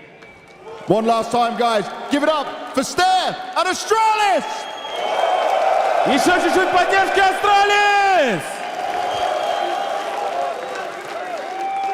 So prior to that, there was a lot of talk on this desk about Ancient How does being that a mistake. Ancient feel now, Dick? I mean, listen, I got to be honest. I did think it was a bad call, but you could see the adjustments. That T side was like immaculate, and it was really, really well played. I applaud you, Richard, for standing what you believe in. That there's not a lot of that on the desk these days, but correct. Yeah, there were specific win conditions for Astralis, and they managed to absolutely tick those boxes, right? And this was one of the more frustrating maps you would probably see Navi play, but they have no one to blame but themselves. Yes. You know, in a lot of rounds, they were in a good position, felt they had a read on what Astralis wanted to do, they just couldn't get the kills. They just couldn't organize themselves. They couldn't finish rounds, and Astralis came out on top. And just looking at the conviction in which you could see every single member of the Astralis side on the T side just running at them. And I think everyone had their moments, sure. And this was key. This is the fast retake we were talking about, right? And it looked like they handled it. Then JL comes in, and who saves the day? HOTU with the 1v2. HOTU with 1v2. And listen, we spoke about Stair being the man of this map, man of the match even. Just looking at the ratings, man, he's a 1.5 rating. The second highest on his team is Yabi with a 1.05. This is an incredible... What a wingman as well. Like, his entire interview, every question that he answered. He's an interview guy as well. It was like, it's HOTU. Also, yeah, but what about you? Did you have a good game? Yeah, but what about HOTU? Let's talk about HOTU. Almost like you were, not on screen. Almost like you were giving the interview. Almost like you were giving the interview. I know, right? I gotta say, though, like, you know, for Stair, it must be nice being sent to an interview where you're actually winning in an arena instead of an exit interview, which we saw a while ago. Yeah, well, I was going to say, yeah, what a difference winning actually makes. But I mean, look, we'll definitely do a post-mortem on Na'Vi, but for now I do want to just say, like, I'm not going to get too carried away, but I can definitely see what HOTU has done with this group of players. And like you pointed out about vibes and getting people into a good mindset, but that wasn't just what was going on here. Like the ancient adjustments they've made over the course of the tournament, you can see that they are adapting, evolving, improving, and that means there's a lot of work going on behind the scenes between games. And especially when you're going up against a team like Na'Vi, who when it comes to the defaulting and the reads they have as well, just this T side, when the streak of rounds they went on, Na'Vi, it felt like they were just playing catch up every single time. They felt like they had the read, and it was actually just calling so many different rounds. We have a couple rounds we'll get into later on, right? Sure. Obviously, it helps that all your star players, all your players actually were popping up, including this chat right here on your screen. But yeah, you can't take anything away from it. He dedicates this award to HOTU, by the way. Like everyone clearly does at this point. Yeah, I think Counter-Strike at its core is a simple game, right? And it's when things are off and when you don't feel good on a team, it's going to be very difficult to achieve results. And I think this run from Astralis with HOTU is just an example of what players can do when you give them some freedom, instill confidence in them, sort of let them play their own game, and just don't overcomplicate things, right? And we're seeing different guys pop off and thrive. Of course, Stair in this series.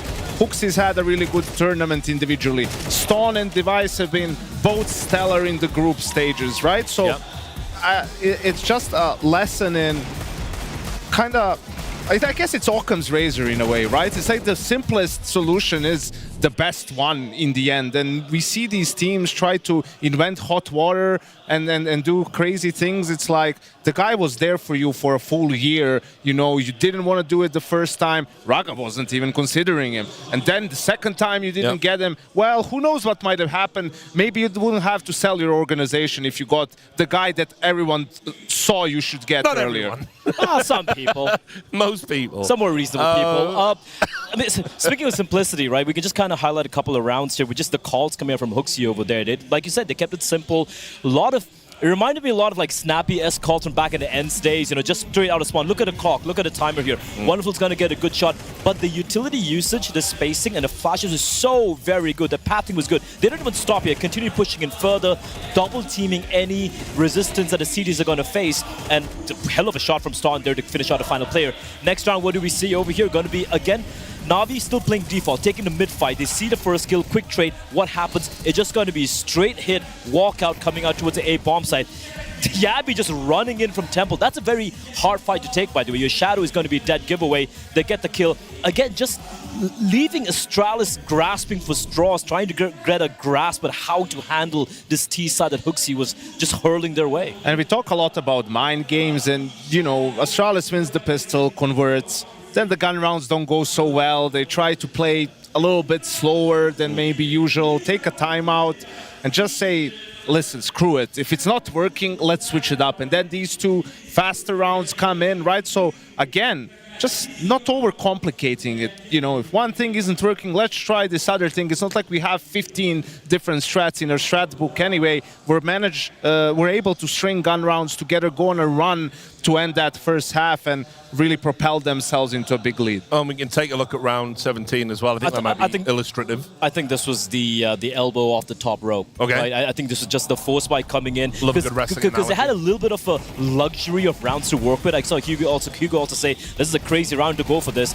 But I think Ster just said he had a good read. And for Na'Vi, they're like, we're going to be hitting this B bomb site. That's exactly what they're going to do. And I kind of like, it's a risky ploy, but again, because you have the buffer of rounds to work with over there, they didn't show their hand at all till 30 seconds on the clock, Rich. They held onto the smokes, and by that time, if you're Na'Vi, you have no map control towards A, you have no map control towards mid, you have to commit, and they walk into the blender. This is going all in on a straight draw, right? Like, let's just make that clear. So you've lost the gunner, you forced, you've lost, you forced again. It's 10-6, there's not a million rounds to work with. Like, if you lose this, you eco after, it's 10-8, and Na'Vi has so much money in the bank where it's going to be you have to win 3 gun rounds then to win the game. Like, that's a pretty terrifying prospect, especially because they would have had some momentum. But they go all in, they sort of have the read, it works out, they're able to utilize utility well. Na'Vi didn't expect it, and they steal that one away, and it was the dagger, absolutely. And I think it's one of the key, we've highlighted so many rounds like this, right? It's always good to have, even despite the fact you might have the read that is a full eco coming in, just having a contingency plan, so maybe one guy lurking somewhere else to at least have an escape route is really helpful. Didn't pan out here. And I mean, talk about the dagger, I think this is the final nail in the coffin of this Na'Vi lineup. I think after the major, you don't see these 5 guys play together anymore. What would you do, though? What would you change? I think it's hard to pinpoint without being on the team because, you know, from the outside, someone could even say, oh, look at Bit. He's played really poorly in some of these series. I think it's very difficult to replace a player like him.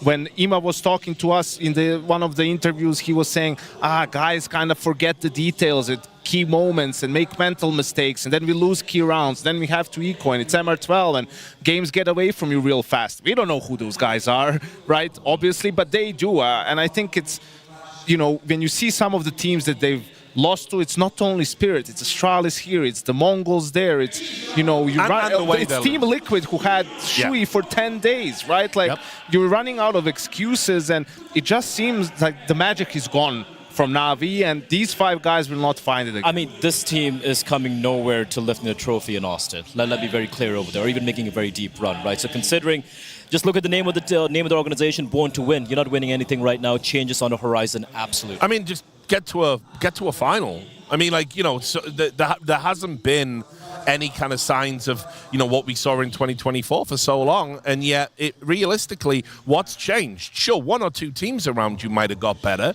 and the scene might be a little bit tougher overall right now, but you're not meant to lose to Astralis with 9 days prep. Like, that's crazy talk. And and the crowd, great reception, crowd was behind them. So, you know, again, it's another one of these on the pile of like what ifs for this Na'Vi lineup. And I agree, I think we're going to get a huge roster mania coming out of us. I think the irony as well is the fact that, you know, the Copenhagen major win, that was a big anomaly, right? Like everyone said, everyone peaking at the right time. And ever since then, yes, it has almost could have been a couple of S-tier event wins here and there, a lot of final appearances, then a failure in Shanghai. And this year has just been up and down, more downs than up. So just ironic that, you know, when everyone least expected them to even go to the finals, they wind up winning the major. And ever since then, it's been kind of a bit of a disappointment. I do want to just float this. Imagine a world, right, where Simple, standing in for FaZe, pops off in Austin, then goes back to Na'Vi, and he's like, well, what up now? I mean, we've been watching a lot of Black Mirror episodes, but that's a little too far-fetched. Yeah, too far-fetched. It could happen. You never know. Yeah, listen, I think that's possible. No? I think it's very unlikely because I don't think Blade would want a player on his team that he doesn't believe is 100% committed to the game. And I think that's the question mark with Simple for everyone out there. That's why Liquid didn't go for him. That's why other teams aren't trying to get him. FaZe is sort of throwing a Hail Mary at their situation and just trying to, you know, make something magical really happen. And we'll see how that goes. Well, before we go to break, we'll show you the bracket. This is what happened in case you are just joining us. Obviously, people watching all across the world. We just saw Astralis upset Na'Vi to go into the semi-finals. And similarly, prior to that, In the choke slam, as we were calling it, Aurora overcame MongolZ 2-0. And next up, we are going to be having FURIA versus MIBR. Any final thoughts before we go to break? I'm actually looking forward to, just like sitting back, grabbing a beer and watching MongolZ walk in front of a full home crowd support. That should be fun. It's going to be lit. Yeah. Do we just give the trophy to Team Spirit, or do we wait for the games to happen? Yeah, now, listen. Right? But we've seen crazier things happen. So, okay, NAP, then the semi-final, grand final, a best of 5, but it does look really like anything other than a Team Spirit win would be a massive upset. All right, thanks, guys. So that's it from us. We're going to switch it up. Tech Girl, oh, hey, Jib.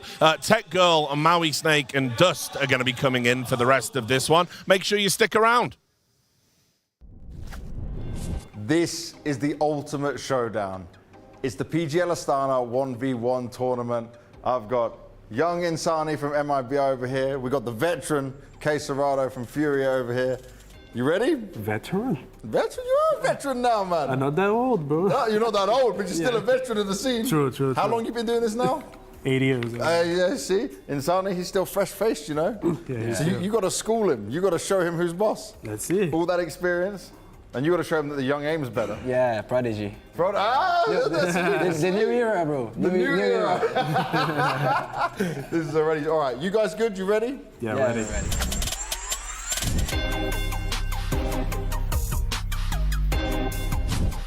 Good. 0-0. Ooh. I thought it wasn't live. Okay, well, this.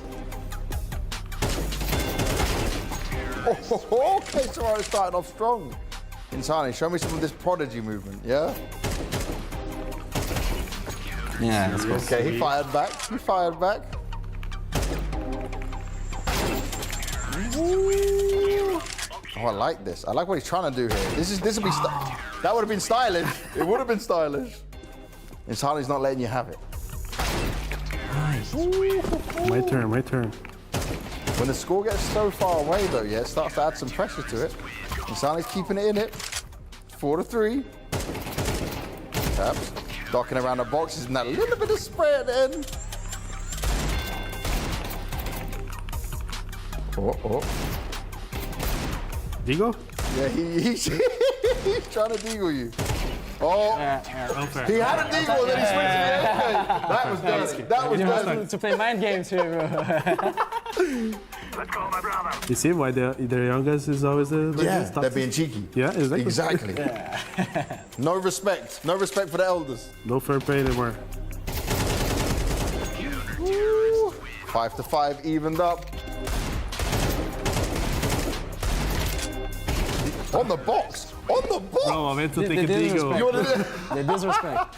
That was your own fault. You went to take the deagle. That's your problem. Take it. And okay, he showed you with a pistol this time.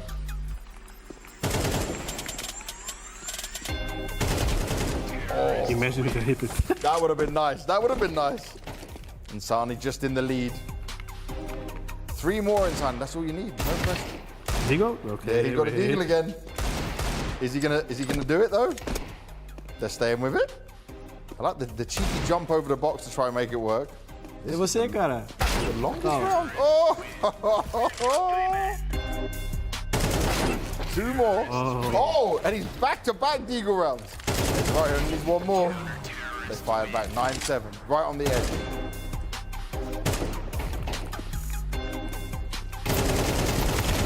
Oh. And the spray in the battle in the end with the AK.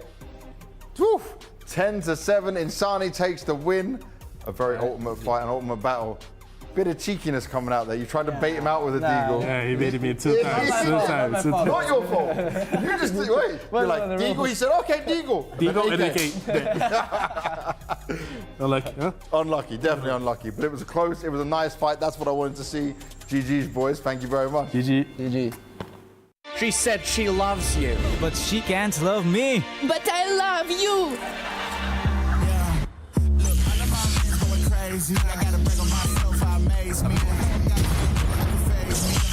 Like I'm back in the 80s. I won't play window anymore. What's going on? Play your role. 1xBet. The human body was built to move. Not trapped at a desk in one singular posture for 12 hours a day. It's time your chair evolved. This is Secret Lab Titan Evo. Ergonomically engineered for you, gamers, hybrid workers, artists, backing your every move.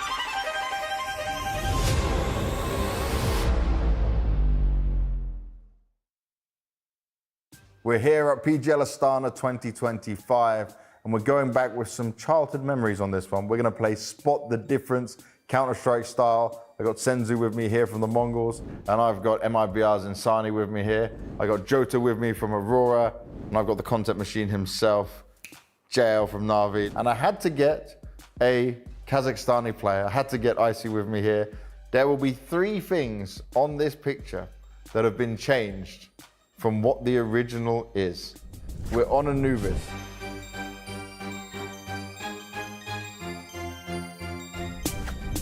Okay, I'm not gonna lie.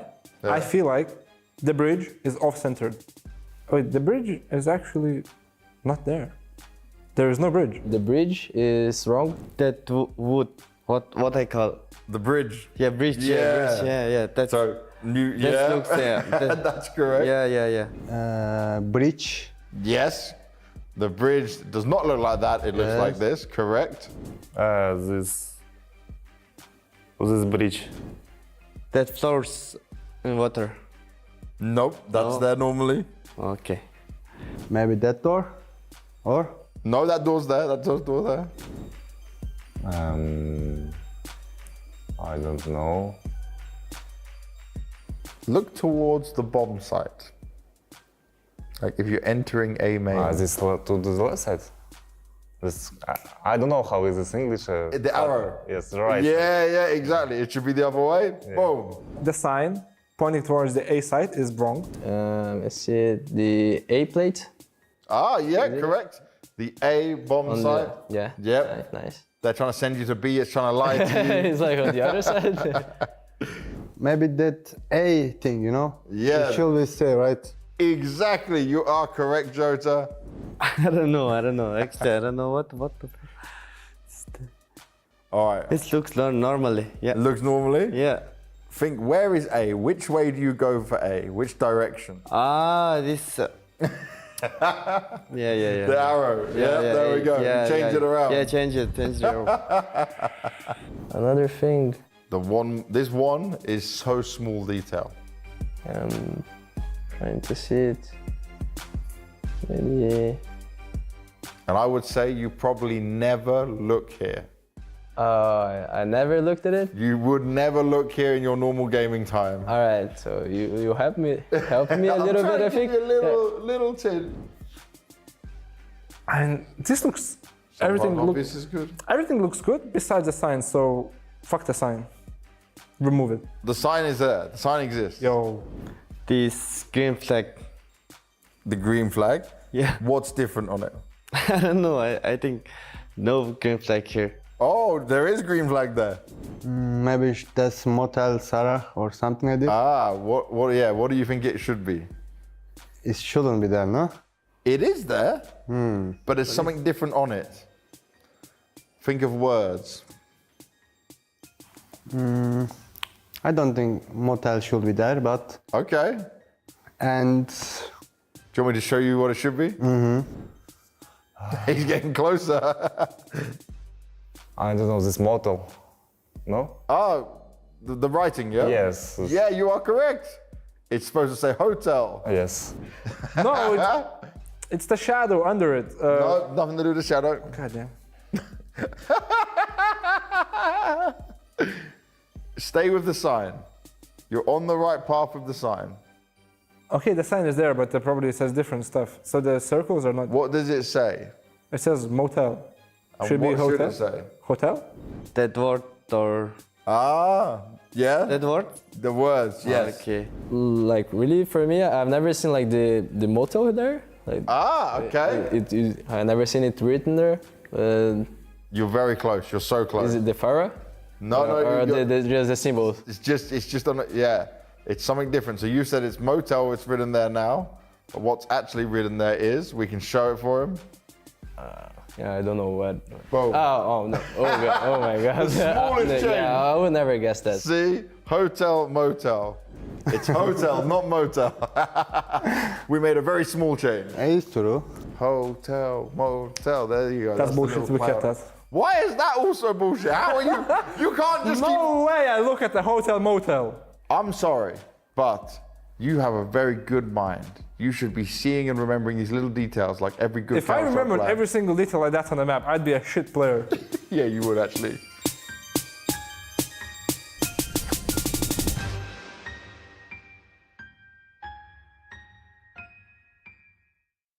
Na'Vi came into this tournament certainly as one of the favourites, but they fall in the quarters to HOTU's version of Astralis. Alexi, I'm going to take your mind back to Nuke at the moment on this one, because Nuke, fantastic first half coming in there. Then it starts to slip away. You even won the pistol, but couldn't claw it back after that. What were you finding so difficult going into that second half, then into overtime? I think that Nuke for us was... in a way, we played good. We lost 3 times. This round that decides the money. So basically, on CT, we're losing anti-eco, if I'm not mistaken.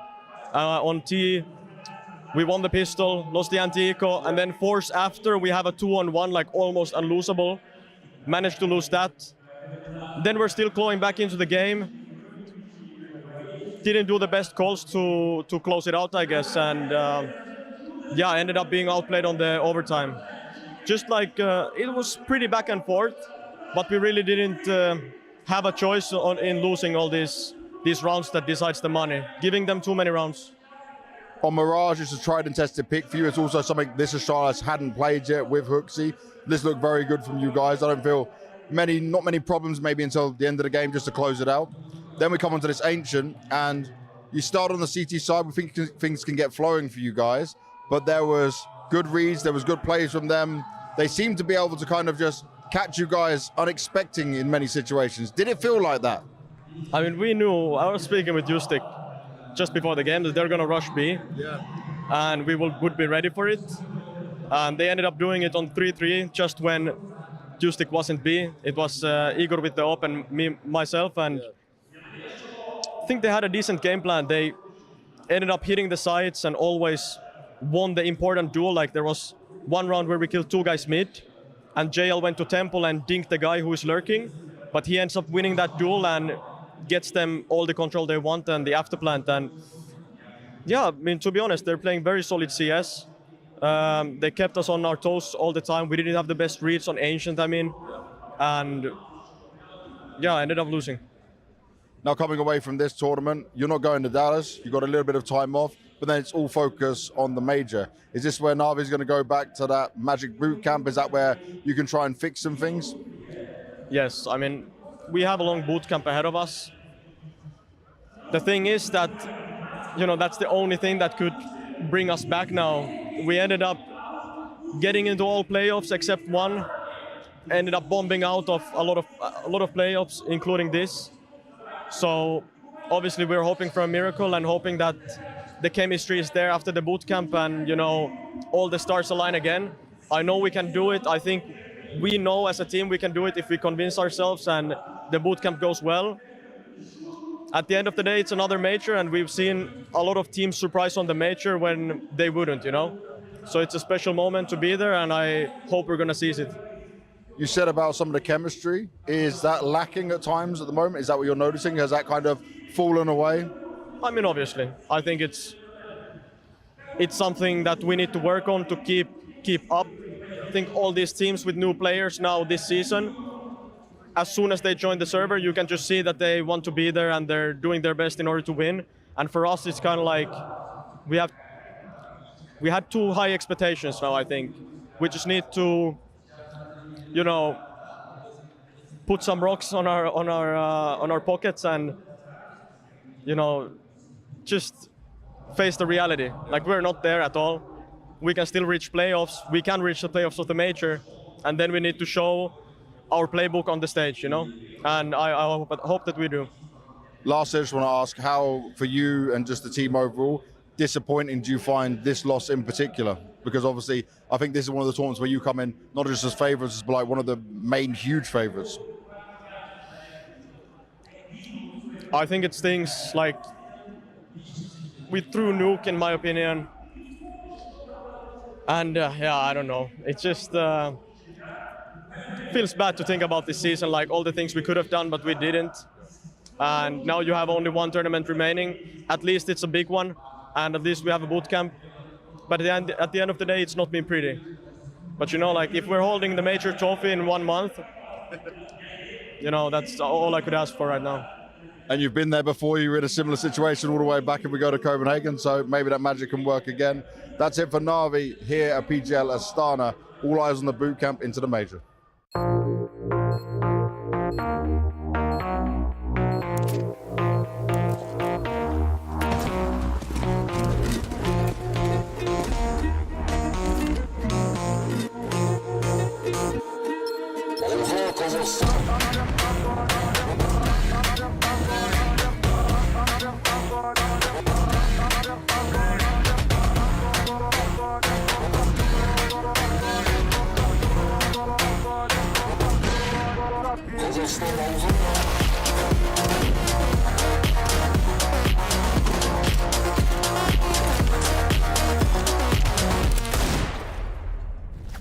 Welcome back to PGL Astana, day one here at the playoffs, and we've made it to the arena. My name is Tech Girl. I'm going to be keeping you company for the rest of the day, joined by Maui, Snake, and Dust.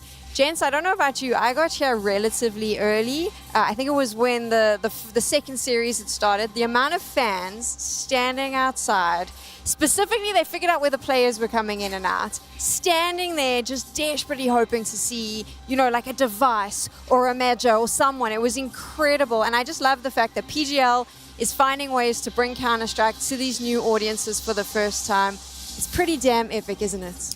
It's a wonderful experience for many of the people in this arena. I mean, we've seen the crowds the entire time from the group stage where they were lining up right outside our front door waiting to take pictures with Dust. They were saying, Dust, please take a photo with me. I'm a huge fan, and I am so pleased that I get to share my this arena game with you, Sam, because it's your first time first arena in for Sam. an arena, Let's go. in arena playoffs. First arena, who would have thought? So congrats to you. Thank you. You know what's kind of cool though, like, and this is something you maybe don't get to see at home, and I suppose you can feel it in the stands, but when you stand here and the bomb goes off, the ground shakes. And I kind of like it. I don't know what it is about that, but I'm going to go home and miss that the next time I watch something online. Dust. Yeah, it's not going to be the same. Indeed, it's awesome to be in these environments. Obviously, we celebrated the 10-year anniversary of Cluj not so long ago earlier this year, and now we are bringing Counter-Strike to a country where Counter-Strike is rich. While they haven't had many events here, they have had many representatives in Counter-Strike have success. We know about the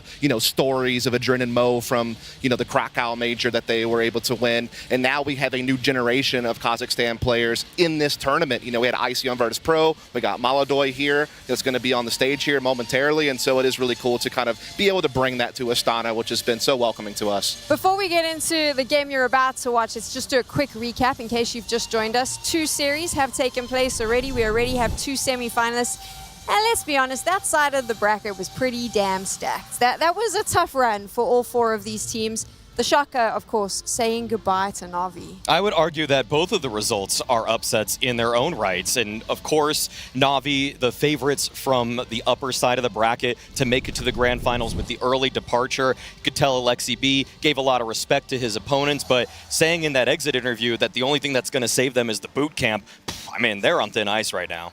I mean, so many things have to be fixed for that team, in my opinion. You have, you know, your extremity playmakers, Bit and JL, tempered. You have them also being incredible anchors defensively, also not there. Hell, Alexi B was their highest rated player for a moment in time throughout a lot of this tournament, which is very damning. You know, it's great for Alexi B, but like, come on, guys. You guys used to be top 10 players in the world last year. You guys were the team of the year. You guys were winning title after title. You won a major. To see them fall and to see so many other teams leapfrog them, it has been very rough to see. I wish them the best, but they have a lot of work to do. On the other side, Giga Hooksy is back. I'm excited about that. And we'll be able to talk about Astralis tomorrow during the semifinals. But now let's focus in on the matchup you're about to watch. MIBR up against FURIA.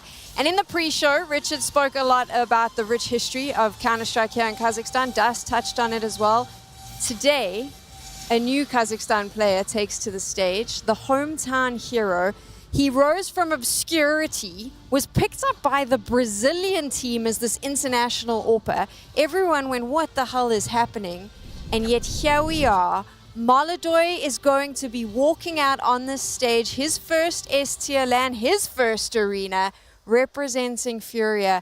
And Maui, it's just an incredible story. This is what dreams are made of, isn't it? Of course. It's actually quite fitting that MongolZ's first time playing in a playoff arena is in the Barys arena, because the first time he ever logged time playing any sort of official was on a team called Barys. Oh, wow. So what a ridiculous coincidence there. Apparently it's the Kazakhstan word for snow leopard, and we'll see if he keeps it cool today. Yeah, I just don't think people realize just how much of a rookie this guy is. This is only the 4th LAN he's ever played in his life. He's only been playing professional Counter-Strike for a year. He's only been playing Counter-Strike period as just some dude pub stomping for 2 years. So this guy really has made such a rapid rise, and for him to be able to come out not only in his home country but his home city and play in front of his family and his friends and try to show us what he's been showing us already. This guy, what I love about him, he's a flashy AWPer. He's very aggressive. He's going to go for a lot of entries on both sides of the map. You saw the stats up there. He's been very successful in those opening duels, and so to see him already be such a catalyst for some of the success that FURIA has had this tournament, which none of us anticipated happening, by the way. When we saw this roster, we were very concerned, but they have quickly kind of alleviated that and has surprised us in a positive way.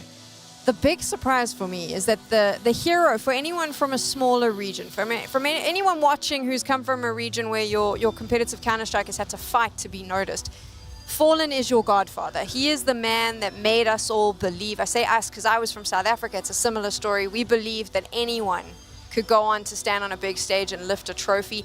And while his form might have fallen off in the last few years, maybe there's some question marks around him, he is still the man that the professor, the one that we all appreciate. He took a step back for this kid, Maui. He went, I believe in you so much that I am willing to completely change it up here to see if we can make this work. Fallen in the close range shotgun style of opping. It was one of the best shows in all of esports. When he was on his game, it was something that would have made this entire arena roar. He's a guy that brought a major to Brazil.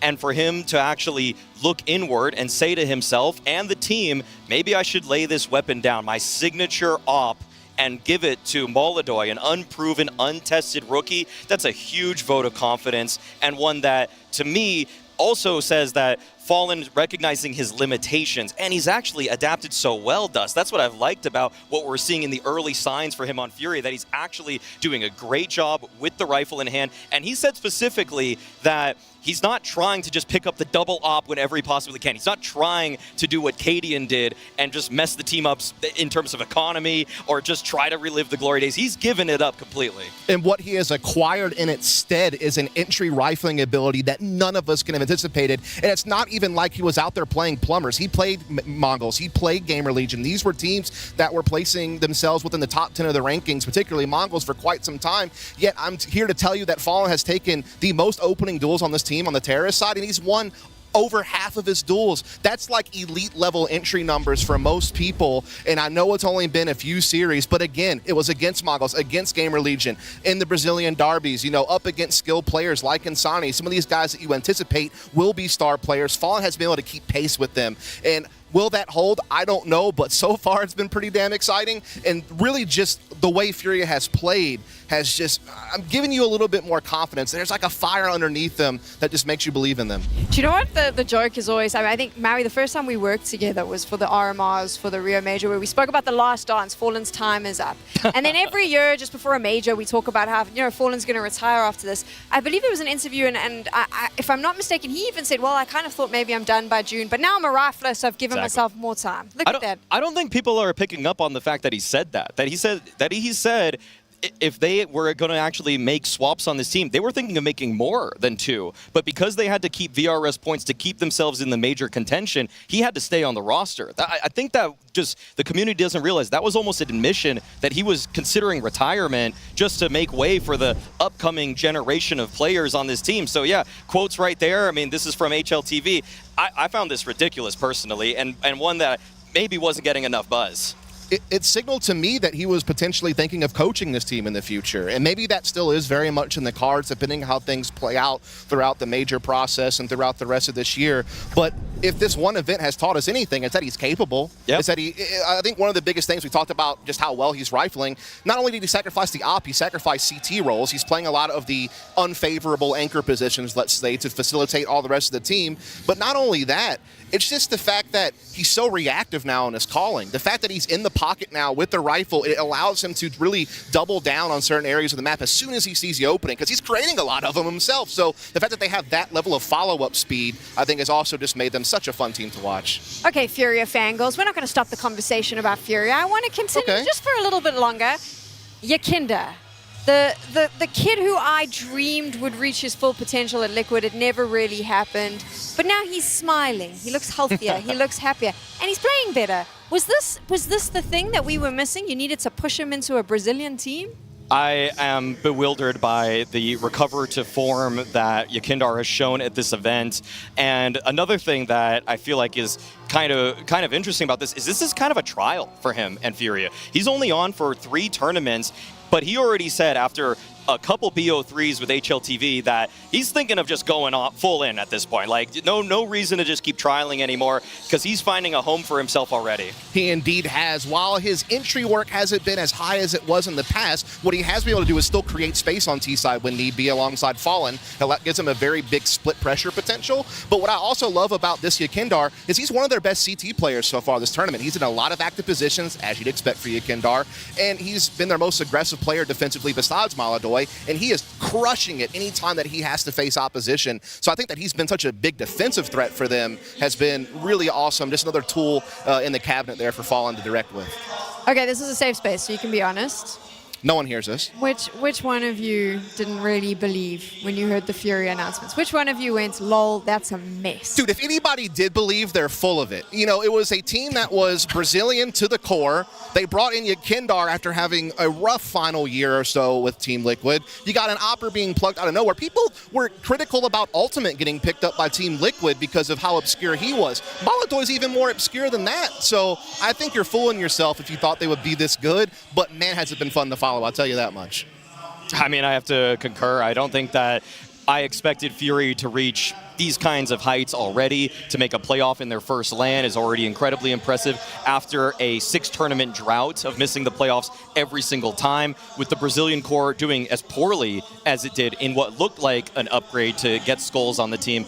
I'm honestly shocked that this team hit the ground running in the fashion that they did. Let's talk about that Brazilian core a little bit, because a couple of them remain. We've already mentioned Fallen, but let's talk about Yuri and Kaserado. Kaserado's been unfazed by these changes. He is still the guy. He is still very much a star player for this team. And Yuri, who has had to sacrifice so much for these new players on this team, he's taking basically all of Skulls' old roles. It's like the more passive extremity player, you know, playing a lot of anchor positions. This guy's delivering, and I think it's because he's not he's not feeling the onus like it has to be on him. I think he gets to pick and choose his battles a little bit better. He can kind of come out in a more favorable trading position, and he has really lit on fire. Like, I think everybody on this FURIA team, if you look at the entire lineup, they're low-rated players, 1.08. They're all performing very, very well.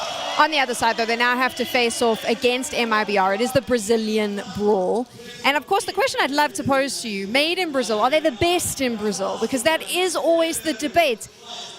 They're not now, but do they have the potential to be Maui? Potential is what Exit believes in. I mean, he thinks that he has all the personnel, all the players to be the best team in Brazil. I beg to differ personally. I think Pain's in a better shape, even though they didn't do well at this event. I blame that more down to the fact that they had to use their coaches as stand-in. But some of the roster moves for this MIBR team have not really worked out for them all too well. They themselves are on a 7 playoff route. This is the first good tournament that they've had in quite some time.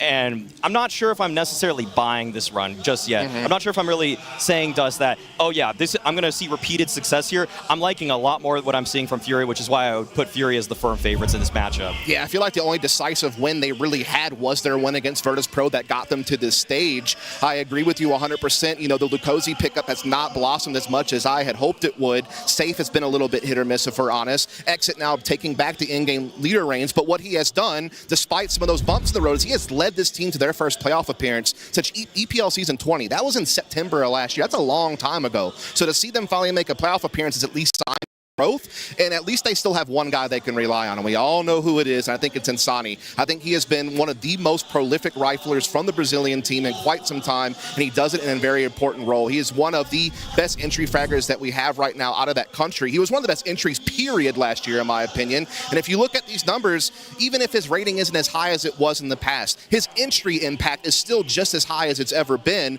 and he's looked like he's kind of growing back up again in that Virtus.pro series, so this is the guy to watch out for Main Brazil if they want to beat FURIA. They did have a bit of a struggle through the group stages, as you've both picked up on, and one of the losses that they faced was against FURIA. So do you think that that helps or hinders them now coming onto the stage, knowing possibly what to expect against that new lineup? I always think that the underdog or the team that lost in the prior matchup is going to be a little bit more just reflective in why things did not go their way.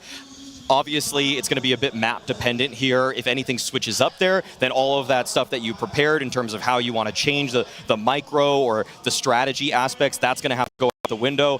For a team like FURIA, I feel like they've got the experience, though, to recognize that. They're going to know that if they lost to us, we need to make sure that we either update our game on the 2 maps that we beat them on, or we need to even just change up the veto, which I don't think is impossible today. It's going to be tough because I just feel like when I look at Made in Brazil's map pool, they only have 2 maps I feel confident on them about, and that's Anubis being kind of the main one, and then Mirage. But we have seen, particularly in the case of Anubis, that's a map, you know, FURIA are more than willing to play. They were picking it a lot this tournament, and in that last series that we saw, it felt like they tried to go for the Ninja train pick. That backfired big time, let's be honest, right? I mean, they got totally bulldozed on that map and no signs of life were shown, and so that is where I'm going to question the pick ban. Like, do you take that risk again, or do you just go for something that your team's actually proven themselves on a little bit? We'll move away from the stats, move Sure. away from the veto, looking at MIBR, and we can focus in on the Virtus.pro matchup because it was so close. When you used the eye test, what was it that they were doing right that allowed them to get that victory in the end?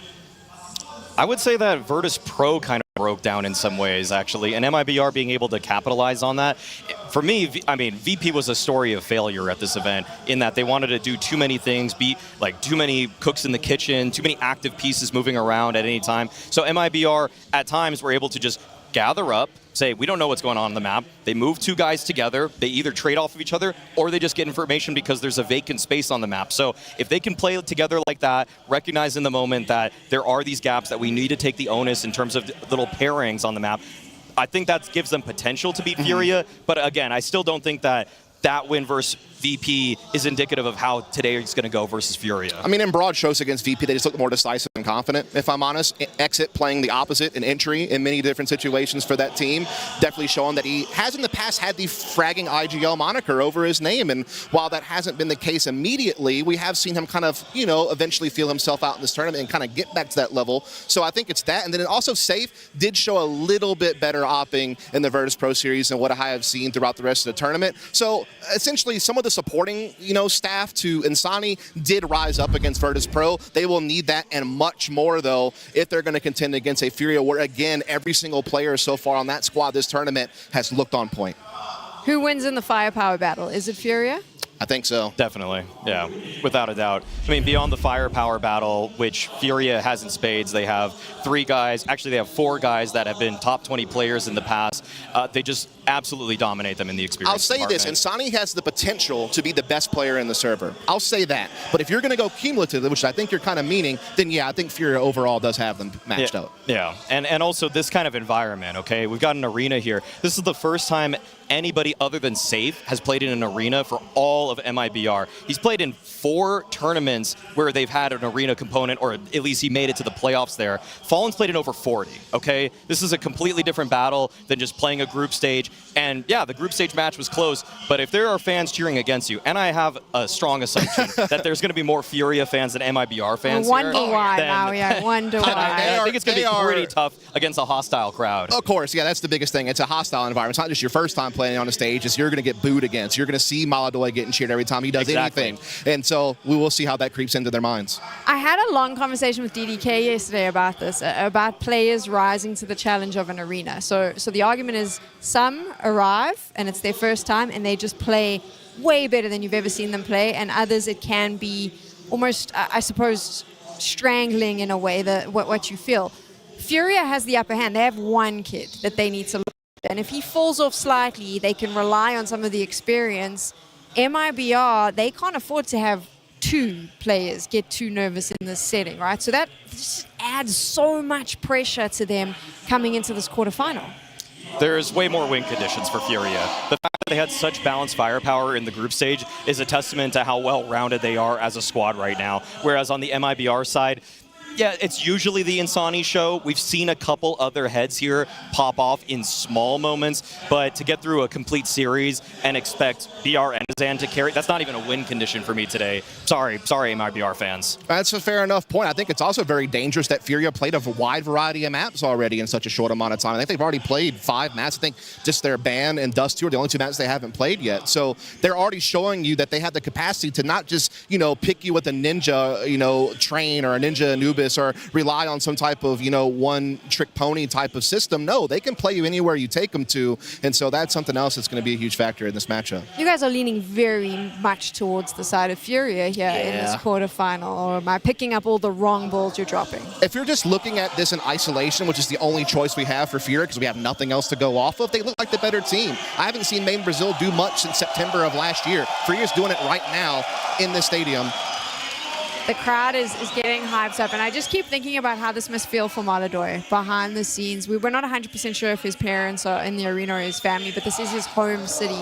What a moment this must be, and for all the fans as well to get to cheer on that Kazakhstan boy. Like, that's what makes me so excited for everyone here. It is a memory that he will be able to cherish forever, that he will be able to tell, future generations of his family that, hey, I got to play my first big LAN in the city that I live in. I got to represent my country, and very likely I got to push them further than they've been in a very long time. Yeah, and the first big LAN arena event in Kazakhstan, period, in Counter-Strike. So all of the factors right now working in his favor. He's going to have to prove it on the server. He's incredibly inexperienced. I'm not trying to make the goals too lofty for him just yet, but if he's able to do even 80% of what he did in that group stage, I think it's going to be enough for him and FURIA to take down MIBR. I just hope that he keeps his confidence about him. Again, we mentioned that he's a very aggressive opper. Sometimes when they get put in environments like this, they get a little bit timid. They get a little bit tempered. They don't go for the big plays as much as they used to.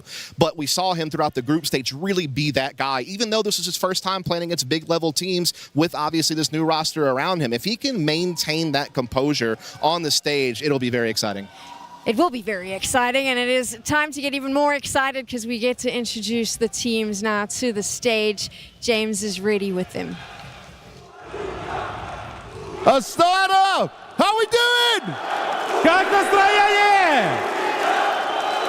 Well, they're already cheering their way for FURIA, and that'll be our first team taken to the stage. It's now an English-speaking FURIA with a fired-up Yakinda and a young Kazakh Orpa. MongolZ has come in with a chance to make his dreams become reality. He's already at his first ever S-tier event and is about to perform in a quarterfinal. This is what dreams are made of. This is what all young, aspiring Counter-Strike players fight for. Ну что, друзья, наконец-то Фурия стала англоязычной, потому что в ней появились не только бразильцы. Да, они закончили 3-1 групповой этап, но сейчас кого это волнует на самом деле? Потому что самое главное — это молодой игрок, который представляет Казахстан. Человек, который впервые на лане в своей родной стране, в своем родном городе. Это именно то, о чем, мне кажется, мечтают все киберспортсмены во всем мире. Well, FURIA has always been a Brazilian team, but I feel like today they're going to be a Kazakhstani team. So everyone, make some noise for FURIA!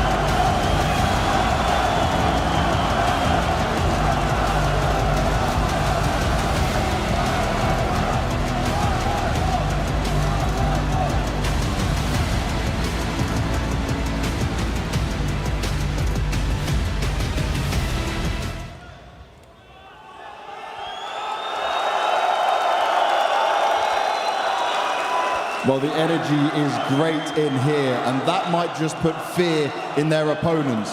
For MIBR, they fought incredibly hard to get here, beating VP in the end right by the wire to find themselves in this playoff spot. It's been 238 days for this organization since they've had a chance of playing in a playoffs, and for some of these players, they've never been on a big arena.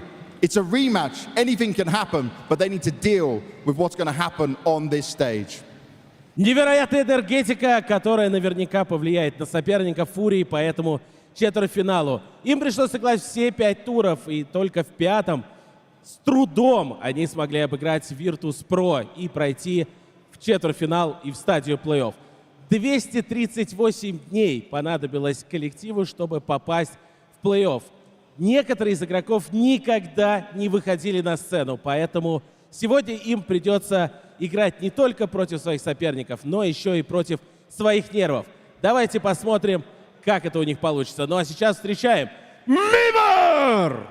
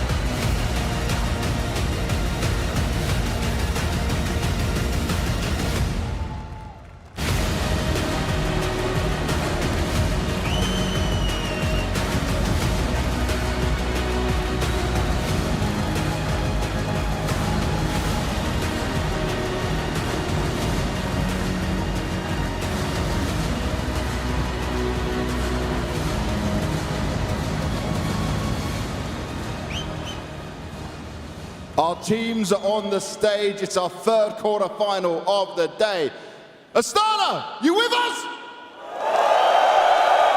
Да вроде все поняли, но давайте еще на всякий случай. Третий четвертьфинал. Астана, вы с нами? All right, let's get our players with us here. Exit, come join me. MongolZ, come join us up here. The rest of the team can take the seats.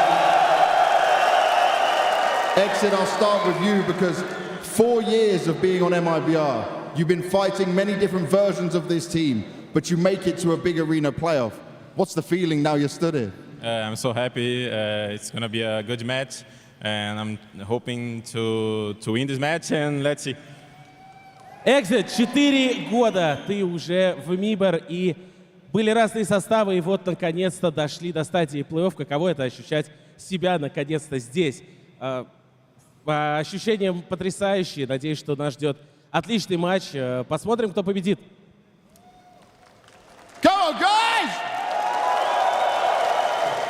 Now they do have a local hero on their team, and the crowd certainly is in their favor. But what did you talk about with the team ahead of playing on this stage and trying to deal with all of this? Because it's a whole different beast up here, man. Yeah, we're expecting to play against the crowds, of course, because they are going to cheer for MongolZ. But we're going to play our game. We're going to focus on our game, our communication, and that's it. Nice. Вопрос звучал так. Каково это, как вы готовились к тому, что в плей-офф вы, скорее всего, будете играть против не только команды FURIA, но и против всего стадиона?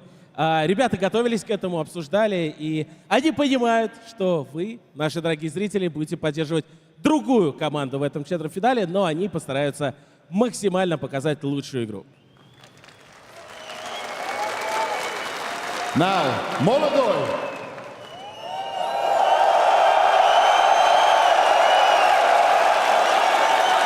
Your first event for FURIA, your first time on a big stage. Is this everything you dreamed of?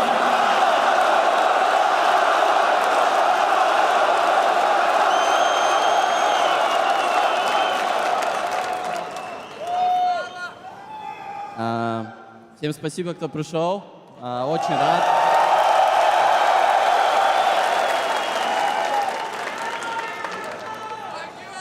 Я очень рад, что Казахстан это та страна, в которой поддерживают свой народ. Это во-первых.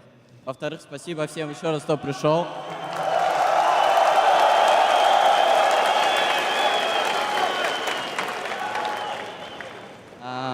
Я буду, наверное, надеяться, что в Казахстане будут еще турниры и буду в них участвовать.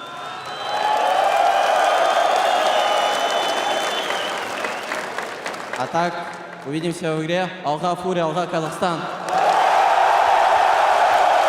Okay, thanks everyone for coming. I'm very happy that this event takes part in Kazakhstan, and I hope that there will be many other tournaments, and I will be the part of it. And now we will see in the game who's better.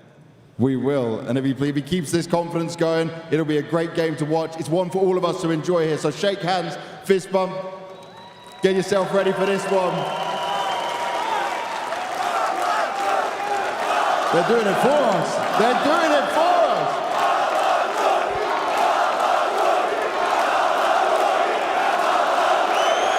All right, I don't think we need to ask them who they're cheering for. Let's just get some real noise out of them. Astana, let me hear you! Ну и давайте еще немножко поддержим молодой!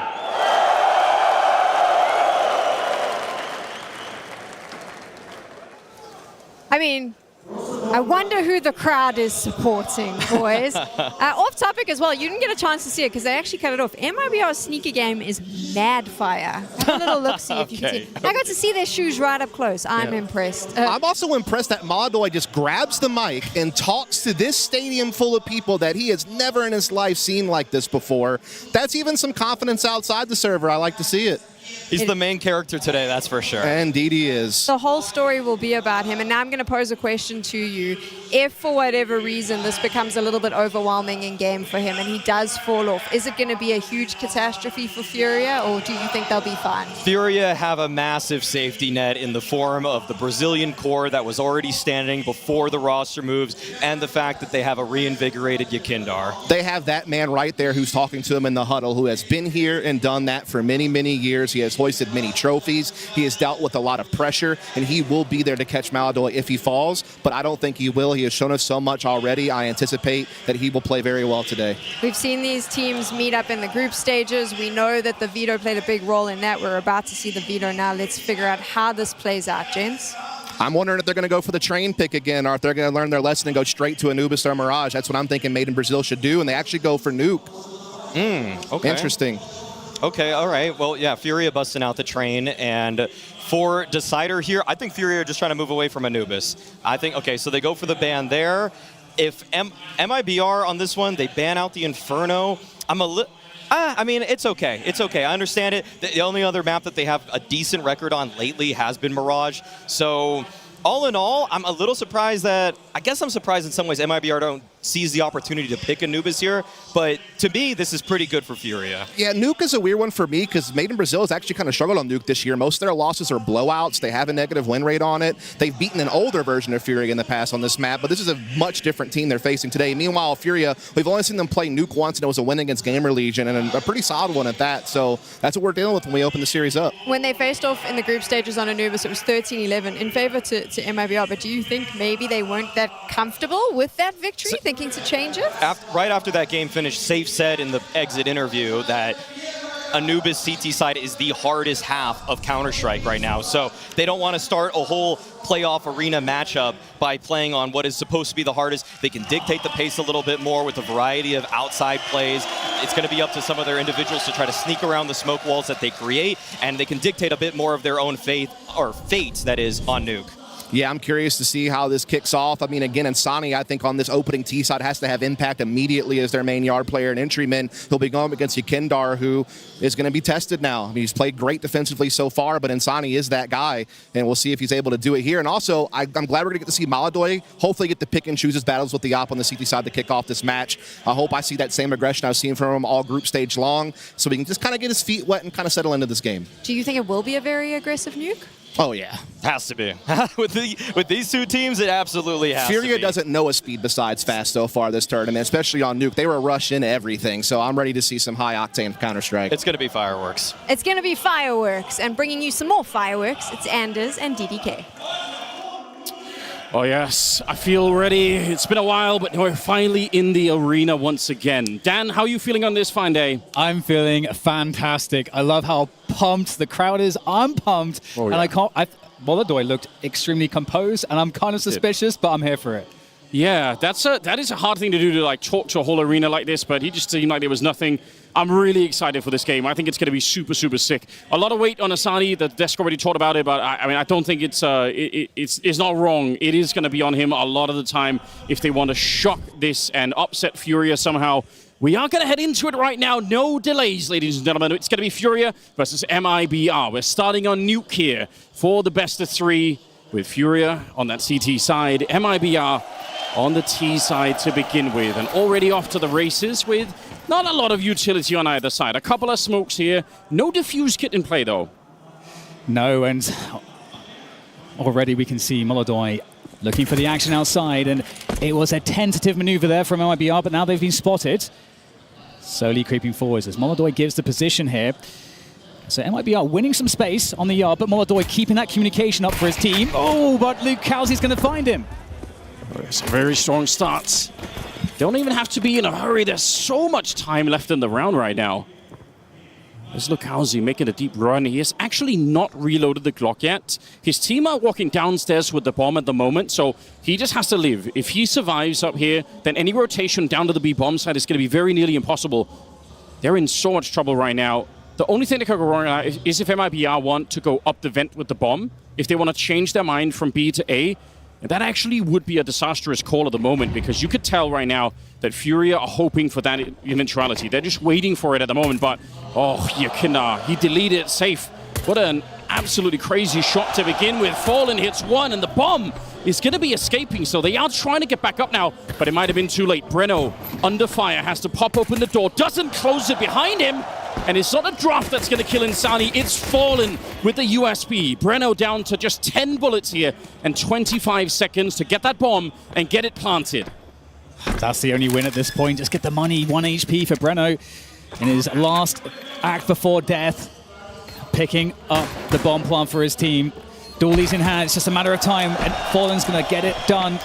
Really well done indeed there for FURIA to kick things off, get that CT economy started. But indeed, with Breno securing the bomb plant, of course, it's on the T side, so that makes the second round highly contested with the buy that will be available for MIBR.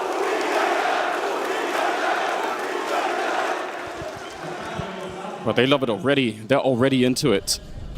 I think this round, weirdly, so much of it probably did unfortunately come down to whether or not that door was open or closed. I know it sounds a bit ridiculous, but if they actually had managed to close the door behind them, then it would have been a 2v2 probably with the bomb planted and a bit of an interesting, or maybe 2v3, but still, there was a big opportunity there. But also for FURIA, holding that A bomb site, never really over-rotating. I think it shows you that they feel very comfortable, very confident at the start of the game here. They don't really need to hurry and do anything crazy. They trust in Yekindar down below. They're going to have 3 MP9s and 2 M4s going into this next round. And for MIBR, it's just the 1 hero AK. So playing it patiently. FURIA not looking to throw any aggression their way, so they might be waiting a moment longer. But in a round like this, if you're FURIA, you just need to keep tabs. Ensure the info's there. And the hero AK on Lucausey now looking for that opening pick towards ramp, but ramp has been given. So this is great territory to find, but it is by design here. MongolZ, he's going to spot this, sees a lot of players in that ramp position, but again, oh, nice nade. They are just locking them in right now, FURIA. They've got the tabs, but that's the opening that was being sought for. Good stuff from Lucausey. Yeah, in spite of the fact that he'd actually ducked quite far away, he was playing it somewhat safely. It just never really occurred to MongolZ that someone could have been walking up that far in towards his position. Or Lucausey, they're going to be allowed to pick up an M4. It's still a fairly safe round right now, but it could go wrong very fast. It's the lack of armor that's making this kind of round very hard for MIBR to win. They have someone Lucausey, but that is it. Everyone else will die as soon as they get hit by anything here. Fight breaks out, and Yekindar caught in a weird position. We're down to 20 seconds right now. And MIBR trying to get close to the site. Yuri's going to call it out, saying they're already sneaking down below. What do? Exit is down next. They're going to have to try and plant B right now. Lucausey closing the door, but it doesn't matter. Yuri just has to open it and kill one person. Stopping the bomb plant. Oh, but he doesn't do it. He gets a little bit ahead of himself. He had one job, and that was to stop the bomb plant. That would have won the round instantly. And instead, he got a bit distracted. And now Fallen and Kazakhstan at a very awkward position. How do they retake this one? They don't have the kits at the moment. Going to be seeing if they can flash their way in towards the site, but that bomb's already ticking now.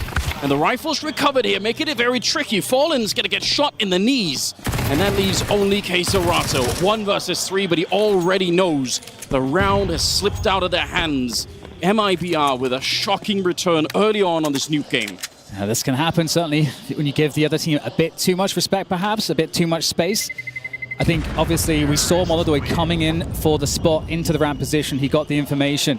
But you know what they're looking for? Obviously, they either have to rush into the lower site at that point, rush out through the ladder room, or they are looking for a pick. There's only so many options that they have, and it seemed like FURIA didn't create a plan to deal with it, and they were on the receiving end of MIBR taking the initiative, peeking with multiple players, finding these picks, creating the space.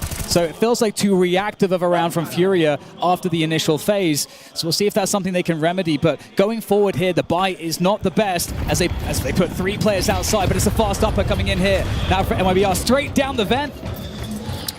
I love it. Trying to put some real speed behind this round, hoping they can shock FURIA. The desk already said it. It was going to be a fast game here on Nuke, and it absolutely is. Insani's gone down, but in the meantime, Safe has managed to pick up Yekindar. 4 versus 4 for only a second. Nice shot out of Breno. I think he's someone that has to step it up in this game for MIBR to even have a bit of a chance here. Safe, awkward fight. He doesn't really have to stick around. That's going to give over an AK. Now, they're not going to be able to recover the round, but still, if you steal some of these away for FURIA, even if you lose the round, it's something to smile about. It'll make it a little bit better, even as you lose the round. Yeah, certainly the case. FURIA, after winning the CT pistol, it often feels like such a relief, but we'll see, though, given the amount of time that MIBR have left in the round, they've already clocked that FURIA are going to try to save these AKs and these weapons. So you can see the hunts on, Breno checking the ramp, but was he just escaping the bomb radius? I won't find anybody there for FURIA, so FAMAS, MP9, AK-47 into the next round.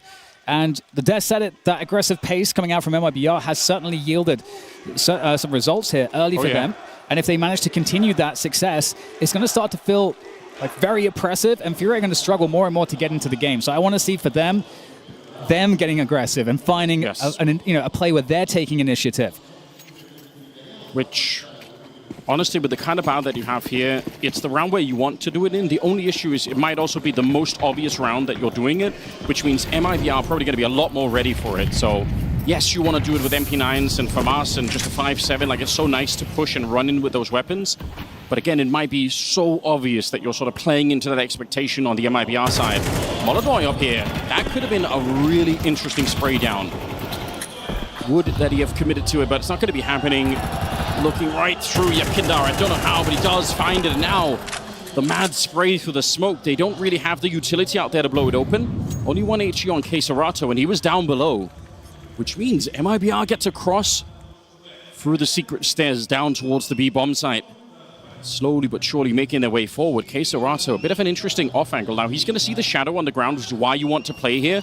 Insani making the turn. Oh, that's a nice run of trade there, but Kazakhstan thought he had an opportunity maybe to do a little bit more than that. Yuri at range. The bomb should at a minimum be planted here. Okay, the retake for FURIA. Everyone, well, most from ramp here, as they try to creep forward. Safe might be a very dangerous man in this one. Teammates there to bait. Breno moving over to control. It's going to need to be the perfect sequence of kills here for MIBR as FURIA start to scale forward. They're moving fast now. Yakindar with the first opening, Fallen finding safe. They are going down one by one. Just Breno left now. 4 players to find. This is looking incredibly difficult. And Fallen's going to find that shot. Silences Breno.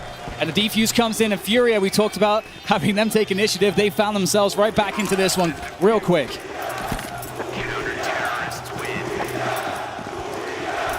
The crowd here in Astana are behind that one.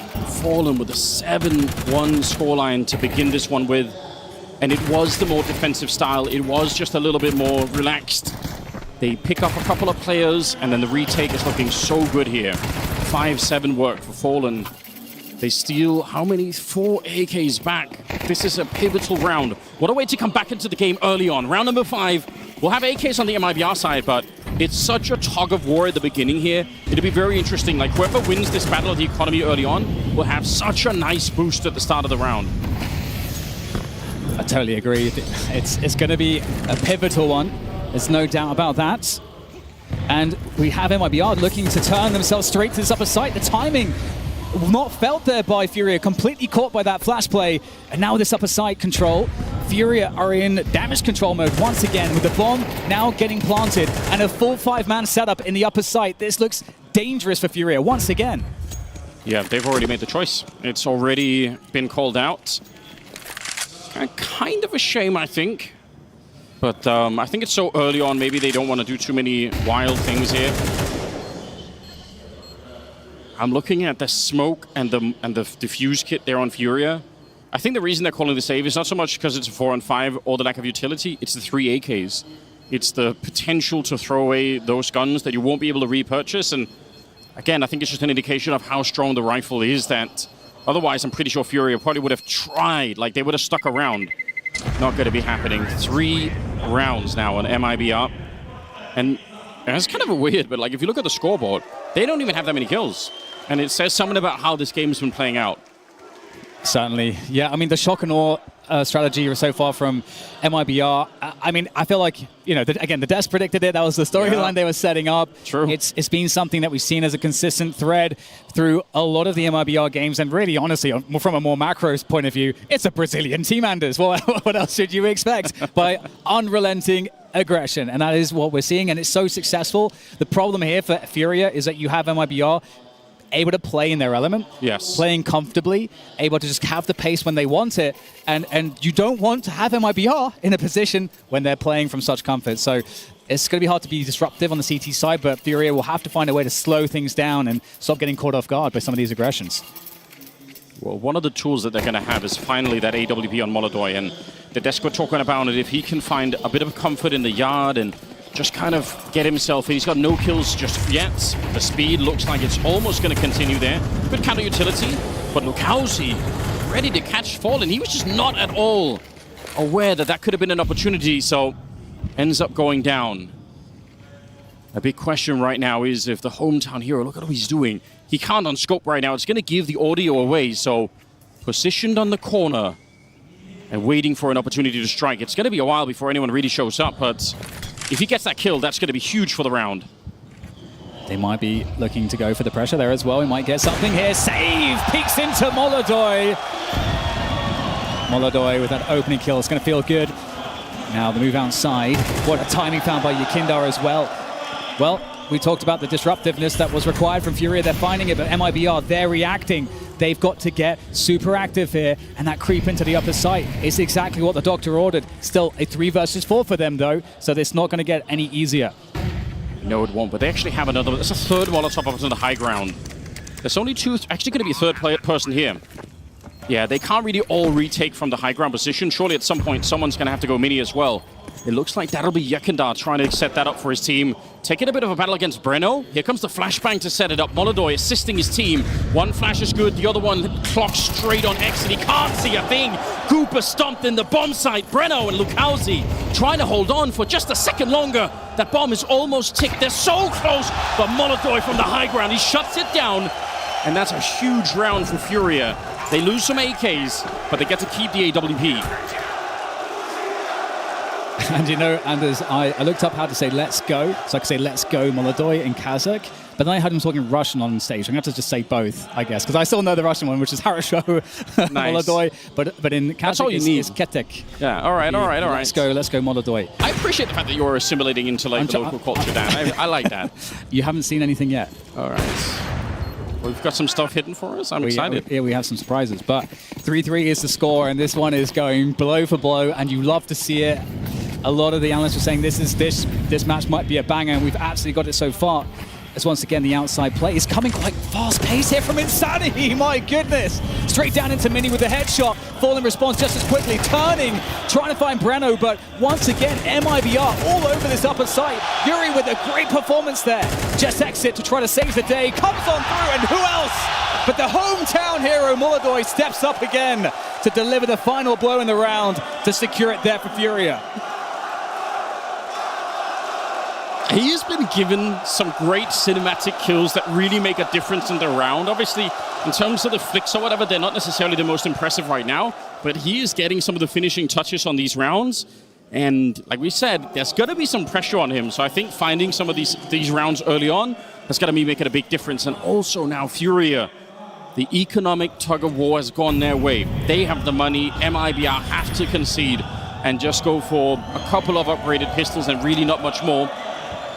And Yakindar knows it. And if there's something that he loves, it is aggression. It is something that he just enjoys a lot. So not surprised to see him out here ready if anyone missteps. Pretty deep grenade on top of the silo there. MongolZ searching. Does mention on the desk that this would be a great side for MongolZ to find his footing in this quarter-final on stage. An inaugural performance on stage. So far looking good. Fallen also controlling things outside. And FURIA just on the cleanup mission at the moment, farming those kills. MIBR just a few Glocks. I mean, there's the hero Deagle at this point, but they are not finding much success. It's the P250, in fact, but MongolZ, every single kill, get used to hearing the crowd roar, because MongolZ is here.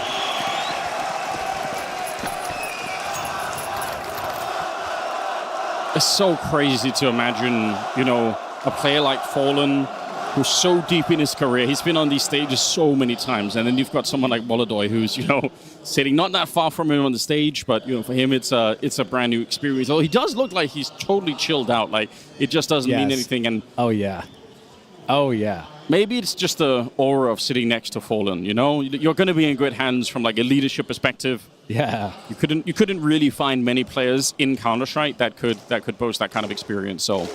100%, and it's so funny because everyone seems to be behind FURIA for this game too, despite the fact that just on the rankings, you look at these teams and they are literally next to each other on the world rankings. Yet I saw the HOTU vote earlier, and it's like 82% favor for FURIA. So just everything is behind them at this point.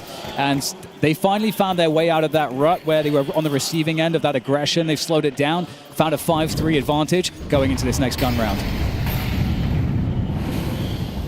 MIBR playing a bit of a mix early on, but it will turn into more of an outside kind of pressure moment. Breno, is he aware? Oh, that smoke. Oh, that the HE, it goes a little bit too shallow. Flashed on through Yuri. He's got to be careful. Oh my god! He should have been dead every single time. Outside now, MIBR trying to find value there, but Yakindar's waiting. Keserato also with the nade to blow open some vision for Yakindar. And these are AKs, just 3 left now as they creep silently, but FURIA have all the information to know what's up. They got Fallen down. It's the secret stairs who can see exactly what's happening if there is to be a cross down there, but we can see MIBR making their way on the outside. So LuCaoZ here is just going to present a reason to rotate for FURIA's defense. But this is the real play, Anders. You're exactly right. See how much he's sold it. There are 2 people downstairs. So actually, it's not bad, right? He's at least managed to split up the defense a little bit. Unfortunately for them, Keserato was... Oh, never mind. He's looked the wrong way. That was his only job here. MongolZ is going to be downed as well. It's Exit finding 2 out of the 3 kills that he has in the game in this 1 round so far. Fallen and Yuri. How tempted would you be to try and go for this one? There is some money in the bank for FURIA. If they go for it and they lose it, it's not the end of the world, but they are quite far away. And without an entry to get back into the bomb site here, is it even slightly doable? I think LuCaoZ's position is almost an automatic win here. How would Fallen even think to check this? He's so far away from the site, LuCaoZ. And they are slowly walking it away now, realizing there are no easy kills. We're getting nothing for free in this one.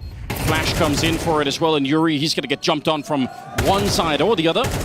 So LuCaoZ takes him out. Fallen going to save the M4A1, or at least attempt it. So huge round, I think, for MIBR. It's really important that they pick this one up.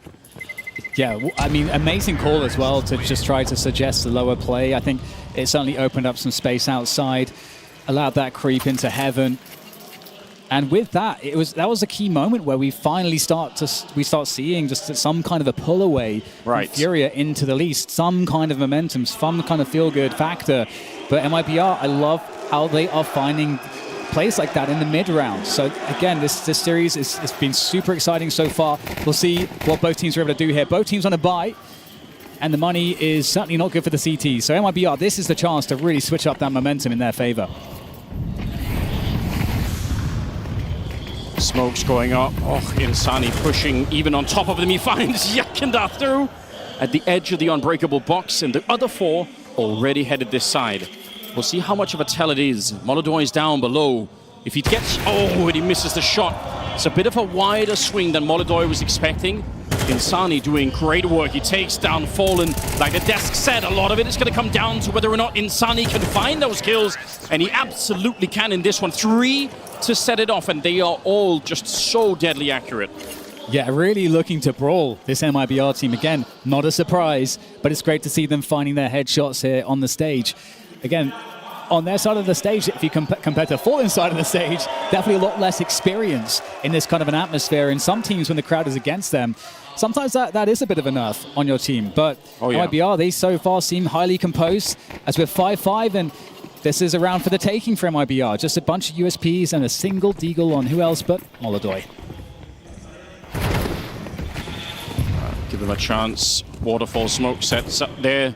Deagle already been discovered out here, and yeah, they're going to wait it out.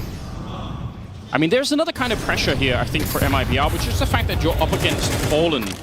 You know, so like, they call him the godfather of Brazilian Counter-Strike. So, you know, I'm sure for MIBR, you're going to have a sense that, like, he knows so much. You've probably played against him so much in the region yourself. There's all that going on at the back of your mind. So hopefully they can get rid of all of that and just focus on playing the game that's in front of them. But it's very, very easy to get distracted when the pressure is really on. I do love that, the old generation versus the new. Yeah. It's an interesting rite of passage in a way. Of course, if they're able to win, but you know, he's not going to make it easy. you got to come into the server hitting hard to take that chance at the trophy away from Fallen. I mean, there was a real discussion for at one point, you probably remember it too, where people were saying like, well, you know, past 28 or something, you should probably stop playing Counter-Strike because you're going to be told to play anyway. We have a lot of players now that are showing that you don't really have to. Like, you can stay playing for a longer time, which is kind of exciting. He's also playing pretty well individually, right? 9-6 on Fallen at the moment. But as it always does, it's going to return to the money here for FURIA. Round number 12, limited utility, Fallen with the MP9. See if they can tie up the game and make it 6-6. I think either way, it's still a very open kind of dynamic here, but it would feel a lot better for FURIA if they can get one more round on the board. Yeah, and we have MongolZ playing more of that normal rotation position between ramp and outside. Fallen trying to anchor the upper side with that MP9. That assistance of Yakindar. It does feel like MIBR, as we approach this 1 minute mark, the clock does become a pressure. And you can see FURIA also trying to figure out this pace difference is a bit odd. We haven't seen MIBR play this slow.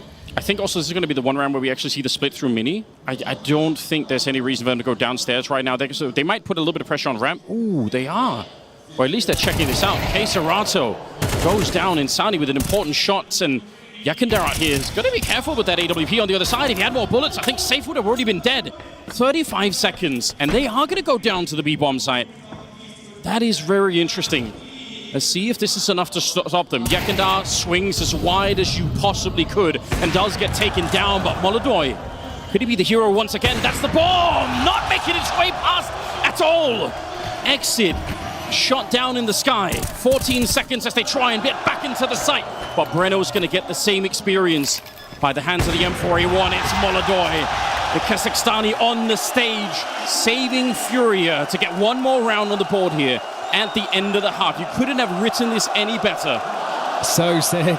And the crazy thing too is if you are MongolZ, you are going to be well aware that anytime you connect a shot, especially on the AWP, you're going to hear a roar from the crowd. It's just impossible for that not to enter your head. So to see the focus, the composure there from him as he lands incredibly important shots back to back is certainly a good sign. Because we always have our eyes on the newcomers to any stage. Of course. But if we add the context of the fact that we're in the hometown of MongolZ, it just gets to another level entirely on that conversation.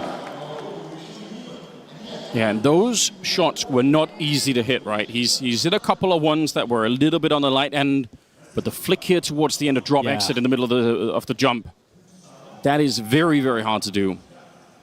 And it's also great to see in that particular 2v3 clutch that for FURIA, you've got the combo of both Fallen and MongolZ there, kind of both doing work on either end. You know, Fallen hit just a very important long-range spray there to prevent the bomb carrier from getting a plant sooner. There it is on screen right there. That's really important. Not always easy with the M4, to be honest, to hit those. M4A1, I should say. And 6-6. Well, look at the Molotovs. FURIA, they have so much that they're going to execute from the roof on the other side. They've already burned out the hut here, but look, HOTU, he is sitting on the door. It's an absolute rat position, and he does get taken down. Fallen runs and looks straight up into the sky and shuts it down. Safe trying to go for the quick flank here, but the bomb at a minimum should be planted. Fallen with the Molotov up on the high ground, caught mid-air. Breno, you could see the blood spatter on the wall there in the middle of just a testimony. We don't even need CSI. We can see it for ourselves. He died before he even touched the ground. Exits. So 1 versus 4. This round is already won by FURIA. They're hunting him down, looking for the kills. Not going to take any hostages in this one. Oh yeah, that's a very solid start. 7-6, but in the previous half, again, we saw FURIA picking up that initial pistol only to lose the following round.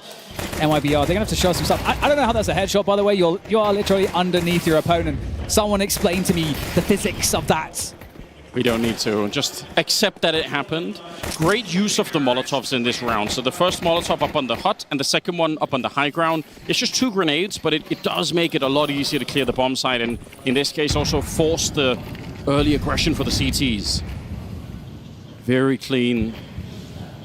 Oh, the 4-man stack, I love it. The multiple levels. There's levels to this. Quite literally, as we have 4 players here from MIBR trying to snipe, but I mean, what are you going to do? This is the smoke. There's really not much you can do. This strat, by the way, goes all the way back to 1.6. Like, it's so old that people try to do this, which is kind of funny to think about. Whoa. Hang on. Got some friendly fire there. Shooting the godfather of Brazilian Counter-Strike in the head.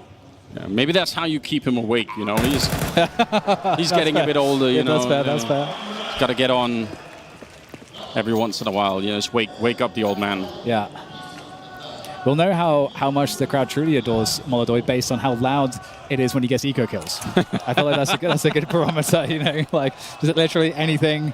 What if that works and he just does it for the cheers? He's like, yes. Oh, yeah. He's like, they gave him too much power. Hopefully not. I feel like he's in control right now. Yeah, and this is honestly one of those games too where, you know, it's not like it's an easy, straightforward situation and you're missing some shots, but your team is still like helping you win. No, you're having to hit key shots. It is punch for punch. Oh, trying to get some exits here. All right, okay, a couple of kills coming through. Asani trying to just go for one last drive-by, but why not? A couple of kills, at least keep the economy somewhat honest. Always good.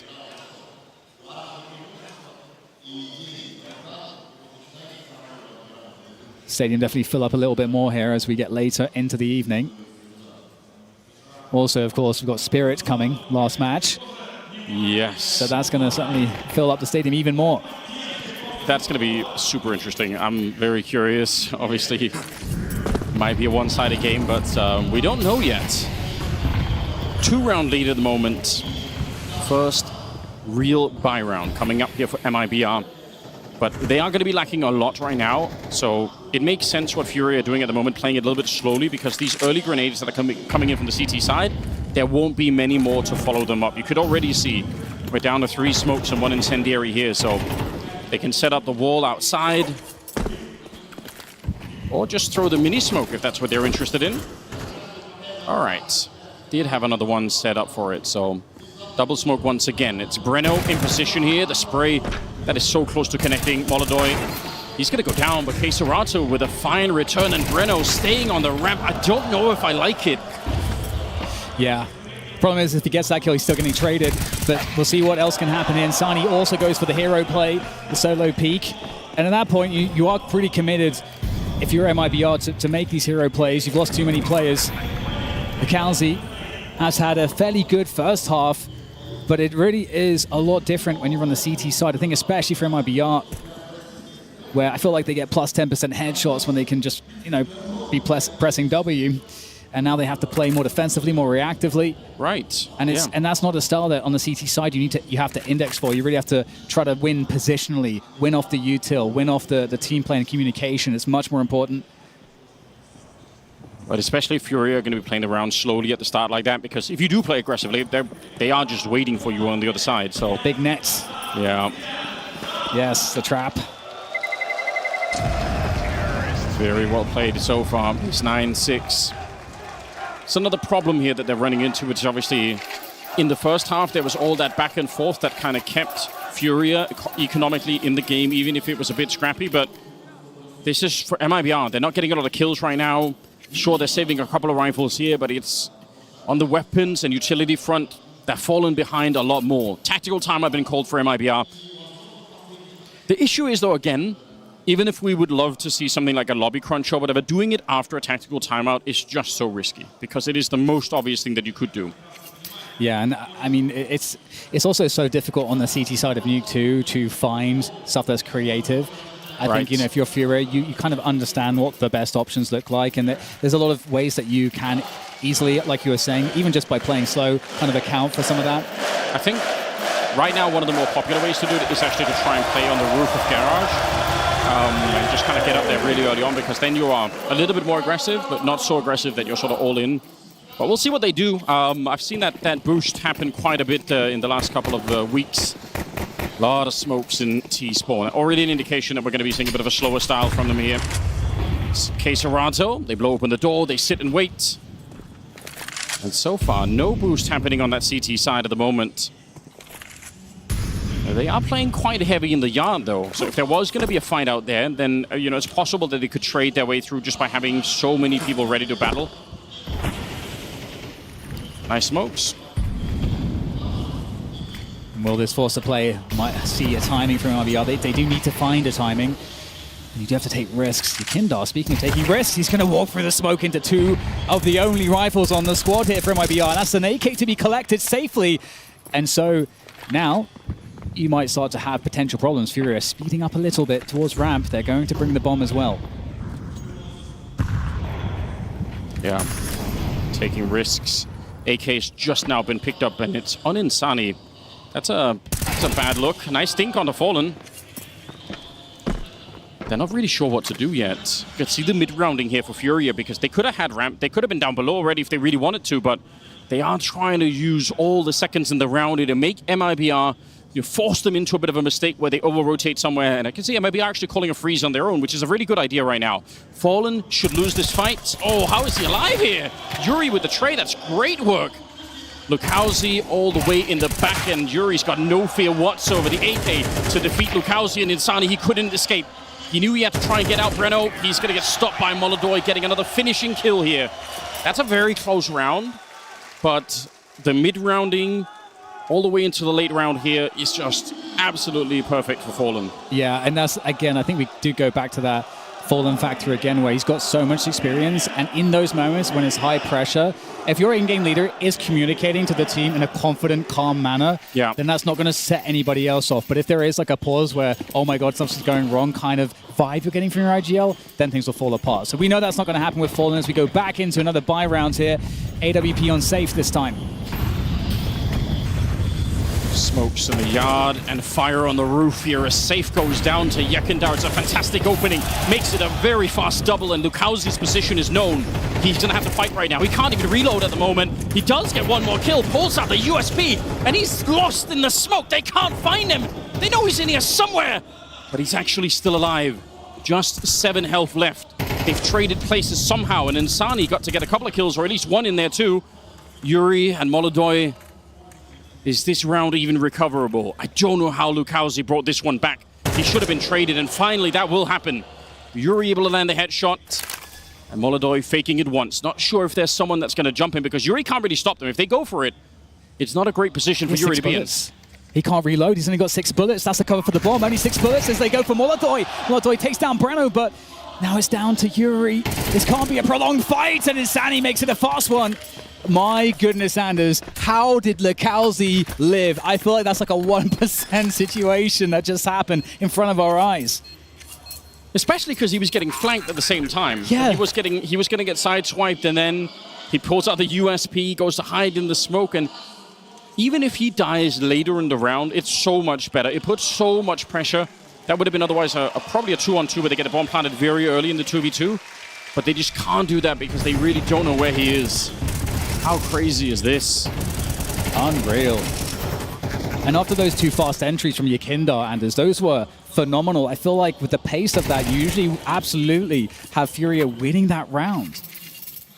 Also, huge understanding from Insani that he was going to get peaked, because if you're on the T side in that 1v1, you really don't just want to stand in the corner and wait forever. They know that he's there, Yuri, so Insani just understanding how those 1v1s play out, and then Yuri would have to be aggressive, basically. Gotta find your timings.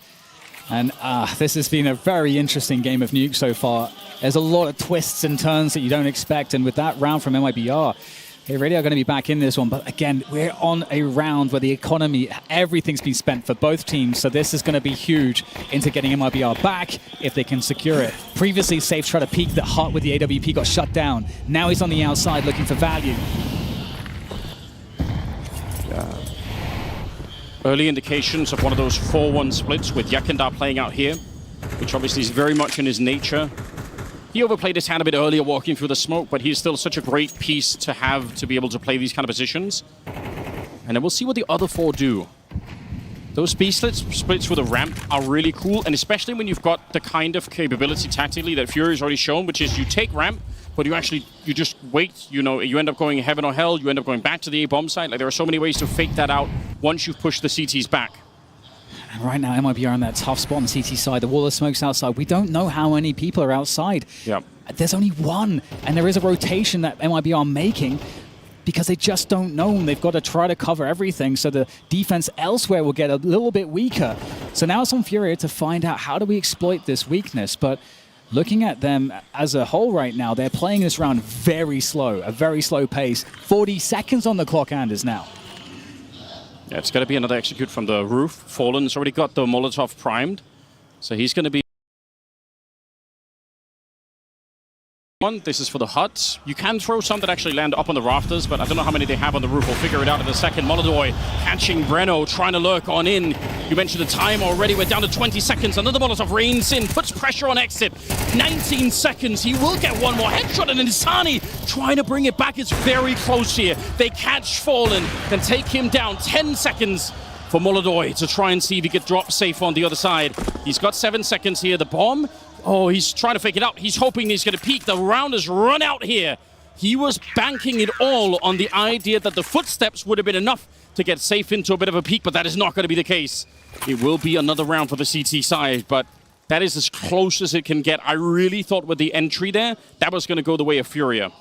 Yeah, and I love that what we saw there from MIBR as well is just holding on for dear life in a round where FURIA are really trying to bait a preemptive aggression, and they're running the clock down in a way that they haven't yet done. But MIBR still don't make a mistake there. That is a really good sign to see that the composure is still there at MIBR, and we talked about how important that round was, but MongolZ saves the AWP. Yekindar has an AK, so this is a lot of potential. This round has a lot of potential for FURIA, and MongolZ is in lobby right now with that orb. Nobody has any money in the server right now. They're just all broke at the moment. So another pivotal round. We've had so many of them where the entire economy of one or the other team is going to hinge on this now. MongolZ is going to be holding the ramp while the rest are pushing down. So another 4-1 split, but this is the inverse of the one that we saw in the previous round. And if they take down LukowZ, well, he does have a bit of backup actually, but still, the question becomes who wins this fight. I think the whole round hinges on it. Shadow already shown LukowZ. The spray is so good, and with Insani there to follow it up, it couldn't have been any better. Keserato looking to jiggle it out here. He really wants to fight for the Tech 9, but the jumping MP9 there will get the job done. And MongolZ was always on his own, so... They know that he had the orb saved, so they might just go for the hunt here. That's a good point. They could. That's the only thing that will really be on the FURIA side for the next round. And it's quite predictable where he actually has to be. If he's not outside, he has to be hiding in T-spawn. However, this is probably one of the better spots for an AWP. But MIBR, they don't have money to throw away, really. So this is kind of sketchy. You want to go for it, but honestly, it's hard to justify. I think MIBR need to prioritize their own economy, but they might invest one, but they would. I think they would surely die. MongolZ, he's got a very narrow alleyway here to shoot down. Flash up high. Are they really going for this, Anders? They are. Yeah, they absolutely are. They want to take it away, and I think they will be successful as well. Nice shot onto Breno here, but it's another jumping MP9. Wow. Acceptable losses. Only losing one there. That's actually a huge win for MIBR. That's not a weapon that can be repurchased. And not only that, it's not even about repurchasing it. It's a round where FURIA don't have very much. And Norp would have gone such a long way in at least facilitating a couple more kills, getting some outside control. You could do so much with that. So that's a massive play from FURIA, or MIBR. Look at the buy, though. They've actually gone for it. Armor and Tech 9s and a lot of utility. This just looks like an A-pop. Let's see how quick they're going to be able to be. Counter grenades coming down. Early Molotov. Oh, what a nice shot. LukowZ getting warmed up now. They do need him. Him and Insani both. The spray is immaculate. Fallen goes down. I don't think LukowZ could even see that last player. He was just shooting him blind. Jury and MongolZ, they need to do some damage here. Even if they come in the round, you can't let MIBR equalize the scoreline and keep everything alive here. That's too much. Yeah, this is really painful. I think especially in a round like this, a part of the money calculation is that you guarantee a bomb plant. You probably don't expect to win the round, but you want to guarantee a bomb plant, but they've not been able to make any progress. This upper site has been a fortress, I think, as we see MIBR defending it no matter what, time and again. There's Safe coming online there for that kill against MongolZ, up against, well, Pistol. Nice cheeky P250 kill, an honest P250 kill. And we'll see the round awarded to MIBR, as it feels like they are the most comfortable they've been so far in this matchup, going into this next one. I really think so. I think it was back in Pro League when they played Nuke last, and it was like 13-9 victory for MIBR. Obviously slightly different lineups, but but still, you know, there's some history between the two organizations to mess around on. And MIBR, I agree, they look very comfortable right now. Obviously, no bomb plant allowed, Force. You don't get the extra bonus. They will have the AK on Kazakhstan. And let's see if we can produce something here towards the ramp. He wants to move forward through the smoke, and Breno could get caught off guard here. The spray is actually not that bad for Breno. At least he doesn't die for nothing. That's the most important part of this one. Insani, absolutely no fear in his game, but maybe there should have been, because Fallen was hunting him down, and he gets dropped. 3 versus 4 now.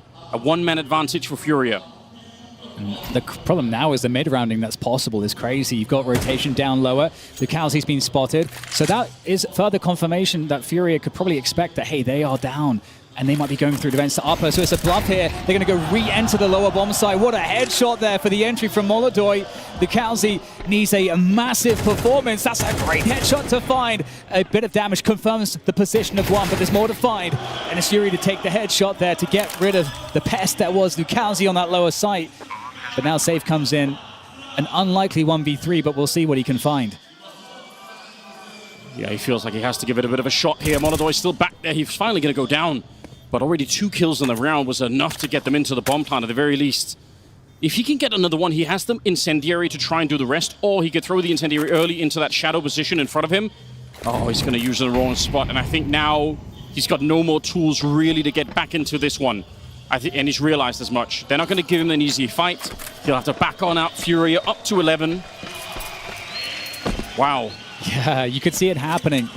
Depending on where the other player is, that changes which kind of 50-50 side you're going to be playing. So, you know, we had the left side, and then that's going to pair up with Decon, and, you know, it would be control room for the other side. So like you say, Anders, he's guessing, you know, and it would tell him like where the other guy is if he finds that first. So there was certainly potential there. It's very interesting how helpful util can be in those spots, but a wrong guess, and that's 11-10 for FURIA.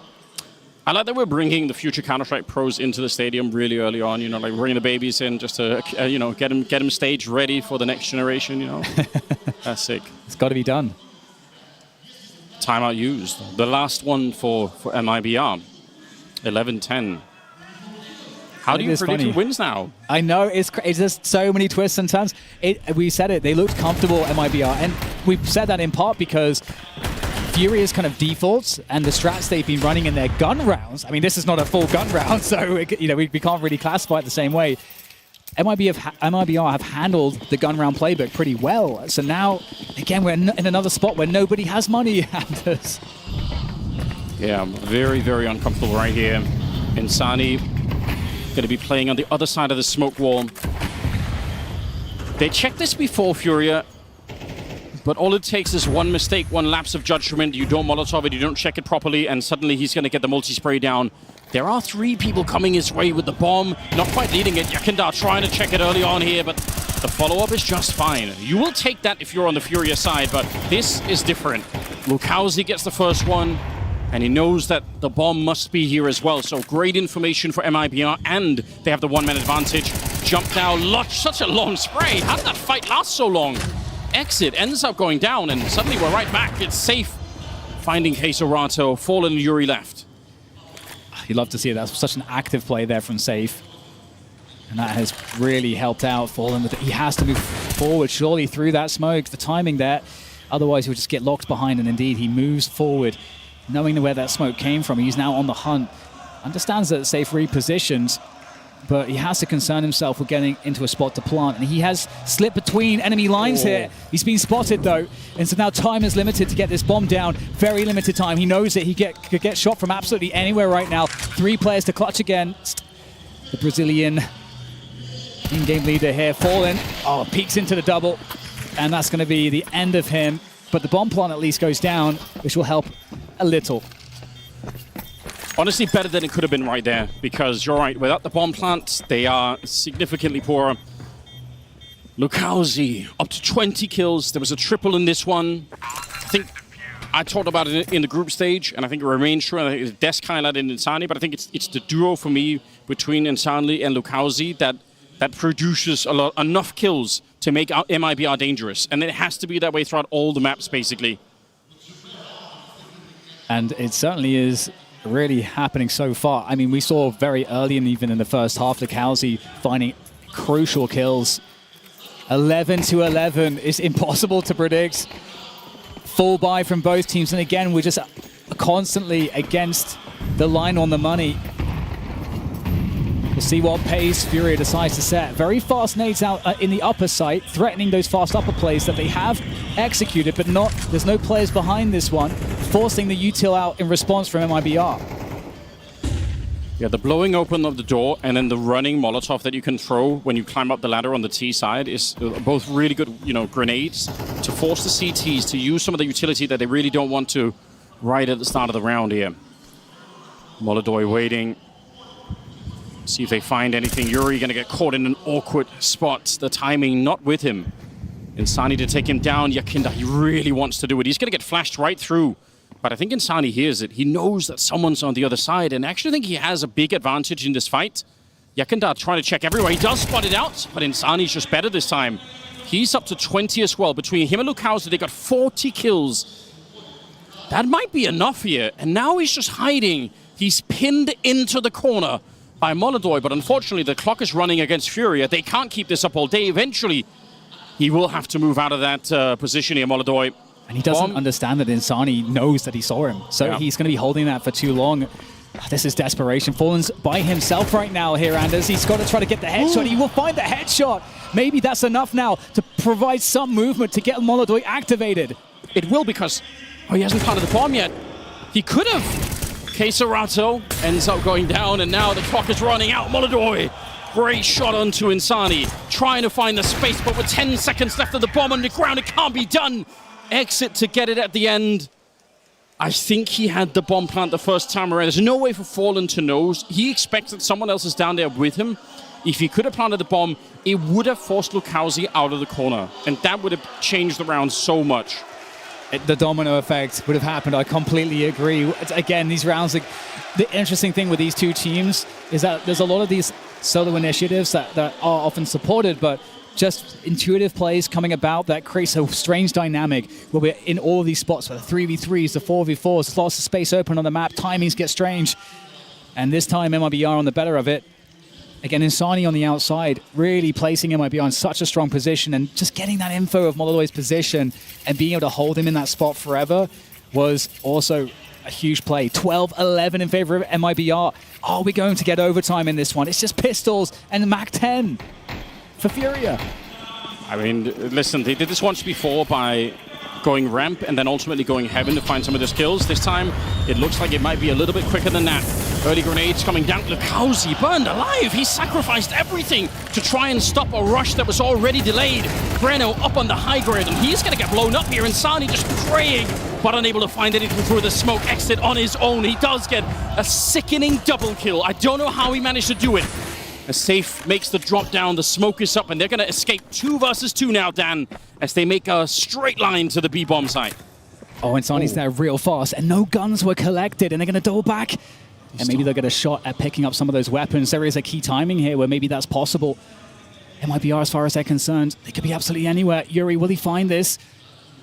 Will he hear that? Oh, looks very silent jumping there from Safe. Yuri still might find a good spot here. Creeping up at... Will Safe spot this? There's that crowd sound. That might give the game away here for one of these players. Yuri's going to find it! Oh, he's found it! I can't believe it! 2 versus 1 here. Playing for overtime, FURIA. It's all on Insani's back here. What do you do? How do you get back into this round here? He's got the kit, but he needs more knife out. Long, deep breath here for Insani to try and get closer to the clutch. Yuri's already crouched down. AK in hand, he's got one position to hold, 1 kill for the overtime, and he gets it! A huge turnaround with nothing in the buy. They managed to get there anyway. This battle continues. This is everything that we could have wished for, Dan. Yeah, it's going blow for blow. I mean, really, that's just what you should expect, fireworks, in a Brazilian showdown like this. And that is what we're getting here in map 1. I don't think either team got a run of rounds more than 2 or 3. Like I think you're right. The entire game so far. But that's also why the overtime is so different. Now they actually have money. Now they can actually, like, this is the most money we've seen in the server so far, really. Here we go. 12-12. Overtime on the opening map. That always creates a lot of drama, especially if it goes to 3 maps. MongolZ nearly goes down at the beginning, just some blind bullets whizzing through the smoke in the yard. It's MongolZ trying to see if he can reposition here to look over. Flashbang is going to force it out, so they know the AWP is not going to be at ramp on the CT side. That's interesting. Might be some info if they wanted to push forward.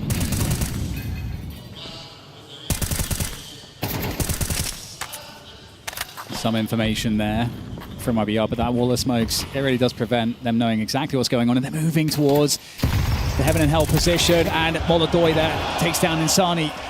Breno now the only player that could potentially stop this play that's making its way into upper. FURIA holding outside at the same time, looking for MIBR to make a play. Oh, wow. Can Breno find something? Oh my goodness, FURIA has no idea. This is crazy. Okay, finally, he's going to find Breno creeping on the catwalk. Now it's a 3v5 for MIBR. The pathing for Yuri was so crazy. The fact that he managed to slip right underneath the viewport there, like he should have been seen. If his gun sticks out, he's dead. Yakinda shooting safe in the back. And no matter what happens now, 20 seconds, it's pretty much a done deal. The bomber's going down towards the B site. They've got 3 people there, and there's no one for MIBR in position. They're still sort of executing onto the bomb site, but that is just for show. Bomb is going to be planted. First round in overtime is locked in for FURIA.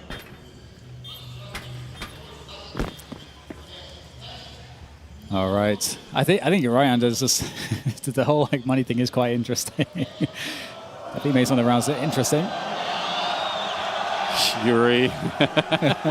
That's the problem with paying too much attention to the crowd, is that sometimes it can also betray you quite a bit. Like, fake you out 100%. You don't necessarily know what it is they are screaming about. Yeah, it can go. It goes both ways. Well, there we go. Now they know. And okay, Yuri gets it again. And explain to me, how does it work? How does it work? I don't know. That is such an awkward fight. Like for both players, like any fight you have where you're aiming straight up or down, yeah, it's just such a weird dynamic, isn't it? Battle of awkwardness. Sounds like my life every day. I love it, Dan. You've got the self-awareness, though. I appreciate that. I know. It's part of your charm, I think. That is the worst thing, when you're self-aware, but at the same time, you should be empowered to do something about it. But then you realize you're helpless too. Never change, Dan. Never change. That's why I say. They do get another timeout in the overtime, so that is, I think that's a nice addition to the game. It just means if there is something more, because it's very hard as an IGL to try to remember all the rounds that have been played. So just getting the coach in there to get a one last word in. Absolutely. Oh, that is stunning. We didn't get to see that from MongolZ's perspective, but that's a great flick. Wow. I mean, Yuri's aim was actually really good there, so yeah, that looked very nice. Well, 13-12, FURIA up 1 round in the overtime. Early nades. MongolZ on the one side. That smoke, though, will make it quite a bit tougher, so yeah, decides to walk away from it. No real decisions have been made yet for FURIA. They're still thinking about it. They've got 1 wall of smokes outside. I think they're going back to set up another one. And we'll see how much of a reaction that gets out of MIBR. Oh, wait a minute. Are they going to smoke Hell instead? I'm guessing that's the Hell smoke that's going to land by the windows. Yes, it is. All right. Safe putting up that smoke that betrayed, I think, Insani in the previous round where MongolZ got him. Breno here. This time not fighting to the death. We saw that earlier in regulation. I'm glad to see him disconnect from that battle. It's not worth it. There's a minute on the clock. Just stay alive and go down below. Yeah, you have to have your opponents make mistakes for that to be worth it, and it's never a good way to play. Honestly, if they hit the bomb site right now, the A bomb site that is, it could be kind of sick. There's really only 2 people here now. Safe is walking in towards Mini, so about to be a third, but he goes down, caught in transition. It's Queso Rato getting the job done, and they burn out of exit. He's so sure someone's coming because they took ramp earlier, but nobody is there. Lukauzi, they need him inside of the bomb site instead. It can't just be Insani who's somehow still alive. MongolZ is going to catch LuCaozi on the high ground, and that kill on Insani will seal the deal for the round here. Look at how much FURIA managed to mind game MIBR in this round. Yes. LuCaozi, if he spins around to help out exit, it's such a different round. But he's so sure that because Breno's already been pushed back from ramp, someone's going to be flanking. And in addition to that, showing the outside Hell Smoke, which they showed in the previous round as well. And the thing about that Hell Smoke is that was one of the things that for MIBR, it felt super oppressive, and it actually led to MongolZ getting an opening pick because MIBR were trying to get some information. So that smoke really feels very bad right now. And so to show it again and have a completely different look to the rounds, I think was awesome calling coming in from FURIA. It's so good. Stay on the sites. I low-key love it. Nuke is a map that is quite vulnerable to ninja diffusers. Yes. And you've got nothing to lose by doing it. Got all the money still for sure. Nature of overtime.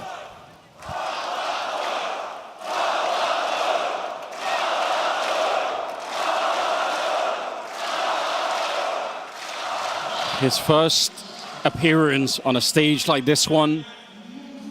The first time that we've had Counter-Strike in Kazakhstan to this level, and he's got 21 kills. He's outfragged the rest of the team. I mean, this is a bit of a dream, isn't it, for him? Oh, yeah. Spray coming through, but Kazakhstan not finding anything. LuCaozi really wants to find a way back in, but he's stuck running into the wall. That's talk about awkward. Oh, I don't know where that kill came from MongolZ somehow finds a headshot onto Breno. I'm sure we'll catch that in the replay, but for now it's a 4 versus 3 in advantage to FURIA, looking to get a clean sweep on the T side of this overtime. Safe in a very annoying position. Very annoying indeed. Is there any distraction to run against that? He is actually alone as FURIA slow down the round. It's kind of sick though. They haven't used it yet. There is absolutely a way this can work out. You can pretty much do this once per map. And this might be the time for it. Look at Insani walking in. The timing is beautiful, but Molotov also makes it very hard for Insani to help out. Fallen is going to be going down. The relocation. Yuri, how's he alive? Insani wants to push it before they can pick up the bomb again. And he'll hold the angle now. MongolZ low on health already. The flash on through. He's still got the AWP on the other side. He should be losing this fight to Insani.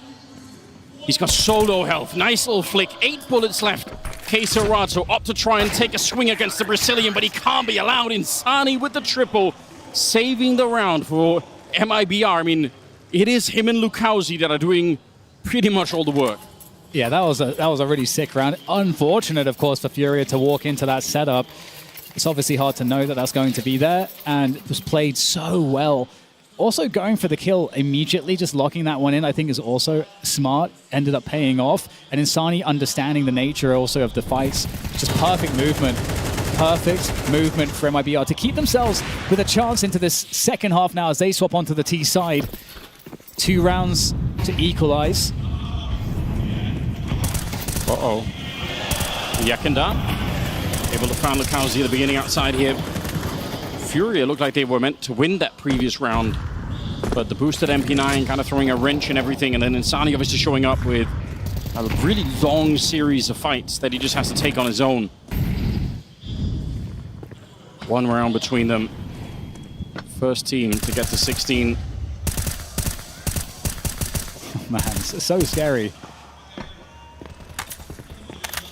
But Bomb does make its way down with assistance. 3 players down there for MIBR, and FURIA, they have Fallen, who's trying to hold this one, but he's not going to get the info. He's just going to smoke and leave the position. They've already walked through. They're already past that smoke here. Fallen goes down. Very important kill. There's nobody down here. There's not a single CT defending the B-bomb side at the moment. This could just be nearly an automatic loss. MongolZ trying to push in front, maybe get them back into it, but he's burning alive. He does get the kill on safe, which is, in itself is kind of impressive. 4 versus 3. Was that enough to get them back into it? Breno is still out here lurking, but Yuri gonna get him every time. The shadow is showing on the ground. I can't believe it, but FURIA, they look like they can still fight for this round. Exit and Insani now to try and hold on to it. And Insani gets traded out. Great spacing between the two. Just Exit And that bomb is not that far enough ticked yet. He's going to have to battle this one through. Gets the first, but walks into the headshot, and they are straight onto it afterwards. Kit and all, 15 rounds for FURIA. I thought that was going to be the round for MIBR. Once they're down and they get the kill on Fallen, that should have been enough. And I mean, it really is the headshot, that flick shot. Really hard shot to hit that MongolZ connected. And doing it so quickly allowed there to be no indecision for FURIA. They're like, okay, it's on, let's do it. Beautiful clearance from them. And indeed, you know, Fallen cutting corners there. He's going to drop that smoke. He's hoping that he's further back so it stops them, reroutes them upper, and then they'd have a stack upper. But hey, they got it done regardless. 15-13, an advantage now for FURIA. MIBR need 2 to get into double OT. FURIA just the 1. And it will start with Yakinda blowing the head off Insani, and Fallen crouching in. He will take down Lukowski. The 2 top fragging players on MIBR have already been dispatched in the round, and Breno's trying to sneak out. He's been caught. Yakinda from the high ground. It leaves just 2 people against the 5 here. I think MIBR might have run out of steam, certainly running out of players that are still alive. Is there anything to find here for MIBR? Anything at all? And the other players are weak, but ODDIK, of course, is going to farm some more. It's just exit left. This is the map. A 1 versus 5 to try and hold on to it. He gets 1, but all the work is ahead of him. The bomb is up on the other side here. They're throwing instead of toying with him now. They can do whatever they want. Yeah. The map is going to go the way of FURIA. That's just 50 seconds. That's normally that would be something to think about. If it's 1 versus 3 and he has a minute, I'll say, all right, maybe. But this is such a long road, and being held by MongolZ, it would be cinematic here if the hometown hero could win it with a final shot, and he will. Exit goes down. MongolZ, 25 kills in front of his city. You couldn't ask for anything better than this. You really couldn't. It's unbelievable. And honestly, I cannot imagine how they're feeling right now, but we're going to find out how this match progresses after this quick break.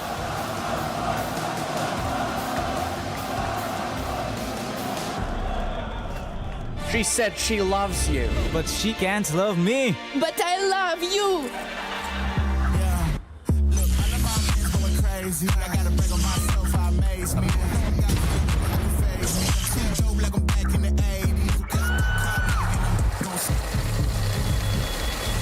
I won't play window anymore. What's going on? Play your role. 1xBet. On to the next one. The human body was built to move. Not trapped at a desk in one singular posture for 12 hours a day. It's time your chair evolved. This is Secret Lab Titan Evo. Ergonomically engineered for you. Gamers, hybrid workers, artists. Backing your every move.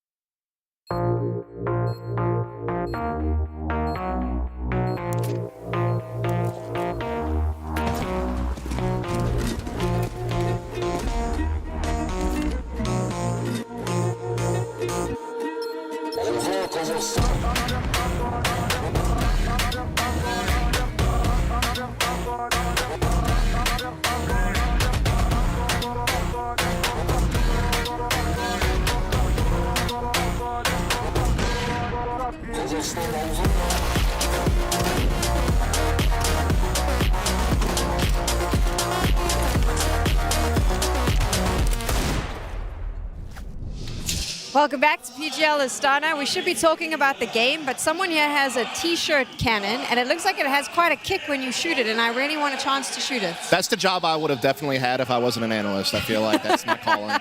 Have you been a mascot before? No. Okay. Well, you look like you would have. Wow. Thank you.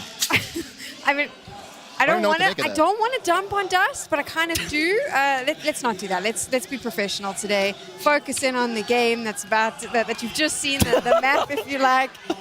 Oh, there's so many jokes running through my head. Don't do it. Don't do it. You can do it, Sam. FURIA up against MIBR. Tell me about this boy, Maui. I mean, MongolZ here in, round 12, that was just insane, okay? Like, the coming out for him in this matchup to end the half with a 3K right there with the incredible flick that he got, that kind of stuff is just, it's spectacular. It makes you wonder what is coming next for this kid. Yeah, again, reminder, 4th LAN of his career, 1st international LAN, and he's getting to do it in front of his home city on an international team that used to be fully Brazilian. I mean, you just line up all the variables, and it becomes so impressive to see what MongolZ has been able to do throughout the course of this tournament.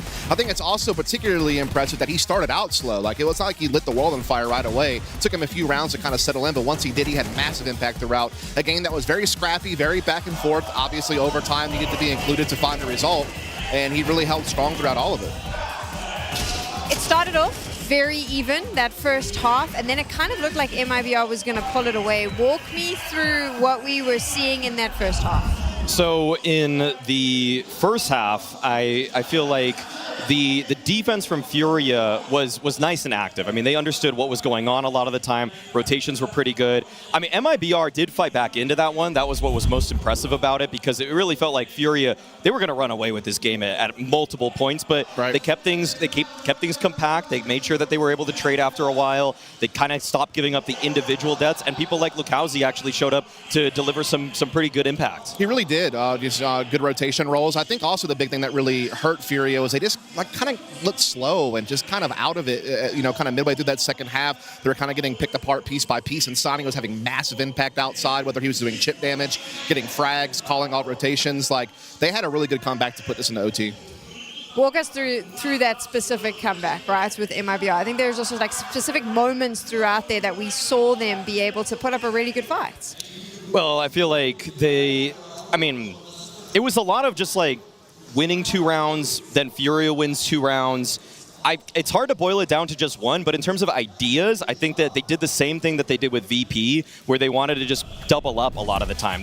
We got round 12 here, though, which is kind of where MongolZ got to have his welcome to the big leagues moment. Well, like, here you are, impressing us with pure entertainment value in a 2v4 situation. Hits the first kill on the jiggling player, but this shot right here, this makes you wonder what he's going to be doing next in the tournament, and pushing through the smoke that MIBR threw themselves to get the 3-piece.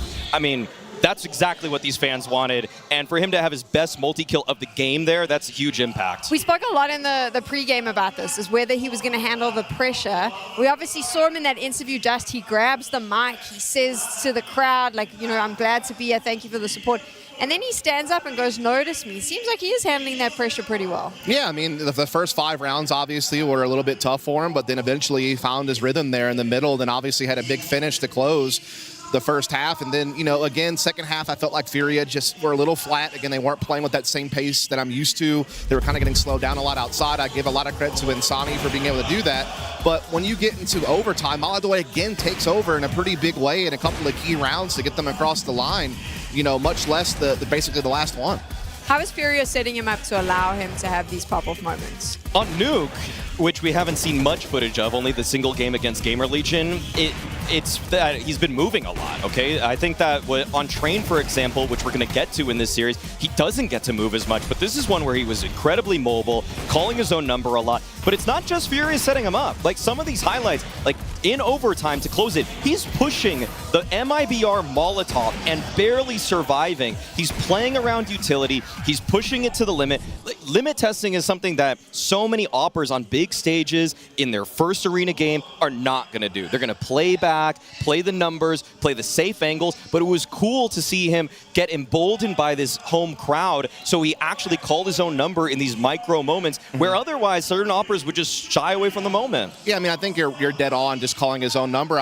We talked about this before the game started. He's a very aggressive and flashy opper. You know, he's kind of like Wrinkle on NIP or some of these other aggressive oppers who are going for entries, who are going for big plays on both sides of the map. And we wondered, would he be a little bit timid in front of a home crowd on a stage against another team, and would he be able to still kind of keep that same pace and play style? Some players fade off when they hit a moment like this, and he really didn't. I felt like he looked as confident as ever once he got warmed up and had so much impact throughout the game. Again, that one kill that you talked about through the Molotov, that's just a heads-up play to make in a tense moment to close out an OT and not let this game go any further. That's something that is takes savvy. You know, it takes a lot of grit, and he did it.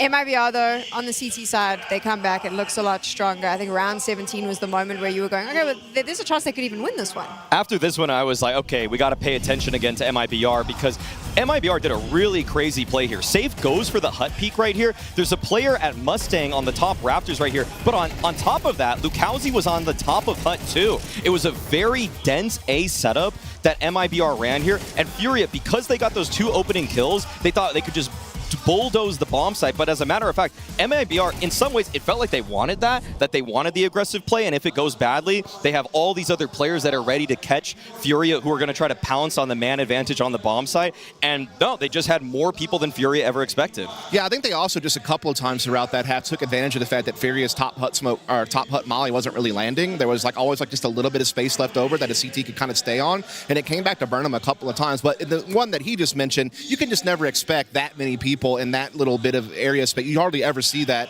And so it's just, like little gimmicky things like that were allowed them to get back into that half and push it into OT. Why were they not able to keep that momentum going in overtime?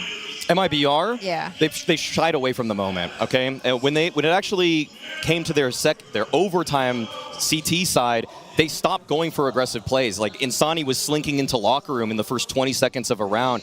All the aggression, like Safe going into hut, that kind of just vanished. The last round of their CT side of OT, they did try to throw some aggression. They somehow brought back a 3v5. Like it actually blew up in their faces, but it still ended up with a really good moment for them. Yeah, they got these opening picks, FURIA, but then they just couldn't convert because of, well, a cheeky angle from Safe, and then some just kind of dogpiling. Like, this is what MIBR seem to do when their backs are against the wall. They just decide to everybody get on top of each other, and even if they pick the wrong spot, at least they're in a position to trade, which they were that time.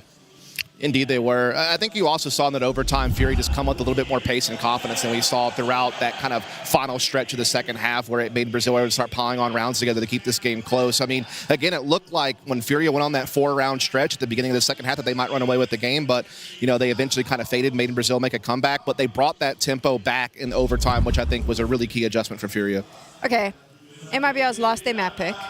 That's never a good place to be. You've come off the stage, you're in the arena. Well, what is the one positive thing you're taking away from this? Like if you're the mental coach backstage trying to hype them up, what's the positive we take from this particular loss? Once again, we saw MIBR start some halves poorly, just like they did versus Virtus.pro at the end of the group stage, and then they battled themselves back into halves. Starting halves badly seems to be a consistency with MIBR, but at least they're finding the adjustments. If the game plan is any better going into map number 2 here, not only will they have a good start, hopefully, to keep the series competitive, but they also know that if they lose a round, okay, we know how to adapt to these kinds of things. It'll be interesting to see because, I mean, Train is up next, and that's the map that we saw FURIA absolutely blitz made in Brazil on. Now, at that time, they got to start on the CT side. They were able to rally together 9 rounds in a row very effectively. This time around, they are going to be starting on the T side, so it's going to be a different test for FURIA to try to 2-0 this series. And what's very interesting about FURIA, Maui, is they never actually play Ivy unless they're going triple Ivy. And I wonder if that is something Made in Brazil will take note of and try to exploit. But the reality is this, FURIA just like to go hard and fast, and they're going to be doing it everywhere. And it's just going to be up to Made in Brazil to find the right reads and gaps to be able to try to defend against it.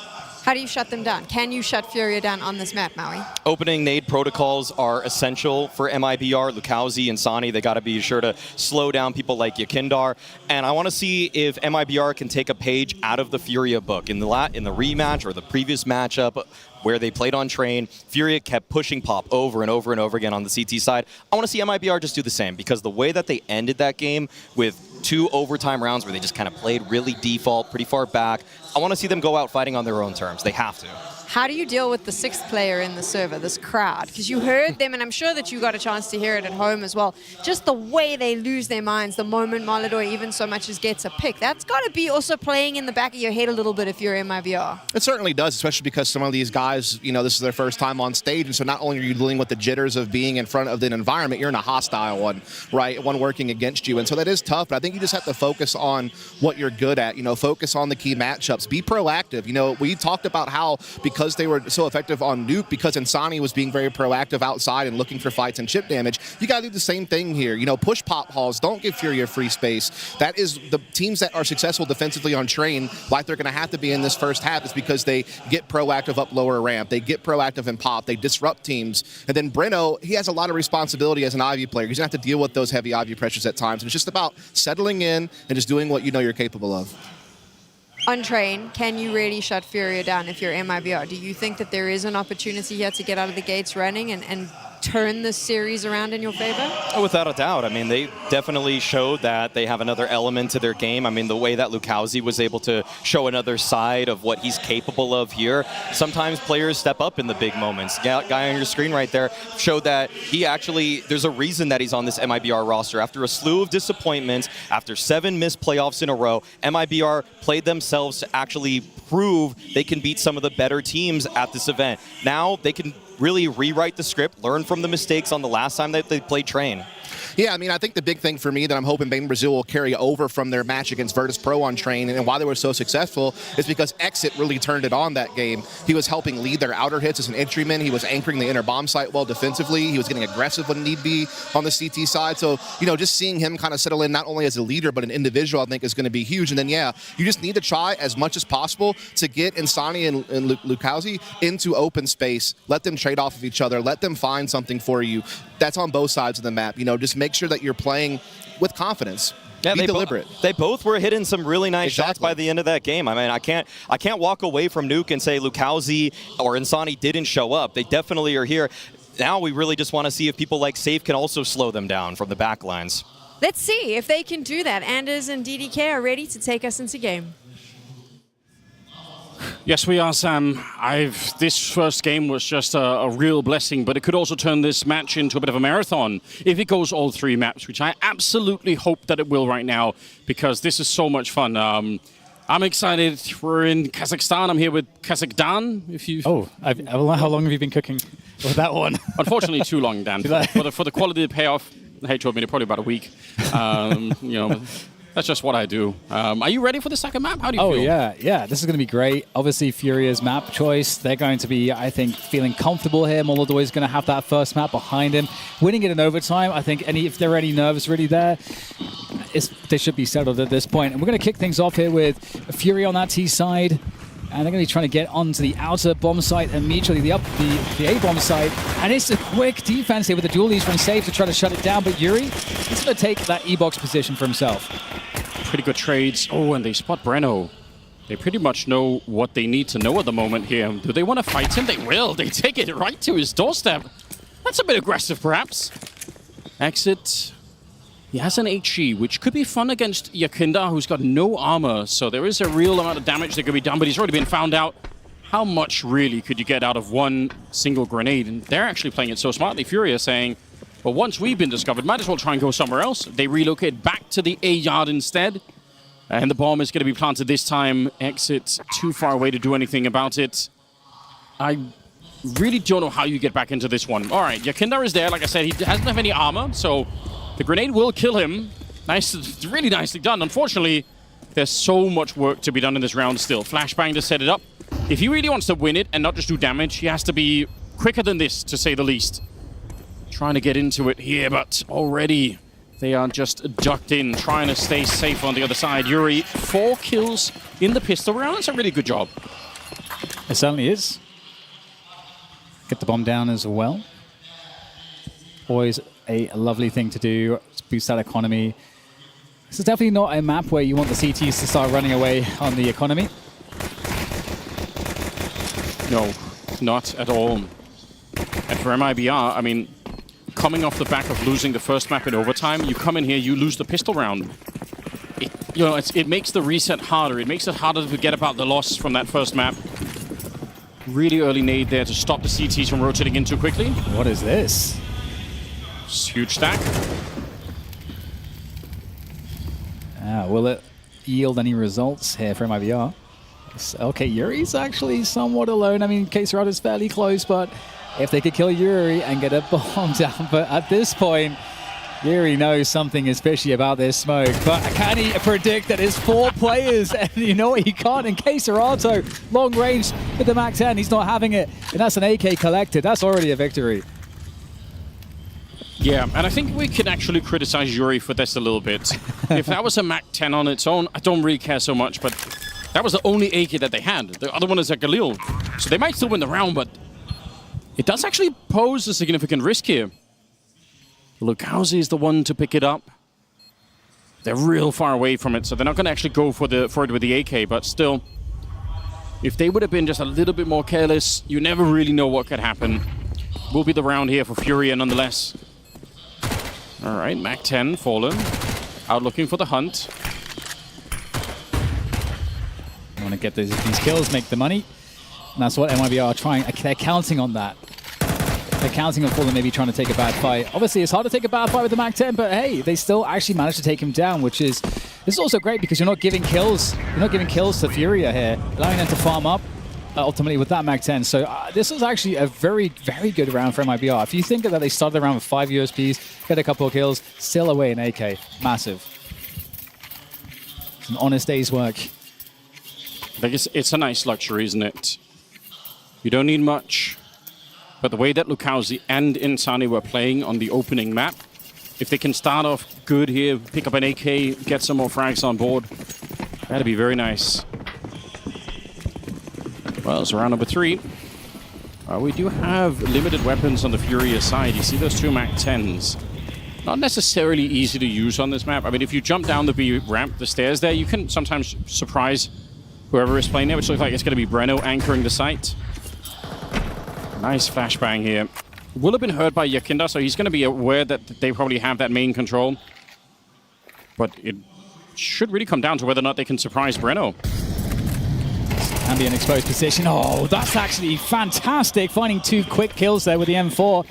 MIBR bringing the cavalry now, trying to get out the choke point real quick before the space can be taken by Fallen. He'll get traded out, and indeed, 2v2 here where MIBR able to start moving forward with Insani, but MongolZ with a decisive headshot shuts it down. And the flank.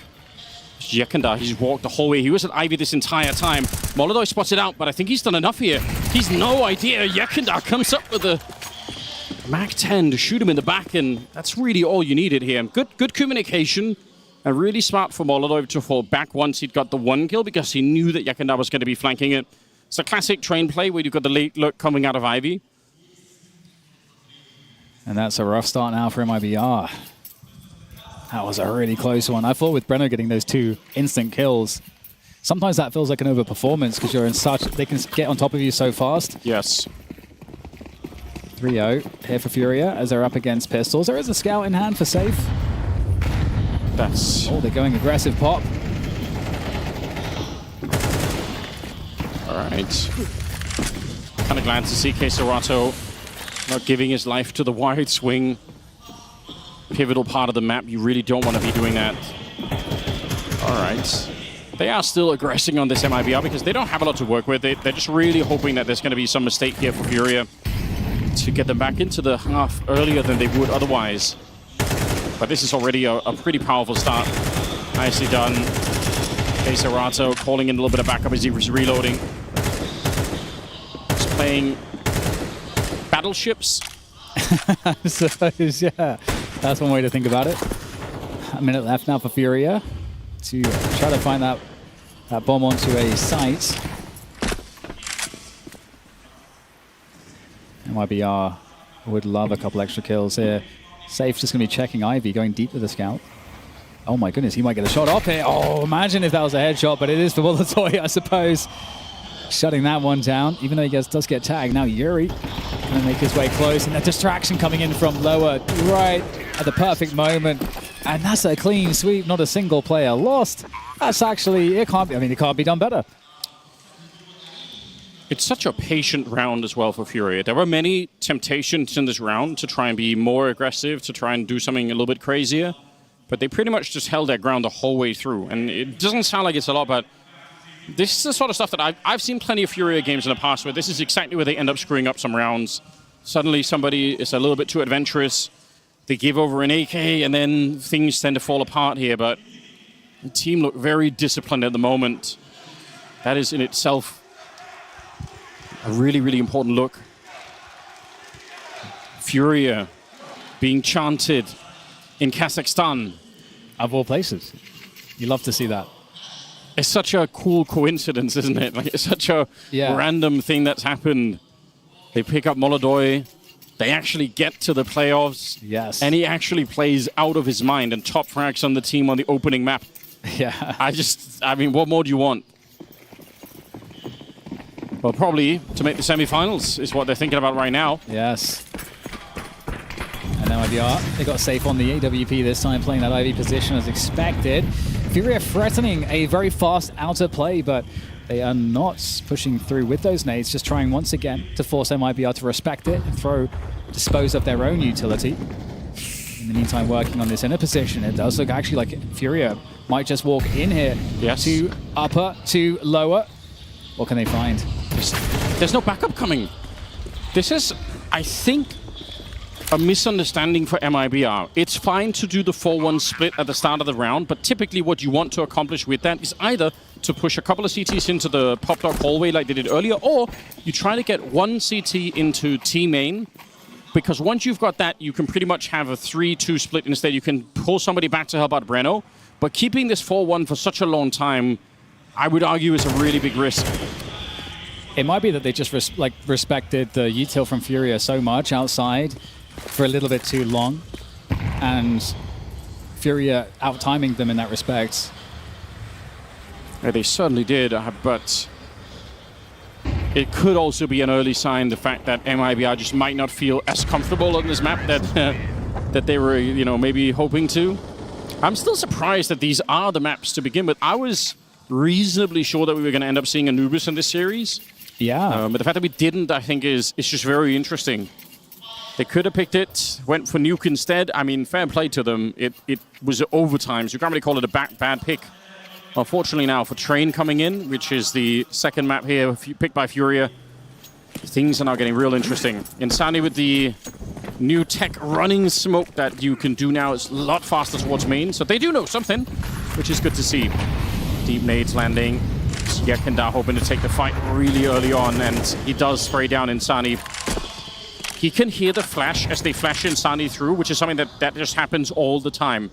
It was Vitality that started doing it with Flames, that they would flash him through that one, and every team has pretty much picked it up since. It's spread across the map. Here's that forward push we were talking about earlier. MongolZ taking up that position, 4v4. Oh my god, he's delivering here. He snuck into that spot. They were looking for him, and he takes down 2, and that's going to even things up 3v3. Now the AWP can come online, safe with a kill against Fallen. And there could be more here. That flank, though, that push out of Ivy. The unknown quantity, Kazakhstan. He is going to play this one slow. He knows he's got safe in the bag, but how much else can he find? There is the assassination from Kazakhstan, 2v2. Breno just standing up on that barrel back here. They've got plenty of time right now, and the Molotov, they could throw it for MongolZ. It's the most common Molotov to throw out in the yard. He's going to use it instead towards Pop Dog. It's not a bad choice, but it means Breno has an opportunity, but he just can't make use of it. Goes down instead. Kazakhstan finding a second kill. That first one was more of a positional advantage than anything else. They don't know exactly where Exit is. He's going to be hanging around here. He's afraid that he might get pushed instead before they plant the bomb, which is actually not that uncommon for the T's to switch bomb sites right at the end of the round. That isn't happening, and they're going to throw the bomb across here. He walks straight into it. What a headache. Crouching on out is Exit, but he's already been revealed, and Kazakhstan nearly running away. It's a nice play for him to try and stop himself from being in the fight. Smoke up on top. Oh, it's in a really awkward part here. With the kit as well, he has to run for it. MongolZ looking for it, but he just can't find the kill. And Exit, he finds the round-winning defuse. Somehow none of the bullets connected. Unreal. One bullet was all that was needed as well. Oh my goodness. And I thought when I was looking at the minimap, I'm like, hang on. We're kind of staying out here real long for Exit on the connector side of the bomb train. And MongolZ, the timing just didn't match up. It must have been so fine. Unreal round to pick up from MIBR. But even though they get it, Anders, they haven't shown a great propensity to put themselves in early spots where they're in advantage. They're having to fight real scrappy to even get into a spot to look like they can challenge these rounds. Yeah, I think it's certainly fair to say. Double push towards Ivy now for MIBR, so a bit of a different look, and also Insani's here with a forward move. So actually a lot of aggression up across the map for the CT side. They do need that. They need to go on a whole string of rounds that they're going to end up winning. FURIA are playing unbelievably passive in this round. It's surprising that nobody's bumped into each other yet. Looks like it's going to be here, the back holes towards PopDog, that eventually that fight's going to be happening. But you can see FURIA are well aware that someone could be at the corner. Slowing the round right down. MIBR looking to pincer this one. And Yuri's going to defend. Insani with the trade, one more. As we go 3 against 3, Lucazi finds the timing. And MongolZ was not expecting that one. Takes critical damage as he reappears behind the smoke. That position now known. Lucazi, how does he play this one? Holding behind. 9 bullets. Dangerous stuff here for the Brazilian. Oh, still though, Yakindo finds that one over the top, but do they play into safe? With Exit on the flank, so many moving pieces here for MIBR. Well, they're so low on health already. Any mistake here in this round is going to be washed away, and MIBR can start to get something rolling here in the first half. 19 seconds, and they're up on the high ground here. Oh, spotted out! What an insane shot! MongolZ connects with Safe, who was making a run for it, and he takes down Exit. How do you win the round like that? He looks unfazed, unimpressed by his own performance, but I've rarely seen a shot that quick. I am so impressed, Anders. That first shot, the player disappearing around the corner into connector. I can't wait to see the replay of that one. That was so fast. You're absolutely right. A single scope. Here it is once again. Just incredible stuff. MongolZ looking absolutely confident, going from strength to strength. The stage leveling him up. Why does he look so chilled out? I can't believe it. Oh, he's in the zone. I mean, obviously it's pure focus, but 9-2. You got to take into account as well, he's all the time 1 bullet away from death.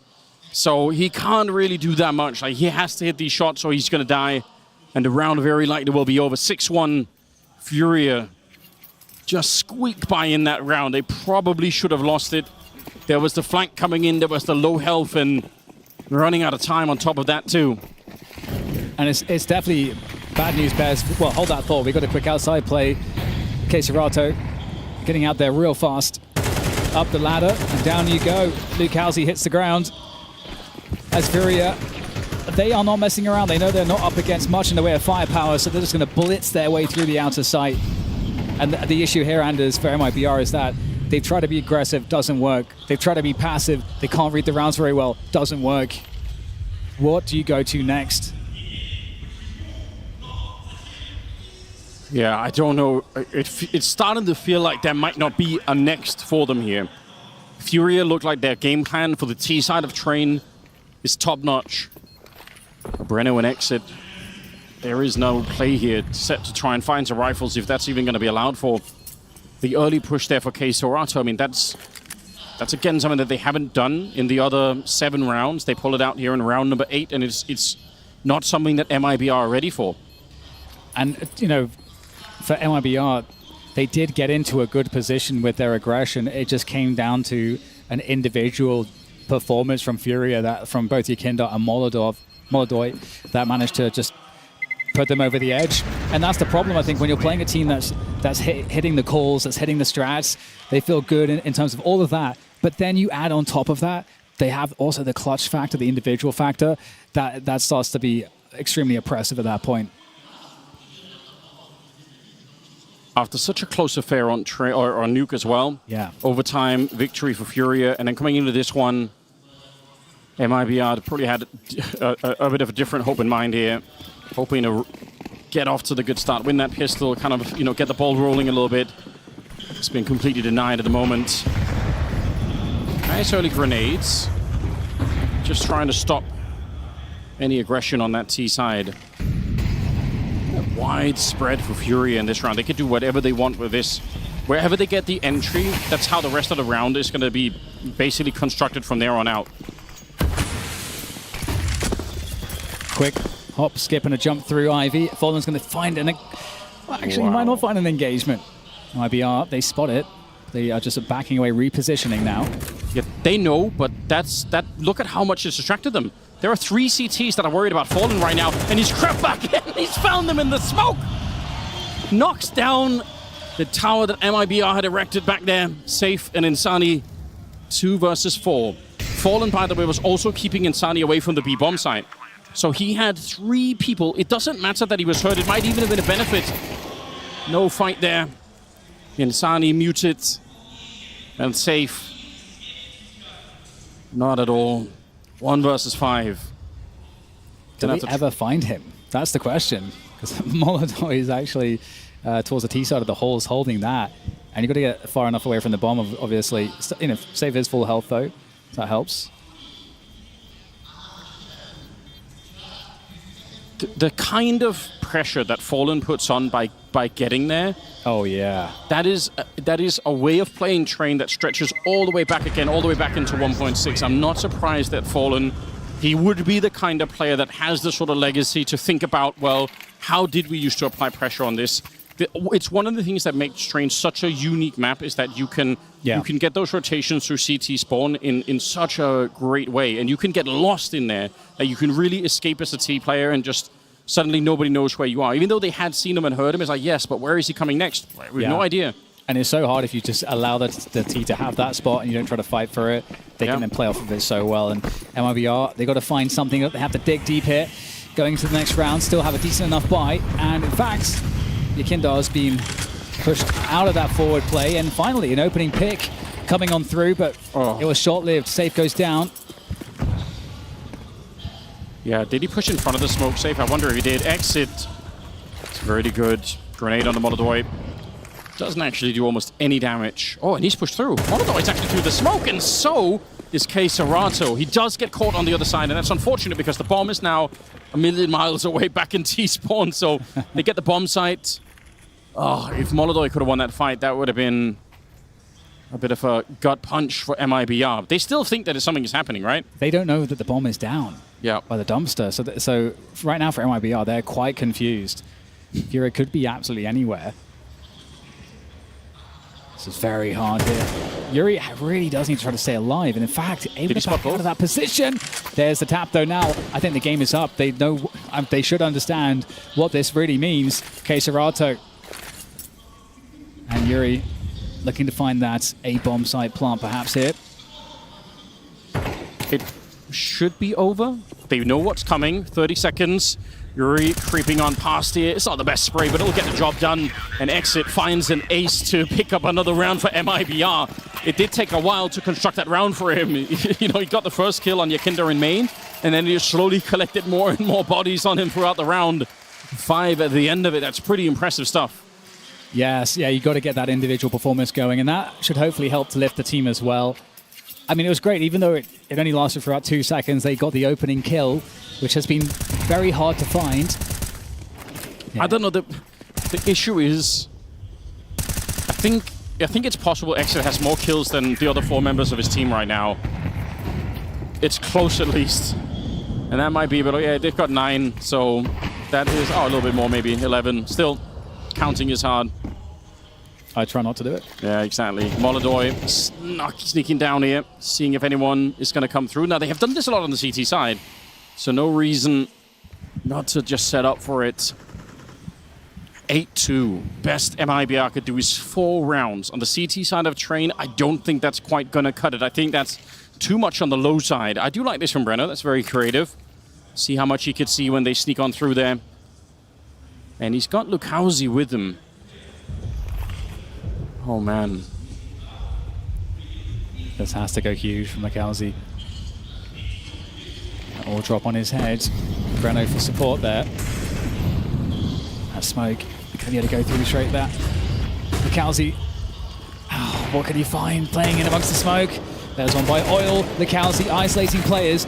It's a good attempt, but doesn't find quite enough value. It's a 3v3 though. But that connected position, you've got to make it through somehow. And now T's on both sides of it makes it really challenging for MIBR. He's fallen so smart.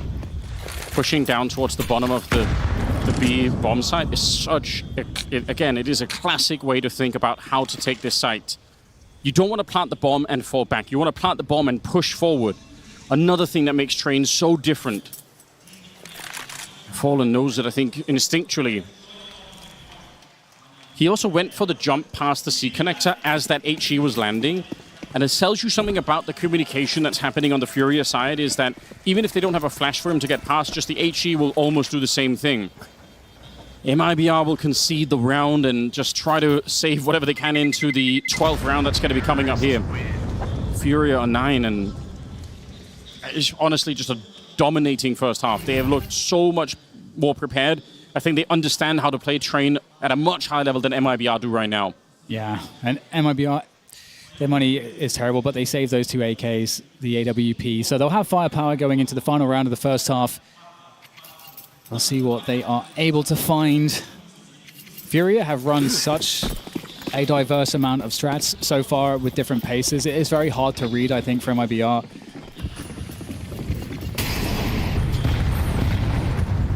Ooh, expecting perhaps the pop dog push, trying to catch that with the HE. Oh, MongolZ back at it again. Quick flick to dispatch Breno. Falling back with the 5v4 as Keserato asks for more by the E-box. MIBR, they need this. They need Safe to deliver. The nade comes out at the wrong moment. It couldn't be any worse. Safe goes down, but at least Insani's still there to back it up. Yeah, Lukowski's here as well. Forward position, he's heard them stepping on the other side, trying to get a spray, but Yekender is just way too quick, and MongolZ landing another shot to take down Insani. Exits, he got the ace earlier.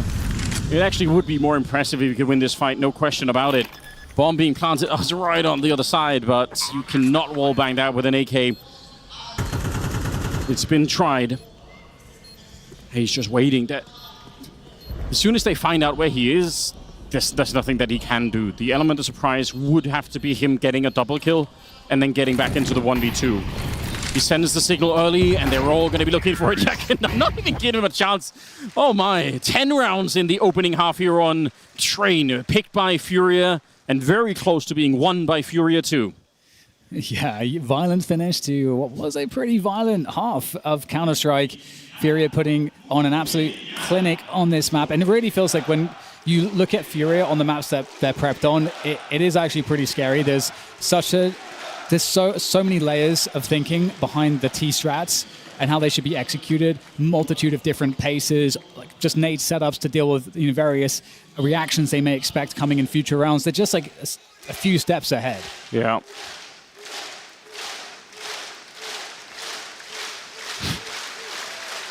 The crowd are absolutely loving them. Imagine what a depressing story would have been if MongolZ would have showed up today and just couldn't have landed shots like this. The fact that he's here and playing at this level, probably the most important player that they've had in the series so far. Yeah, nothing. He knew it probably wouldn't have made a difference, to be honest. The second half is coming up. And what do we have? A set of dualies on Yuri. I'm not seeing a defuse kit on anyone just yet, so they are off the mindset to shut it down before any bomb plants are even had. A lot of utility on MIBR, though. Yeah, the proficiency from FURIA and just understanding this map and what to do has been great, so I wouldn't doubt it. Uh-oh. MongolZ, that Ivy push. Oh, no. Oh, dear. I guess he's going to catch Safe. The timing is everything, and Safe just back straight into it. And honestly, It's not easy to hit those headshots when they're crouched and their back is faced to you. So respect. I was about to say, that's the kind of shot you almost always miss. Well done. And that was the utility setup.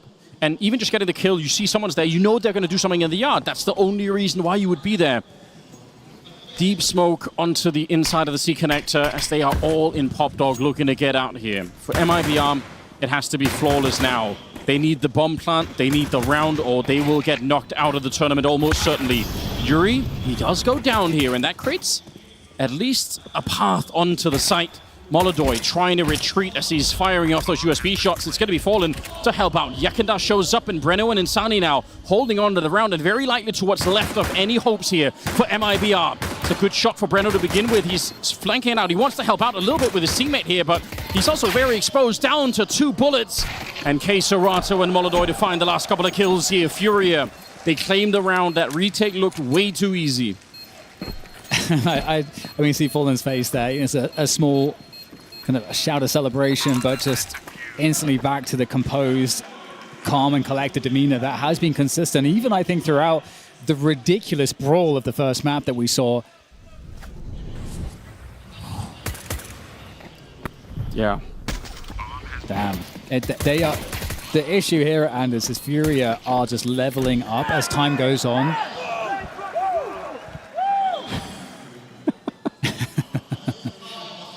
(11-2). Tactical pause from MIBR. Is there any way to salvage this one? Who would have thought this many years later, moving on, that we would still see Fallen on big stages doing stuff like this? I can't believe it. It's beautiful. It really puts a smile on my face. The history in Counter-Strike there's nothing like it in esports, I feel. No, definitely not. By the way, MongolZ is 14-3.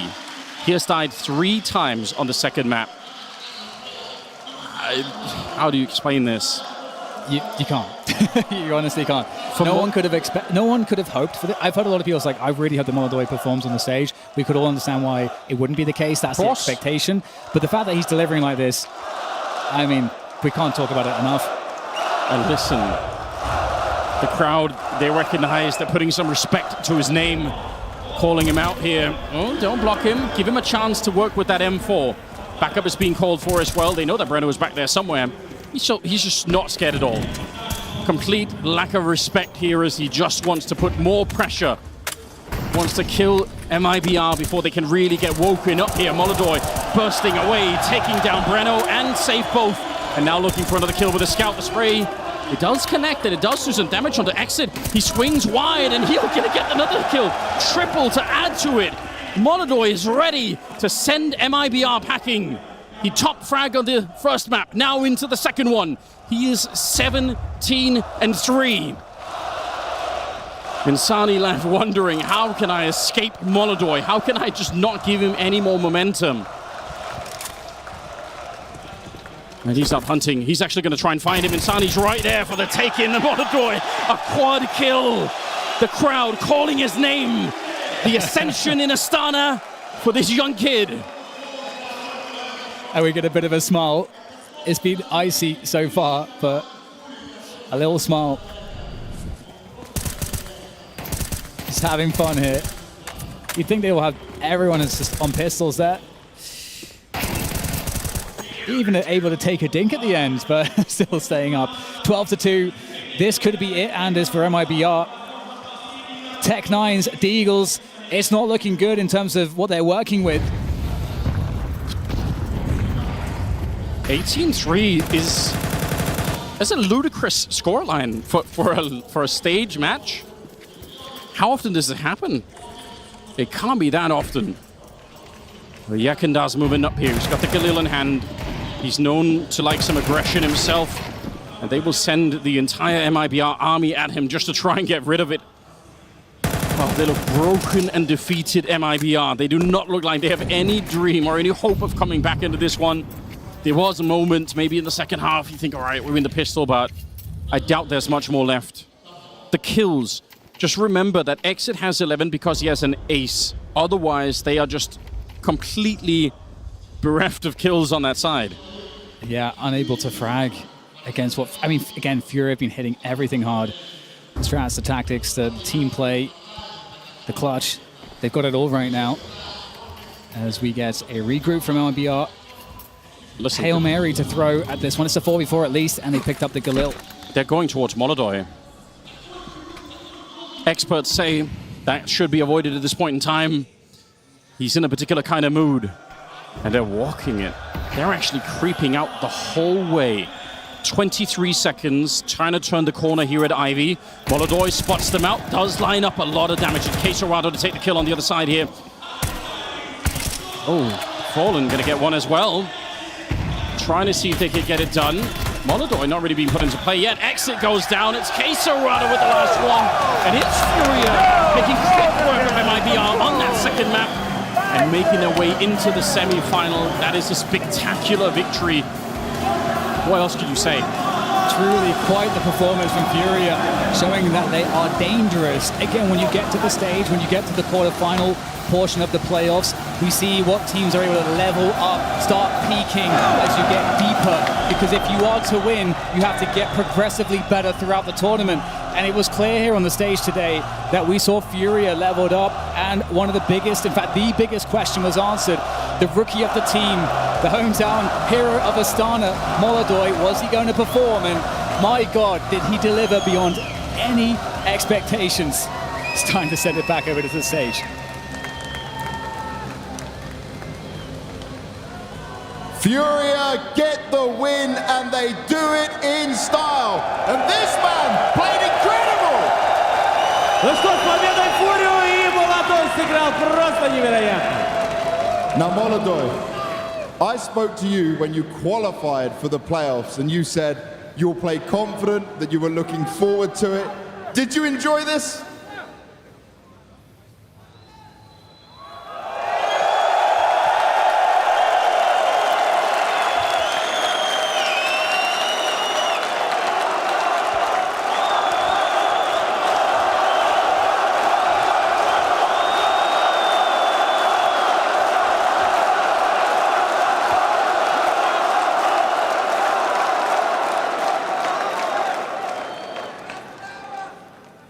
Я очень рад, что меня поддерживает столько народу. Всем спасибо, ребят.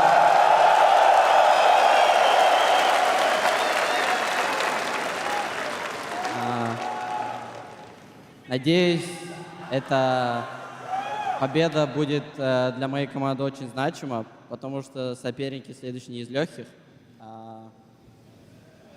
Еще раз всем спасибо. Я очень рад, что я играю на своей родине. Это моя родина, я ее защищаю. Спасибо.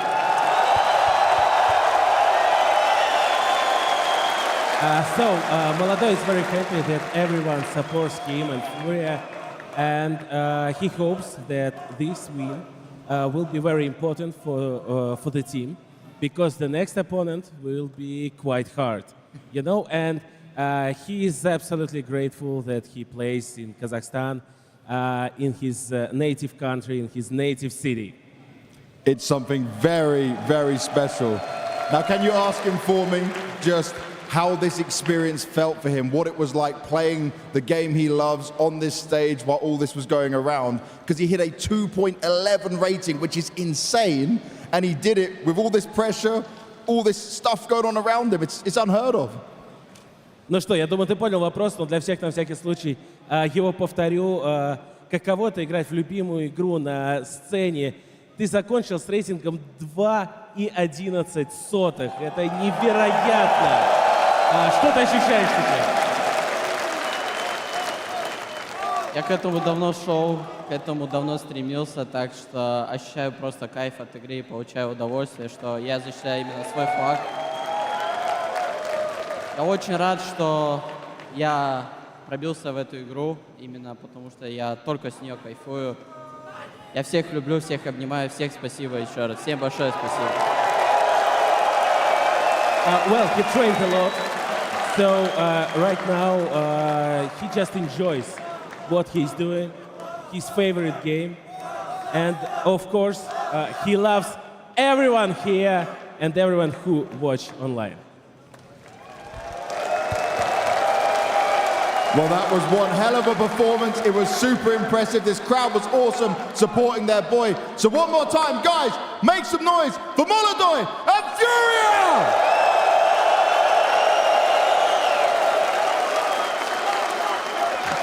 What an incredible fairy tale, and I'll take you back to what we said in the pregame.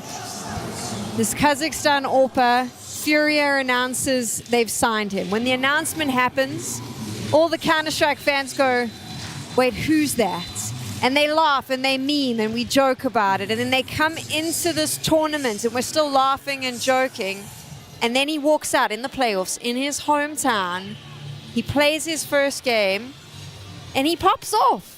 What a story he has and what an incredible start. Obviously, there is a lot ahead that we're going to have to see, but I think this is a pretty special one for now. Here's the thing. No matter what happens from this point forward, he will always be able to hold on to the fact that he played his first international LAN in this stage, in his home country and city, and as you said, he delivered really damn well all series long, and in particular on Train, he was dominant, and you can see the impact he was having on his opposition, just having really no response for FURIA on this map, and so definitely a hell of a story for MongolZ forever and for always. Shoddy like a MongolZ in my head. That was crazy. That was just, he just blew them out of the water. That wasn't even close. I mean, we're getting the replays right now, and it's just every kill with pure confidence. Everybody from FURIA was clicking. This is the perfect kind of opponent, as they had already beaten them at this event. So to see them do it even in a more convincing fashion on this kind of stage, James already said it, what was it, 2.11 rating? I mean, 18-3. Are you kidding me? Like, this feels like he's just stomping some noobs right now, but I know his opponents were completely solid players that deserve to be in the playoffs themselves. So this is a huge moment for MongolZ and a great coming out party. Also a huge moment for Fallen, because I'm pretty sure there were a lot of question marks around some of the decisions, and whether or not he takes claim and takes ownership of them, I do think that Fallen has a big voice in this FURIA team, in this FURIA organization. A lot of people were laughing at the MongolZ pickup, at the Yakinda pickup. It's worked out really well for the Professor. It really has. It's worked out for the team, obviously, about to, you know, have a guaranteed top 4 finish now, and perhaps even beyond that. They also see Fallen individually performing very well as a rifler, particularly his entry work on the T side has been very impressive. It's allowed him to create openings for his team, but it's also allowed him to be a more reactionary caller in those mid to late round moments when he sees and feels the opening, because he's creating it and he can follow up immediately with the next thought and the flow chart on what should happen next. We've seen Kazakhstan maintain his form. We've seen Yuri really thrive in a new role. And then Yakindar, the last man, I mean, let's not, you know, beat around it. He had a tough time at Liquid, but he's come onto this team. He's defensively been a star for them, and even on T-sides at times he can have impact as well. So yeah, this kind of mismatched roster that we really didn't have any expectations for is all of a sudden exceeding them by a large margin already. I mean, some of the rounds that he was having, MongolZ, in that, it was like, is this MongolZ or is this MongolZ Woo? Like, what's going, like, the prescience he had when he was just turning around, spinning to understand where the next person was coming from. I mean, it was just, seriously, it was incredible that he maintained that level of composure while he was actually playing in front of a big stage where you can let the lights get the better of you. And I think that sometimes he maybe got a little bit aggressive, like on Nuke, first 5 rounds got to him, but man, when he centered himself, he was clearly the best player today. It may be the crowd, it may be the energy, but Kazakhstan gave up Liquid for this, and damn it, I'm happy he did. This is what I've been waiting for. Yakindar left Liquid for this. And I'm glad he did as well. FURIA's international lineup, I mean, I'm drinking the Kool-Aid here in Astana, but FURIA's international lineup, I'm here for it. This could be the best Brazilian team. Let's just all bask in the moment for a while, because it's going to get pretty difficult tomorrow, almost regardless of their upcoming opponent. So yeah, huge moment for MongolZ, and I'm so happy for him that he's able to just come out and just show that even though he was really just a tier 2 online stomper, that, you know, he can actually do it in a system that FURIA is seemingly catering to him and in. I mean, I think when you look at the list of like rookies / newer oppers that are out there, you're going to run through names, obviously, you know, like Icy. You're going to, you know, look at some of the other names that are out there internationally that are coming out. And the thing, Grix was a name that everyone was kind of talking about as well. And the problem is that I think Ultimate for Liquid, MongolZ is even more obscure than all of those other names that you could possibly think of as far as just the level of experience that he brought to the table of this team. It wasn't much, a year of official play. If you go look at his track record, pretty much only been playing Counter-Strike period for 2 years in your local pub. So the fact that he's been able to go from that to this audience, this stage in Astana, and then bring his team into, again, a semifinals performance, something FURIA hadn't sniffed at in a very long time, if we're honest, that is really cool. FURIA Fangirls Unite. Let's talk about Train itself, though. I know that there is a round that we want to break down. I think it showcases the play a little bit, and that's important as well. We can't just sit here and hype up Fallen and the boys for the entire segment. Oh, but we can. We can keep going. I mean, yeah, we got some rounds where we were able to see just kind of how they were able to break them down. So many different moments, and even through a bit of adversity here. I mean, I'm just going to say, I love the game planning from FURIA in this one. The fact that they were able to use Ivy. Again, like, when you watch the top 4 teams in the world play Train, they don't really go for too much Ivy control, but Fallen gets the better of MIBR, and they definitely hurt him. Like, he was running through that backlane for a while. The CT or the B defender spun around to try to catch him there, but then for him to just kind of sideswipe those 2 guys that went for the head stack, like, at times they were flicking, trying to see if Fallen was going to flank them, but then they both just were unsure when they were forming the totem who was supposed to look where. Yeah, to really kind of add some you know, supporting details around this, you don't really see teams use Ivy often, as you said, and even when FURIA does, usually they're loading it. Like, if they're going to go Ivy, they're sending 3, they're not sending 1. And I think that if you were made in Brazil and you were watching their previous Train film, which there's not much of it, and you're trying to anti-strat them, you kind of know, okay, it's either 3 or it's nothing. So the idea of only 1 guy being there lurking you just can't really anticipate that because FURIA's never really shown that look before. And so I think that's a brilliant, like, forward-thinking move by Fallen to kind of realize, this is how we've been playing Ivy so far, this is what they've seen, let me see if I can come up with something a little bit different. And, you know, as an IGL playing Extremity by yourself, to be able to have the onus to not only call your own shot, but still manage everyone else at the same time and then get that individual play is pretty beautiful. That smoke that they use, or Fallen used on that right side, is something I feel like we're only seeing it emerge at this event. I'm sure it was in Tier 2 before, but that right side smoke to just give you the space to sneak in on the left side is something that Hugo has been good at highlighting that throughout this tournament as just something that has been developing in Tier 1, and it's great to see teams like NIP, FURIA are starting to bring some new stuff to the table, because Train was feeling a little stale between like the Vitality Spirit matchup or Vitality Mouse, even Falcons, like where everybody's just popping T-Con and main the whole time. I did see on social media earlier today that Mr. Beast got himself a FURIA shirt this morning. I don't think it was linked to Counter-Strike, but there you go. And he was running around doing that. And that football player whose name I always forget. It's crazy that he's a MongolZ fan. Yeah, that's Mr. what I'm Beast going to go with. Just the levels of cultural impact already for MongolZ are so high. Yeah. Only you would know. You're the expert of cultural impact. How would you rate his cultural impact today? I mean, in this arena, it's a 10 out of 10. I mean, I'm coming up with puns every single segment I can to highlight. I've already used my 2 on this one. I don't really have any more in the tank. I had a question that was meant to follow the Mr. Beast comment, but now it's gone and the moment is finished. FURIA is in the semi-finals. Not something many would have expected, but definitely something that's quite exciting. Yeah, and I think some people will probably rain on it because they're like, oh, they just only played other Brazilian teams. But no, they beat GamerLegion. They had a great series against Mongols. So it's not as if they haven't shown that they are capable of playing against top-level opposition. The difference will be, though, now you're about to play one of the big boys, one of the top 4 teams in the world. That is a whole different level. Wow, Dust, did you just completely forget that we still have a quarterfinal to go? I'm already looking way past that. We do not know if that team will be in the semi-finals. I'm into the future. Tisk. Okay. Why are they even going to tune in for the next quarterfinal now? Because if I'm wrong, then it'll be great. Why do you have to let them know the whole thing was scripted? What's wrong with you, Dust? Okay, we're going into the next quarterfinal. It's not scripted. We don't know how it's going to play out, but maybe we do. Spirit up against NIP is up next. We are here at PGL Astana 2025, and I've got the ultimate aim duel about to take place. We've got the Donk Slide going up against the Zantares Peak. A couple of different generations in here, but 2 incredible aimers with a lot of skill on their hands, and I'm looking forward to see who can take this one. Donk, are you even adjusting your table right now? Look at this. I love this. This little adjustment just as we come in. Donk, You're supposed to have the best aim in here, but you said Magix maybe has the best aim on your team. Yes. You feel comfortable? You feel confident taking on Zantares? No. No? No. He's smiling though. Zantares, you gonna show him who's boss? Yeah, let's see. Yeah? Let's see. Let's see. All right, let's do it. It'll be time. First to 10.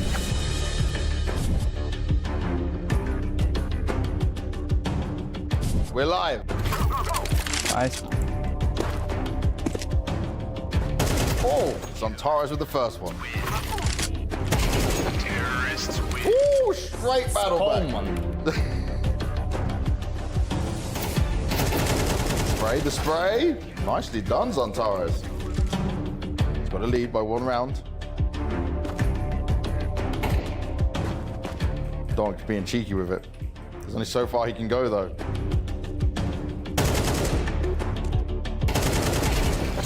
Fuck this map. Fuck this map? But you did get the round. Oh, the straight spray again.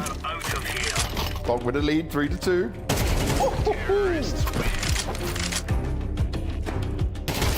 Nicely done, just a tap into a little spray. Good control.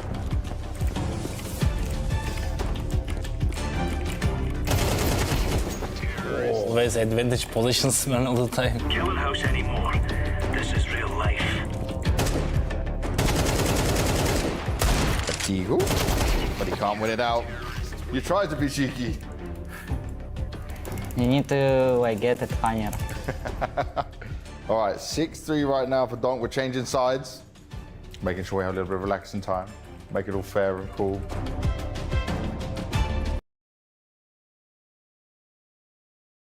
Well handled.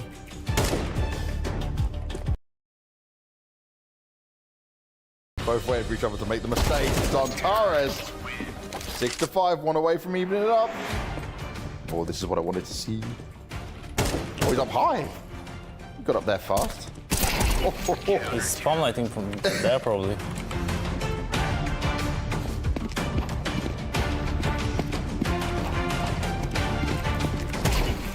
Yeah. Oh!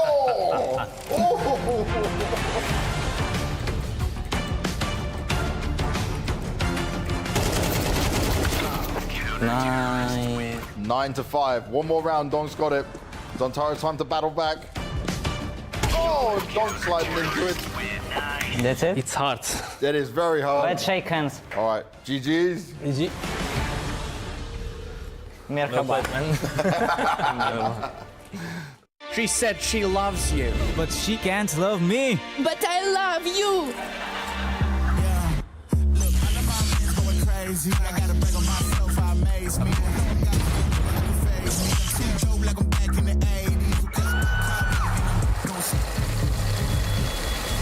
I won't play window anymore. What's going on? Play your role. 1xBet. The human body was built to move. Not trapped at a desk in one singular posture for 12 hours a day. It's time your chair evolved. This is Secret Lab Titan Evo.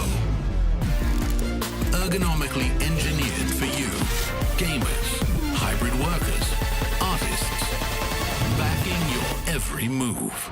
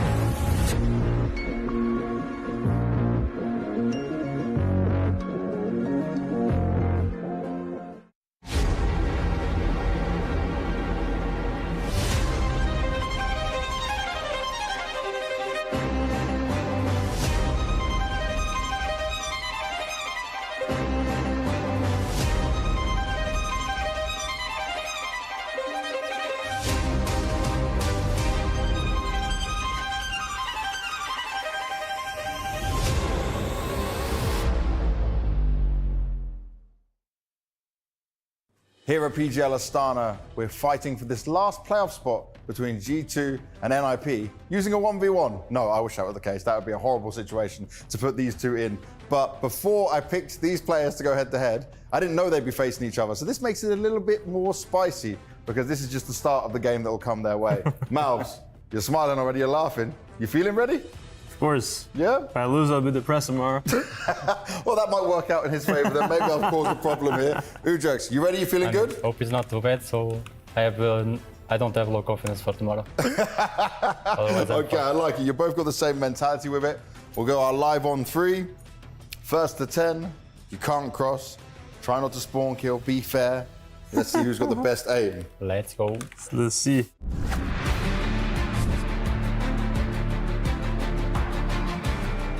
Let's go. Good luck, good luck. Oh, good luck. Fair is being said. I like this. This is a good start. This live? Good luck, have fun. Oh, it starts bad. Shroud. Bad.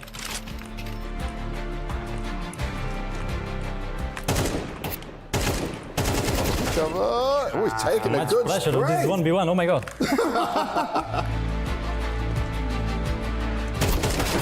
Okay. Nicely done. He's taking the lead. 2 kills is not that bad. 2 kills in a row. 2-1 up. Yeah. Too bad. There's not much dancing here. There's just a lot of fighting. Mouths straight in with Mouths. it. Calm down. I haven't done anything. Oh! Okay, Mouths has got hot hands now. 2 in a row. Just warmed up.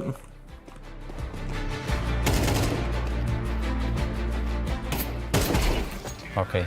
Ooh, Restart. I'll try it. Ooh. Okay, it didn't work. He tried. He wanted the deagle shots. The disrespect was not allowed to happen. Nicely done. One shot. Beautiful stuff. Now you're at the half. Good half. Now you get a bit of time to chill, boys. Reset yourselves mentally. Make sure you're focused. Ad break. Let's go Deagle only now. Deagle only? Yeah. Oh, Deagle, okay. Okay, never mind. Go back to AK. AK back.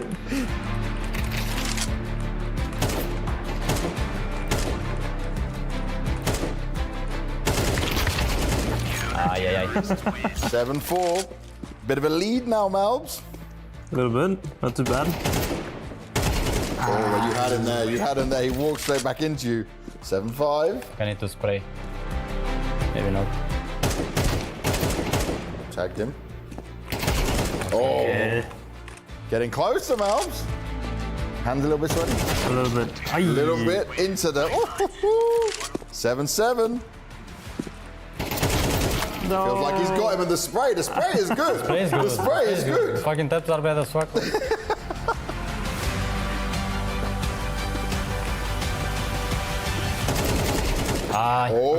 Okay, I'm back. A straight brawl in the open. It's even again, 8-8. No, he got you. He needs one more, Mouse. One more. Ooh, I'm low. Not good. Oh, you had him on 21 health. What? Yeah, you dinked him. 10 for Ujax, 8 for Mouse. That was a good fight from you. But Deagle, maybe not the strong point. No, we're not doing that. Mouse has seen a lot of Nico kills. He's got his own strong Deagle in there as well. No, I'm depressed. He's good with that.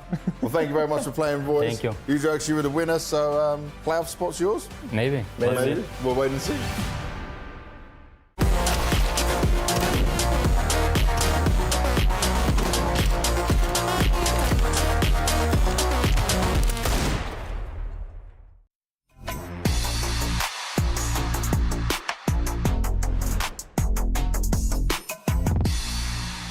Yeah, I have a recent one. Yep. We were in the Shanghai Major at the RMR, and we were playing against 9Z, and we were demolishing them on those two. I think the score was like 7-0 or 8-0. Yeah. And Kawhi's won a 1v2 clutch, and then he starts to celebrate, but he stands up and then he punches the desk, and the CS froze.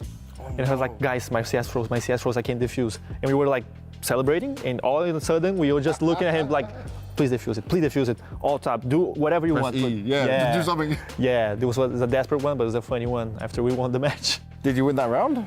Yeah, it was Okay, a 13-0 match. Oh, okay, thank God then. Yeah. So luckily he was still able to fix it and he could defuse it in time. Yeah. I mean, honestly, like there's tons. Yeah? All right, give me the best one. There's tons. Best camera safe. That's not going to get you in trouble. Yeah, that's and then now here it gets harder.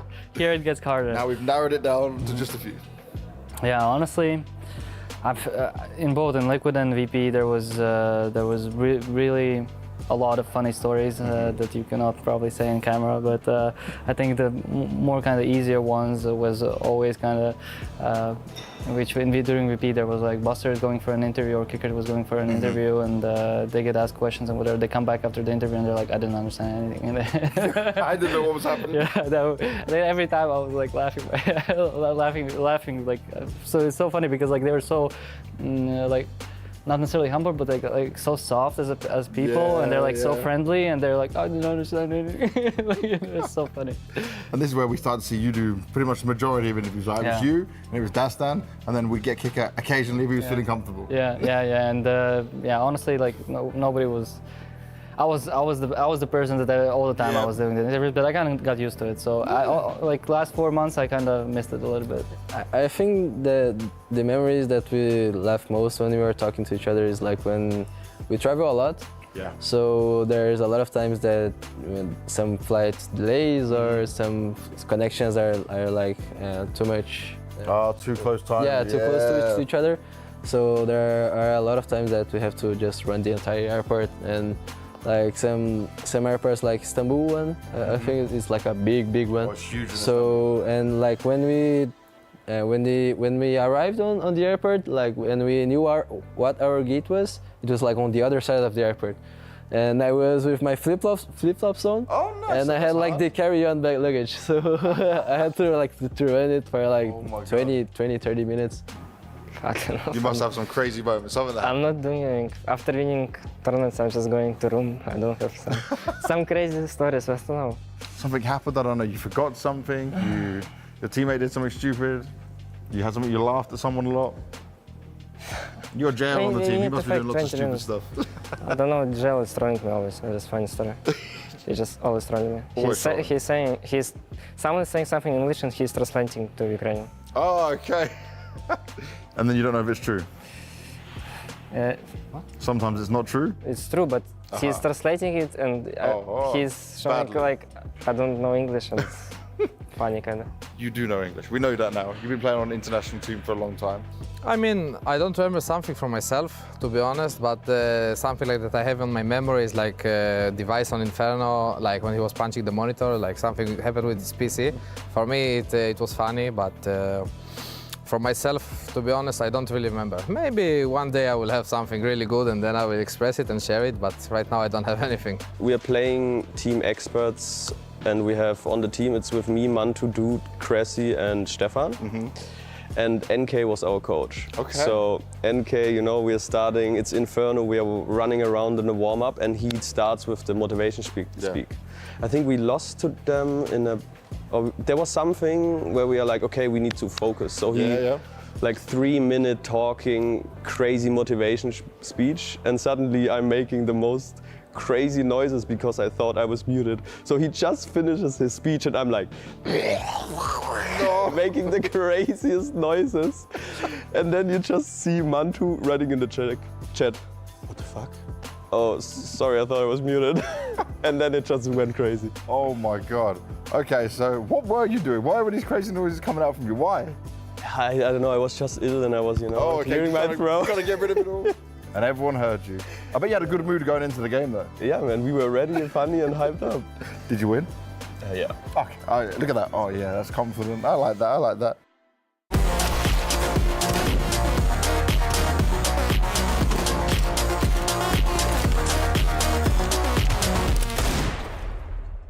A tough game for MIBR to go through. I've got Exit with me to discuss obviously what you guys had to deal with in this one. First of all, commiserations, man. I know it's hard, especially on a stage with a crowd against you like that. I want to talk about this nuke because there was chances in that one, and I feel like you guys must have felt like it slipped out of your hands in some ways. Is that the case? Yeah, 100%. I think in Nuke we played way better because we lost both pistols and it was like 12, 11, and we threw the rounds. We threw some rounds, to be honest, and Nuke we just couldn't lose that map because we were playing really good, but in the end of the round we were like not playing so good, and they punished us some rounds, so it was like ice cold bath into us, and it was very hard to come back. Yeah. Were you noticing a difference between you and the team? Was there maybe some more sadness coming into train? Because I personally thought you would be able to fight better or fight more on this map. Actually, we were like okay. We went to our room and we said to each other, guys, we play way better. We are playing way better than them, and we just need to keep playing it. But we just need to play more calm in the end of the rounds, and we can beat them. And the people, the guys were not like sad or anything. We were like, we know that we needed to win this map because it was like 12-11 for us. But I don't think we were like sad or anything. We just talked to each other, keep calm, and we came to train. Now, looking at you guys, only Safe has experience playing on the stage like this, right? You spoke to me before. We said you've been on the stage in Melbourne at a Challenger event, but this is something very different. Did you notice how hard it was also with the crowd being so on the side of FURIA? Could you feel anything different there? Actually, for me, it was not hard. For me, it was very fun. It's very. Smiling now somehow. Yeah. It's cool to play in front of the stage. I think I've never experienced like a crowd bigger than that. So it was very cool. Sometimes like they were screaming, and we knew that someone was in the smoke or something like that. You have to get used to it.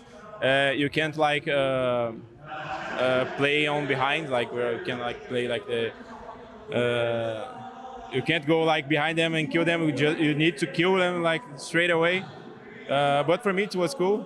They were like cheering for MongolZ, of course, and I think he played really well, especially on train.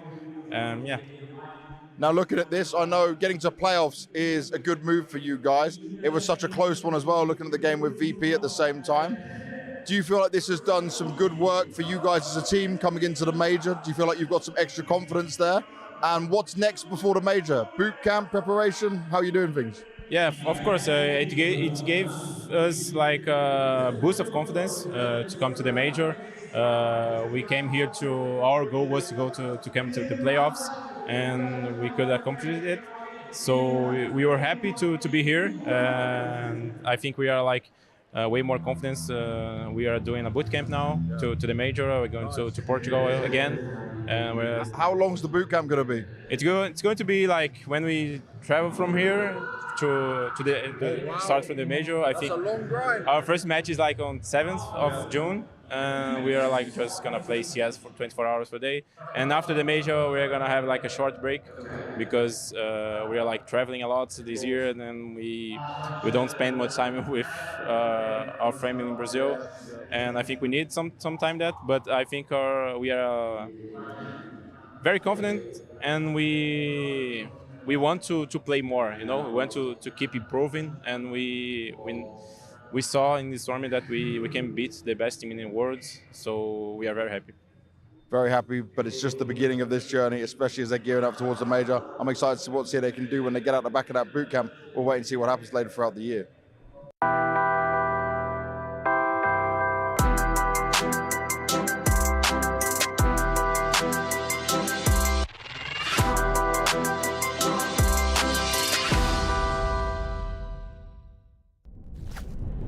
The playoffs here at PGL Astana are right underway, and we have one spot in the semi-finals left. Who is going to join our teams? Will it be Spirit or NIP? Let's jump straight into it with Maui, Snake, and Dust right now.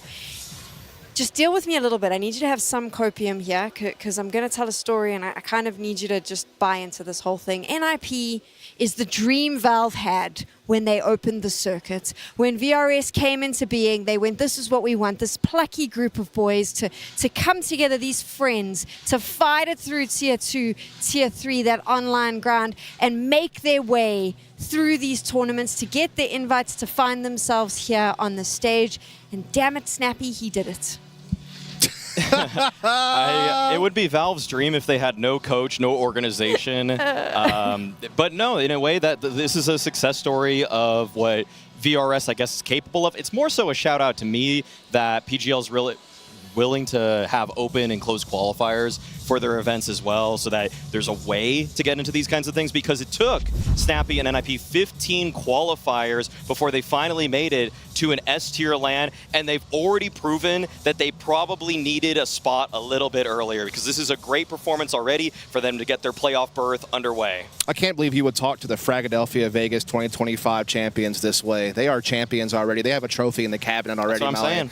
You know, but it is true that this team had a bumpy start. You know, when the roster got put together on paper, it was like, okay, experienced IGL Snappy, Shush, veteran player, Wrinkle, obviously the guy who stays over, looked like a very star player last year. And then you bring over this Portuguese duo of Aradose and EU-Jerks, who had that run with Saul at Cologne where they placed top 4 and they won a Challengers event and they looked like star players. And it's like, okay, this is an interesting roster on paper. But then they had to like use Jax as a stand-in for a time because of the rules of VRS. And they lost out in a couple of qualifiers, as you mentioned, but they won this qualifier. They found their way here and they have seized this opportunity by flying up the rankings. And if they can keep this up, then they will be a team that gets invited to tournaments in the future.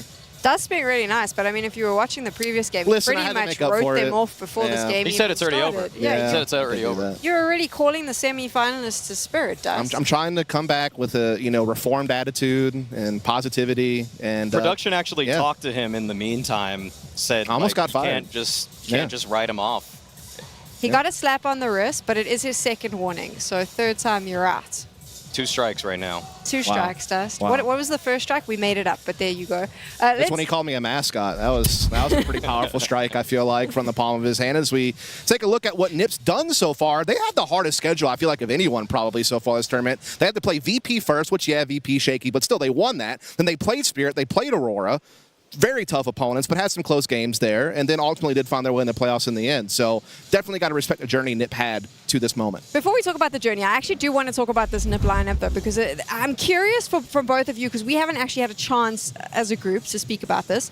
What do we think about NIP, the lineup of players that they've put together?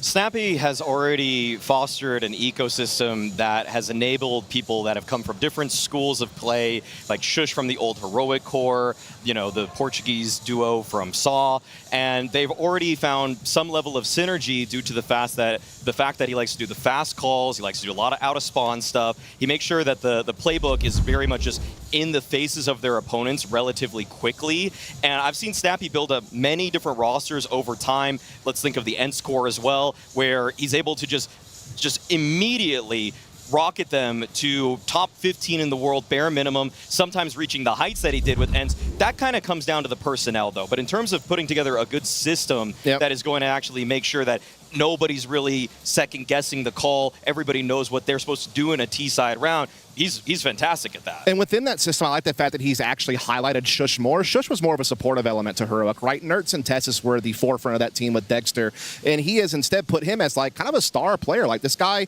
even though he plays some extremity roles, he's actually entering, he's doing all the, hard anchor rolls very effectively. They're letting him thrive a little bit more in this system. And then what he did with Wrinkle is he just let Wrinkle be Wrinkle, right? Like he lets him do the crazy, flashy, aggressive plays that we all know him for, as he's one of the most aggressive operators in the world right now.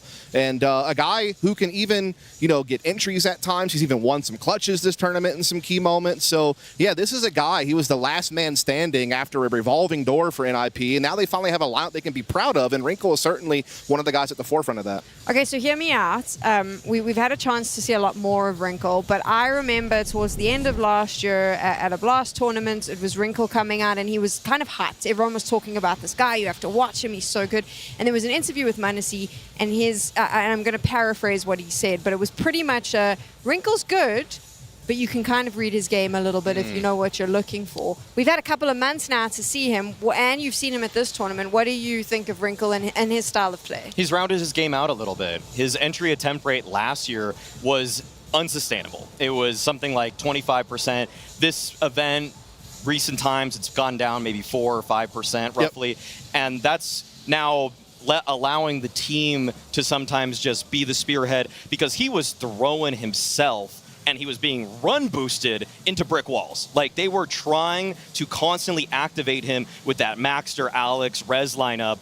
And to me, that was just bad conditioning. That was a bad way to bring up an Opper into tier 1. That was like saying, you have to kill everybody or we are going to lose. And they kind of lived or died by him. This lineup is a lot more well-rounded. Like you said, Shush goes for entry sometimes. Ujerks is still like a primary space taker. They have other options in rounds, so it doesn't have to just be Wrinkle V9. Even Aristose takes more active roles on this team than he did on Sol. You know, he plays more, prime real estate positions on T side. He plays more rotator roles on the CT side. So exactly, it's not just Wrinkle on this team. He has a well-rounded squad around him, but I still love that he has that attitude and willingness to go for the opening play whenever it's there. If he has a good spawn, if they have some utility to set him up for a play, he does have that killer instinct, combat opper, in your face, shotgun opper, whatever you want to call it. He can do it, and that's a great tool to have at your disposal that not many teams have. And his rifle's also pretty good. It's pretty good. You can get entry with it sometimes as well. That's nice to have too. That's nice to have as well. It's Obviously, nice. Snappy had a really bad time last year. Yeah. In that Falcons core, and he took a lot of the blame for what happened there. Do you think that this is the start of his redemption arc as an IGL? Snappy was hard done by the fact that he had a conflicting way that he wanted to play the game with Zonic. Okay, that's my reality of it. Okay, because Zonic wants to play perfect default CS. You feel the map out, you make the perfect read. But Snappy always wanted to play more active, a faster-paced style. I mean, it was a Snappy quote when ENCE was at their apex of powers, where he said, if a strat doesn't work, run it, but faster. So now he can do that. The pieces are more willing to just try to execute his strategy to a T, and I don't think that exists behind him is really adverse to that, because he's worked with the Heroic lineup that did similar stuff. They also like to play fast. They were pacey. They would send squads out to just like do big macro element plays, where leave one guy to try to block by himself, but then take big risks on the other side of the map. So this to me is more harmonious. Yeah. I also think that from what I've heard from conversations with the organization itself, they've kind of given Existence Snappy a lot of power to run this, make decisions themselves on how they're going to grow, and they've given them time. They've told them that they understand there is a grind that is now involved, that they're starting from zero. So this is just step 1 on that journey. Step 2 is beating Spirits right now on this stage. And damn, I mean, Dust, we memed a little bit there, but sure. Dust isn't wrong. The chances of that happening always feels almost impossible on a good day. Why is Spirit, and I know the answer is always Donk, but there is more to Spirit than just Donk. Why is it that they are such a team that you'll fear meeting them on the stage? I think it's just the presence about them. It's not only Donk being such a prolific rifler, one of the best rifles we've ever seen, maybe the best, certainly the best entry. It's just the fact that they have that attitude and swagger amongst them. And I think it's also the fact that they kind of keep evolving in my eyes. They are a team that I think the biggest development for me is that Shiro is a more aggressive operator these last couple of months than he was at any point in time last year and even the first tournaments this year. So that's been a new element. They're always kind of changing up like little things here and there about how they play maps tactically. Again, look at Shiro. I mean, the fact that this guy is #1 in the tournament for success in opening duels is crazy, because this is a guy that used to be critiqued for being too passive, saving too often, not having enough impact. You knew that if you put him in a CT anchor spot and let him hold the line, if someone pushes him, he's going to kill him. But now he's actually going for plays. He's pushing past utility. He's looking for more opportunities, and he's added a new dynamic to the Spirit team that they didn't have before. On top of that, I mean, they have a great supporting cast. Magix to me stands out as a guy that I'm going to be keying in on, because Snappy loves to run the fast pace executes, who's oftentimes the anchor in these kinds of positions with an MP9 praying for dear life. It's Magix. And he showed that he's capable in big moments, such as the major grand finals, of countering nuke executes, different various bomb site executes, not getting as blind as some of the other anchors in the space right now. He's such a great tool where he gets so little in terms of resources, but oftentimes over over-delivers. Like, the numbers aren't going to jump off the page, but if you see how many drop guns he has to give to Donk, even sometimes just holding on to not playing to try to get a kill, but just buying time for the team. Sometimes it's Chopper that cleans up ecos that are right in front of Magix because Magix knows he doesn't want to create a losing condition for the roster. Also, he'll be the guy to be the tip of the spear sometimes to just trebuchet himself into a site to give Donk more favorable trading positions as well as his other teammates, and I think that's also huge. That's the development we've seen. Donk is still an entry rifler. We'll always call him that. He's a space taker, but I feel like Spirit have tried to, at certain times, evolve him into more, let's put him in solo spots and let him call his own shots, or let's let him trade a little bit more. And Magix is one of the guys that's made the sacrifices to allow that transition to happen, which is, again, another layer Spirit have added kind of towards the end of last year. Do you think fans are a little bit too harsh on Magix? Because obviously they've been calling for his head for a while. They kind of always say, well, if Spirit's going to make a change, he needs to go. Yeah, definitely. The guy that's underperforming per role easily is Zontix for my money. Okay, he's in better anchor spots. They still both do some anchoring, but it's that Zontix has a gun more often. He's not always getting all the multi-frags that he's supposed to. In big stage moments, I've seen Zontix fall off a little bit more often. He lets the pressure in the moment get to him a bit more. Yeah, the rating's nice for this tournament, but I've seen in now playoff situations where Zontix can actually, I mean, the lights can be too bright for him. So he's still coming up, still in the second year, the second serious year of his career. So I'm not trying to just go way too hard on him, but if I'm saying there's a weak link and you're asking me to pick that guy, to me it's Zontix. Yeah, I don't know if I'm being too nice, but I very well may be. But I think the big issue is, as well as this, they all came from this academy system, right? And they were all just rookies two of them last year. Yeah, that's what I'm trying to get, Zontix and Donk. So they're both coming from that team. And Donk turns out to be a prodigy, a generational talent. We hardly ever see these. And Zontix just isn't quite that same level. He's still very new, still very young, still trying to find himself, I think. And it's just like, it's unfortunate almost in a way that Donk was so damn good that people had almost the same expectation of anybody else that came out of there. And so I wonder about that a little bit, but you're right. Like, Zontix, he is the wild card for me on this team. Like, I know I'm going to get from Donk. I know I'm going to get from Shiro. Shiro's even added more layers to his game now. But, like, I think Zontix dictates just how good they can be. Like, he's their ceiling, basically. Exactly. That's what I was getting at. They are major winners. So we're being quite tough on them, but we can because they've won a major. Now my question is, though, in this particular matchup, what does this look like in the server? What does Snappy have to bring to the table if he wants to try and go head-to-head with them? The strategies that have done the best versus Spirit tend to be throwing Donk in the blender. Teams like MOUZ have given us a blueprint on maps like Nuke to show, okay, if you can't match this team firepower for firepower, one thing you can do is try to tactically upset him, throwing smokes in his face, flashes, multiple points of pressure at the same time, because Donk, I mean, looking in a certain direction is a resource, and Donk has a finite amount of it. So if Snappy's able to come up with some game plans that at least at times upset Donk's crosshair placement, make him unsure of what fight is coming next, that's the only way you're going to be able to beat Spirit. Yeah, it's also about, you know, I think NIP plays their best when they play with pace. This is not just a Spirit thing. This is a general thing I've noticed this tournament. I feel like sometimes whenever they're playing their defaults and they're just trying to mid-round their way in the situations, they can get a little bit disjointed. And I think that's just because they don't quite have that same polish yet at this level, you know, just being their first big event, you know, for as a unit. But when they play fast, they have that confidence, they have that, you know, good spacing and trading efficiency. That's whenever they thrive. And I think that's whenever you're able to really implement some of the more aggressive prone players on this team, like you, Jerks, and Wrinkle in particular, and also get Aradose in good positions as well. And also, let's point out, we talked about redemption after Snappy. What about Shush?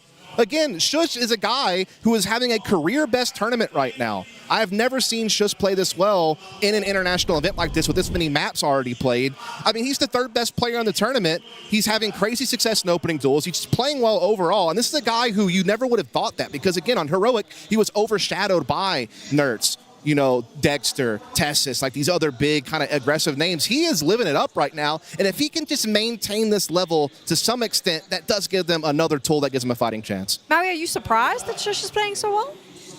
This well? Yeah. This well I am surprised.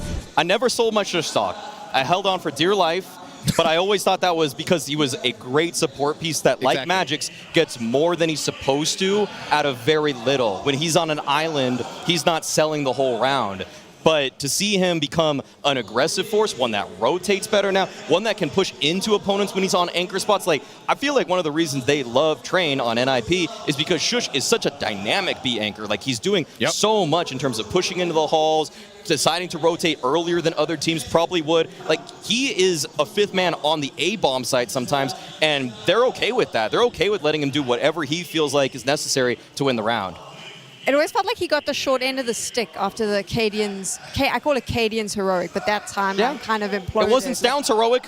It was not Stounce heroic. It was also the being left behind when the core of his team that had done really well at the end of last year go to Falcons. That's what I'm saying. Like, he was always kind of like the leftover piece, but it looks like he's found a nice home. Maybe it's the only home he can find, but he's there. He's at NIP, and it is working. And now we've seen him at LAN, and I know that they did the other LAN dust, but this one I'm really counting as the big play. And it seems to have worked in his favor. It really has. And again, I think it's because they implement him as more than just an anchor. He is really a good anchor, but again, you can use him more aggressively, particularly on a map like Train pushing, as you said, but even other maps, and even some maps on T-side, you know him to be an extremity player. I will see Snappy say, you know what, no, I'm going to peel you off of that. You're going to come with us, and we're going to bang somewhere. And he's been able to thrive in that environment really, really well. And I think he also gets to serve as like that second veteran voice on the team next to Snappy in the server, you know, who's been there and done that, has played a lot of tournaments. He's next to a lot of young guys who don't quite have that same tenure, and so he has the intangibles as well probably that have helped this team kind of gel a little bit, I'd imagine. I have purposely avoided this conversation just because it's the one that it's always... the obvious one. It's the obvious default. What's coming? But you know, my producer was in my ear and he's like, I like talking about Donk. So let's talk about Donk. He wants Donk because this is the story of... It's the story of this generation of Counter-Strike, really, because he is that, like I said, that generational talent. You don't see these often, and we've got to watch the rise of him, if you like. Well, let me tee this up for you, because the top stats are obvious. Success rate, 68.4% on T side. Some of the best entry fraggers in the world are barely breaking 50%. A lot of them are in the high 40s. For him to be 68% is ridiculous. Like, I don't even know how you do anything against that level of entry success. It just makes the whole game easier when you have a guy that can just do that much by himself with just like maybe a little bit of utility behind him. It's just absurd. It's absurd. The Megalodonk is the scariest creature in the ocean, okay? Oh he is the Meg. It's just, I mean, what Donk's doing is breaking everybody's brains, and because he's normalized his own play, it's almost like some people refuse to acknowledge his greatness. There was no case last year for me for who was the best player in the world. Like, it was so absurd, the carry job that Donk has to do every single round for Spirit. They've since retooled in some ways to maybe actually enable him even more, because they themselves, Holly, Chopper, recognize that they have one of the craziest tools that anybody has ever had, and they're still trying to refine ways to make it even sharper. So Donk at this tournament is, with almost no shred of doubt, going to be the MVP. Like, it's almost like a case closed as long as he performs to even 70% of what he's capable of, and he's still probably going to have better numbers than everybody, even if he comes with the C game. You guys have already decided who's lifting the trophy with some of these comments. You can be MVP and not win the trophy. Fair enough. Okay? That has happened. Make that clear. Let's make that clear. Okay. HLTV love to do that. You know for what? Zywoo. The teams are ready. Let's head to the stage and introduce them to you. Astana, you still awake? Ну как настроение? Вы живы? Well, you need to be for this one.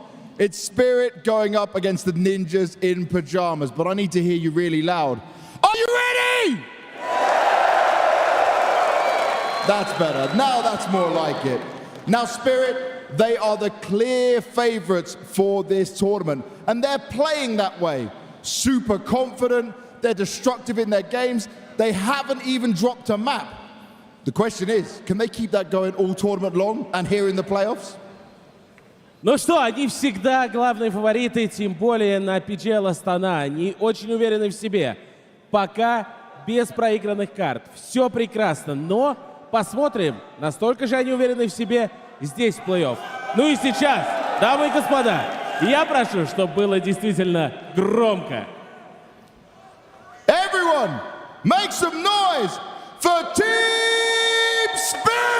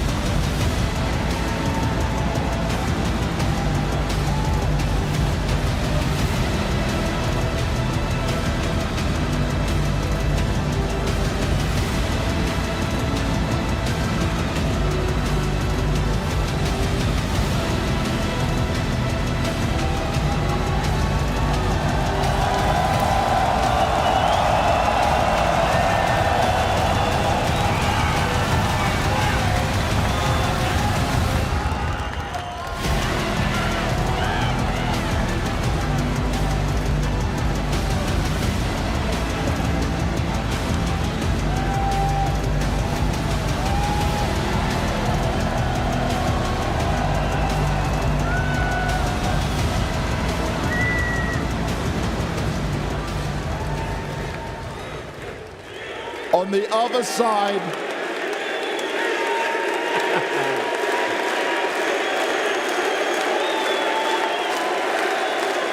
well, the crowd is certainly loud and we do know who you're behind.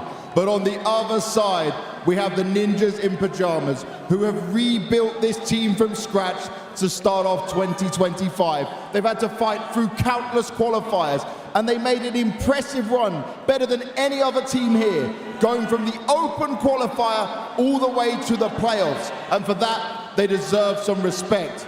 They've already faced Spirit once in this tournament. They'll do anything to try and do it a little bit further than last time, to try and make a name for themselves further in this tournament and get some more vital points. Let's see if it happens. Да, они прошли через открытые квалификации. Да, они шутят в социальных сетях, что вселенная их ненавидит, и им опять попались Спирит. Да, они проиграли им на групповом этапе, но мы сегодня уже видели чудеса на этой сцене. Так вдруг сейчас случится еще одно. Встречаем Ninjas in Pyjamas!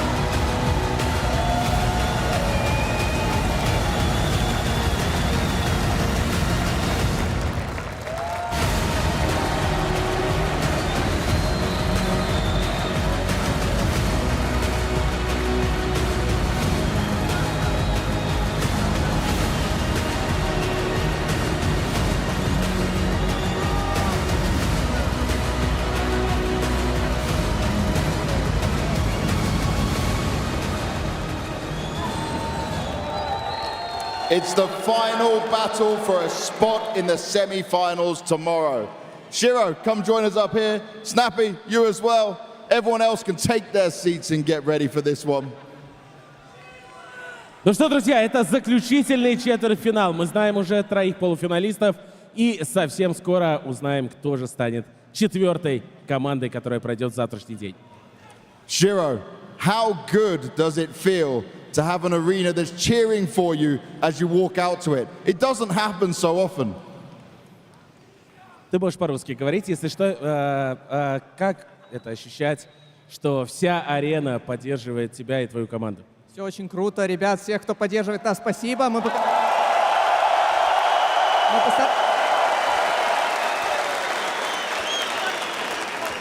За нас много приехало близких, родных, фанаты. Всем спасибо, болейте за нас. Мы постараемся показать хорошую игру с сегодняшнего матча. И надеюсь, мы сегодня выиграем и покажем достойную игру. Ну вы все поняли. Thanks for your support. We will try to do our best today and to show you the best possible game. Now, Spirit are the favorites for this tournament. They've been playing with huge amount of confidence. Does he feel like they're playing with more confidence than normal, any different than normal? And how important is it for him to win this whole event? Because they're expected to do it, even with Na'Vi not there. Вы главные фавориты турнира, и, естественно, с одной стороны, это должно вселять большую уверенность, с другой стороны, это наверняка давит на вас. Как ты это ощущаешь? Вообще давит ли какая-то вот эта вот фаворитность на вас или вообще пофиг, главное сыграть свою игру? На самом деле никак не давит. Мы играем миллион чемпионатов, поэтому нам абсолютно без разницы, какой это турнир. Мы просто хотим показать красивый КС для нашей фан-базы, которая сюда приехала болеть ради нас. Well, they're absolutely confident because they play so much tournaments. So they come here to show their best Counter-Strike and to play the best as they can. Nice. Now, for you, Snappy, 460 days ago, you were sat on an arena in a different jersey. You've been on a crazy journey since then. How nice does it feel to fight and earn your way back to this position? I mean, it feels good. I think we're obviously very happy with the entire way so far. But I do believe we still have a chance today against Spirit. I think we had good chances on train against them last time, and we actually do believe that we can win today, even though we are the underdog. So yeah, I'm looking forward to it. Итак, 460 дней назад ты последний раз стоял на сцене, но в другой форме, представляя другую команду. Каково это вернуться?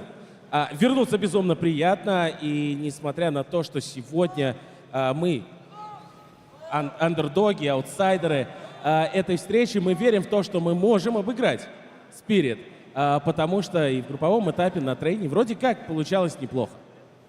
You have, though, been the underdog many times in your career. This is a position you're used to fighting from. So you've been cooking up something special for this rematch? I mean, we'll see in the match. I mean, they're a very good team, obviously the favorite of the tournament. But as I said, I believe we have some tricks. Look at that smile on his face as well. I'm looking forward to this. Ну что ж, вы привыкли быть в качестве андердога, аутсайдера. Подготовили ли что-то интересненькое на этот матч? На самом деле, как бы какой-то специальной подготовки не было, но я верю в нашу команду, я верю, что мы можем победить и, надеюсь, чем-то удивить Спиритов. Shake hands, guys. Take your seats. Get ready for this fight. Now, let's try. It's looking real nice out here. Guys, let me hear you! But it's very obvious which way this should be going, right? I think so. You think so? You want to start? Really? Me? You can start. You can start. Итак, друзья, собрались.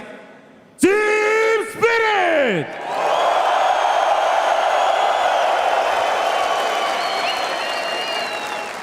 Okay, but there's got to be some of you out there. Ninjas in Pyjamas!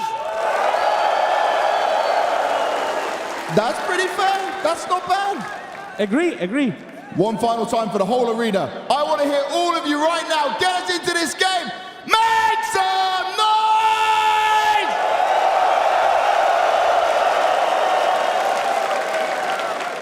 There's a couple of NIP fans in the audience. There you go. Snappy brought up the train that we saw them play against Spirit in the group stages. It did go to overtime. 16-3 was the final scoreline. They did bring it to Spirit. They worked really hard. From the way he was grinning, smiling, mentioned tricks, I feel like he took something from that and he's clutching to it for dear life in the hope that that may be the thing that gets them through this matchup. Oh, for sure. I mean, Snappy's a guy with tons of tricks. We'll see if the veto swaps today in any other way, because obviously we know that train's coming in from NIP. Spirit, I mean, Dust, if it's me, I'm just going back to the well. I'm going to Dust too. Yeah. I'm not changing this veto, really, if I'm either team, actually, and I expect Nuke as a decider as well. Yeah, I would agree with that. Okay. And, I mean, I don't think there's any real reason. I mean, there's no real trick if it's just going to be the same decider there. But, I mean, what I think Snappy was alluding to there is that their T-side, they got 5 rounds. Snappy is a master at changing his executes, making sure that he has more plays in the strat book so that his players can be enabled on those fast hits. I'm curious what he's got today. When it was a few days ago, 4 or 5 days ago, it was a lot of pops towards B. It was a lot of pops towards A. Yep. There was like a little bit of flirting with Ivy, but we're seeing teams use it more and more and more. And I did see NIP use it, but I want to see if they use it more, Dust. Yeah, I mean, here's the thing. NIP have a lot of weapons. It's just about how sharp are they going to be today against such a high level of opposition.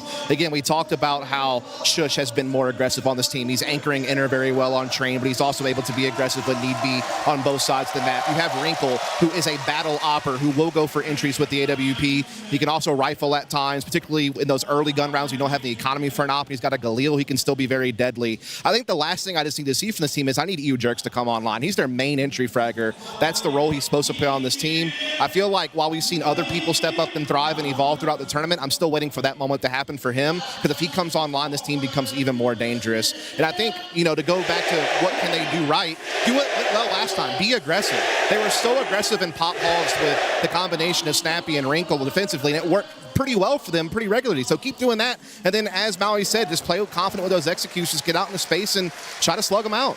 On the other side, Spirit has a wealth of support staff behind them. They would have taken a look at that train map as well. They got the victory, but they wouldn't have been happy that it was so close. They're going to be coming in expecting a lot from this NIP roster and possibly prepared for the quote-unquote trick Snappy plans to throw. What I'm scared about is that Snappy's tricks likely require some amount of space.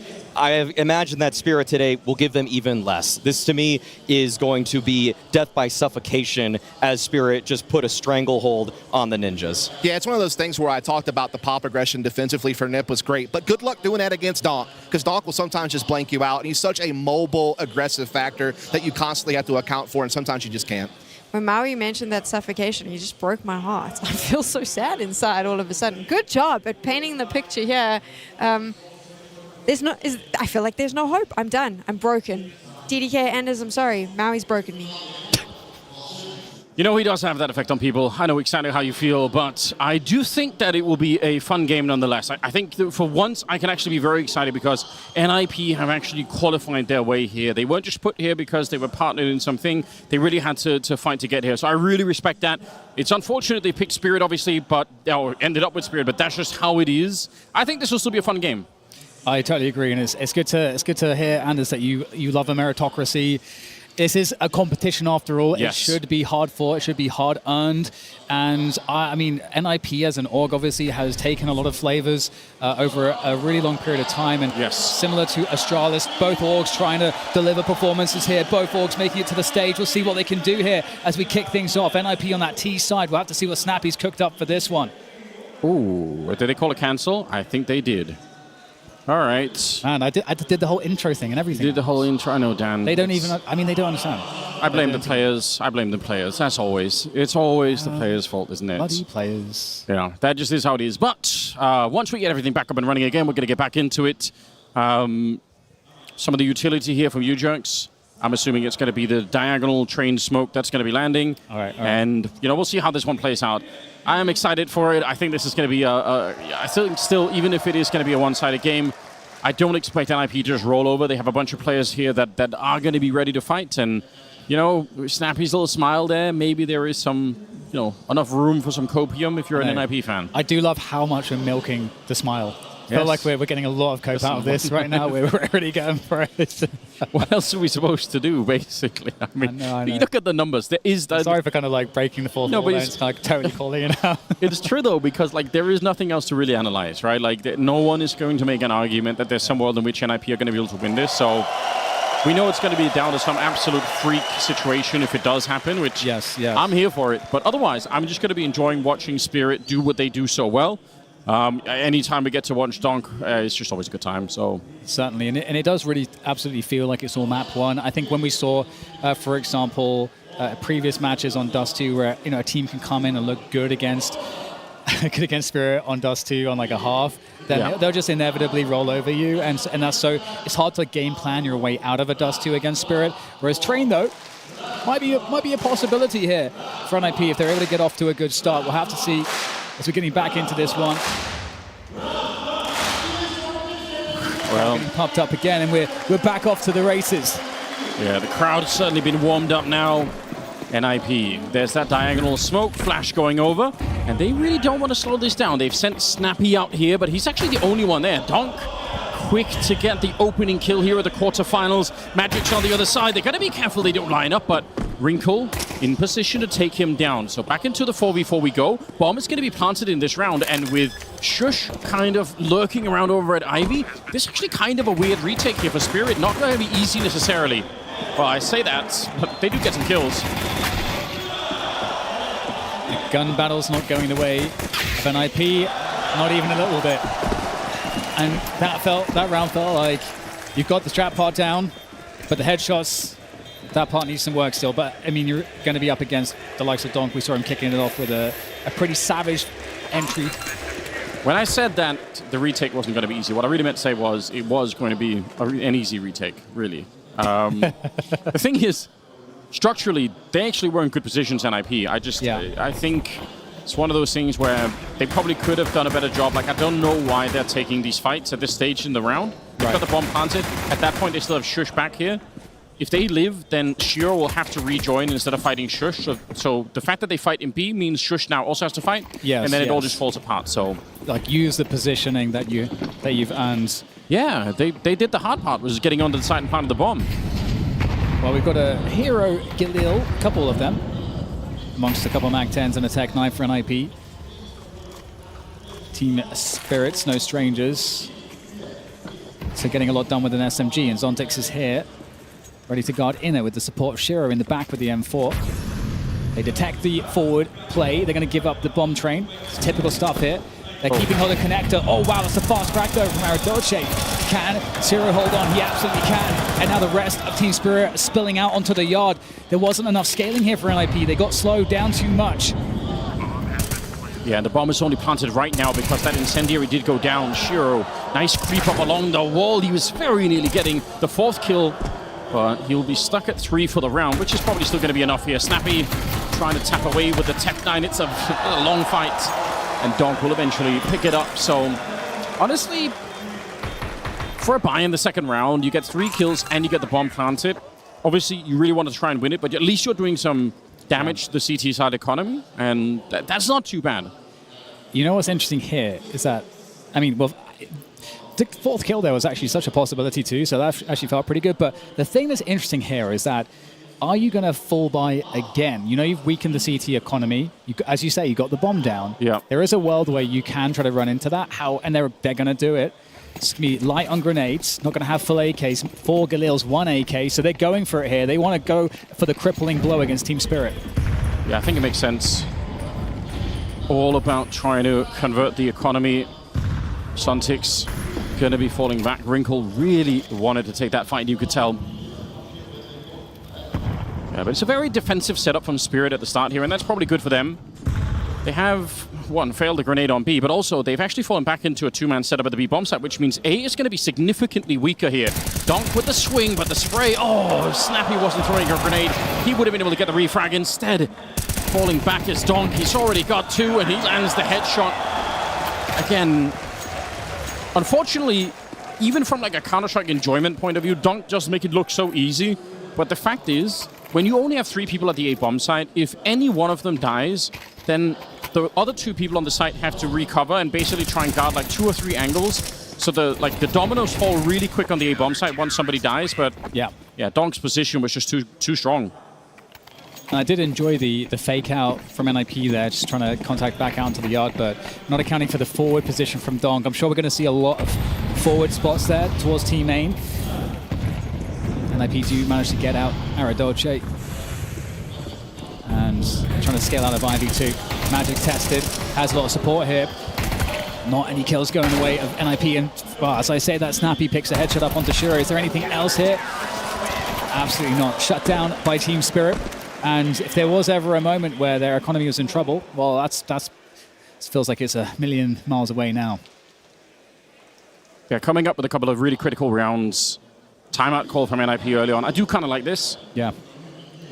It used to be frowned upon. At one point, people said, oh, they're already calling a timeout. That must be a sign that they're worried and stressed. But I think people are starting to realize it's good to keep things under control at the beginning. Also, we're playing MR12, so you don't have a lot of rounds anyway.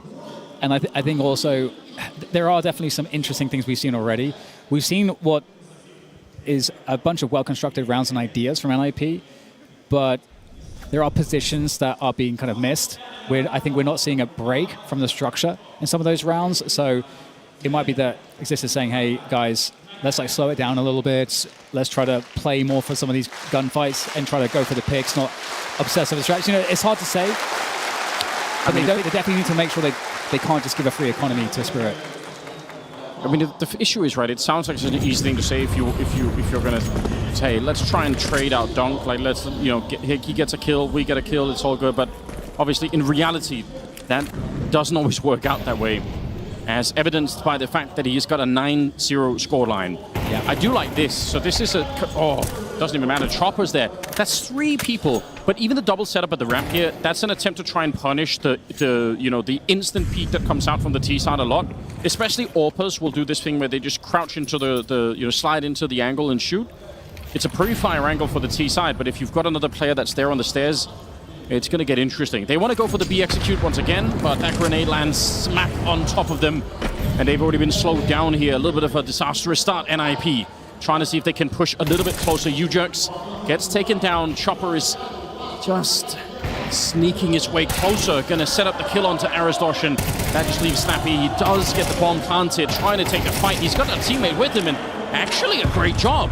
They've got rid of Donk. It's just Magix and Shiro. 2v2, trying to get back to the side. Oh, what a jump! Wrinkle with 3. And can he stop Magix is the big question. He's up on the high ground once again. That bomb is ticking away. Oh, with the kit, he's going to try and go for it here. His head showing, but he misses the opportunity. And Magix, in a 1v1 against Wrinkle, he comes out on top. It's so close for an IP. Yeah, it's really well played to get it that far. Coming down to the 50-50. Magix just having to just go for it there. The clutch shot not connecting for Wrinkle, but had done so much work already. But at least for NIP, they're going to feel like, okay, some of these inner plays are going to work out. The only one issue with that, Anders, is that they just have to ensure that it's not too telegraphed. And so got to mix up pacing, got to change how you play some of the rounds. We've got to have some more plays around the A side, just keep them guessing. Well, I mean, they're trying right now. I admire it. What else could you do? Wrinkle, nice kill. Takes down Donk at the start.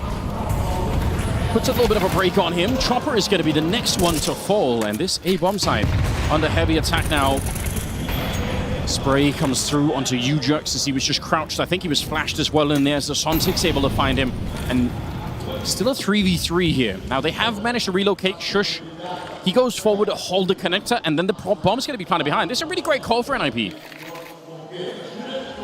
Shush has to find a way to hold connector. They don't have nades to do it. It's going to have to be the gun. It has to be the AK. Takes down Zontix. That's beautiful. Shutting down this position. Keeping his team in a position where they can scale the art if they choose to do so. Snappy is holding back, though, towards Pop and the halls. And Team Spirit. Yeah, they don't want to. They don't want it, indeed. Well done by NIP. Quick call in the mid-round there. Love to see that from them. Yeah, honestly, really hard to find ways to disengage from a fight when you're that deep into it, but it's really well played. Also, there's not that much money on Spirit, and they have an AK and an AWP, so it's so much to give away in a 2v3 that you're just not going to be doing that.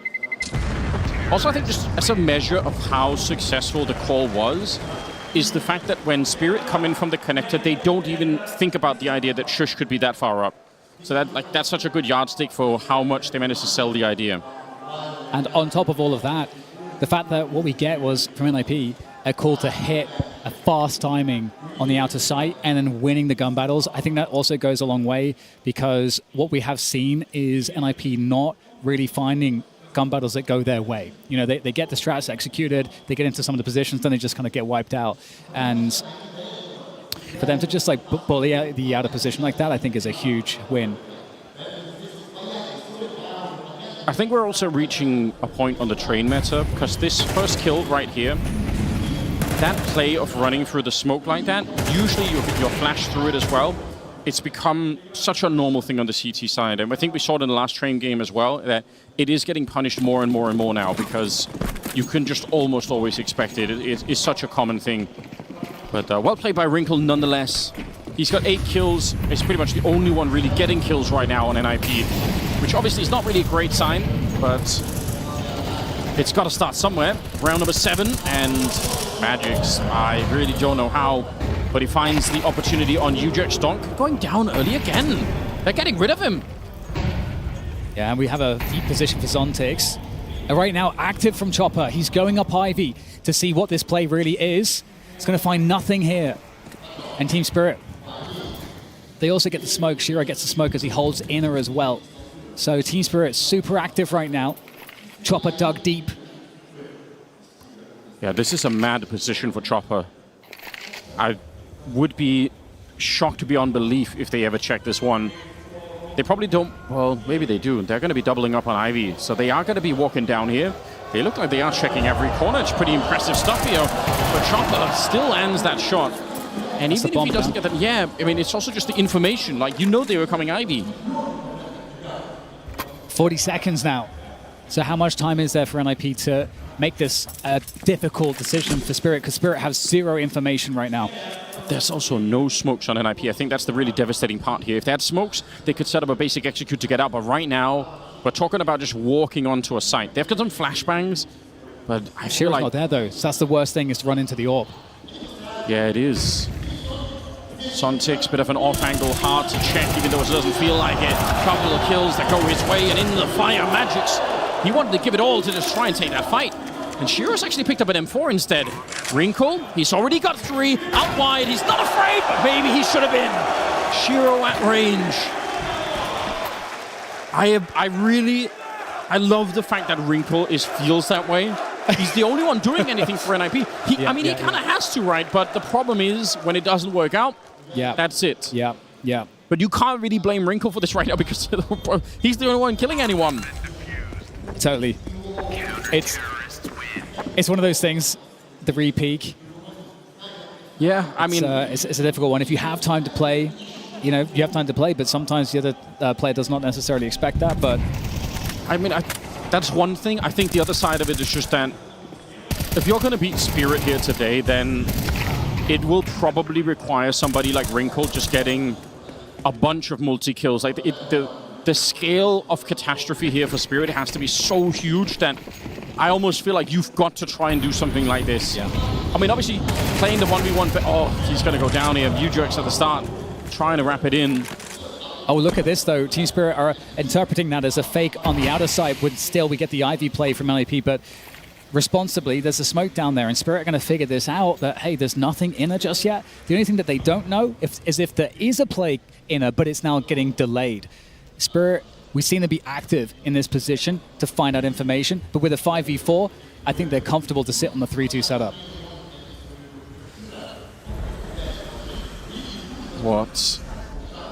What is the next opening? Somebody has to create it. Wrinkle is down there. He's thinking about it, like, my team needs something. They need an opening. Pop Dog could be one of those positions. Unfortunately, Dog is alive. It's going to be a smoke set up towards C connector. Again, a bit of a fake to pretend like you might be going to the B bomb site. They definitely will not this time. 40 seconds. Magic's holding this really close angle. There will be a smoke up that's going to put a bit of pressure on him. Under 40 seconds. And Donk fires just in case someone's coming in there around. With the bomb already on the ground, you can tell that the round is simply running out here. Wrinkle, he was supposed to be a late flank, we can tell, if they've got the bomb down. That's not going to be happening in this round. 20 seconds and a 2 versus 4. I think, what was the term that Maui used? Suffocating? Yeah. I mean... he did, yeah. Asphyxiation. Yeah. It's the asphyxiation station, perhaps. That is what it feels like at the moment.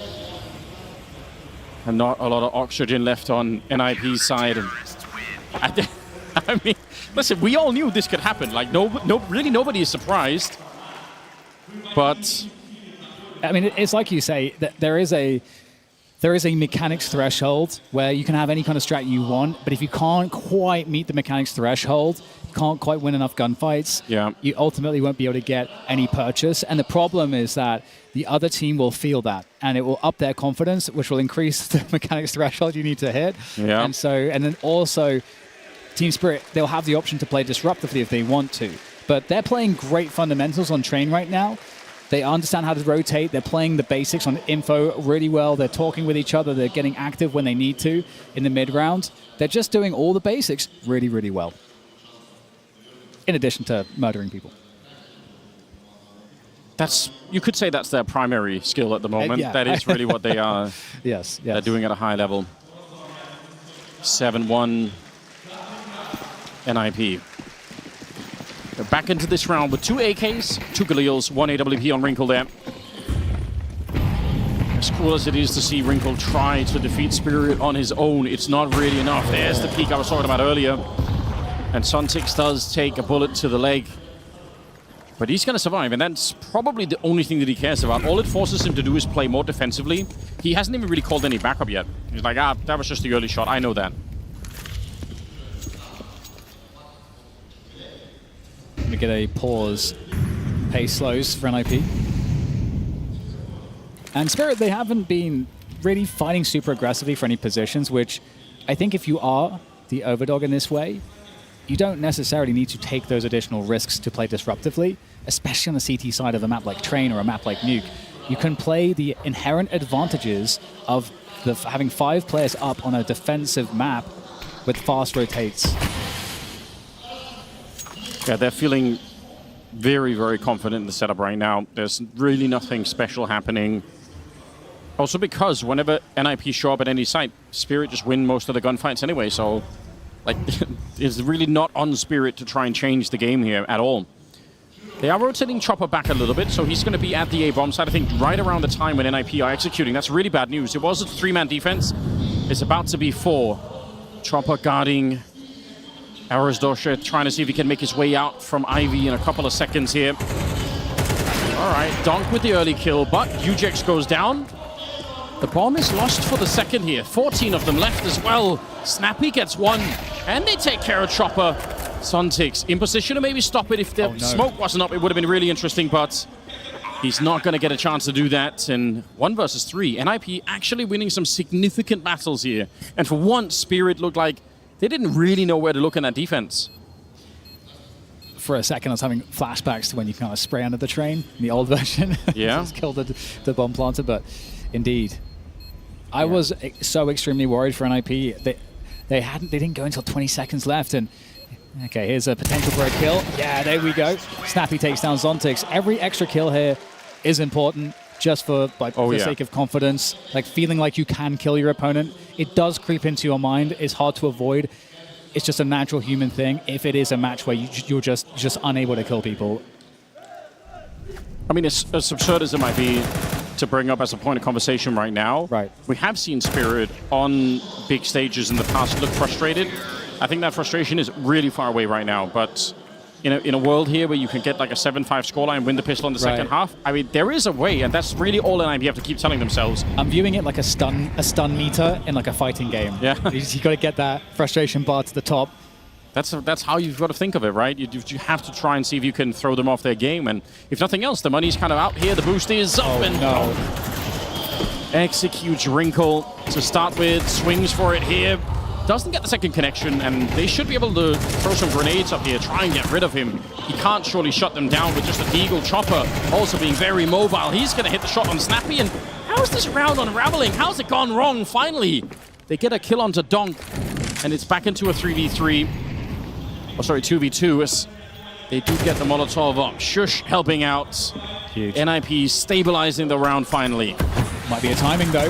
Oh, yeah. When a smoke goes off like that and you're that close to the edge, it gets dangerous. Okay, Anders. It looks like it was all going wrong. But Magix didn't even pick up a gun. So he has to get this done with a 5-7 against 2 AKs at range. He's been spotted. Okay, there's a headshot. Aradoche's gone down. Not like this. NIP fans are surely thinking. We'll see what Shush can find, though. AK collected by Magix. It's got to be the long defuse, though. So time should be the savior here for Shush. Oh, executed once again, just to prove a point. All 5 members going down, and when you win a round, you need to have players left to make any money. And so this is really going to hurt. Yeah, it actually does make a difference to NIP. It's not just nothing. And again, like we talked about the momentum and sort of the belief that you could do something. Like winning a round like this one, sure, it's good, but it does feel a little bit deflating. Yes. You can see they're going to be missing a couple of the flashes that they would have had, and maybe even some of the Molotovs. So yeah, it's not the end of the world, but it did make them a little bit poorer at the end of it, so 7-3. And what we're going to see here as well is a round that's worth 2, because both teams actually have no money. So there is a real opportunity here for NIP if they can cobble together another successful round. Then it could actually be a 5-7, which is honestly an insane finish given how the first 7 rounds were won by Team Spirit. Yeah, I mean, it's within reach, right? NIP starting to turn it around. It's so hard to convince yourself that they can go the full distance, but obviously they're proving something to us right here. Donk also still really good with 13-6, but you know, he started 9-0. So I'm not going to say he's cooled down, but he's had a couple of rounds here where he hasn't been enjoying the multi-kills outside the way that he started with. Same 4-1 split on the defense for Spirit, which is not too surprising. Smoke goes towards the C connector here. Oh, actually, all the way towards Icon instead. So pushing pop, getting active. NIP could be susceptible to feeling the disruption here. Do they expect a push timing? Okay, they're looking for it. The swing comes in. It's going to be huge. One more player to be found. Isolating the 1v1 Donk. He's going to try to fall back. He hears the running though. Goes for the duel. Shoes wins it. That's big. 4 versus 3 here for NIP. Over a minute to play with. And if they go inner, Zontix could play spoiler. But right now, NIP are going to use the clock to their advantage. Yes, Shush is such a smart player, and I think he understood that there was a real weakness there for Donk in trying to escape through the hallway. So just, you know, you've got him trapped there. Might be one of the better fights you're actually going to get against him, so might as well take it now. Okay, they are going to be splitting the bomb site. Interesting to see if they have any grenades here to get rid of Magics. It's such a hard position to clear if you're coming out of Pop Dog. If you're coming out of main at the same time, I mean, maybe not so much. 30 seconds. Smoke goes on over towards the connector this time, and a flash right up top does nothing at all to Magic's. Oh, Shush, he still found the headshot by the E-box, but it just won't make a difference. Magic's, how did he do that? That's the M4A1. He was running out of bullets towards the end of that fight. I'm pretty sure the headshot was the final bullet too, so that really hurts. And again, we talked about the money issues, and for NIP, there's always that condition where, okay, in that spot, if we lose the round, that sucks, but if we got the bomb down, we would at least have something extra to go into this final round with. But sometimes it's these rounds that go a bit better, and NIP have had success with some of the shock and awe fast plays. Oh, that Molotov, I think, went way too far.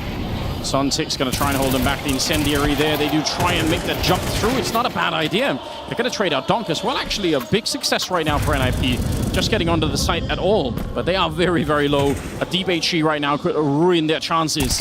Shiro goes down, but Chopper is there in Magic's at range. No bomb plant, and Snappy with a Tech 9 here, trying to find it at the edge. It will be Magic's on the other side. 14-4 scoreline on him, and a 9-3 finish in the first half in favor of Spirit. That's obviously, again, quite one-sided.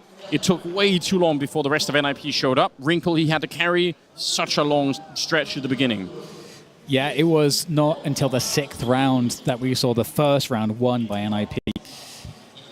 And the previous rounds they lost, it was so clear that just the gun battles were impossible to win. Oh, yeah. And now moving into the second half, we'll see how the dynamics shift going onto the defensive side, the CT side, how that plays, because the CT side is also, this is a map like I think Nuke is similar, where you can get a lot done with layered strats, understanding how to do positional setups well, understanding util, understanding how to get active and read the map. It's not, you can make it so it's not completely about the gunfights, is what I'm trying to say. I think NIP would love that right now. If they could try and find a way to sort of make it a little bit more awkward. I do think it's getting the start on the T side here. It should still have been, I think, a better start where they control more things. They are in charge of the decision making more. I mean, it's so boring to have to boil it all the way down to the fact that Spirit are just shooting harder than NIP right now. But yes. But it probably is just 80% of the explanation right now. Here we go, ladies and gentlemen. Second half is here. Spirit and NIP in the quarterfinals, looking for a spot in the semis. Spirit, I think the whole community agree. They seem predestined to get there to the grand final. Probably, at least the semi-final, probably the grand final too. Wrinkle starts off well enough. He's got 13 himself, which is, again, very impressive. They will lose him, though, at the bottom of Ivy, which is where the bomb is making its way. Next target is Ujux. Nice enough fight. Shiro is still around the corner. Oh, fakes it. He faked the runaway, but it's still not enough to take down Shiro. But still a 3v2 advantage here, Anders, and there is a lot to work with for NIP. Yeah, there is. It's a P250, so they've got to be careful. Oh, that's a nice shot. The dualies connecting, Shiro going down. And Sontik's 50 seconds. What a robbery it would be if he stole this round back. Don't even say it, Anders. I have to because... I can't believe you've done this. I can't believe you put that into the universe. Let's just see, all right? Stop manifesting. I'm doing it to jinx him so that NIP will win the round here. And look how well it's working as well, Dan. I've done it. Oh, well, you keep doing it, don't you? Nice triple. All right, okay. We got past the round. We got past Anders doing whatever he was doing.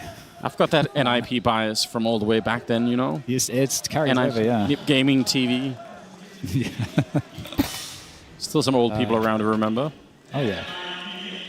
Well, we have something to work with for NIP.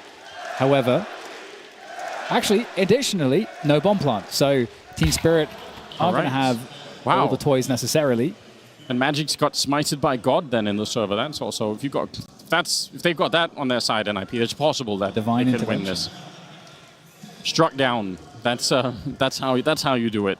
Yeah. Maybe that's why Snappy was smiling. He's like, you know, they've been out doing some voodoo or whatever it takes. Ritualistic sacrifice.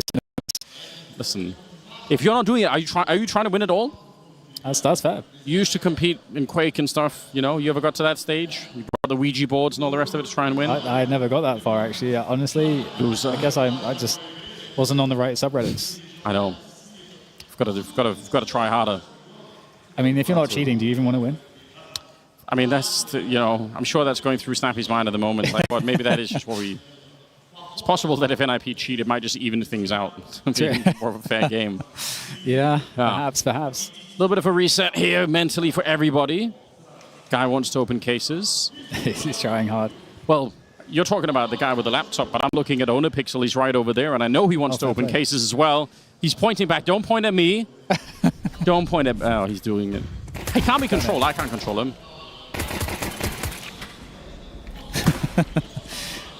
Oh, okay. That is such a... That is a nice shot. All right. Yeah. Here we go. All right. Back. All right. We're back into it. NIP against Glocks. Now, the mission here is keep as many guns alive as possible. Yeah. Build the economy. You're going to need it. Don't lose to the Glocks, whatever happens. Oh, no. Don't even... No. Just let that be the first mission, and then we'll talk about the rest. 9-3 here. Oh, okay. There is a deagle. We need to bring Steel on for the TriCast just to say, Glocks! Just need a soundboard, don't we? That would also perhaps be a bit more, efficient. But I'm game. I don't think we can get him here in time, you know? No. Quite far away, Josh, but still. Round number 14. Pretty deep smoke. Spirit hoping that NIP would give them an early fight somewhere. That doesn't really seem to be the case. Baiting the nades. Love to see it. Uh-oh, Snappy, how many can you get? Time to make some money. Couple of players down. The trade comes through. I feel like that is absolutely acceptable. Yes. Good work. Yeah, it doesn't have to be really more complicated than that. Nicely done. Taps away. Sends Sontix to an early grave. And just Shiro here up on the high ground. Again, a little bit more damage would have been nice, but they will survive with 3 people, and all they really lose is the MP9. Yeah. So it's a feel-good moment, like the end of a rom-com movie. I wouldn't know, Dan. You wouldn't know? It's not my thing, you know? Oh, I would have thought taking you for a fan. Maybe I just haven't... Maybe we can watch some together, Dan. Maybe just have that You seem right like the company, kind of guy that rewatches Love Actually on the plane. We'll put it in the calendar. 9-5. All right, NIP. They're course correcting a little bit. It's just so hard to convince yourself that this could work out. But I will say this, if they win this round, then it's worth a conversation once again about how far they can run it back. I think if they lose this one, it's going to be a very deflating feeling on that NIP side. Yeah, a lot of util dumps, although NIP still have Aradochi actually with a lot active play close to inner. This could be very dangerous. Team Spirit are looking to move into this site. The smoke goes away. 2 players set up. They go aggressive here. They're committed in. 2 kills, though, going the way of the CTs, but trade out of Magic's 3v3. And the inner play is on Wrinkle. Good defense, just heads bobbing over the train now, trying to find a reposition. Needs his teammates to get in there. Wrinkle trying to holding, still able to survive here. I think he's done it. His teammates are in. Oh, headshot from Magic's, though. Makes things a little bit more difficult. And the scaling as well. Magic's just so confident in these gunfights. The tapping through the smoke. Aradoce, 6 bullets, a dream. Magic's looking for the peak. Is he going to find it? Oh, he gets the timing, but Aradoce gets out. Yeah, he's still alive somehow. Bomb is all the way back there. Is it on the high ground? Yes, it is. That's why Magic's would have rather had to fight than having to try and pick up the bomb once again. It's a very, very awkward round here. Oh, dear. Yeah, he's afraid of getting caught on the ladder for obvious reasons, but you know what? He's picked up the bomb, and Aradoce had to walk all the way around. He was hoping that it was going to be some sort of an A play in the end, but now coming through the C connector, it looks like Magic's kind of has a bit of an idea. None of the players here with very much health at all. Making a little bit of noise. Does he see it? He does! Well played. Massive clutch coming out here in the 1v2. NIP needed that more than anything. If they would have lost this round, the money would have been quite compromised, and there's a chance that they would have been wiped out on this opening map. And just again, you know, big effort there on that inner bomb train, just holding the position, playing purely to survive, to delay, to prevent the T's from scaling and allow your teammates time to get to the site to allow for those fights. And Aradoce, I mean, great decision making. It's not easy in these moments, just going for the big, long rotate. And we saw that Magic struggled to get up the ladder as well. And also, Aradoce could have pushed it deeper into the site, but he took the far back angle. So beautiful stuff there. And NIP 6-9, but there are dangerous guns on the field here for Team Spirit. Couple AKs. Oh, it's not over yet, is it? Not out of the woods. It'll be very exciting if NIP pick this one up. At 9-7 with no money on Spirit, it is suddenly a super different conversation here. So I am starting to get a little bit more curious about when Spirit rediscovered that killer instinct and decided to shut it down here. Right now it's Magix and Donk who are top fragging. But already the rest of NIP have come alive, right? Yes. Wrinkle still top on their side, but look at who's joining him. It's everyone else but UJerks at the moment, who's had obviously an incredibly rough game with 3-14. Train is a map where it's harder to make individual plays. The CTs have a lot more control just based on how the map architecture is. And that's really benefiting NIP right now. They've dug deep here. Snappy in that team main position. That's a lot of information. 2 players on inner, the walk. They're going to fake this A site. Look at Chopper and like the grenade here towards Icon, one towards C connector. So they're really pretending to be yard. Flash is going out into the yard as well. Chopper's really selling it. But they're still not holding, oh, it's budging. They're still at the B bomb site with 2 people. UJerks unfortunately does get dinged. Oh, they jump down. That's a team kill. Donk managed to kill one of his teammates while they're mid-air. Did he shoot him while they were both airborne? What just happened? There's a big flank though, Anders. Snappy was dug team main. He heard the running through the halls and he's coming. His teammates just have to live for long enough to activate his flank. Yeah, you're right. Wrinkle's holding far back for that same reason. Although it worries me. The flank has taken such a long time. They do have a kit, a couple of them even on the board here. There's the flank coming in, but oh no! The 180 from Chopper with the Tech-9! And another one! Taking down Aradoce. Count that as a full 360. Wrinkle running for life. He does take down Chopper, but that doesn't matter any longer. How on earth does he get away with it? Oh no. Oh man, it's so difficult. The MP9 giveth and it taketh away. Oh no. The burst. I would love to see that replay from him. Yes. Absolutely spinning around. Yeah, that is the mid-air team kill from Donk. Obviously hilarious, but yeah, this is disgusting. Oh my god. He had 2 bullets left. Full arm flick, 180, reset, great wrist control as well. Just beautiful stuff there with that Tech-9. And that's a very difficult round for NIP. This is why we were talking about, making sure you survive with as many players as possible. And obviously Wrinkle with the AWP save does mean that we have some options going into this round here for NIP. But it feels dangerous. Only 2 M4s, an MP9 CZ. Oh, what a shame for NIP. It was such a sick idea with the long flank, like you said. Yeah. The fact that he'd heard the footsteps, he was like, that's supposed to be the kill. And that would have set up the rest of the retake, I think, very, very nicely. 10-6 here, NIP, the last bit of cash that they have going into this one. It has to work, but Shiro's already out-flashed in. And he will take down UJerks, who's just been blown up. He's stuck at 3 kills. He can't really get past that point right now. Snappy does get one in return, though.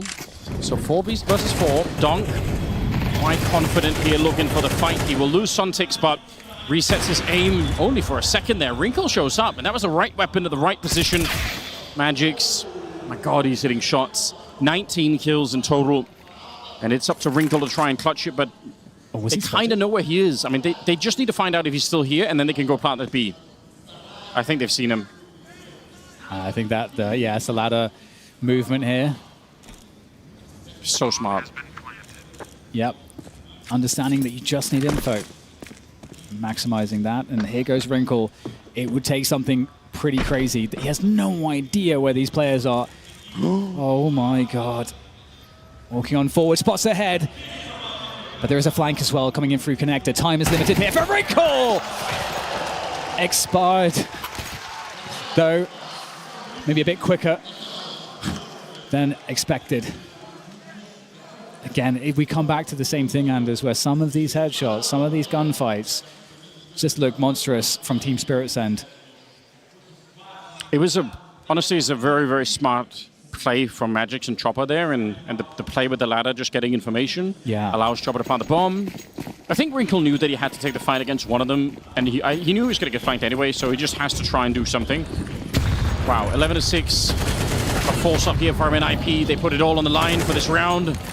UJerks again, the first to go down. Suntix will pick up the player, pushing Pop Dog, and suddenly things are already falling apart in this one. There's nobody actually defending the A site any longer.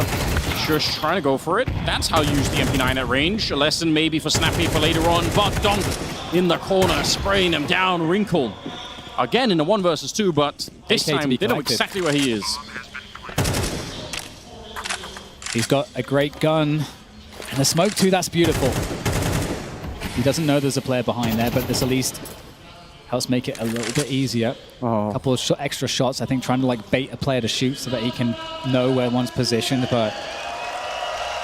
Saving for overtime. Saving for overtime, yes. It feels so deflating. It feels so many moments feel like they're so close, Anders, just like if you just froze it and like positionally. Yeah, sure. It like looks so great. I mean, you're not wrong. There have been many moments like that where it is sort of the 3v3. There maybe is a moment, but that is all that it's really been so far. It has still been Spirit in control of the game pretty much from the start. Wrinkle, I think, has 18 kills, and Donk has 20, just to tell you how much Wrinkle has tried to stop Spirit. It actually is a crazy world-class performance from him on the map. Yeah. But it just one person can't do it, unfortunately. Absolutely, and you can see the confidence when we are on his POV. 18 and 13 for Wrinkle. This could be it on train here for NIP. We'll have to see.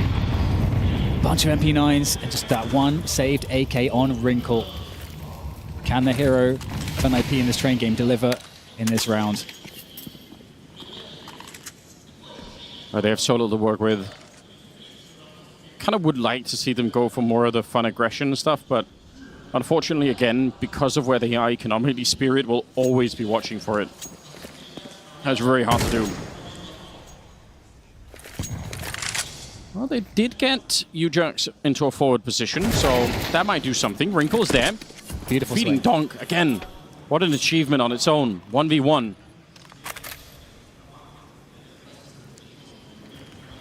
Using teammate as bait. All choppers close. They can punish this, and they go for it. MP9 delivers 5 versus 3. Another gun that can be picked up. Yeah, great stuff. UJX finally finding another kill, but better late than never and all that. Shush here with the FAMAS. He actually does get the dink. That's not bad at all. Wrinkle, though, the one to really step it up. He's already got the triple. The spray is in! And 4 kills for him, up to 22.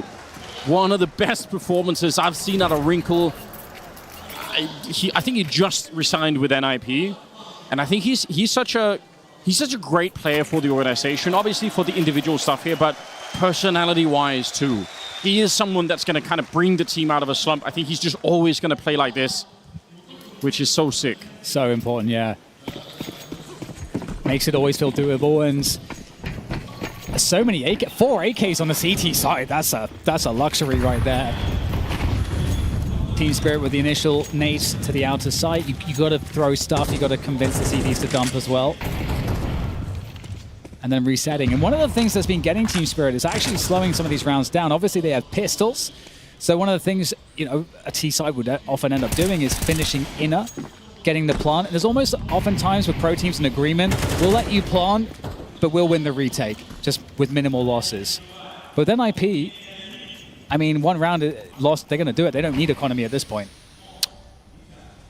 I just want to highlight the fact that, you know, even at 12-7 here, probably going to be 12-8.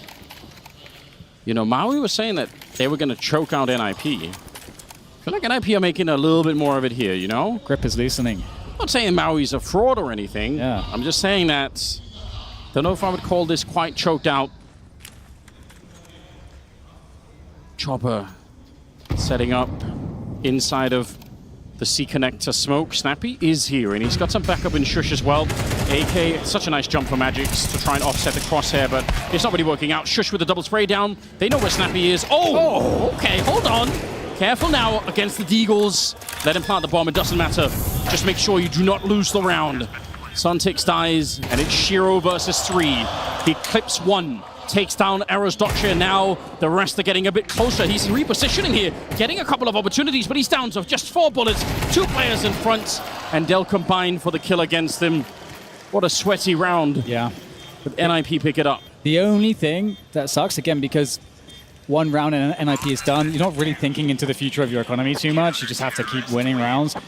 But they do lose some AKs. They lost 2 AKs there because of those 2 extra kills that were found.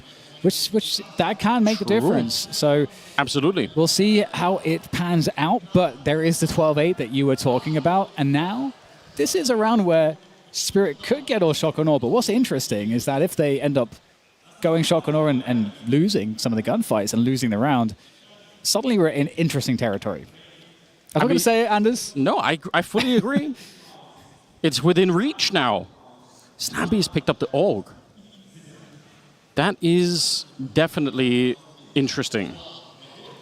Like I said, some of the teams that are a little bit lower on the world ranking from Spirit have really started to lean into the AUG. And I think it's actually been working pretty well generally, so... On this map, I can see exactly why it could make sense. Yeah. Well, although weirdly, Bedroom is my favorite example. When they use it, they don't even scope. They just use it like a regular gun, but for some reason it works. Here we go, ladies and gentlemen, 4-round gap. NIP. It would be hard to describe the scale of the comeback from that 9-3 first half against a Donk and Magix that looked undefeatable, carried back into the game by Wrinkle, really trying to save the entire team on his own. But if they can get here, if they can do it and push it into overtime, what a headline that would be all on its own. Even if they end up losing, I think that would be something you'd walk off the stage saying, all right, it's a bad start, but we're more dangerous than maybe people think. So the interesting thing now is that we've had the initial exchange of util. We saw Team Spirit covering for CT re-aggression, which didn't come. And now Spirit, with a minute left, less util, they have to make a move to one of the sides. They're going to pick the outer sites. We've got further back positions. UJerks is going to be the contact man. He's going to have to deliver some kills. He's going to get isolated. Oh, that smoke goes very deep. Might actually help out UJerks quite a bit. Gonna be 1 smoke going down deep. Return grenade to try and slow down Spirit, but they will run right through it. Out by the E-box they go. 35 seconds. A running headshot to take down Snappy, and it started to come apart already. No bomb plant happening yet. You can see Sontix, he wants to, but he hasn't found the safety yet. Gonna get the kill on Shush finally. And the bomb will be planted on the other side. Wrinkle trying to jump through. He wanted to stop them. Chopper is out of it, but Ujux and Aristocci, here we go. The retake is on. The bomb is already planted. It's a good spray, but Aristocci misses. The shot goes down. Magix to drop him instead. And Spirit, they delay the victory a little bit, but they will pick up that opening map on train. That was a good attempt, Anders. That was a series of fights that were absolutely winnable for NIP. I really feel like we could have gotten some extra ones out of them here. Despite the horrendous start, I feel like we got a great recovery. We'll have to see if that recovery can continue into foreign territory on Dust 2 after the break.